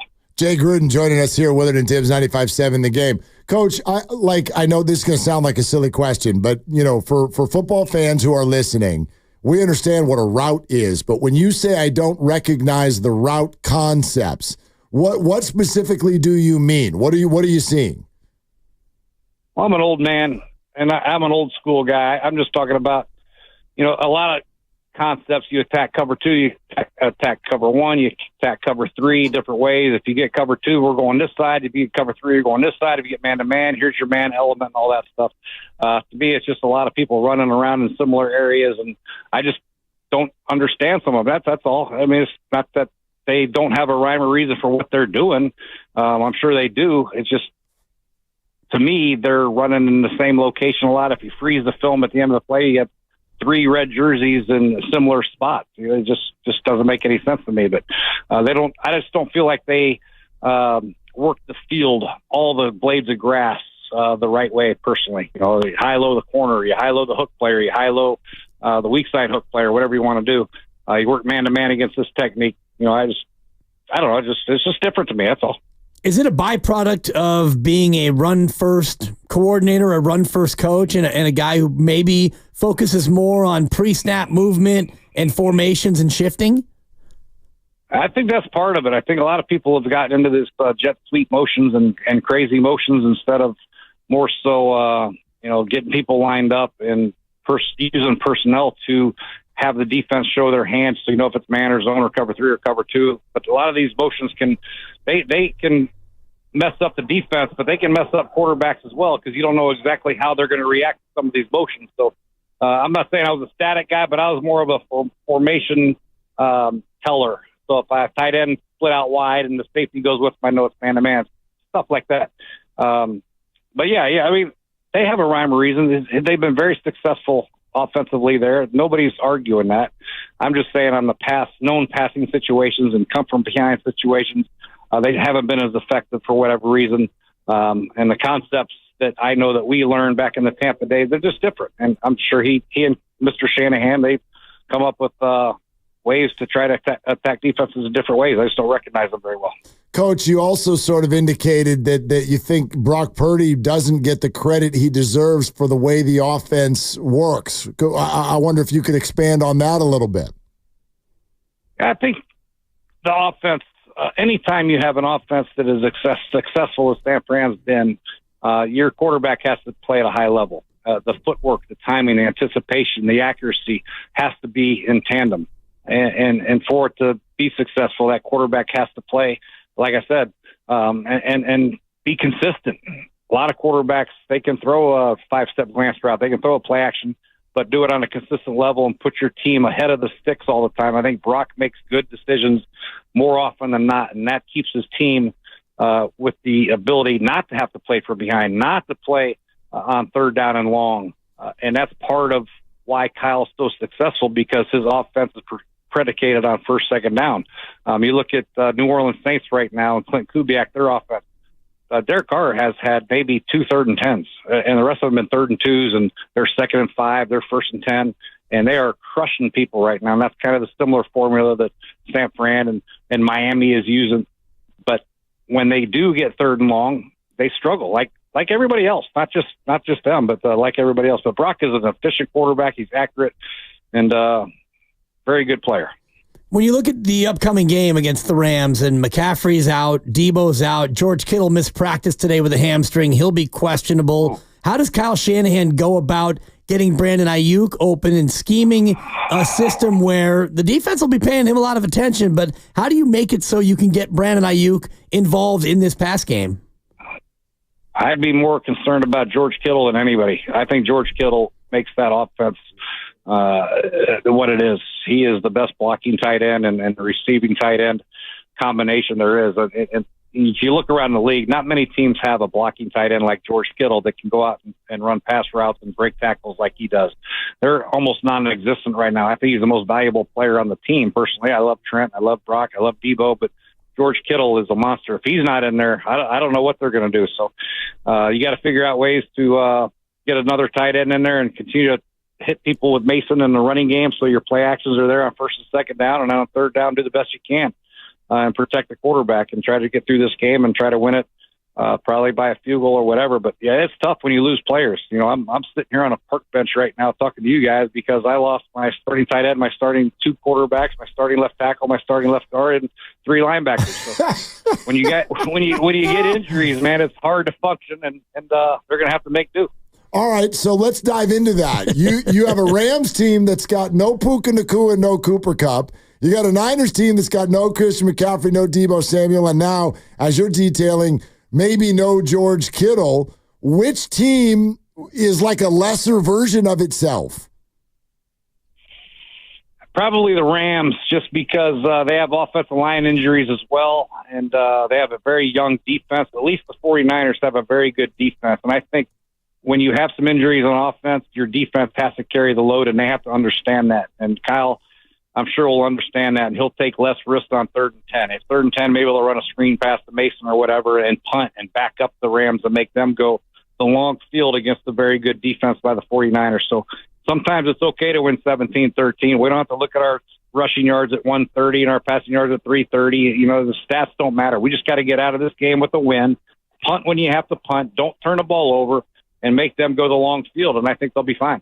Jay Gruden here on 95.7 The Game. I don't know if you heard the comments from this morning, but Mel Kiper Jr. came out and said the too high safety look is something that maybe should be banned because the vertical passing game has gone the way of the dodo bird. As few as an offensive mind is going up against a lot of too high safety. How do you beat that in the pass game, Coach? It's been beaten for many, many years, and that's one of the most ignorant statements I've ever heard. Actually, I liked going against too high defense because I knew that I wasn't going to get blitzed, so we could protect our quarterback and we could work the middle of the field. You could work the outside lane and cover two, and then the whole shot. You could work the weak side check down if the weak side hook player gets too deep. You can draw up clinic tapes on how to beat cover two. Cover two is not the issue. The issue is protecting the quarterback with the 4, 5, 6-man rushes.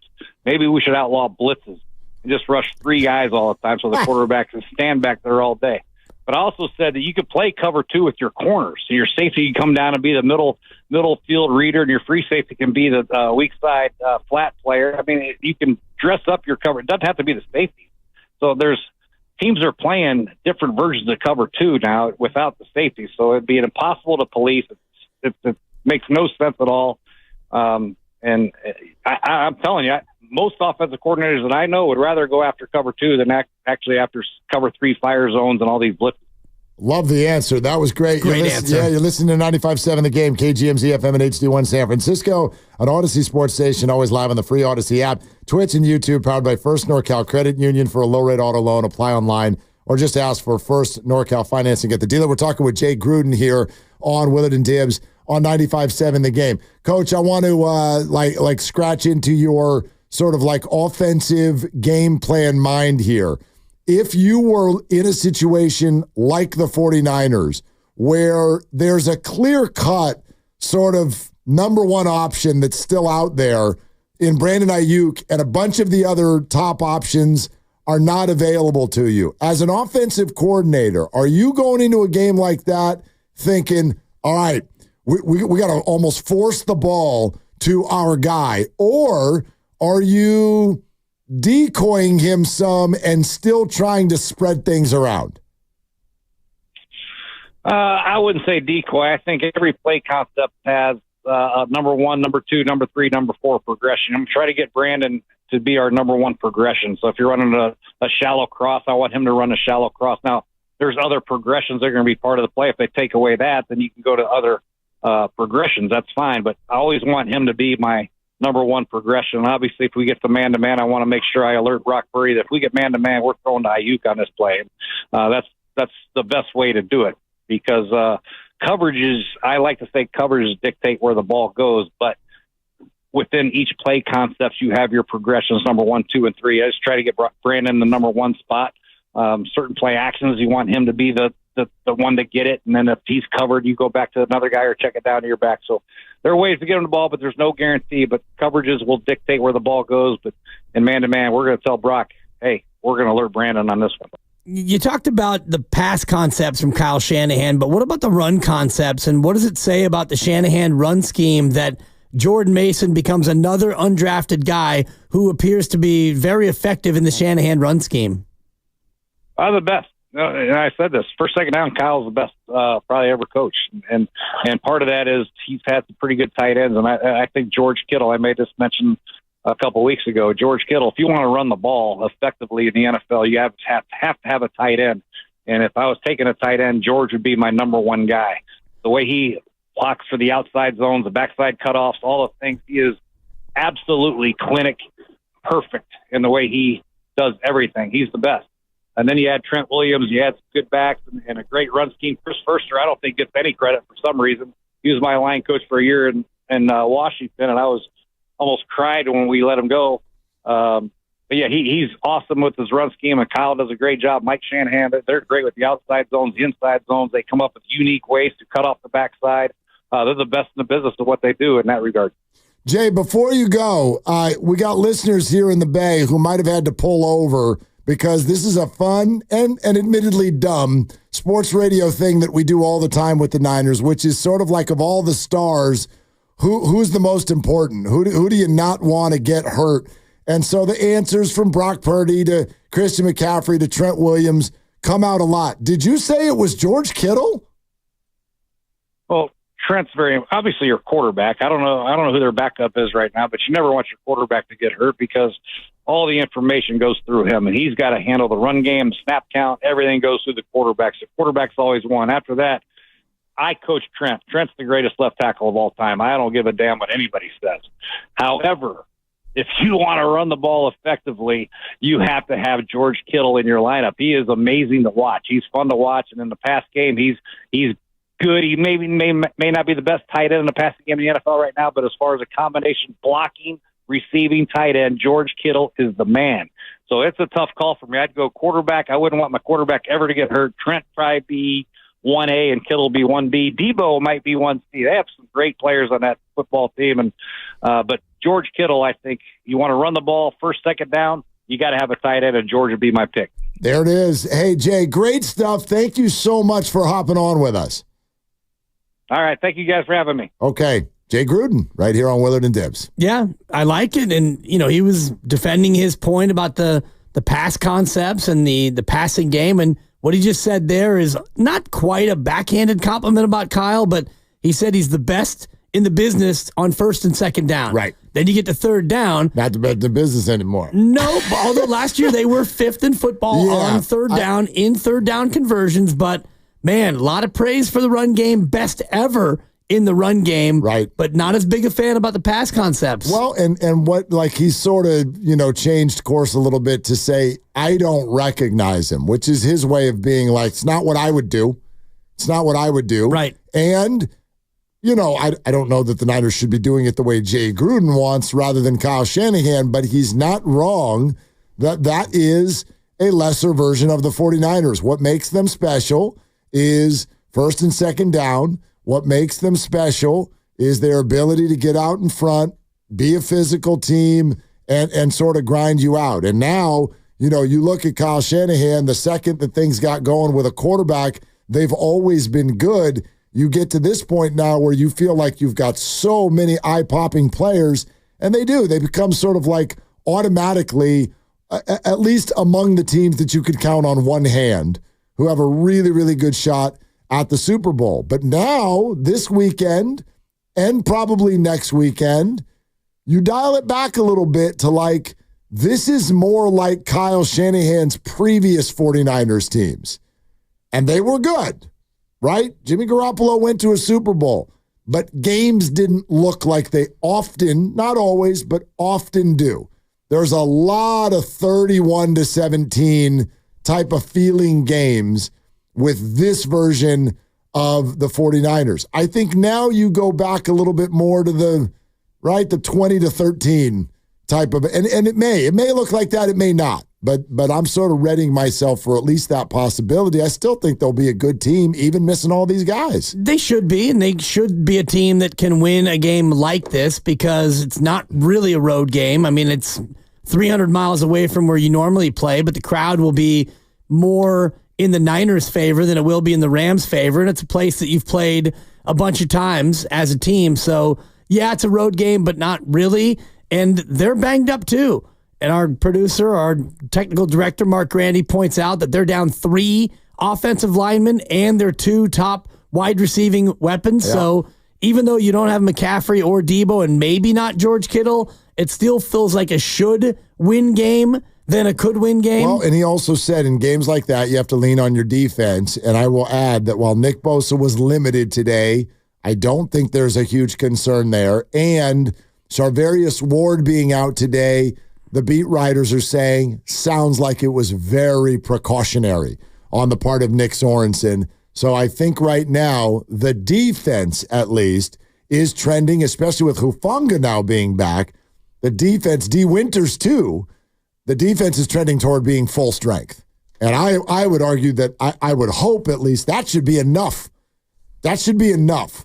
Like, your defense against their offense is a better matchup than their defense against your very banged up offense. Which is still, I think, a favorable matchup. Yes. Because the Rams defense is not world beating and your offense should still be good. Jordan Mason, who is second, I believe, in football in rushing yardage, he's been terrific and healthy, and your run game has been really good from an offensive line standpoint. It's been the pass game that's been a struggle. And as Jay Gruden said to us in that interview, it's okay to punt sometimes. You have to know that at times it's okay to punt and go ahead and play defense and get the ball back.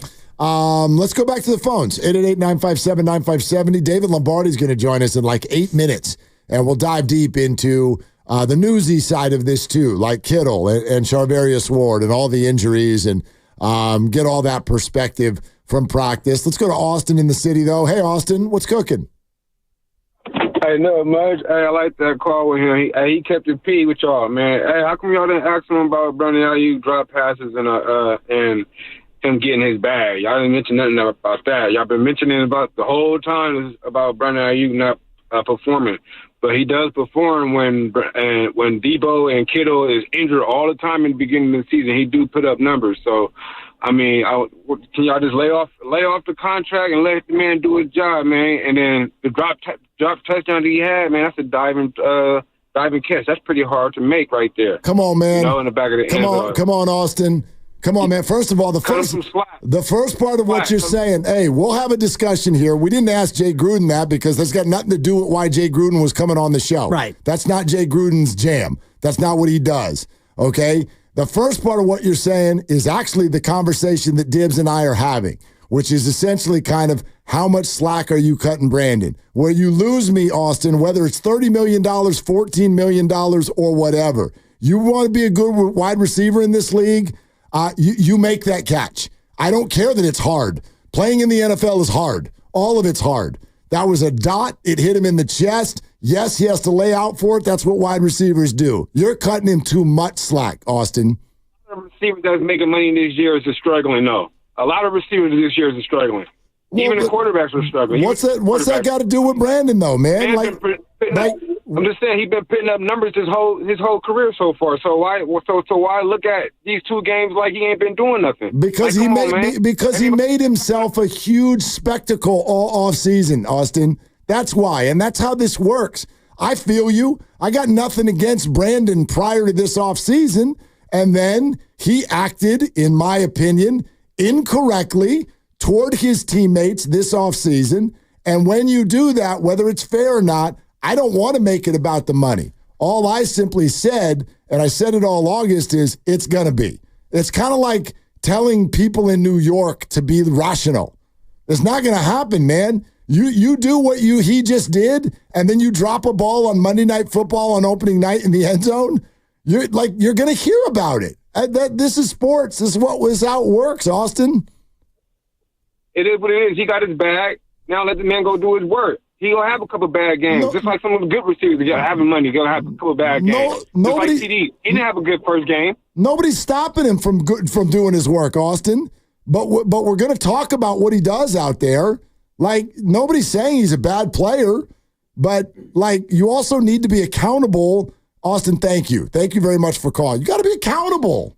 If you're going to do this, if you're going to hold out, make a spectacle of yourself, demand a trade, then rescind the trade, then stand in front of the media and say, well, I was kind of a pain in the rear. You're going to do all that and drop a ball on Monday night, and then you want us to what? Grab hands and sing? Like, dude, you're going to get it. Well, this is pro sports. Everyone has to be accountable no matter who you are. But at this level, when you're making that much money and you had the whole summer about you and you're holed in, then yeah, the scrutiny is going to be even stronger on you because of what you did over the course of the offseason. You and I can't stop that. We can't stop that. We're also not leading that, by the way. We're sponsored by Chilton Auto Body. More of your phone calls, always welcome, 888-957-9570. And David Lombardi joins us next. Lot to discuss with what happened at practice today. We'll get into it on Willard and Dibbs. Have you been in a car accident? Chilton Auto Body has 15 convenient Bay Area locations to help restore your vehicle to pre-accident condition.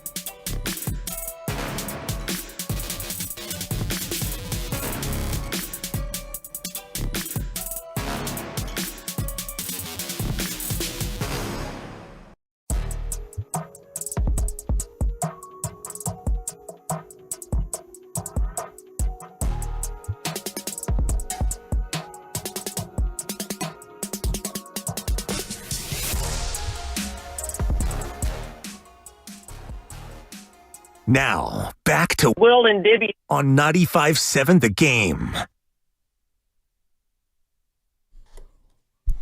We got a lot going on. Too much. And I actually don't love that we just kind of we just got grouped into this whole Brandon Ayuk better do great. That I'm actually spending most of the day saying the opposite. I don't need Brandon Ayuk to be amazing this weekend. I think he does. He needs to know that when you do what this offseason did, this is the scrutiny you're going to get. This is the scrutiny you're going to get. So we can get into that and a whole lot more with our friend David Lombardi, who joins us right now on the River Islands guest line. And I almost said David Lombardi with The Athletic, but I better not say that. No. That's not the deal. Congratulations, man, on joining the San Francisco Standard. Yeah, you still would have been correct with The Athletic today. I'm still with The Athletic tomorrow is when it starts for the Standard. So you got me right at the switch. Okay, let's say David Lombardi with the Stathletic. How about that? Let's just combine the two for the afternoon. But let's dive into what matters to everybody. Let's talk George Kittle. Is he in danger of missing this game? Yeah, he missed practice today, so if you don't practice on Thursday, you're in danger of missing the game. They're just going to see how it goes tomorrow, and if it doesn't go well enough, then he won't play on Sunday. But I think he'll be listed as questionable, so we probably won't find out until very late Saturday night or early Sunday morning. Don't think they're going to push this all the way up until the game, though, but that's just where it's at right now. So what do they do if he doesn't play? We know that Eric Saubert will be in there, but is there another tight end that they can plug in? Obviously, you can't replace what George Kittle means to this offense, but who would be the next man up at tight end? Well, Jake Tonjes has really impressed them over the course of the last year. He was on the practice squad last season, actually went to Cal, and he's reworked his body while he's worked behind the scenes in the 49ers system. And he really earned the tight end 3 role this year because of the versatility that he showed in training camp. You know, they could only carry one fullback on the 53-man roster, so the backup to Kyle Juszczyk has to be a tight end. And Kyle Juszczyk is tasked with making some really, really difficult blocks for the 49ers. And Jake Tonjes was the best candidate for that backup fullback spot. So he earned a spot as a tight end, and I think it's a testament to all the work that he's put in physically for the 49ers. They also have Braden Willis, who's on the practice squad. He was on the 53 last year, saw some significant playing time, so they'll probably call him up if they need to do that. But I think that the new name that people should pay attention to is Jake Tonjes. David, let's dive into this, though, and you know, kind of get your opinion on what we may be looking. Let's do the hypothetical. We know there's no Christian. We know there's no Debo. What if there's no George? In your opinion, what kind of a 49er offense will we see in terms of effectiveness? Well, so much of that is dependent on how well Brock Purdy and his protection fall in sync, and then obviously how well Kyle Shanahan calls this game and how well receivers separate. It's theoretically, you know, when you are missing a couple pieces, you're obviously going to lose some explosiveness, but you would still like to think that you could scheme guys open and that you can find ways to keep the line moving to some extent. That's what the 49ers are going to try to do. We have to remember that the Rams on the other side are also not at their healthiest right now. They're losing a lot of defensive backs, and on the offensive side, it's really ugly for the Rams along the offensive line. But my main point is that's the NFL. You're rarely, once in a blue moon, going to have a game where every single starter is healthy. And the 49ers are a team coming off of 60 games over the past 3 seasons. We knew they weren't going to be fully healthy this year. We knew they were going to have to dig into their depth.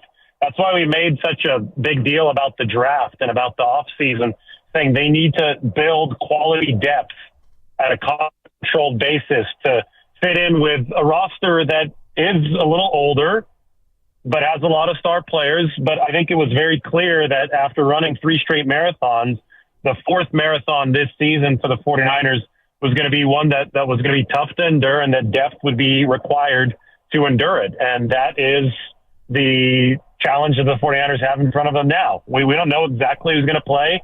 To be honest, it shouldn't matter all too much for a Super Bowl caliber team that can run this marathon. One week, there will be one star missing. Other week, there'll probably be another star missing. You've got to be able to keep the ship afloat throughout all of it, and a big test in that regard should be coming on Sunday for the 49ers. It should be a big test, although the Rams have given up the second most points in football, second only to the Carolina Panthers. And you mentioned the depth and the younger players, and I wonder what you make of Dominic Pooney after a couple of games where it looked like week one he was dominant, and then last week had a little bit more of a struggle. Well, I think that the 49ers played their first road game last week, so it was the first time that Dominic Pooney and all those linemen working together had to deal with the noise issue on the road. Minnesota is a really tough place to play. Minnesota also, just in general, this was a much more elaborate defense, I think, than what the Jets were. Just so good coverage-wise. We know that Robert Saleh blitzes at some of the lowest rates in the league.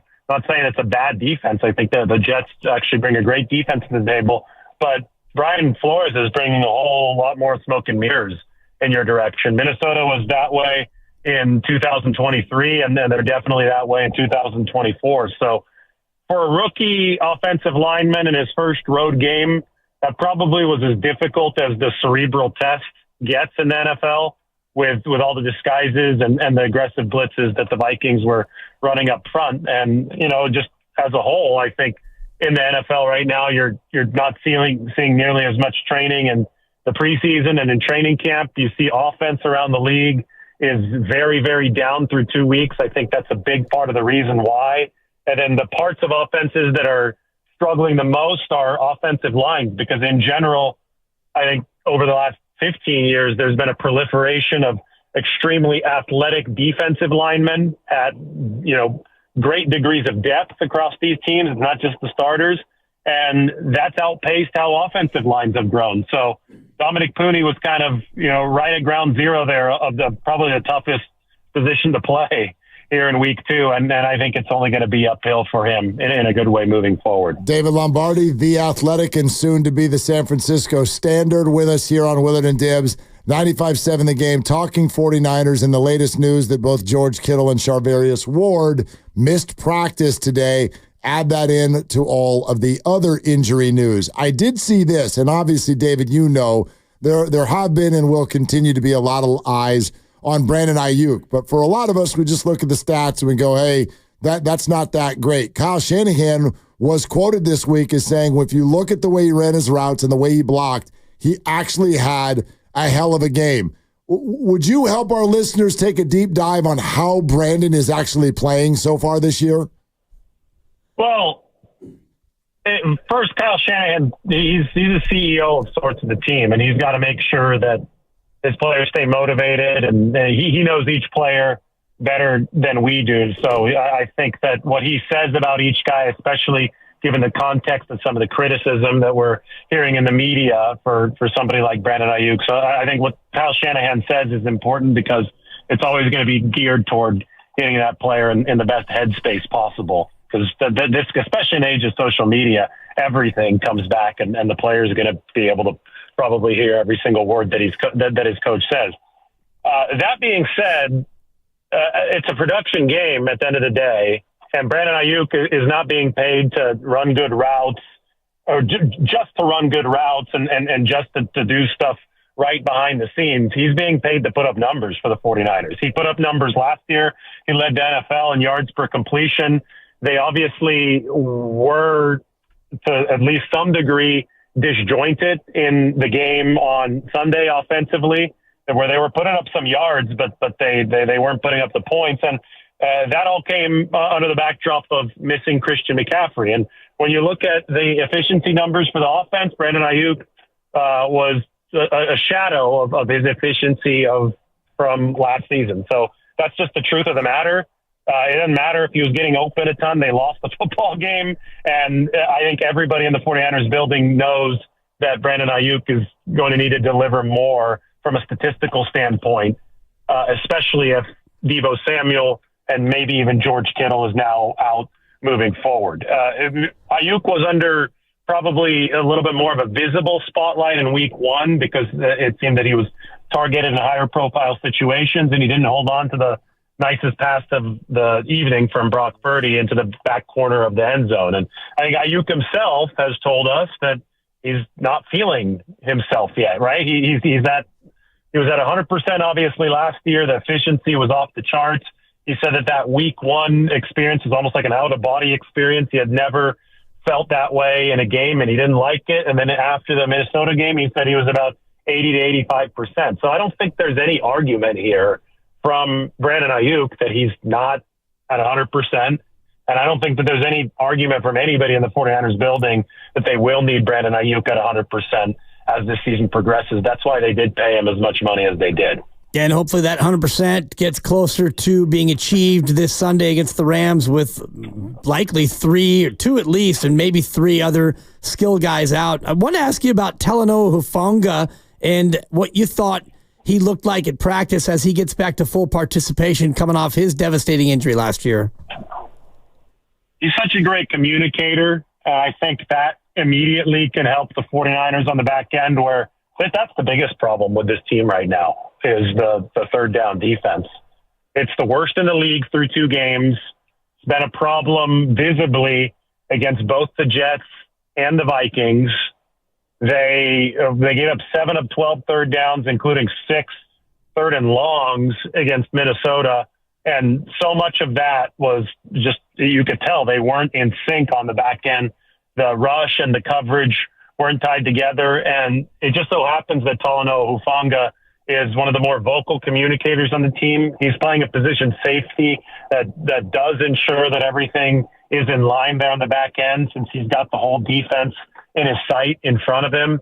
And he's already registered a pick 6 of Matthew Stafford in his career. So it's a good guy to get back this week.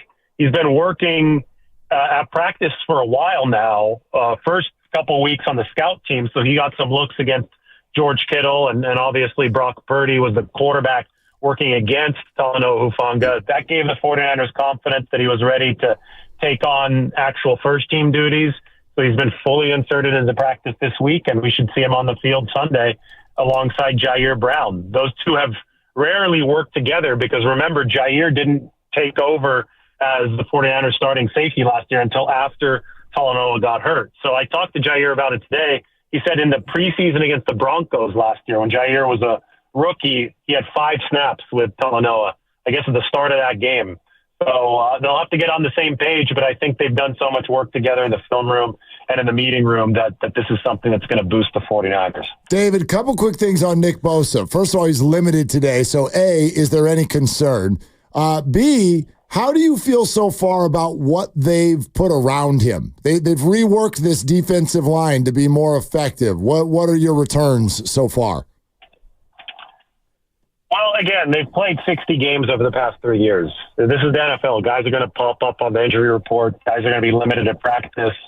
I'm telling you, if fans start stressing out about every single one of these reports, they're not going to make it through to the end of this. So it's going to be important to have an even keel about the injury report. And, I've already seen it on social media. Every single little detail is the end of the world. And quite frankly, it's not. There's a reason why the 49ers needed to insulate the depth, and it's because stuff like this is going to become commonplace. It just is a reality of a marathon sport where guys are playing a lot of games. So I don't think there's major concern about Nick Bosa right now. As far as insulating the rest of the line, well, look at who they brought in on the other side. Leonard Floyd has not missed a single game in 110 games.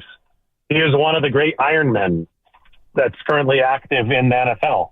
There's a reason why the 49ers targeted that. Like that wasn't an accident. They knew that they were going to need to bring in players who were especially durable because of the wear and tear on the roster as a whole. So I think that Floyd is somebody who should be able to give the 49ers a lot of quality snaps over the course of this season. He used to play against them frequently when he was with the Rams, so he gets to face his former team this weekend. They also brought in Yetur Gross-Matos, who last week had a nice pressure. I think it turned into an intentional grounding penalty, actually, against Sam Darnold. So that was a good debut for Yetur Gross-Matos. And they also have brought in new interior defensive linemen with Jordan Elliott on the inside for the 49ers, coming from the Browns. He's a guy that they're looking at as a run stopper. Was a good run stopper for Cleveland last year. And I'll tell you what, the run stopping is going to need to be a whole lot better than it was against Minnesota. I thought they did well against the Jets. I don't think they were great against the Vikings. So we'll see if Malik Collins and Jordan Elliott and that entire defensive line, just like the O-line and just like the offense, it all works together as a unit. They're going to have to be on the same page, because I think the Rams' only chance in this game is if they run the football a little bit with Kyron Williams. Their offensive line is so beleaguered right now and has been performing so poorly that without a run game, it's really hard to see LA being able to move the ball better than last week, and they didn't move the ball well at all last week against the Cardinals. All right, David, thank you for coming on. And first day at the new gig tomorrow, right? So is this the day you have to, it's all awkward and you have to borrow someone else's key card to go to the bathroom and all that stuff? They gave me my key card, so we're good. Okay. And thankfully, I'm at the 49ers facility most of these days, and I think they already know me there. So we'll be good. That's the one great thing about this. You change jobs, but you're doing the same thing. You're still covering the 49ers. Just make sure you send your story to the right editor, and everything will be fine. All right. Yeah, sounds good. I'm getting, it's one of those things that you talk to rookies in the building, and they're like, everything is new, but I'm still playing football. I'll be a rookie again tomorrow. So hopefully the performance stays good. Hopefully it's not too long of a learning period. And tell Tim Kawakami to stop following you around from job to job. It might be the other way around, but I'll let him know. Okay, You let him know. Thanks, Dave. And congratulations again. Yeah, thank you, guys. I appreciate it. Right on, David. There it is. David Lombardi joining us here, Willard and Dibbs on 95.7 The Game. Look, he gets it. I get what he's saying. However, there's a however when he's saying, look, fans, you're not going to make it through the season if you get all freaked out about every little injury. Well, what about when they all happen in the same week? What about that? Right. I don't think anybody's freaked out that Nick Bosa is limited. But if you're literally, for a moment, you go to the internet today and you're like, so hold on a minute. Christian McCaffrey's not playing and Deebo Samuel's not playing. And now George Kittle might not be playing, and you're telling me there's suddenly question marks about Charvarius Ward and Nick Bosa, and you're supposed to be a touchdown favorite? Well, come on. If you're not going to freak out a little bit about that, when do you freak out? So I when get you lose your quarterback. Exactly. Well, I didn't mean to put that out in the universe it's going to happen, or if you lose your quarterback, then you worry. But also you look at the Rams, and it just struck me hearing David talk about how nonchalant he was about this game still. And I looked in, the Rams have given up the second most points. Only Carolina, who, if this was European soccer, would be surely relegated down to a lower division, and they probably should be relegated. The Rams have given up 67 points in 2 games. So the O-line has no starting receiver, 3 offensive linemen out, and a defense that's given up 33.5 per game. This, even through all those injuries, should be somewhat of an Ottoman game. I mean, you would think, but again, it's as if we're they're so beleaguered. It's so are the Niners. So are the Niners. And there's certain, we don't even know. We're sitting here talking about Jake Tonjes, and we're like, I like the player, but it'll be fine. What? It will? Okay, if you say so. I don't know, man. I will tell you this: the spread moved, the number moved. The Niners are not a touchdown favorite anymore in this game. Really? Oh, I see it. Yeah, down to 6. Oh, I see it at 6.5. Oh, I see it at 6. Okay, there you go. Well, so I win.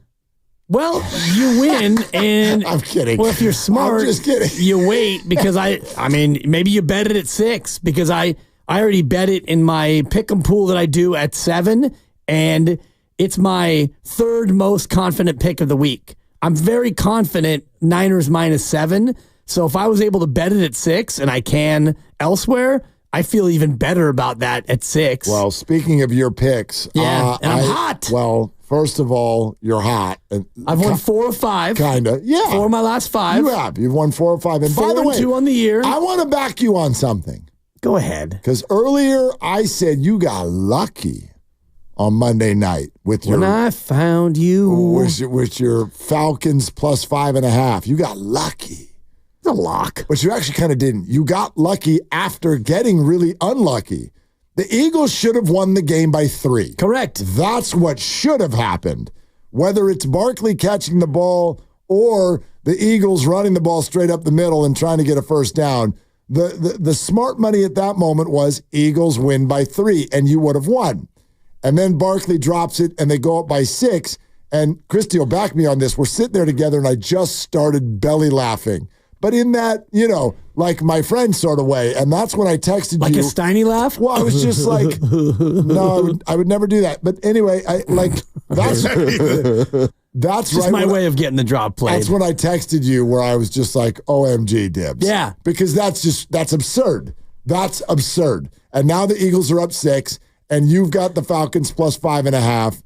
And, wow, maybe there's something to this fade the Dibbers thing. Perhaps. At the same time, I felt okay because in this aforementioned pick'em pool, I had it at 6.5. Yeah, that's fine. So I was thinking my money is safe, and your money at the time in your own pick'em pool where you're picking winners, I'm thinking this is going to be good. It's a win-win. Fade the Dibbers, I lose, but Mark would win. I would win in the money. We both would have money. Yeah. It was kind of cool. Yeah. Although fade the Dibbers, I was thinking, of course. Of course. Of course. Of course. Of course. And then this. And so far, the fade the Dibbers concept has been a losing effort. Yeah. Just saying, it's very early. It is early, and tonight is and I don't want to give away the pick right now. The pick's coming up in about 10 minutes, but this is going to be a prime time moment where all y'all are going to fade me. Well, fade me. I think I know how you're going to go. Fade him. And if there was ever a moment to fade the Dibs, if you do what I think you're going to do, I already faded you. Come at me. I dare you. It's already been done. Do it. The fade. You won't. Like a barbershop fade. Woo. High and tight. Yep. Anyway, so we're going to do that like right when we come back. Okay. Coming up next, fade the Dibbers. The Jets. I'll get the updated line, but I think -6.5. Oh, well, whip. Anyway, we'll get an official line, and it's somewhere in that neighborhood, a little less than a touchdown tonight against the New York Jets. I see it as 6. We'll huddle as a group and figure it out. Half. We'll figure it out as a group. Tired of your low ball lines. The Jets are a favorite, and fade the Dibbers is coming up, and then we will get back to the Niners, Rams, and the situations and the ultimatums on Brandon Ayuk and all of these things. But we're also going to have to dive off for just a few minutes because one of the most epic things in the history of baseball has taken place, and that's not even getting into the fact that you know what today was for the Giants? You know what it was, don't you? Closing time. That's incorrect. It was an elimination sensation. Oh, okay. For the San Francisco Gigante. I thought you put him to sleep 3 weeks ago. I did. I tried to tell you. The math is no longer there? The math is no longer there. Damn it. So we're going to get to all of this coming up next. 888-957-9570 is the number. This is Willard and Dibs. Coming to Freeman's Appliance in Pleasant Hill, September 27th through September 29th for their fall clearance.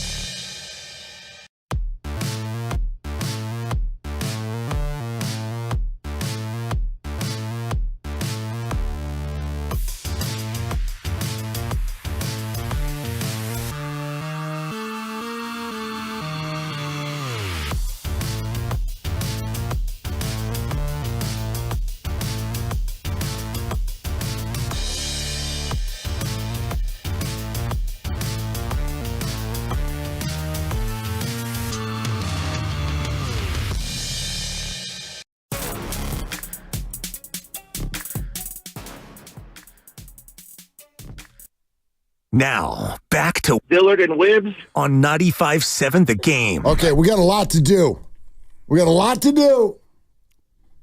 But one thing is more important than everything else. Yeah? What's that? Your money. My money? No, your money. Cash me out one time. Whoever's listening to us, we're talking to you. Okay. Your money. That's what our focus is whenever there's a primetime football game, and we are just about a half hour away from a primetime football game. Primetime. The JETS, Jets, will be hosting the New England Patriots. Correct me if I'm wrong. This is the home opener for the Jets? Yep. Is that correct? It is. Yep. They came to San Francisco, Santa Clara, and then they went to Tennessee. They are 1-1. The Patriots are also 1-1. That is the matchup, and it is time to fade the Dibbers. It's time for Fade the Dibbers. Please explain. Nostradamus gives out his pick. You bet against it, you make money. Cash me out one time. It's that simple. Hey, Dibs, your pick stings. Dibs, what's the lock of the day? All right. During the break, you know what it was? It was a deliberation sensation. Cha-ching! And half the books that we could find had it at 6. Cha-ching! Half of them have it at 6.5. That's fine. You want 6.5? I'll allow it. Let's do it. The number is 6.5, favoring the New York Jets. What say you, Dan Dibley? Well, the half is going to be key because I do believe that the Jets will win this game in their home opener. And in fact, thank you to Guru and Prize Picks. Use the promo code GURU957. And I'm on the Garrett Wilson over a half of a touchdown. I do believe the Jets will win this football game, but not by a lot. New England has been quietly better than people think, and the Jets' offense has been a little bit underwhelming. Aaron Rodgers has looked a little stiff. The Jets will win this game, Jets, Jets, but they're only going to win by 6. So getting 6.5 is critical. 23-17 Jets. I'm taking the Patriots and 6.5. There it is. Your boy's 4-2 now. I can't believe you're actually predicting a half-point victory. That's a little silly. Silly, yes, but the proof is in the pudding, and so far the pudding has tasted pretty good as I'm 4-2. So, Grandy, Lucas, I know you're going to fade me on this one because you all think that New England stinks and that the Jets are the sauce. Shout out Sauce Gardner. And shout out the guy today at Diablo Foods, the fishmonger, in the Sauce Gardner jersey. Oh, no way. He's wearing a Sauce Gardner. Good for him. Sauce Gardner. I said, good luck tonight. And he goes, thanks. Thanks. And the other guy behind the meat counter goes, thanks. He's not really a Jets fan. He's got 30 jerseys. But that ticks me off. It kind of bothered me. He's got 30 jerseys. Who are the 2 teams he doesn't have? I don't know. Probably the Panthers. Okay. And next time I go in there, I'll let you know. But at least the man was wearing the sauce tonight because they're playing tonight. They're playing beautiful. So, look, you know me. You know me. I am not one of these people who just automatically fades you. I went with you when you took Buffalo against Miami. I knew they were going to win that game outright. I actually said the Eagles would win by 3, which they should have. And I was with you on Atlanta plus 5.5. I want you to listen to me and listen to me very closely. Public, if you like the idea of fading the Dibbers, tonight's the night. Tonight is the night. You think, huh? This is a bad pick that you just put out. Oh, we ride. This is a bad pick that you have just put out to the public. Well, I love it. The Patriots plus 6.5 is a bad pick that you are putting out tonight. To be fair to Dibs, did you feel that way for Eagles Falcons as well? No, I just said to him, I picked the Eagles to win by 3. Listen to the show, Grandy. Eagles by 3. Seriously. Got him. Seriously. What? We're going to start calling that the earwax room. You guys need to be sponsored by that earwax drop medicine, whatever the hell it's called. You also thought Buffalo was going to win. You like that pick. Look at Lucas. Lucas kissing up today. Locked in, baby. Yeah, it's been a long week. Yeah, anyway. Long way back, Lucas. Yes. So all y'all are fading the Dibber. You made a bad pick. The Jets are going to roll tonight in this game, and you can see it in the spread. That number's too big. The Jets' offense has looked awful. Why is that number so big? It's because it's their home opener. It's also because the Patriots have surprised people with how they've played. But it's not like they're impressive. It's not like they're scoring a lot of points. They haven't played anybody great either. They lost their home opener to the Seahawks in overtime. They beat a Bengals team that is just mental right now with their opener. I hear you. The Patriots have been better than we thought. Jacoby Brissett is a pro. I'm telling you that tonight Breece Hall is going to lose his mind. This is a big-time Thursday night performance for him, and the Jets are going to win this game by enough, I think, by double digits. We'll mark the tape. So if, in fact, I win and I go to 5-2, this will not be forgotten. Your emphatic rebuke of my selection. Yeah, that's fine. I'll be here tomorrow. Patriots can run the football. I'll be here tomorrow. Ramondre Stevenson is on my fantasy third in football in running. He's been phenomenal. The Jets' run defense has been not as good as everyone wants to brag about. The Niners were able to hot knife through butter them in the opener. Tony Pollard ran well last week. The Patriots will be able to move the ball on the ground. I am not predicting a Patriots win. I'm predicting a closer game. I understand. And one that would portend to a spread being covered. But you know my philosophy in betting, often. Not always, but often. This number is too big, which says something. Why is it that big? Well, it actually has gone down. No, I think it opened at 7. I think I've seen it at 6.5 all week, at least as far as once I start looking at it. It's you been look at at least all a the couple books, days. And we talk a lot about Vegas Insider, which is a collection of books. And it's an aggregation. Yeah, it opened at 6.5, according to them, in many spots. So, and I know that the sharp money, which is the professional bettors, they're on the Jets. Okay. The sharps are on the Jets. Yep. The sharps don't go 100%, though. They don't win every bet. No, sharp, like professional bettors hit what? If you can hit probably 60%. Yeah, oh gosh, if you hit 60%, you're a bajillionaire. Exactly. Yeah, absolutely. So sure, you can be right. I'll be here tomorrow. Am I allowed to be right, as I have been 66% of the time? Hang on. You want to talk about sharp? Your boy, the Dibber, is sharper than sharp. I'm 4-2. Hold on. So all y'all can just keep fading me all you want. Chapter 4. Fade away. Rule 322.A. Dan Dibley is not allowed to be right. Damn it. I hate that rule book. Sorry. So anyway. I got a pick for the Niners. I'll give you tomorrow. Yeah, don't just spoil that. I'm not. I'm trying to forward promote. Okay. The line might be completely different tomorrow, so you might change your pick. It's already moving in the direction that I would want it to move. And I'll have Mr. Monday Night coming your way next Monday. Mr. Monday Night. I did that show 30 years ago. I don't need to do it again. I loved it. And we did it on the other station with that same individual. Mr. Monday Night. Anyway, take the Patriots and the points. All right. You're welcome. And everybody wants to fade me. I do. I don't always. You can't say you're 4-2 against me because I've been with you with a lot of these picks. I'm simply 4-2. Whether or not you're with me or against me, it doesn't matter. I don't give a crap what you guys do. I'm here giving out winners. And you know what we want? We want winners. We want winners. All right. Grandy and Lucas. I want winners. Are you fading the Dibbers tonight? Are you fading? Yeah, I am. Okay, Luke? Yeah, I plan to as well. Yeah, we're fading the Dibbers. I love it. I love this. Boy, this just made tonight way more fun. It's going to be Tupac for me. Super wrong. Me against the world. I got nothing to lose. It's just me against the world, Speaking of me against the world, you know who's doing that right now? His name's Farhan Zaidi. Farhan Zaidi. It's a wrap. Like Saran? Well, the season is officially over. It's been over. I get it.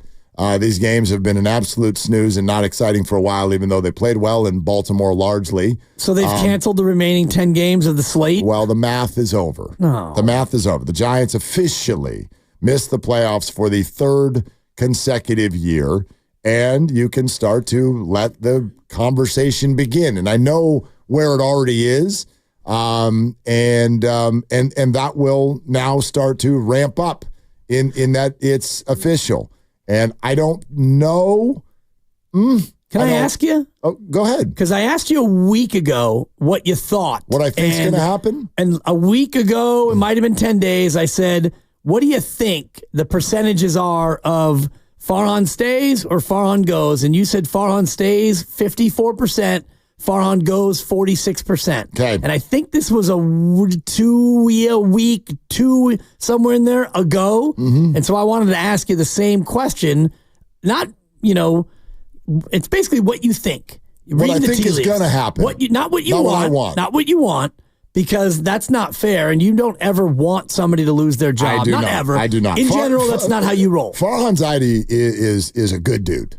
Like, whatever y'all think about him, and I know You've talked to him in person more times than the entire audience put together. Yeah. Damn it, Farhan! Farhan is good. He's a good dude, and he has been mischaracterized as a nerd that sits behind a computer and only has numbers and no heart and all that stuff. And I get it. Again, it's similar to what we were just talking about with Brandon Ayuk. It's pro sports. Nobody really cares if you're a nice guy or whatever, except for they kind of do when you are. You know what I mean? Like, I'd argue that Giants fans in particular, like, what do you love about Buster Posey? Well, first and foremost, Buster Posey is one of the best catchers we've ever seen, one of the best players, one of the best leaders. But, like, somewhere on that list, you're like, man, like, I just trust Buster. Buster's like a good dude. He just gets it. Farhan's a really good dude. Is he the right guy for the job right now? Based on the way this is played out, that's what's being assessed over there. And Dibs, there has been a change in my numbers. Yeah. So if 2 weeks ago I said 46% chance Farhan goes, yeah, let's add another 20% onto that now. So you think it's 33% that he stays, 66% that he goes? Well, that would leave 1% for something else to happen, which would be that he stays and goes, and I don't think he's going to cut his body in half. That would be crazy. So let's go. 34, 66 is where you are. Math is usually your strong suit, but let me help you. 66 plus 34 equals 100. And normally when you do 66, it implies a 66.66, which would be a two-thirds. I get where your brain went. That's normally what you do when you do a 66%. You're right, but I'm not normal. So I'm going to do 66, 34, 66% chance he goes. I think that's low. You might be right. I think it's low. You might be right. Like, I just think that it has become very complex to keep him. I think that there's a conversation probably going on over there about what should we do, what do we want to do, and then what can we do. And I think I think we've reached a point where the Giants brass may feel like it's a very tough needle to thread to try to do this again. So that would just be my handicap of the situation. You're listening to 95.7 The Game, KGMZ FM and HD1 San Francisco and Odyssey Sports Station. Always live on the free Odyssey app, Twitch and YouTube, powered by First NorCal Credit Union. For a low-rate auto loan, apply online or just ask for First NorCal financing at the dealer. Yeah, so I wonder if what took place today at all affects the thinking for the Giants, because on the one hand, you had the Giants get eliminated in Baltimore, and on the other hand, you watched one of your free agent pursuits go absolutely historically gaga in Miami with 3 home runs and 10 runs batted in, and join a club of one in the 51-51 club, 51 homers, 51 steals. He might get to 60-60, darn it. He might. And I'm sure that today is not like, oh, well, based on today, that's it. He's got to go. But today was kind of a stark slap in the face of reality of, the Dodgers have this going on. They put up a 20 spot, and you meekly went out in a matinee laydown in Baltimore. With, was Donovan Walton in the game? He sure was. Donnie Barrels 2.0. Yeah, that's the thing. You know what I mean? We were having this conversation the other day about, as a Giants fan, when was the last time you were excited? I at the end of the day, for me, that's the question. And I don't mean because you went to a game one time and the popcorn was warm and somebody hit a home run. You know what I mean? I ended up with great seats thanks to a good friend, and we went to one of the Giants-Dodger games where it was fireworks night and Brett Wisely hit a walk-off home run this year. That happened earlier this year. That's about as good as it gets. It was a ton of fun. But, did I go home and I'm like, I am excited about Giants baseball? No. When's the last time you had those butterflies, man? Like you did when the Niners were in the playoffs last year. When's the last time you felt excited? And I would argue, it's funny that this went this way. It was literally moments after I got here to start with you. Geez, 3 years ago. Shasky's walking down the street with a flag on the Embarcadero, waving it. I had just met the guy. I'm like, what the hell's going on here? This is fun. And the Giants were about to play the Dodgers in the playoffs. And it didn't go well, but it was a hell of a series and a hell of a year. And it was hard not to feel optimistic. It was hard not to feel like the Giants hadn't cracked some sort of a code. That's how it felt then. And there were those at the time who said, this is a facade. This is not real. All the breaks have gone the Giants' way. And through the next 3 years, those opinions have proven to be accurate. And I don't know if I've felt Giants butterflies since then. I almost fainted at a game one time a year ago with my son. It was Little League Day. He got invited to the game through his Little League. We went, me and him, Father-Son Day, and Patrick Bailey in a game that the Giants should have had 100 different ways. And then they were about to gaff it in extra innings. The auto runner had scored, and the Giants were down by 1, and then the first guy made an out, and the second guy made an out, and you're just like, we're going home, dude. I can't believe this. And Patrick Bailey from the right side rifled a home run down the left field line, and me and my youngest son were jumping up and down so high that I almost fell. So high! I almost fell. It was like, so there have been moments, but I'm waiting for, like, when's the last time I walked to the car and I'm like, I think we got something this year. I can't wait to get back here, right? Not the entire 3 years. And here you are, like Brandon Ayuk, you got to show it. This is a results-based industry, and 3 years is too long. Yeah. It's too long to feel that way. So. And you're not alone. Oh, God. You're not alone. I was alone. the last one to get here. Right. And, I mean, you look at today is a good example. Anthony Santander walks you off with home run number 42 this year. And the Giants' leading home run hitter is Matt Chapman, who's got 24 homers. So it'll be another year, it looks like, unless Chappie hits 6 home runs over the last 9 games, which he's allowed to do that. And if not, it'll be another year where a Giant slugger does not reach 30 home runs. Meanwhile, you're watching Shohei Ohtani hit 3 today and get to 51, and Anthony Santander walks you off in Baltimore with his 42nd, and you look around baseball, and it seems like every other team has somebody hitting 30 at least, and it's now been, 15 years since you've had somebody hit 30 in a season? Gosh, yeah. Back to Bonds, right? Yeah. So it's almost 20 years. Not quite 20, but it's been, since before your kids were born, for crying out loud. So... yeah. Not that the home run's everything, but it would be nice to have a little bit of that sizzle. It would be, but then again, I mean, the Giants won 3 World Series during that window where no one hit 30 home runs. That's so, fair. I know we want that.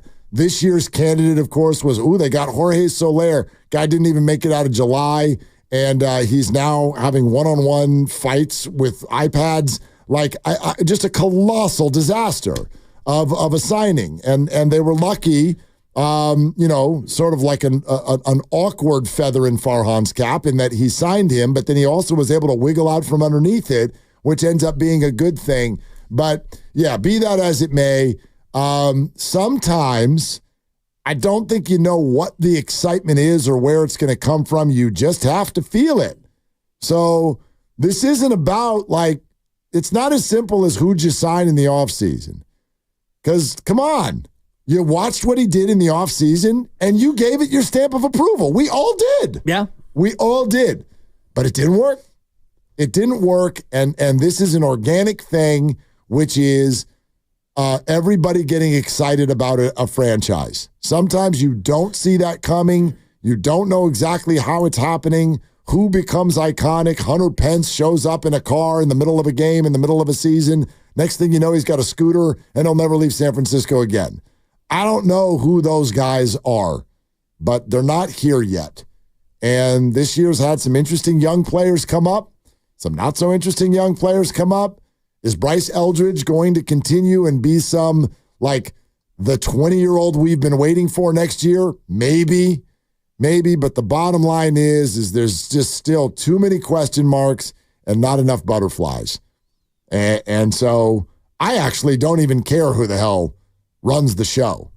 It just needs to be run better. Well, the show itself is what matters. You're right. It doesn't matter who runs the show. The show has to be better because right now the show is pretty bland. And, you look at your pitching and you've had some bright spots, although Logan Webb quietly over the second half of the year is not looking very ace-like to me. And, Blake Snell, you think about him opting out and looking for more money. It just feels like the things that you've been able to hang your hat on that were positive this year, a lot of it's going to probably go away anyway. I want to just reiterate real quick something that you referenced and make sure everybody heard what you said. Shohei Ohtani today, he didn't just hit 3 home runs. He went 6 for 6. He went 6 for 6 with 3 home runs, 10 RBIs, has become the first 50-50 man, that's 50 homers, 50 stolen bases in the history of the game, yet he was the first 50-50 man for about 32 minutes. Tops. And then he became the first 51-51 man because he had 51 stolen bases at the start of the game and then came in with 48 home runs and went ding, dong, dead, and now has 51 of each, and the Dodgers are up 118-2 or something in Miami. That's what Shohei Ohtani did today, and it is nauseating. Well, it's awesome. And yes. It's awesome. And nauseating. Right. I mean, if he had done it in any other color other than Dodger blue, and it is nauseating because he's a Dodger and he's probably always going to be a Dodger. And next year, you get to watch him pitch too. And you might get to watch him pitch in the playoffs. Really? They haven't ruled it out. Well, I mean, I don't know. To me, that'd be crazy. It'd be a little foolish. But and like you said earlier, might have been off the air, but it's root against the Dodger season officially. And which I hate. Because it means the Giants are out. Exactly. You'd rather root for your team. And of all the Dodgers that it's easy to root against, it's tough to root against Shohei Ohtani. Even though he's a Dodger, just because of maybe it's, I don't know, his happy face and his boyish charm and his unbelievable talent. I've felt the same way as you know about Mookie Betts for a little while. Like I don't hate Mookie Betts, but understand this. If you adopt puppies, but you do it in a Dodger uniform, I hate puppies. Okay? Let's go ahead and save that. I'd like everybody to understand that. If you adopt puppies in a Dodger uniform, I hate puppies. That's pretty hard. Right? It's pretty cruel. I'm just saying. Yeah. It's the way I'm built. Honestly say. Sort of built for this. Yeah.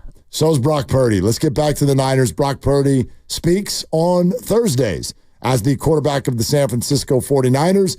And here is a little stretch of his media availability today. The Super Bowl that you figure the way the Chiefs played you guys, that would be a blueprint for other teams moving forward.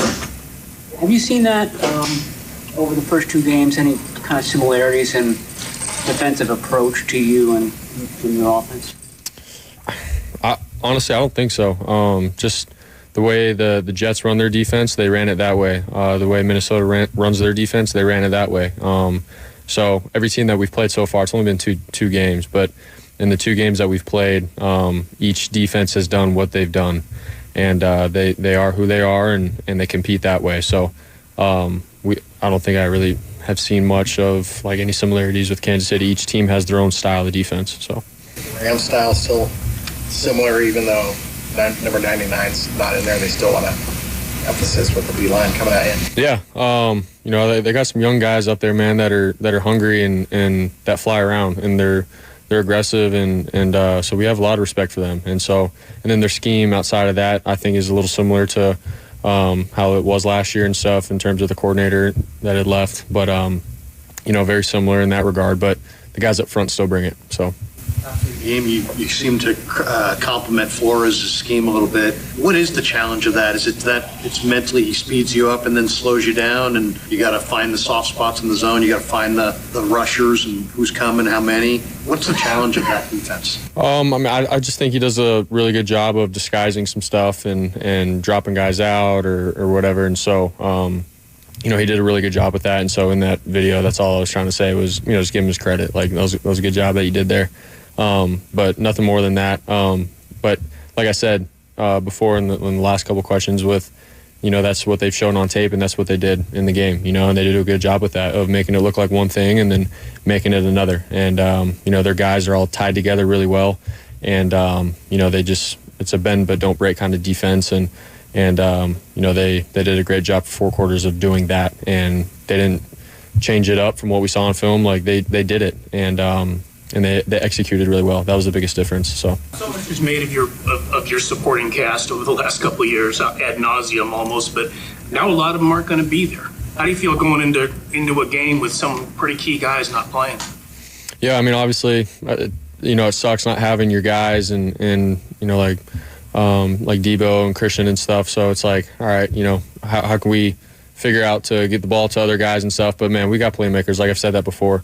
We got a really good scheme, great play caller, and some great players that step up in the roles and do their job really well. So for me, man, I still have to do my job in terms of my reads and my progressions, more so than I need to now change the way I think and make sure I'm getting it to this guy or that guy because a couple guys are out. It's not like that. So that's the challenge for me, is how can I continue to be better with my progressions and as a quarterback and handling situations and being as efficient as I can. Regardless of who's in. So that's where my mindset is at with this game. And, obviously I'd love to have my guys back and playing with them, but, that's just how it is with this game sometimes. When you watched the film from last week, did you feel like you weren't deciphering what you were seeing as quickly as you normally do? I would say so. There was a couple plays where I dropped back and for me, I just wasn't on top of my progressions and getting off certain reads and holding on to the ball a little bit in certain situations and plays. And so that's where, I had to be better. And it's football. You're not always going to be perfect. There's some plays like that are going to happen. But for me, I think it happened more than I wanted it to. And so, I had to learn from it and grow from it. So, yeah. You got Eric Sauber the ball a couple times the other day, I think. In case if George can't play this week, what's just kind of your comfort level with him and Jake specifically?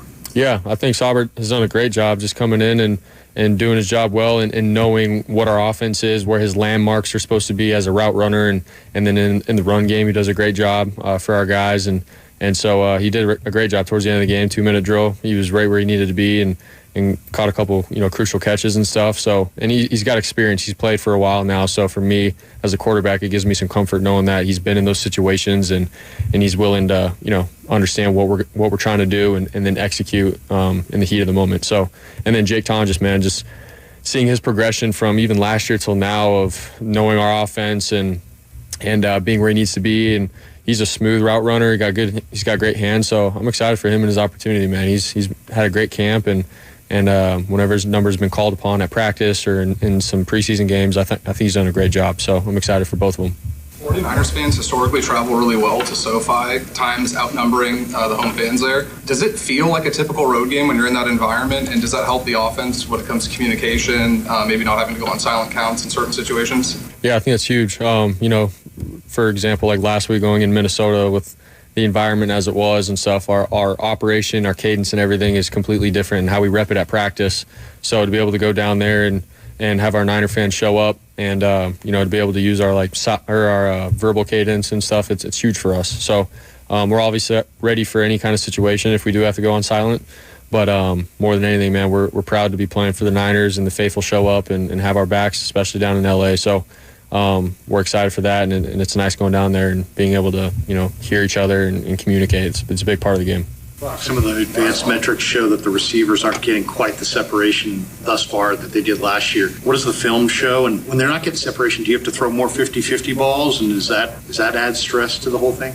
I mean, I have no idea, what those metrics are or anything, but I think on film, our guys are doing a good job, and it's just it comes down to execution between both of us, being where they need to be, and then me trusting and laying the ball and throwing the ball accurately time and time again. So, and that's just us being, hard on ourselves, but that's also the standard that we have and that we've shown over the last couple of years. So I think our guys are doing a great job, and whatever the metrics are showing, if they're not getting open or stuff, I don't really know if I believe any of that. I think it's really about, me being efficient, them doing their job, and being on the same page. So, yeah. Thanks, guys.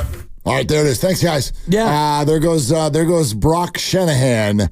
It's absolutely beyond noticeable. He's not just running his plays; he's picked up his speech patterns. Yeah, it's a little bit of an emulation sensation. He's emulating Shanahan, no doubt. It's hilarious and stuff. But anyway, yeah. Anything stand out for me right there at the end where he's sort of trying to debunk the idea that the 49er receivers are not getting open.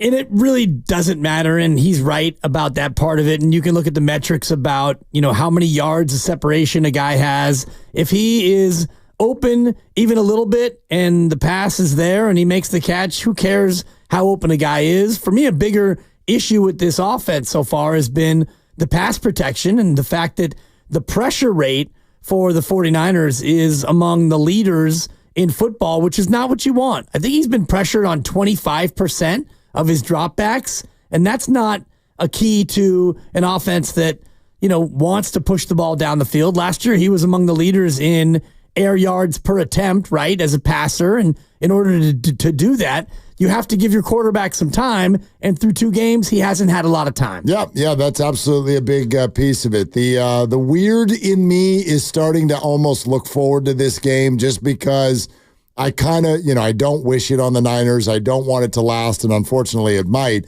But I want to see this.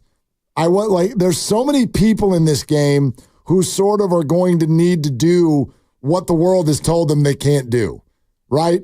Brock Purdy being at the front of the line. You are a product of having great teammates, all right? How about now? And then there's Brandon Ayuk. Oh, you're a $30 million receiver. You better be there and be that dog this weekend. And then there's even Kyle Shanahan. Who I know people are looking at it going, if you're the master of the scheme, then it should matter less who's out there. And I will say right now, I don't really buy in to any of those 3 narratives, which is why I kind of want to see it, because I actually have confidence that it's still going to look pretty good. Yeah, and it should look pretty good. And he actually talked in his press conference about Jake Tonjes and his ability to come in and potentially replace George Kittle if Kittle's unable to go, and Saubert and what he's meant. So you won't have Debo and Christian McCaffrey for sure. We know that. And if George Kittle is out as well, then you start to think about exactly how it might look and, how they'll go about not only scoring points, but winning the game. And it might be a little bit different. And, we talked earlier to Jay Gruden, and something he said might actually be a thing that they focus on this weekend, which is it's okay sometimes to punt. And if you have a good defense, and the Niners do have a good defense, you could be a little bit more conservative. You can punt the ball to the Rams and know that your defense should be able to hold its water against a depleted offense. All right, let's dive back into BA and see if you guys all want to talk about it again. 888-957-9570. Do you care about Brandon Ayuk's box score this weekend, or do you only care about the final score? I know everybody cares more about the final score, but are you looking at both? I'm a final score guy. Dibs, it sounds to me like you're going to be a little bit of a both, a final score and a box score. Check this out. A couple of guests we had earlier in the week. Mark Schlereth on basically the injuries and what that means for those who are still there. This is what you paid Ayuk for, right? Ayuk is wanted to be a top 3 wide receiver, want to be paid like a top 3 wide receiver. Well, I've said it from day one. You're not, so you're going to take less than that, and that's just the way I feel. But, hey, now you can prove me wrong, right? You can be the go-to guy in this offense, and you can be the guy that bails out Purdy, and you can be his number 1 guy. Go show everybody that you held in, for instance, for a reason. And so now it's your opportunity to shine, and I think he needs to take that very seriously and go out there and be the guy that takes all the pressure off the injured guys that they have. And then there's Kevin Harlan right between the Willard and Dibs. And here's what he said about Ayuk. Ayuk, I think, is playing. First of all, he's not in that football shape, and there is a difference. You can come and work on your core, and you can come after an off season of working with yoga guys and weight guys and run guys and meal guys and whoever else, the Dalai Lama, and you're gonna until you're in that camp and in the everyday grind of practice and preparation and coaching, it's just not the same. And he's kind of in that stage right now. So his camp is I don't know how many looks he's getting, but clearly the production has been down from what we're used to seeing. I think that's just a blip, and he'll pick up, especially now that Debo may be on the side here for a bit, and he's going to have to. I mean, the moments of him kind of being in the background and not prominent for the first two games are over. He's got to step up, and he's got to kind of be like Juwan Jennings, quite frankly. He's got to be reliable. He's got to be there, and I think he'll meet the challenge. All right. What is your Brandon Ayuk take for this weekend? I kind of echo what Stink and what Kevin Harlan both were saying about him needing to be the go-to guy. And for me, this becomes all eyes on you, second Tupac reference, for Brandon Ayuk. And yes, the first scoreboard, the team scoreboard is most important, and I will never not think that that's the case. So go out there and win the game, and no matter how that goes, if you win, that's great. Winning is better than losing. Let's put that aside. Beyond that, this is a big game for Brandon Ayuk because you held in and you spent the whole summer on TikTok and not in camp, and you weren't ready to go for the preseason, and you weren't really ready for week one. You played decreased snaps. You had a couple of drops. You played more snaps in week two. You didn't have an impact, and now you've got you got a Hall of Famer, Christian McCaffrey, out. You've got Debo Samuel, an All-Pro, out.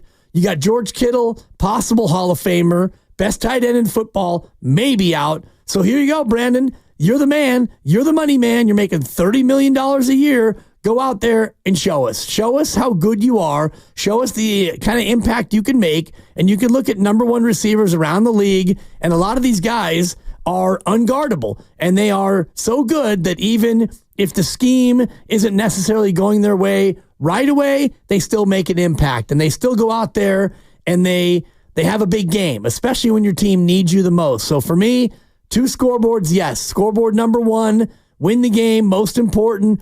Scoreboard number two, I'll be watching, is Brandon Ayuk. You're going to play probably every snap on offense if you can. You're not going to be subbed out, I wouldn't imagine, even if they go to a 22 personnel, 2 running backs, 2 tight ends, that means 1 receiver. That's you, my guy. You're going to be that receiver. So my expectation for Brandon Ayuk is for him to go out there and make an impact and show the world why you're worth $30 million. Okay, so, and here's my point. I accept all of that as the way it's going to be.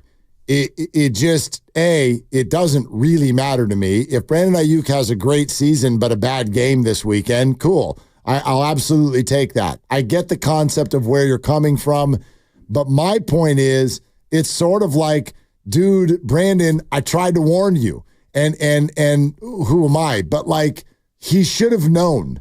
He should have known. I would argue there are 2 wide receivers in the NFL right now who are getting this treatment, even though there are 12 who got paid. A.J. Brown got paid. He can't even play. Justin Jefferson left with an injury. Tyreek Hill and Jalen Waddle have a concussed quarterback. We can go through the league and look at some of the guys. Amon-Ra had a really bad game in his first game. Lions won. Then he had a really great game week 2. Lions lost. So I don't know who else is being held to this standard of, okay, hey, dude, you need to go now win us a game, except for 2. There's only 2. And they were the loud guys. Brandon Ayuk and Jamar Chase. They're the 2 right now where people are sort of looking at them and doing so with a little bit of an edge, with a little bit of a chip on their shoulder. And so my point is not that you're wrong or that I don't accept any of the things that you're saying. My point is to say that those who have said, hey, dude, now you're in, you made it in time, you made it, all is forgiven. I disagree. I think that this is not coming from, hey, man, there's a lot of other guys out. It'd be great if you stepped up. This is coming from the negotiation. This is coming from bleed over frustration that fans are feeling about the month of August and the month of July, too.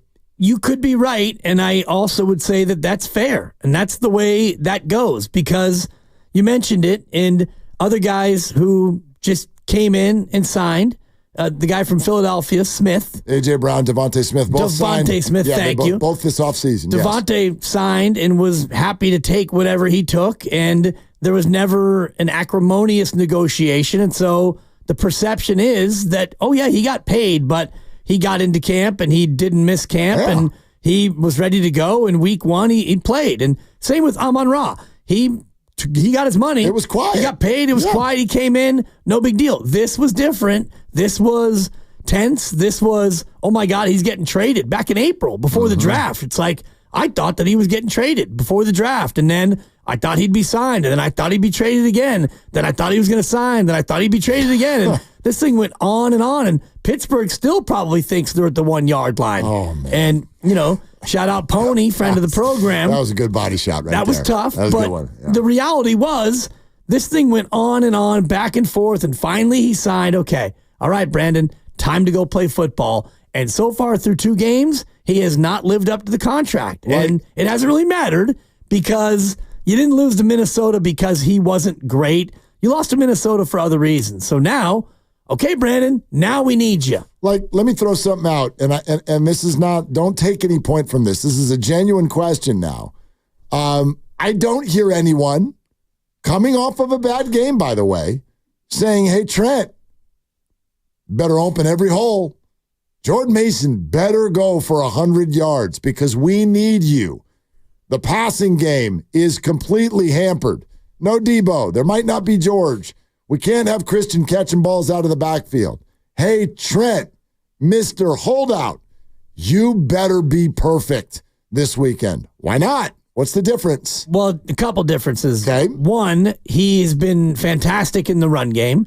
And in the pass game, he's been, last game, he was a little shaky. Yep. He allowed 4 pressures, I believe. And a sack. Yes, the pressure rate right now for Brock Purdy is 29% of dropbacks, which is 5th worst in the league. How much of that is on Trent? A lot. He is the captain of the O-line. He's, according to Jay Gruden, the best left tackle in the history of football. So, yeah, a lot of pressure is on Trent. But the reason why he's not getting the same scrutiny is because the average Joe, shout out Dodgeball, the average Joe doesn't watch the game with his eyes on Trent Williams. And you don't really know how Trent's doing unless there's holding penalties, false starts, or just out-and-out mistakes where he whiffs on a guy. It's a lot easier to see a wide receiver not get targeted and drop the ball than it is to really break down offensive line play. I mean, and again, the reason I bring it up is to further drive home the point I'm trying to make. No, and your point is well taken. And the point, and which was Trent's whole thing was quiet. There is a penalty for doing this. There's a penalty for doing this. All is not forgiven, even if you say it is. And I'm with you. I'm with everybody. Nobody is out here rooting against Brandon Ayuk. Nobody's even getting impatient, I don't think. Although it sounds like people might this weekend if things don't look the way that they want it to look or whatever. I'm not getting impatient.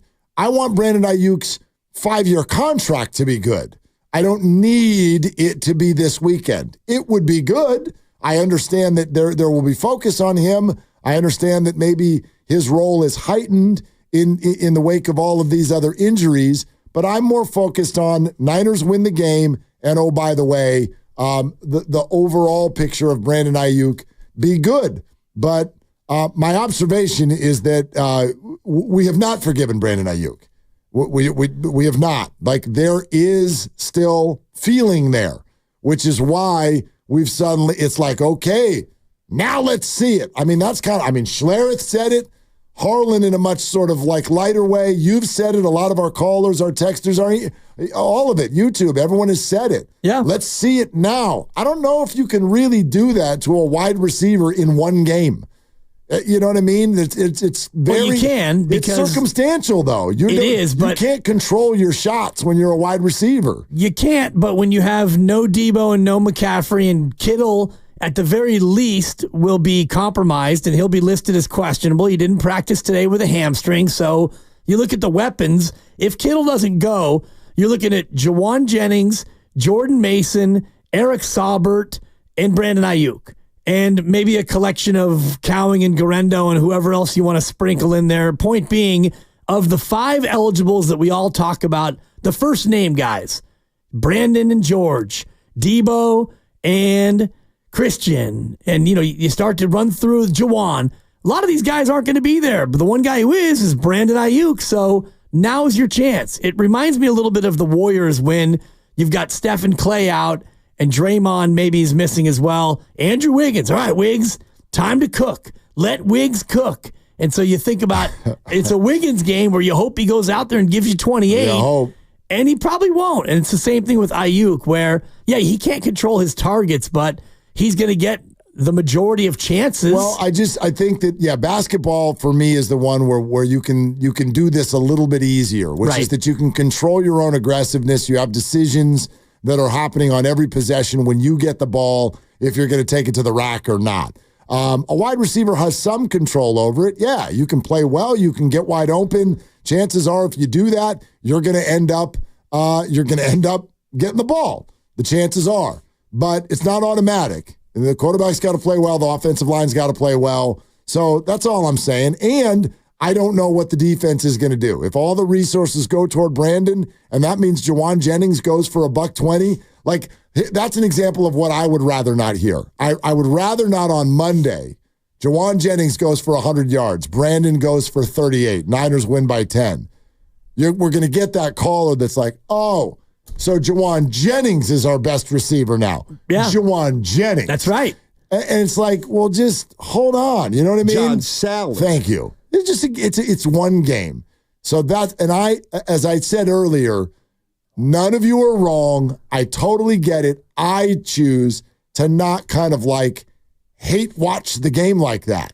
I don't want to be like Brock drops back and you better be open, Brandon. I just want to watch the 49ers and see them play well. Of course, but when you pick through it and you watch it for a second time, and when we break it down more than we do just, Niners win. Great. End of the show. No, we're going to go through every aspect of it. And one thing Jay Gruden said to us earlier that I'm going to be watching for is how many times Brandon Ayuk will be the primary in the pass game, where the play is set up for Brandon Ayuk to go out there and be the primary pass catcher. And that's something that, when you have Debo and you have George and you have Christian, you don't necessarily need to highlight any one player. And you look at last year for a good example, the targets were spread pretty evenly from George, Christian, Debo, and Brandon Ayuk. They all had about the same number of targets. Well, in this game on Sunday, Brandon Ayuk should get the majority of the routes where he is the primary receiver. You would think.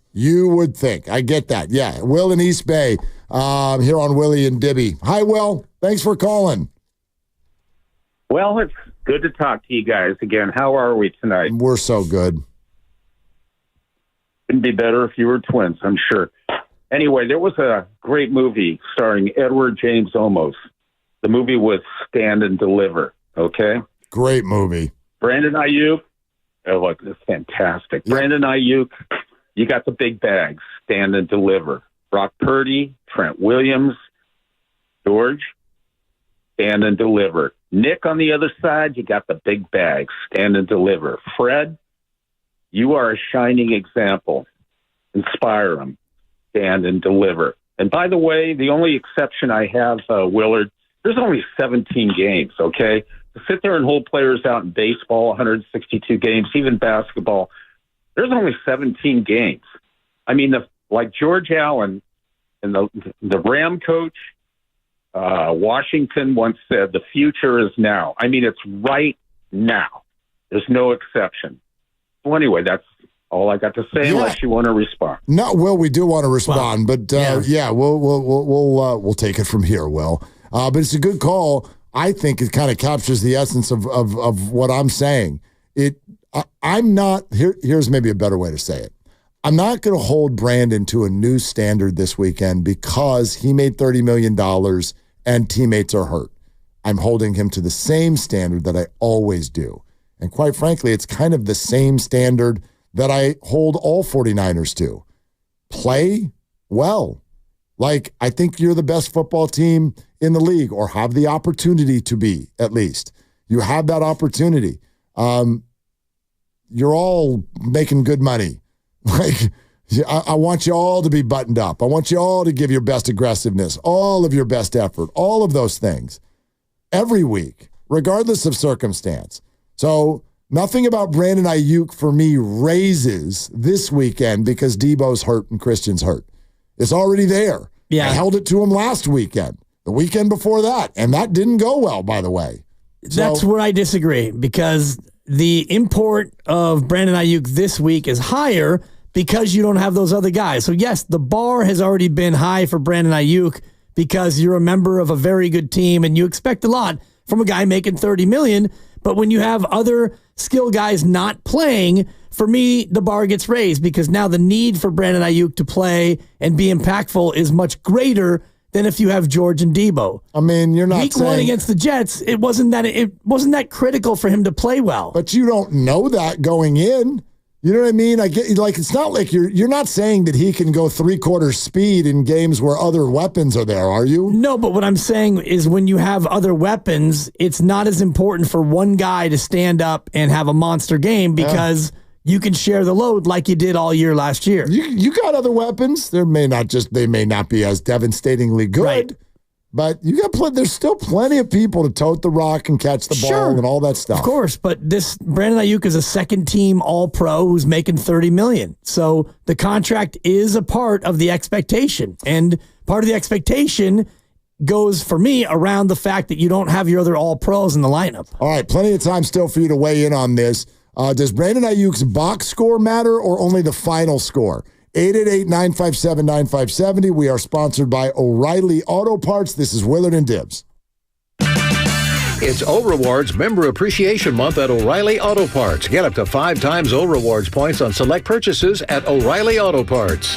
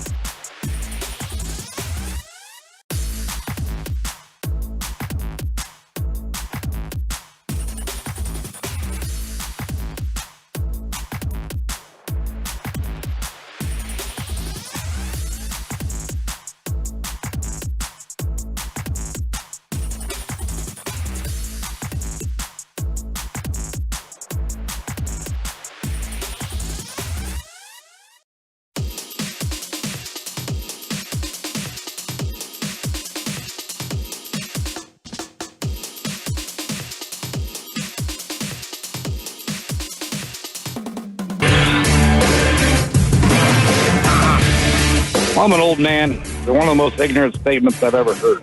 Now, back to Willard and Dibs on 95.7 The Game. This got a lot of run today. Does this do anything for you? Ready for this? Bring it. This is with Up and Adams. We love the Kay Adams Show, FanDuel TV. And she talked to Deshaun Jackson. Take a listen. Andy's not on the board. You can't pick Andy. Who's the best coach in the NFL? Right now, present or just all time? Present. Ooh, best coach right now in the NFL. I'm gonna go Sean McVay. Does that bother you at all? He's gonna go Sean McVay. Well, it's just funny. You know what I took from this? And maybe this is, again, you know how we talk about sometimes our echo chamber, like where we're in sports media and this stuff gets talked about. I don't think that this was like a ripple effect through the sports world today or through the Bay Area at all. But the people I talked to, like, this gathered everyone's attention almost as if it was like, whoa, Sean McVay. Or, first of all, it's Deshaun Jackson's opinion. It's one person's. I don't think that Sean McVay is some sort of an offensive answer to that question. Is it? No. I mean, well, it depends on what you're basing it upon. Now, if you want to talk about success, overall team success, well, he's got a Super Bowl. Yep. Kyle Shanahan doesn't. Yep. Mike Tomlin's got one. Mike Tomlin doesn't get a lot of run for best coach in the league. I believe he is now the longest tenured with his team in pro football. So he should get more, I think, more run than he does. John Harbaugh is a guy. That never come up. It should. Yep. Because his teams always win, and he's got a Super Bowl as well. So it just comes down to what you value when you're going to give that answer. It's easy for us to say Kyle Shanahan outside of Andy because we see it, and we see what he does with, undrafted running backs, and we see the offensive scheme. And he also has had a great run of success, and he's been to the NFC Championship game for 3 straight years and 4 of the last 5. Yep. So I think we've seen his sustained success up close and personal. And so a lot of us would say outside of Andy, he would be the guy. You know what's also interesting about that whole thing? I didn't love the fact that look, it's her show. She can do it however she wants, and she's probably right to do this because it is sort of the stock answer now. But I don't love that it's automatic that Andy Reid's the best coach in the NFL. I don't see it that way. And again, I understand where everyone's coming from because of all the Super Bowls in recent years. But what you'll notice with all of these coaches, like you just brought up Mike Tomlin. Mike Tomlin is a very good coach. Mike Tomlin's teams make the playoffs a lot. Never had a losing record. Right. But why has Mike Tomlin struggled to really have a good playoff team the last 4 or 5 years? Why? He's got no quarterback. Thank you. So why do the head coaches who suddenly go on a great run, what do we notice about them? They have good quarterbacks. And so Andy, it's hard to do. I don't want to take any credit from him. But Andy's been coaching forever, and he's always been a really good coach. But the only reason he's an automatic answer now for best coach in the league is because he's got Patrick. And John Harbaugh is on a sustained run of success because he has Lamar Jackson. And we'll see. That's why Kyle, I find to be so fascinating, because most would argue that his first run of success with the 49ers came with a mediocre quarterback. Yeah. And now it's coming with someone who we think is a good quarterback, but is this lightning rod and polarized sort of human being with regard to, is he good? Is he great? Should he be paid? Some think that this guy's also mediocre. And if this guy, Brock Purdy, is also mediocre, then that should elevate Kyle Shanahan as a coach. And this is me borrowing from your playbook. And I think that you look at Andy Reid, and he's 129-51 with the Chiefs, and he was 130-93 with Philly. So fantastic coach. You could say Andy Reid, and you could look beyond just having Patrick Mahomes, because he was really good in Philadelphia, and obviously he's been better with Patrick Mahomes as any head coach would be. But let's look at McVay and Shanahan versus Reid, right? Isn't it is it more impressive to get the dude, the face of the league, and you get multiple Super Bowls, or McVay and Shanahan, I know McVay won one and Kyle has not, but McVay and Shanahan have both taken multiple quarterbacks to the Super Bowl. That to me is a real feather in the cap. That's really great. That's pretty interesting to me that you can put together an offense that's going to get you all the way to February and do it with different QBs. Agreed. And I do think that there's a discussion to have, and maybe we can have it tomorrow as we sit in Rams week, about Sean McVay versus Kyle Shanahan, because McVay's got a better regular season win percentage and he's got a Lombardi. Kyle has the head-to-head edge. I believe the Niners have won 7 of the last 9 against the Rams. Correct. One of the losses, unfortunately, was in the NFC Championship game. Yep, and the other one doesn't count because everybody was sick. Fair enough. Yeah. But of the last 9, Shanahan has dominated McVay, except for the really, really big game where McVay beat Shanahan, and McVay has a Lombardi and Shanahan doesn't. So the answer from Deshaun Jackson doesn't offend me. I don't know if either one of them would be on my number 2. I would probably put John Harbaugh ahead of both of them. Would you? Just for what he's done. And you mentioned multiple quarterbacks. He took Joe Flacco and won a Super Bowl. Correct. And I don't think that Joe Flacco is as good as Matthew Stafford or Brock Purdy. I agree with you. And he, by the way, the Ravens, who have often done it with defense, they won that Super Bowl where both teams scored over 30 points. Like, it was actually an offensive battle. Joe Flacco was really, really good. So, no, that's fair, although he hasn't taken a different quarterback to the Super Bowl. It's just Joe Flacco. Yep. And Lamar has come really close. Look. 11 playoff berths for Baltimore. I think that it's also, it's quality, and the coach gets credit for this. It's the quality of the whole picture that you've built. And if people do want to know, another one of the reasons why I will back Kyle until we are backs up against the cliff, I will back him. And it's not about what we usually talk about with Kyle. Oh, the play call, and you run, and you play. You didn't know the overtime rules. Look what he built. He built this city. He built Jefferson Starship. He did it, man. This was crap when he got here. And look what he built. He built a sustainable, quality organization. Ravens, Chiefs. You can see them around the league. The Patriots we'll see kind of where it goes in the post-Belichick era. But, you can see, why do the Bengals have this awesome quarterback? And then I know they went to a Super Bowl, and I know he's been hurt. But I also feel like the Bengals are habitual underachievers. And the reason for that is the quality of the backbone of the organization. The culture. Yeah. And it's not great. It's not great. That's how you get a star receiver to crater your season before the season even starts. And, the Niners maybe flirted with that this year. A little different because he's not as much of the dude as Jamar Chase is in Cincinnati. But that's and McVay, to a degree, has done that as well with the Rams. They built a backbone of an organization, and it's been sustainable and quality every year unless you kind of lose all your key people. If you're McVay and you're Shanahan and you're Reed and you're John Harbaugh and you don't lose your quarterback for the season, you're going to be pretty good. You're at minimum going to be pretty good. And that's why I lean toward Mike Tomlin, because of what you were saying about their quarterback. And since Big Ben, they haven't really had one. And yet he 9-8 every year. He's never a team with a losing record. They've made 11 playoff berths since he's been there. His win percentage is .633. And I do think that coaching at the NFL level especially comes down to more than just, your play calling defensively or offensively. It's about you coaching your coaches. It's about your culture. It's about whether or not you win. And it's also about how you win. And Mike Tomlin's gone about winning, not always being a dominant team or a Super Bowl team, but they've been good, and they've done it without a ton of talent in many times. Yeah, and you go about it in all kinds of different ways. And sometimes it does come down to, I think the Super Bowl this year is one of those where it is a little bit tough on Kyle Shanahan because of some of the things that happened in the game. But you bring up that loss, the NFC title game to the Rams. I mean, most Niner fans, I think, of the first thing they think of in that game is what? It's not Kyle. It's Jaquasti's cart. Right.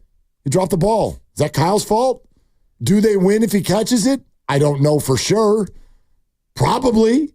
Well, probably. And we always like to look at one play. Of course. And so the one play. So Kwaski Tart is the GOAT because he dropped an interception. No, there's 1,000 different plays, but when you're at the end of a game and there is a play that can swing almost everything in your face, like Saquon Barkley on Monday night. Yeah. Catch the ball. Game's over. Was that everything that happened in the game? Obviously not. But when you do it at the end and it kind of looks like it would have changed the outcome, it feels bigger. We're going to remember. Certainly. So, Grandy, what are you doing here in a couple minutes? The Morning Roast actually was having a similar conversation, the one you're having right now, about Sean McVay. So we're going to lead off with that, and then we're going to hear Jay Gruden on with you guys. Okay, beautiful. Jay Gruden, who, by the way, he had some things to say earlier in the week with regard to Kyle Shanahan's, not his coaching, but situationally, when he is in known passing downs, less than impressive. And so we brought him on and we talked it out a little bit, and it was pretty dang interesting. So here comes Grandy, and it's brought to you by Fremont Bank, celebrating 60 years of full-service banking with absolutely no compromises. We are fading the dippers tonight. But do you want to do it again tomorrow? I'll let you know. Okay. So far, no. Alan Lazard, get out of here. 7-0 Jets. Whatever. Yeah. Possible sick day. I did have a little scratchy throat this morning. There goes all those points that you got. Whatever. They're already gone. And they're on the move. Yeah. You're damn right they are. Tackle somebody, Patriots. For Dibs, for Grandy, for Lucas. Whatever. I'm Mark. Shoot your shot. That's all you got. All you got. They're one of the most ignorant statements I've ever heard.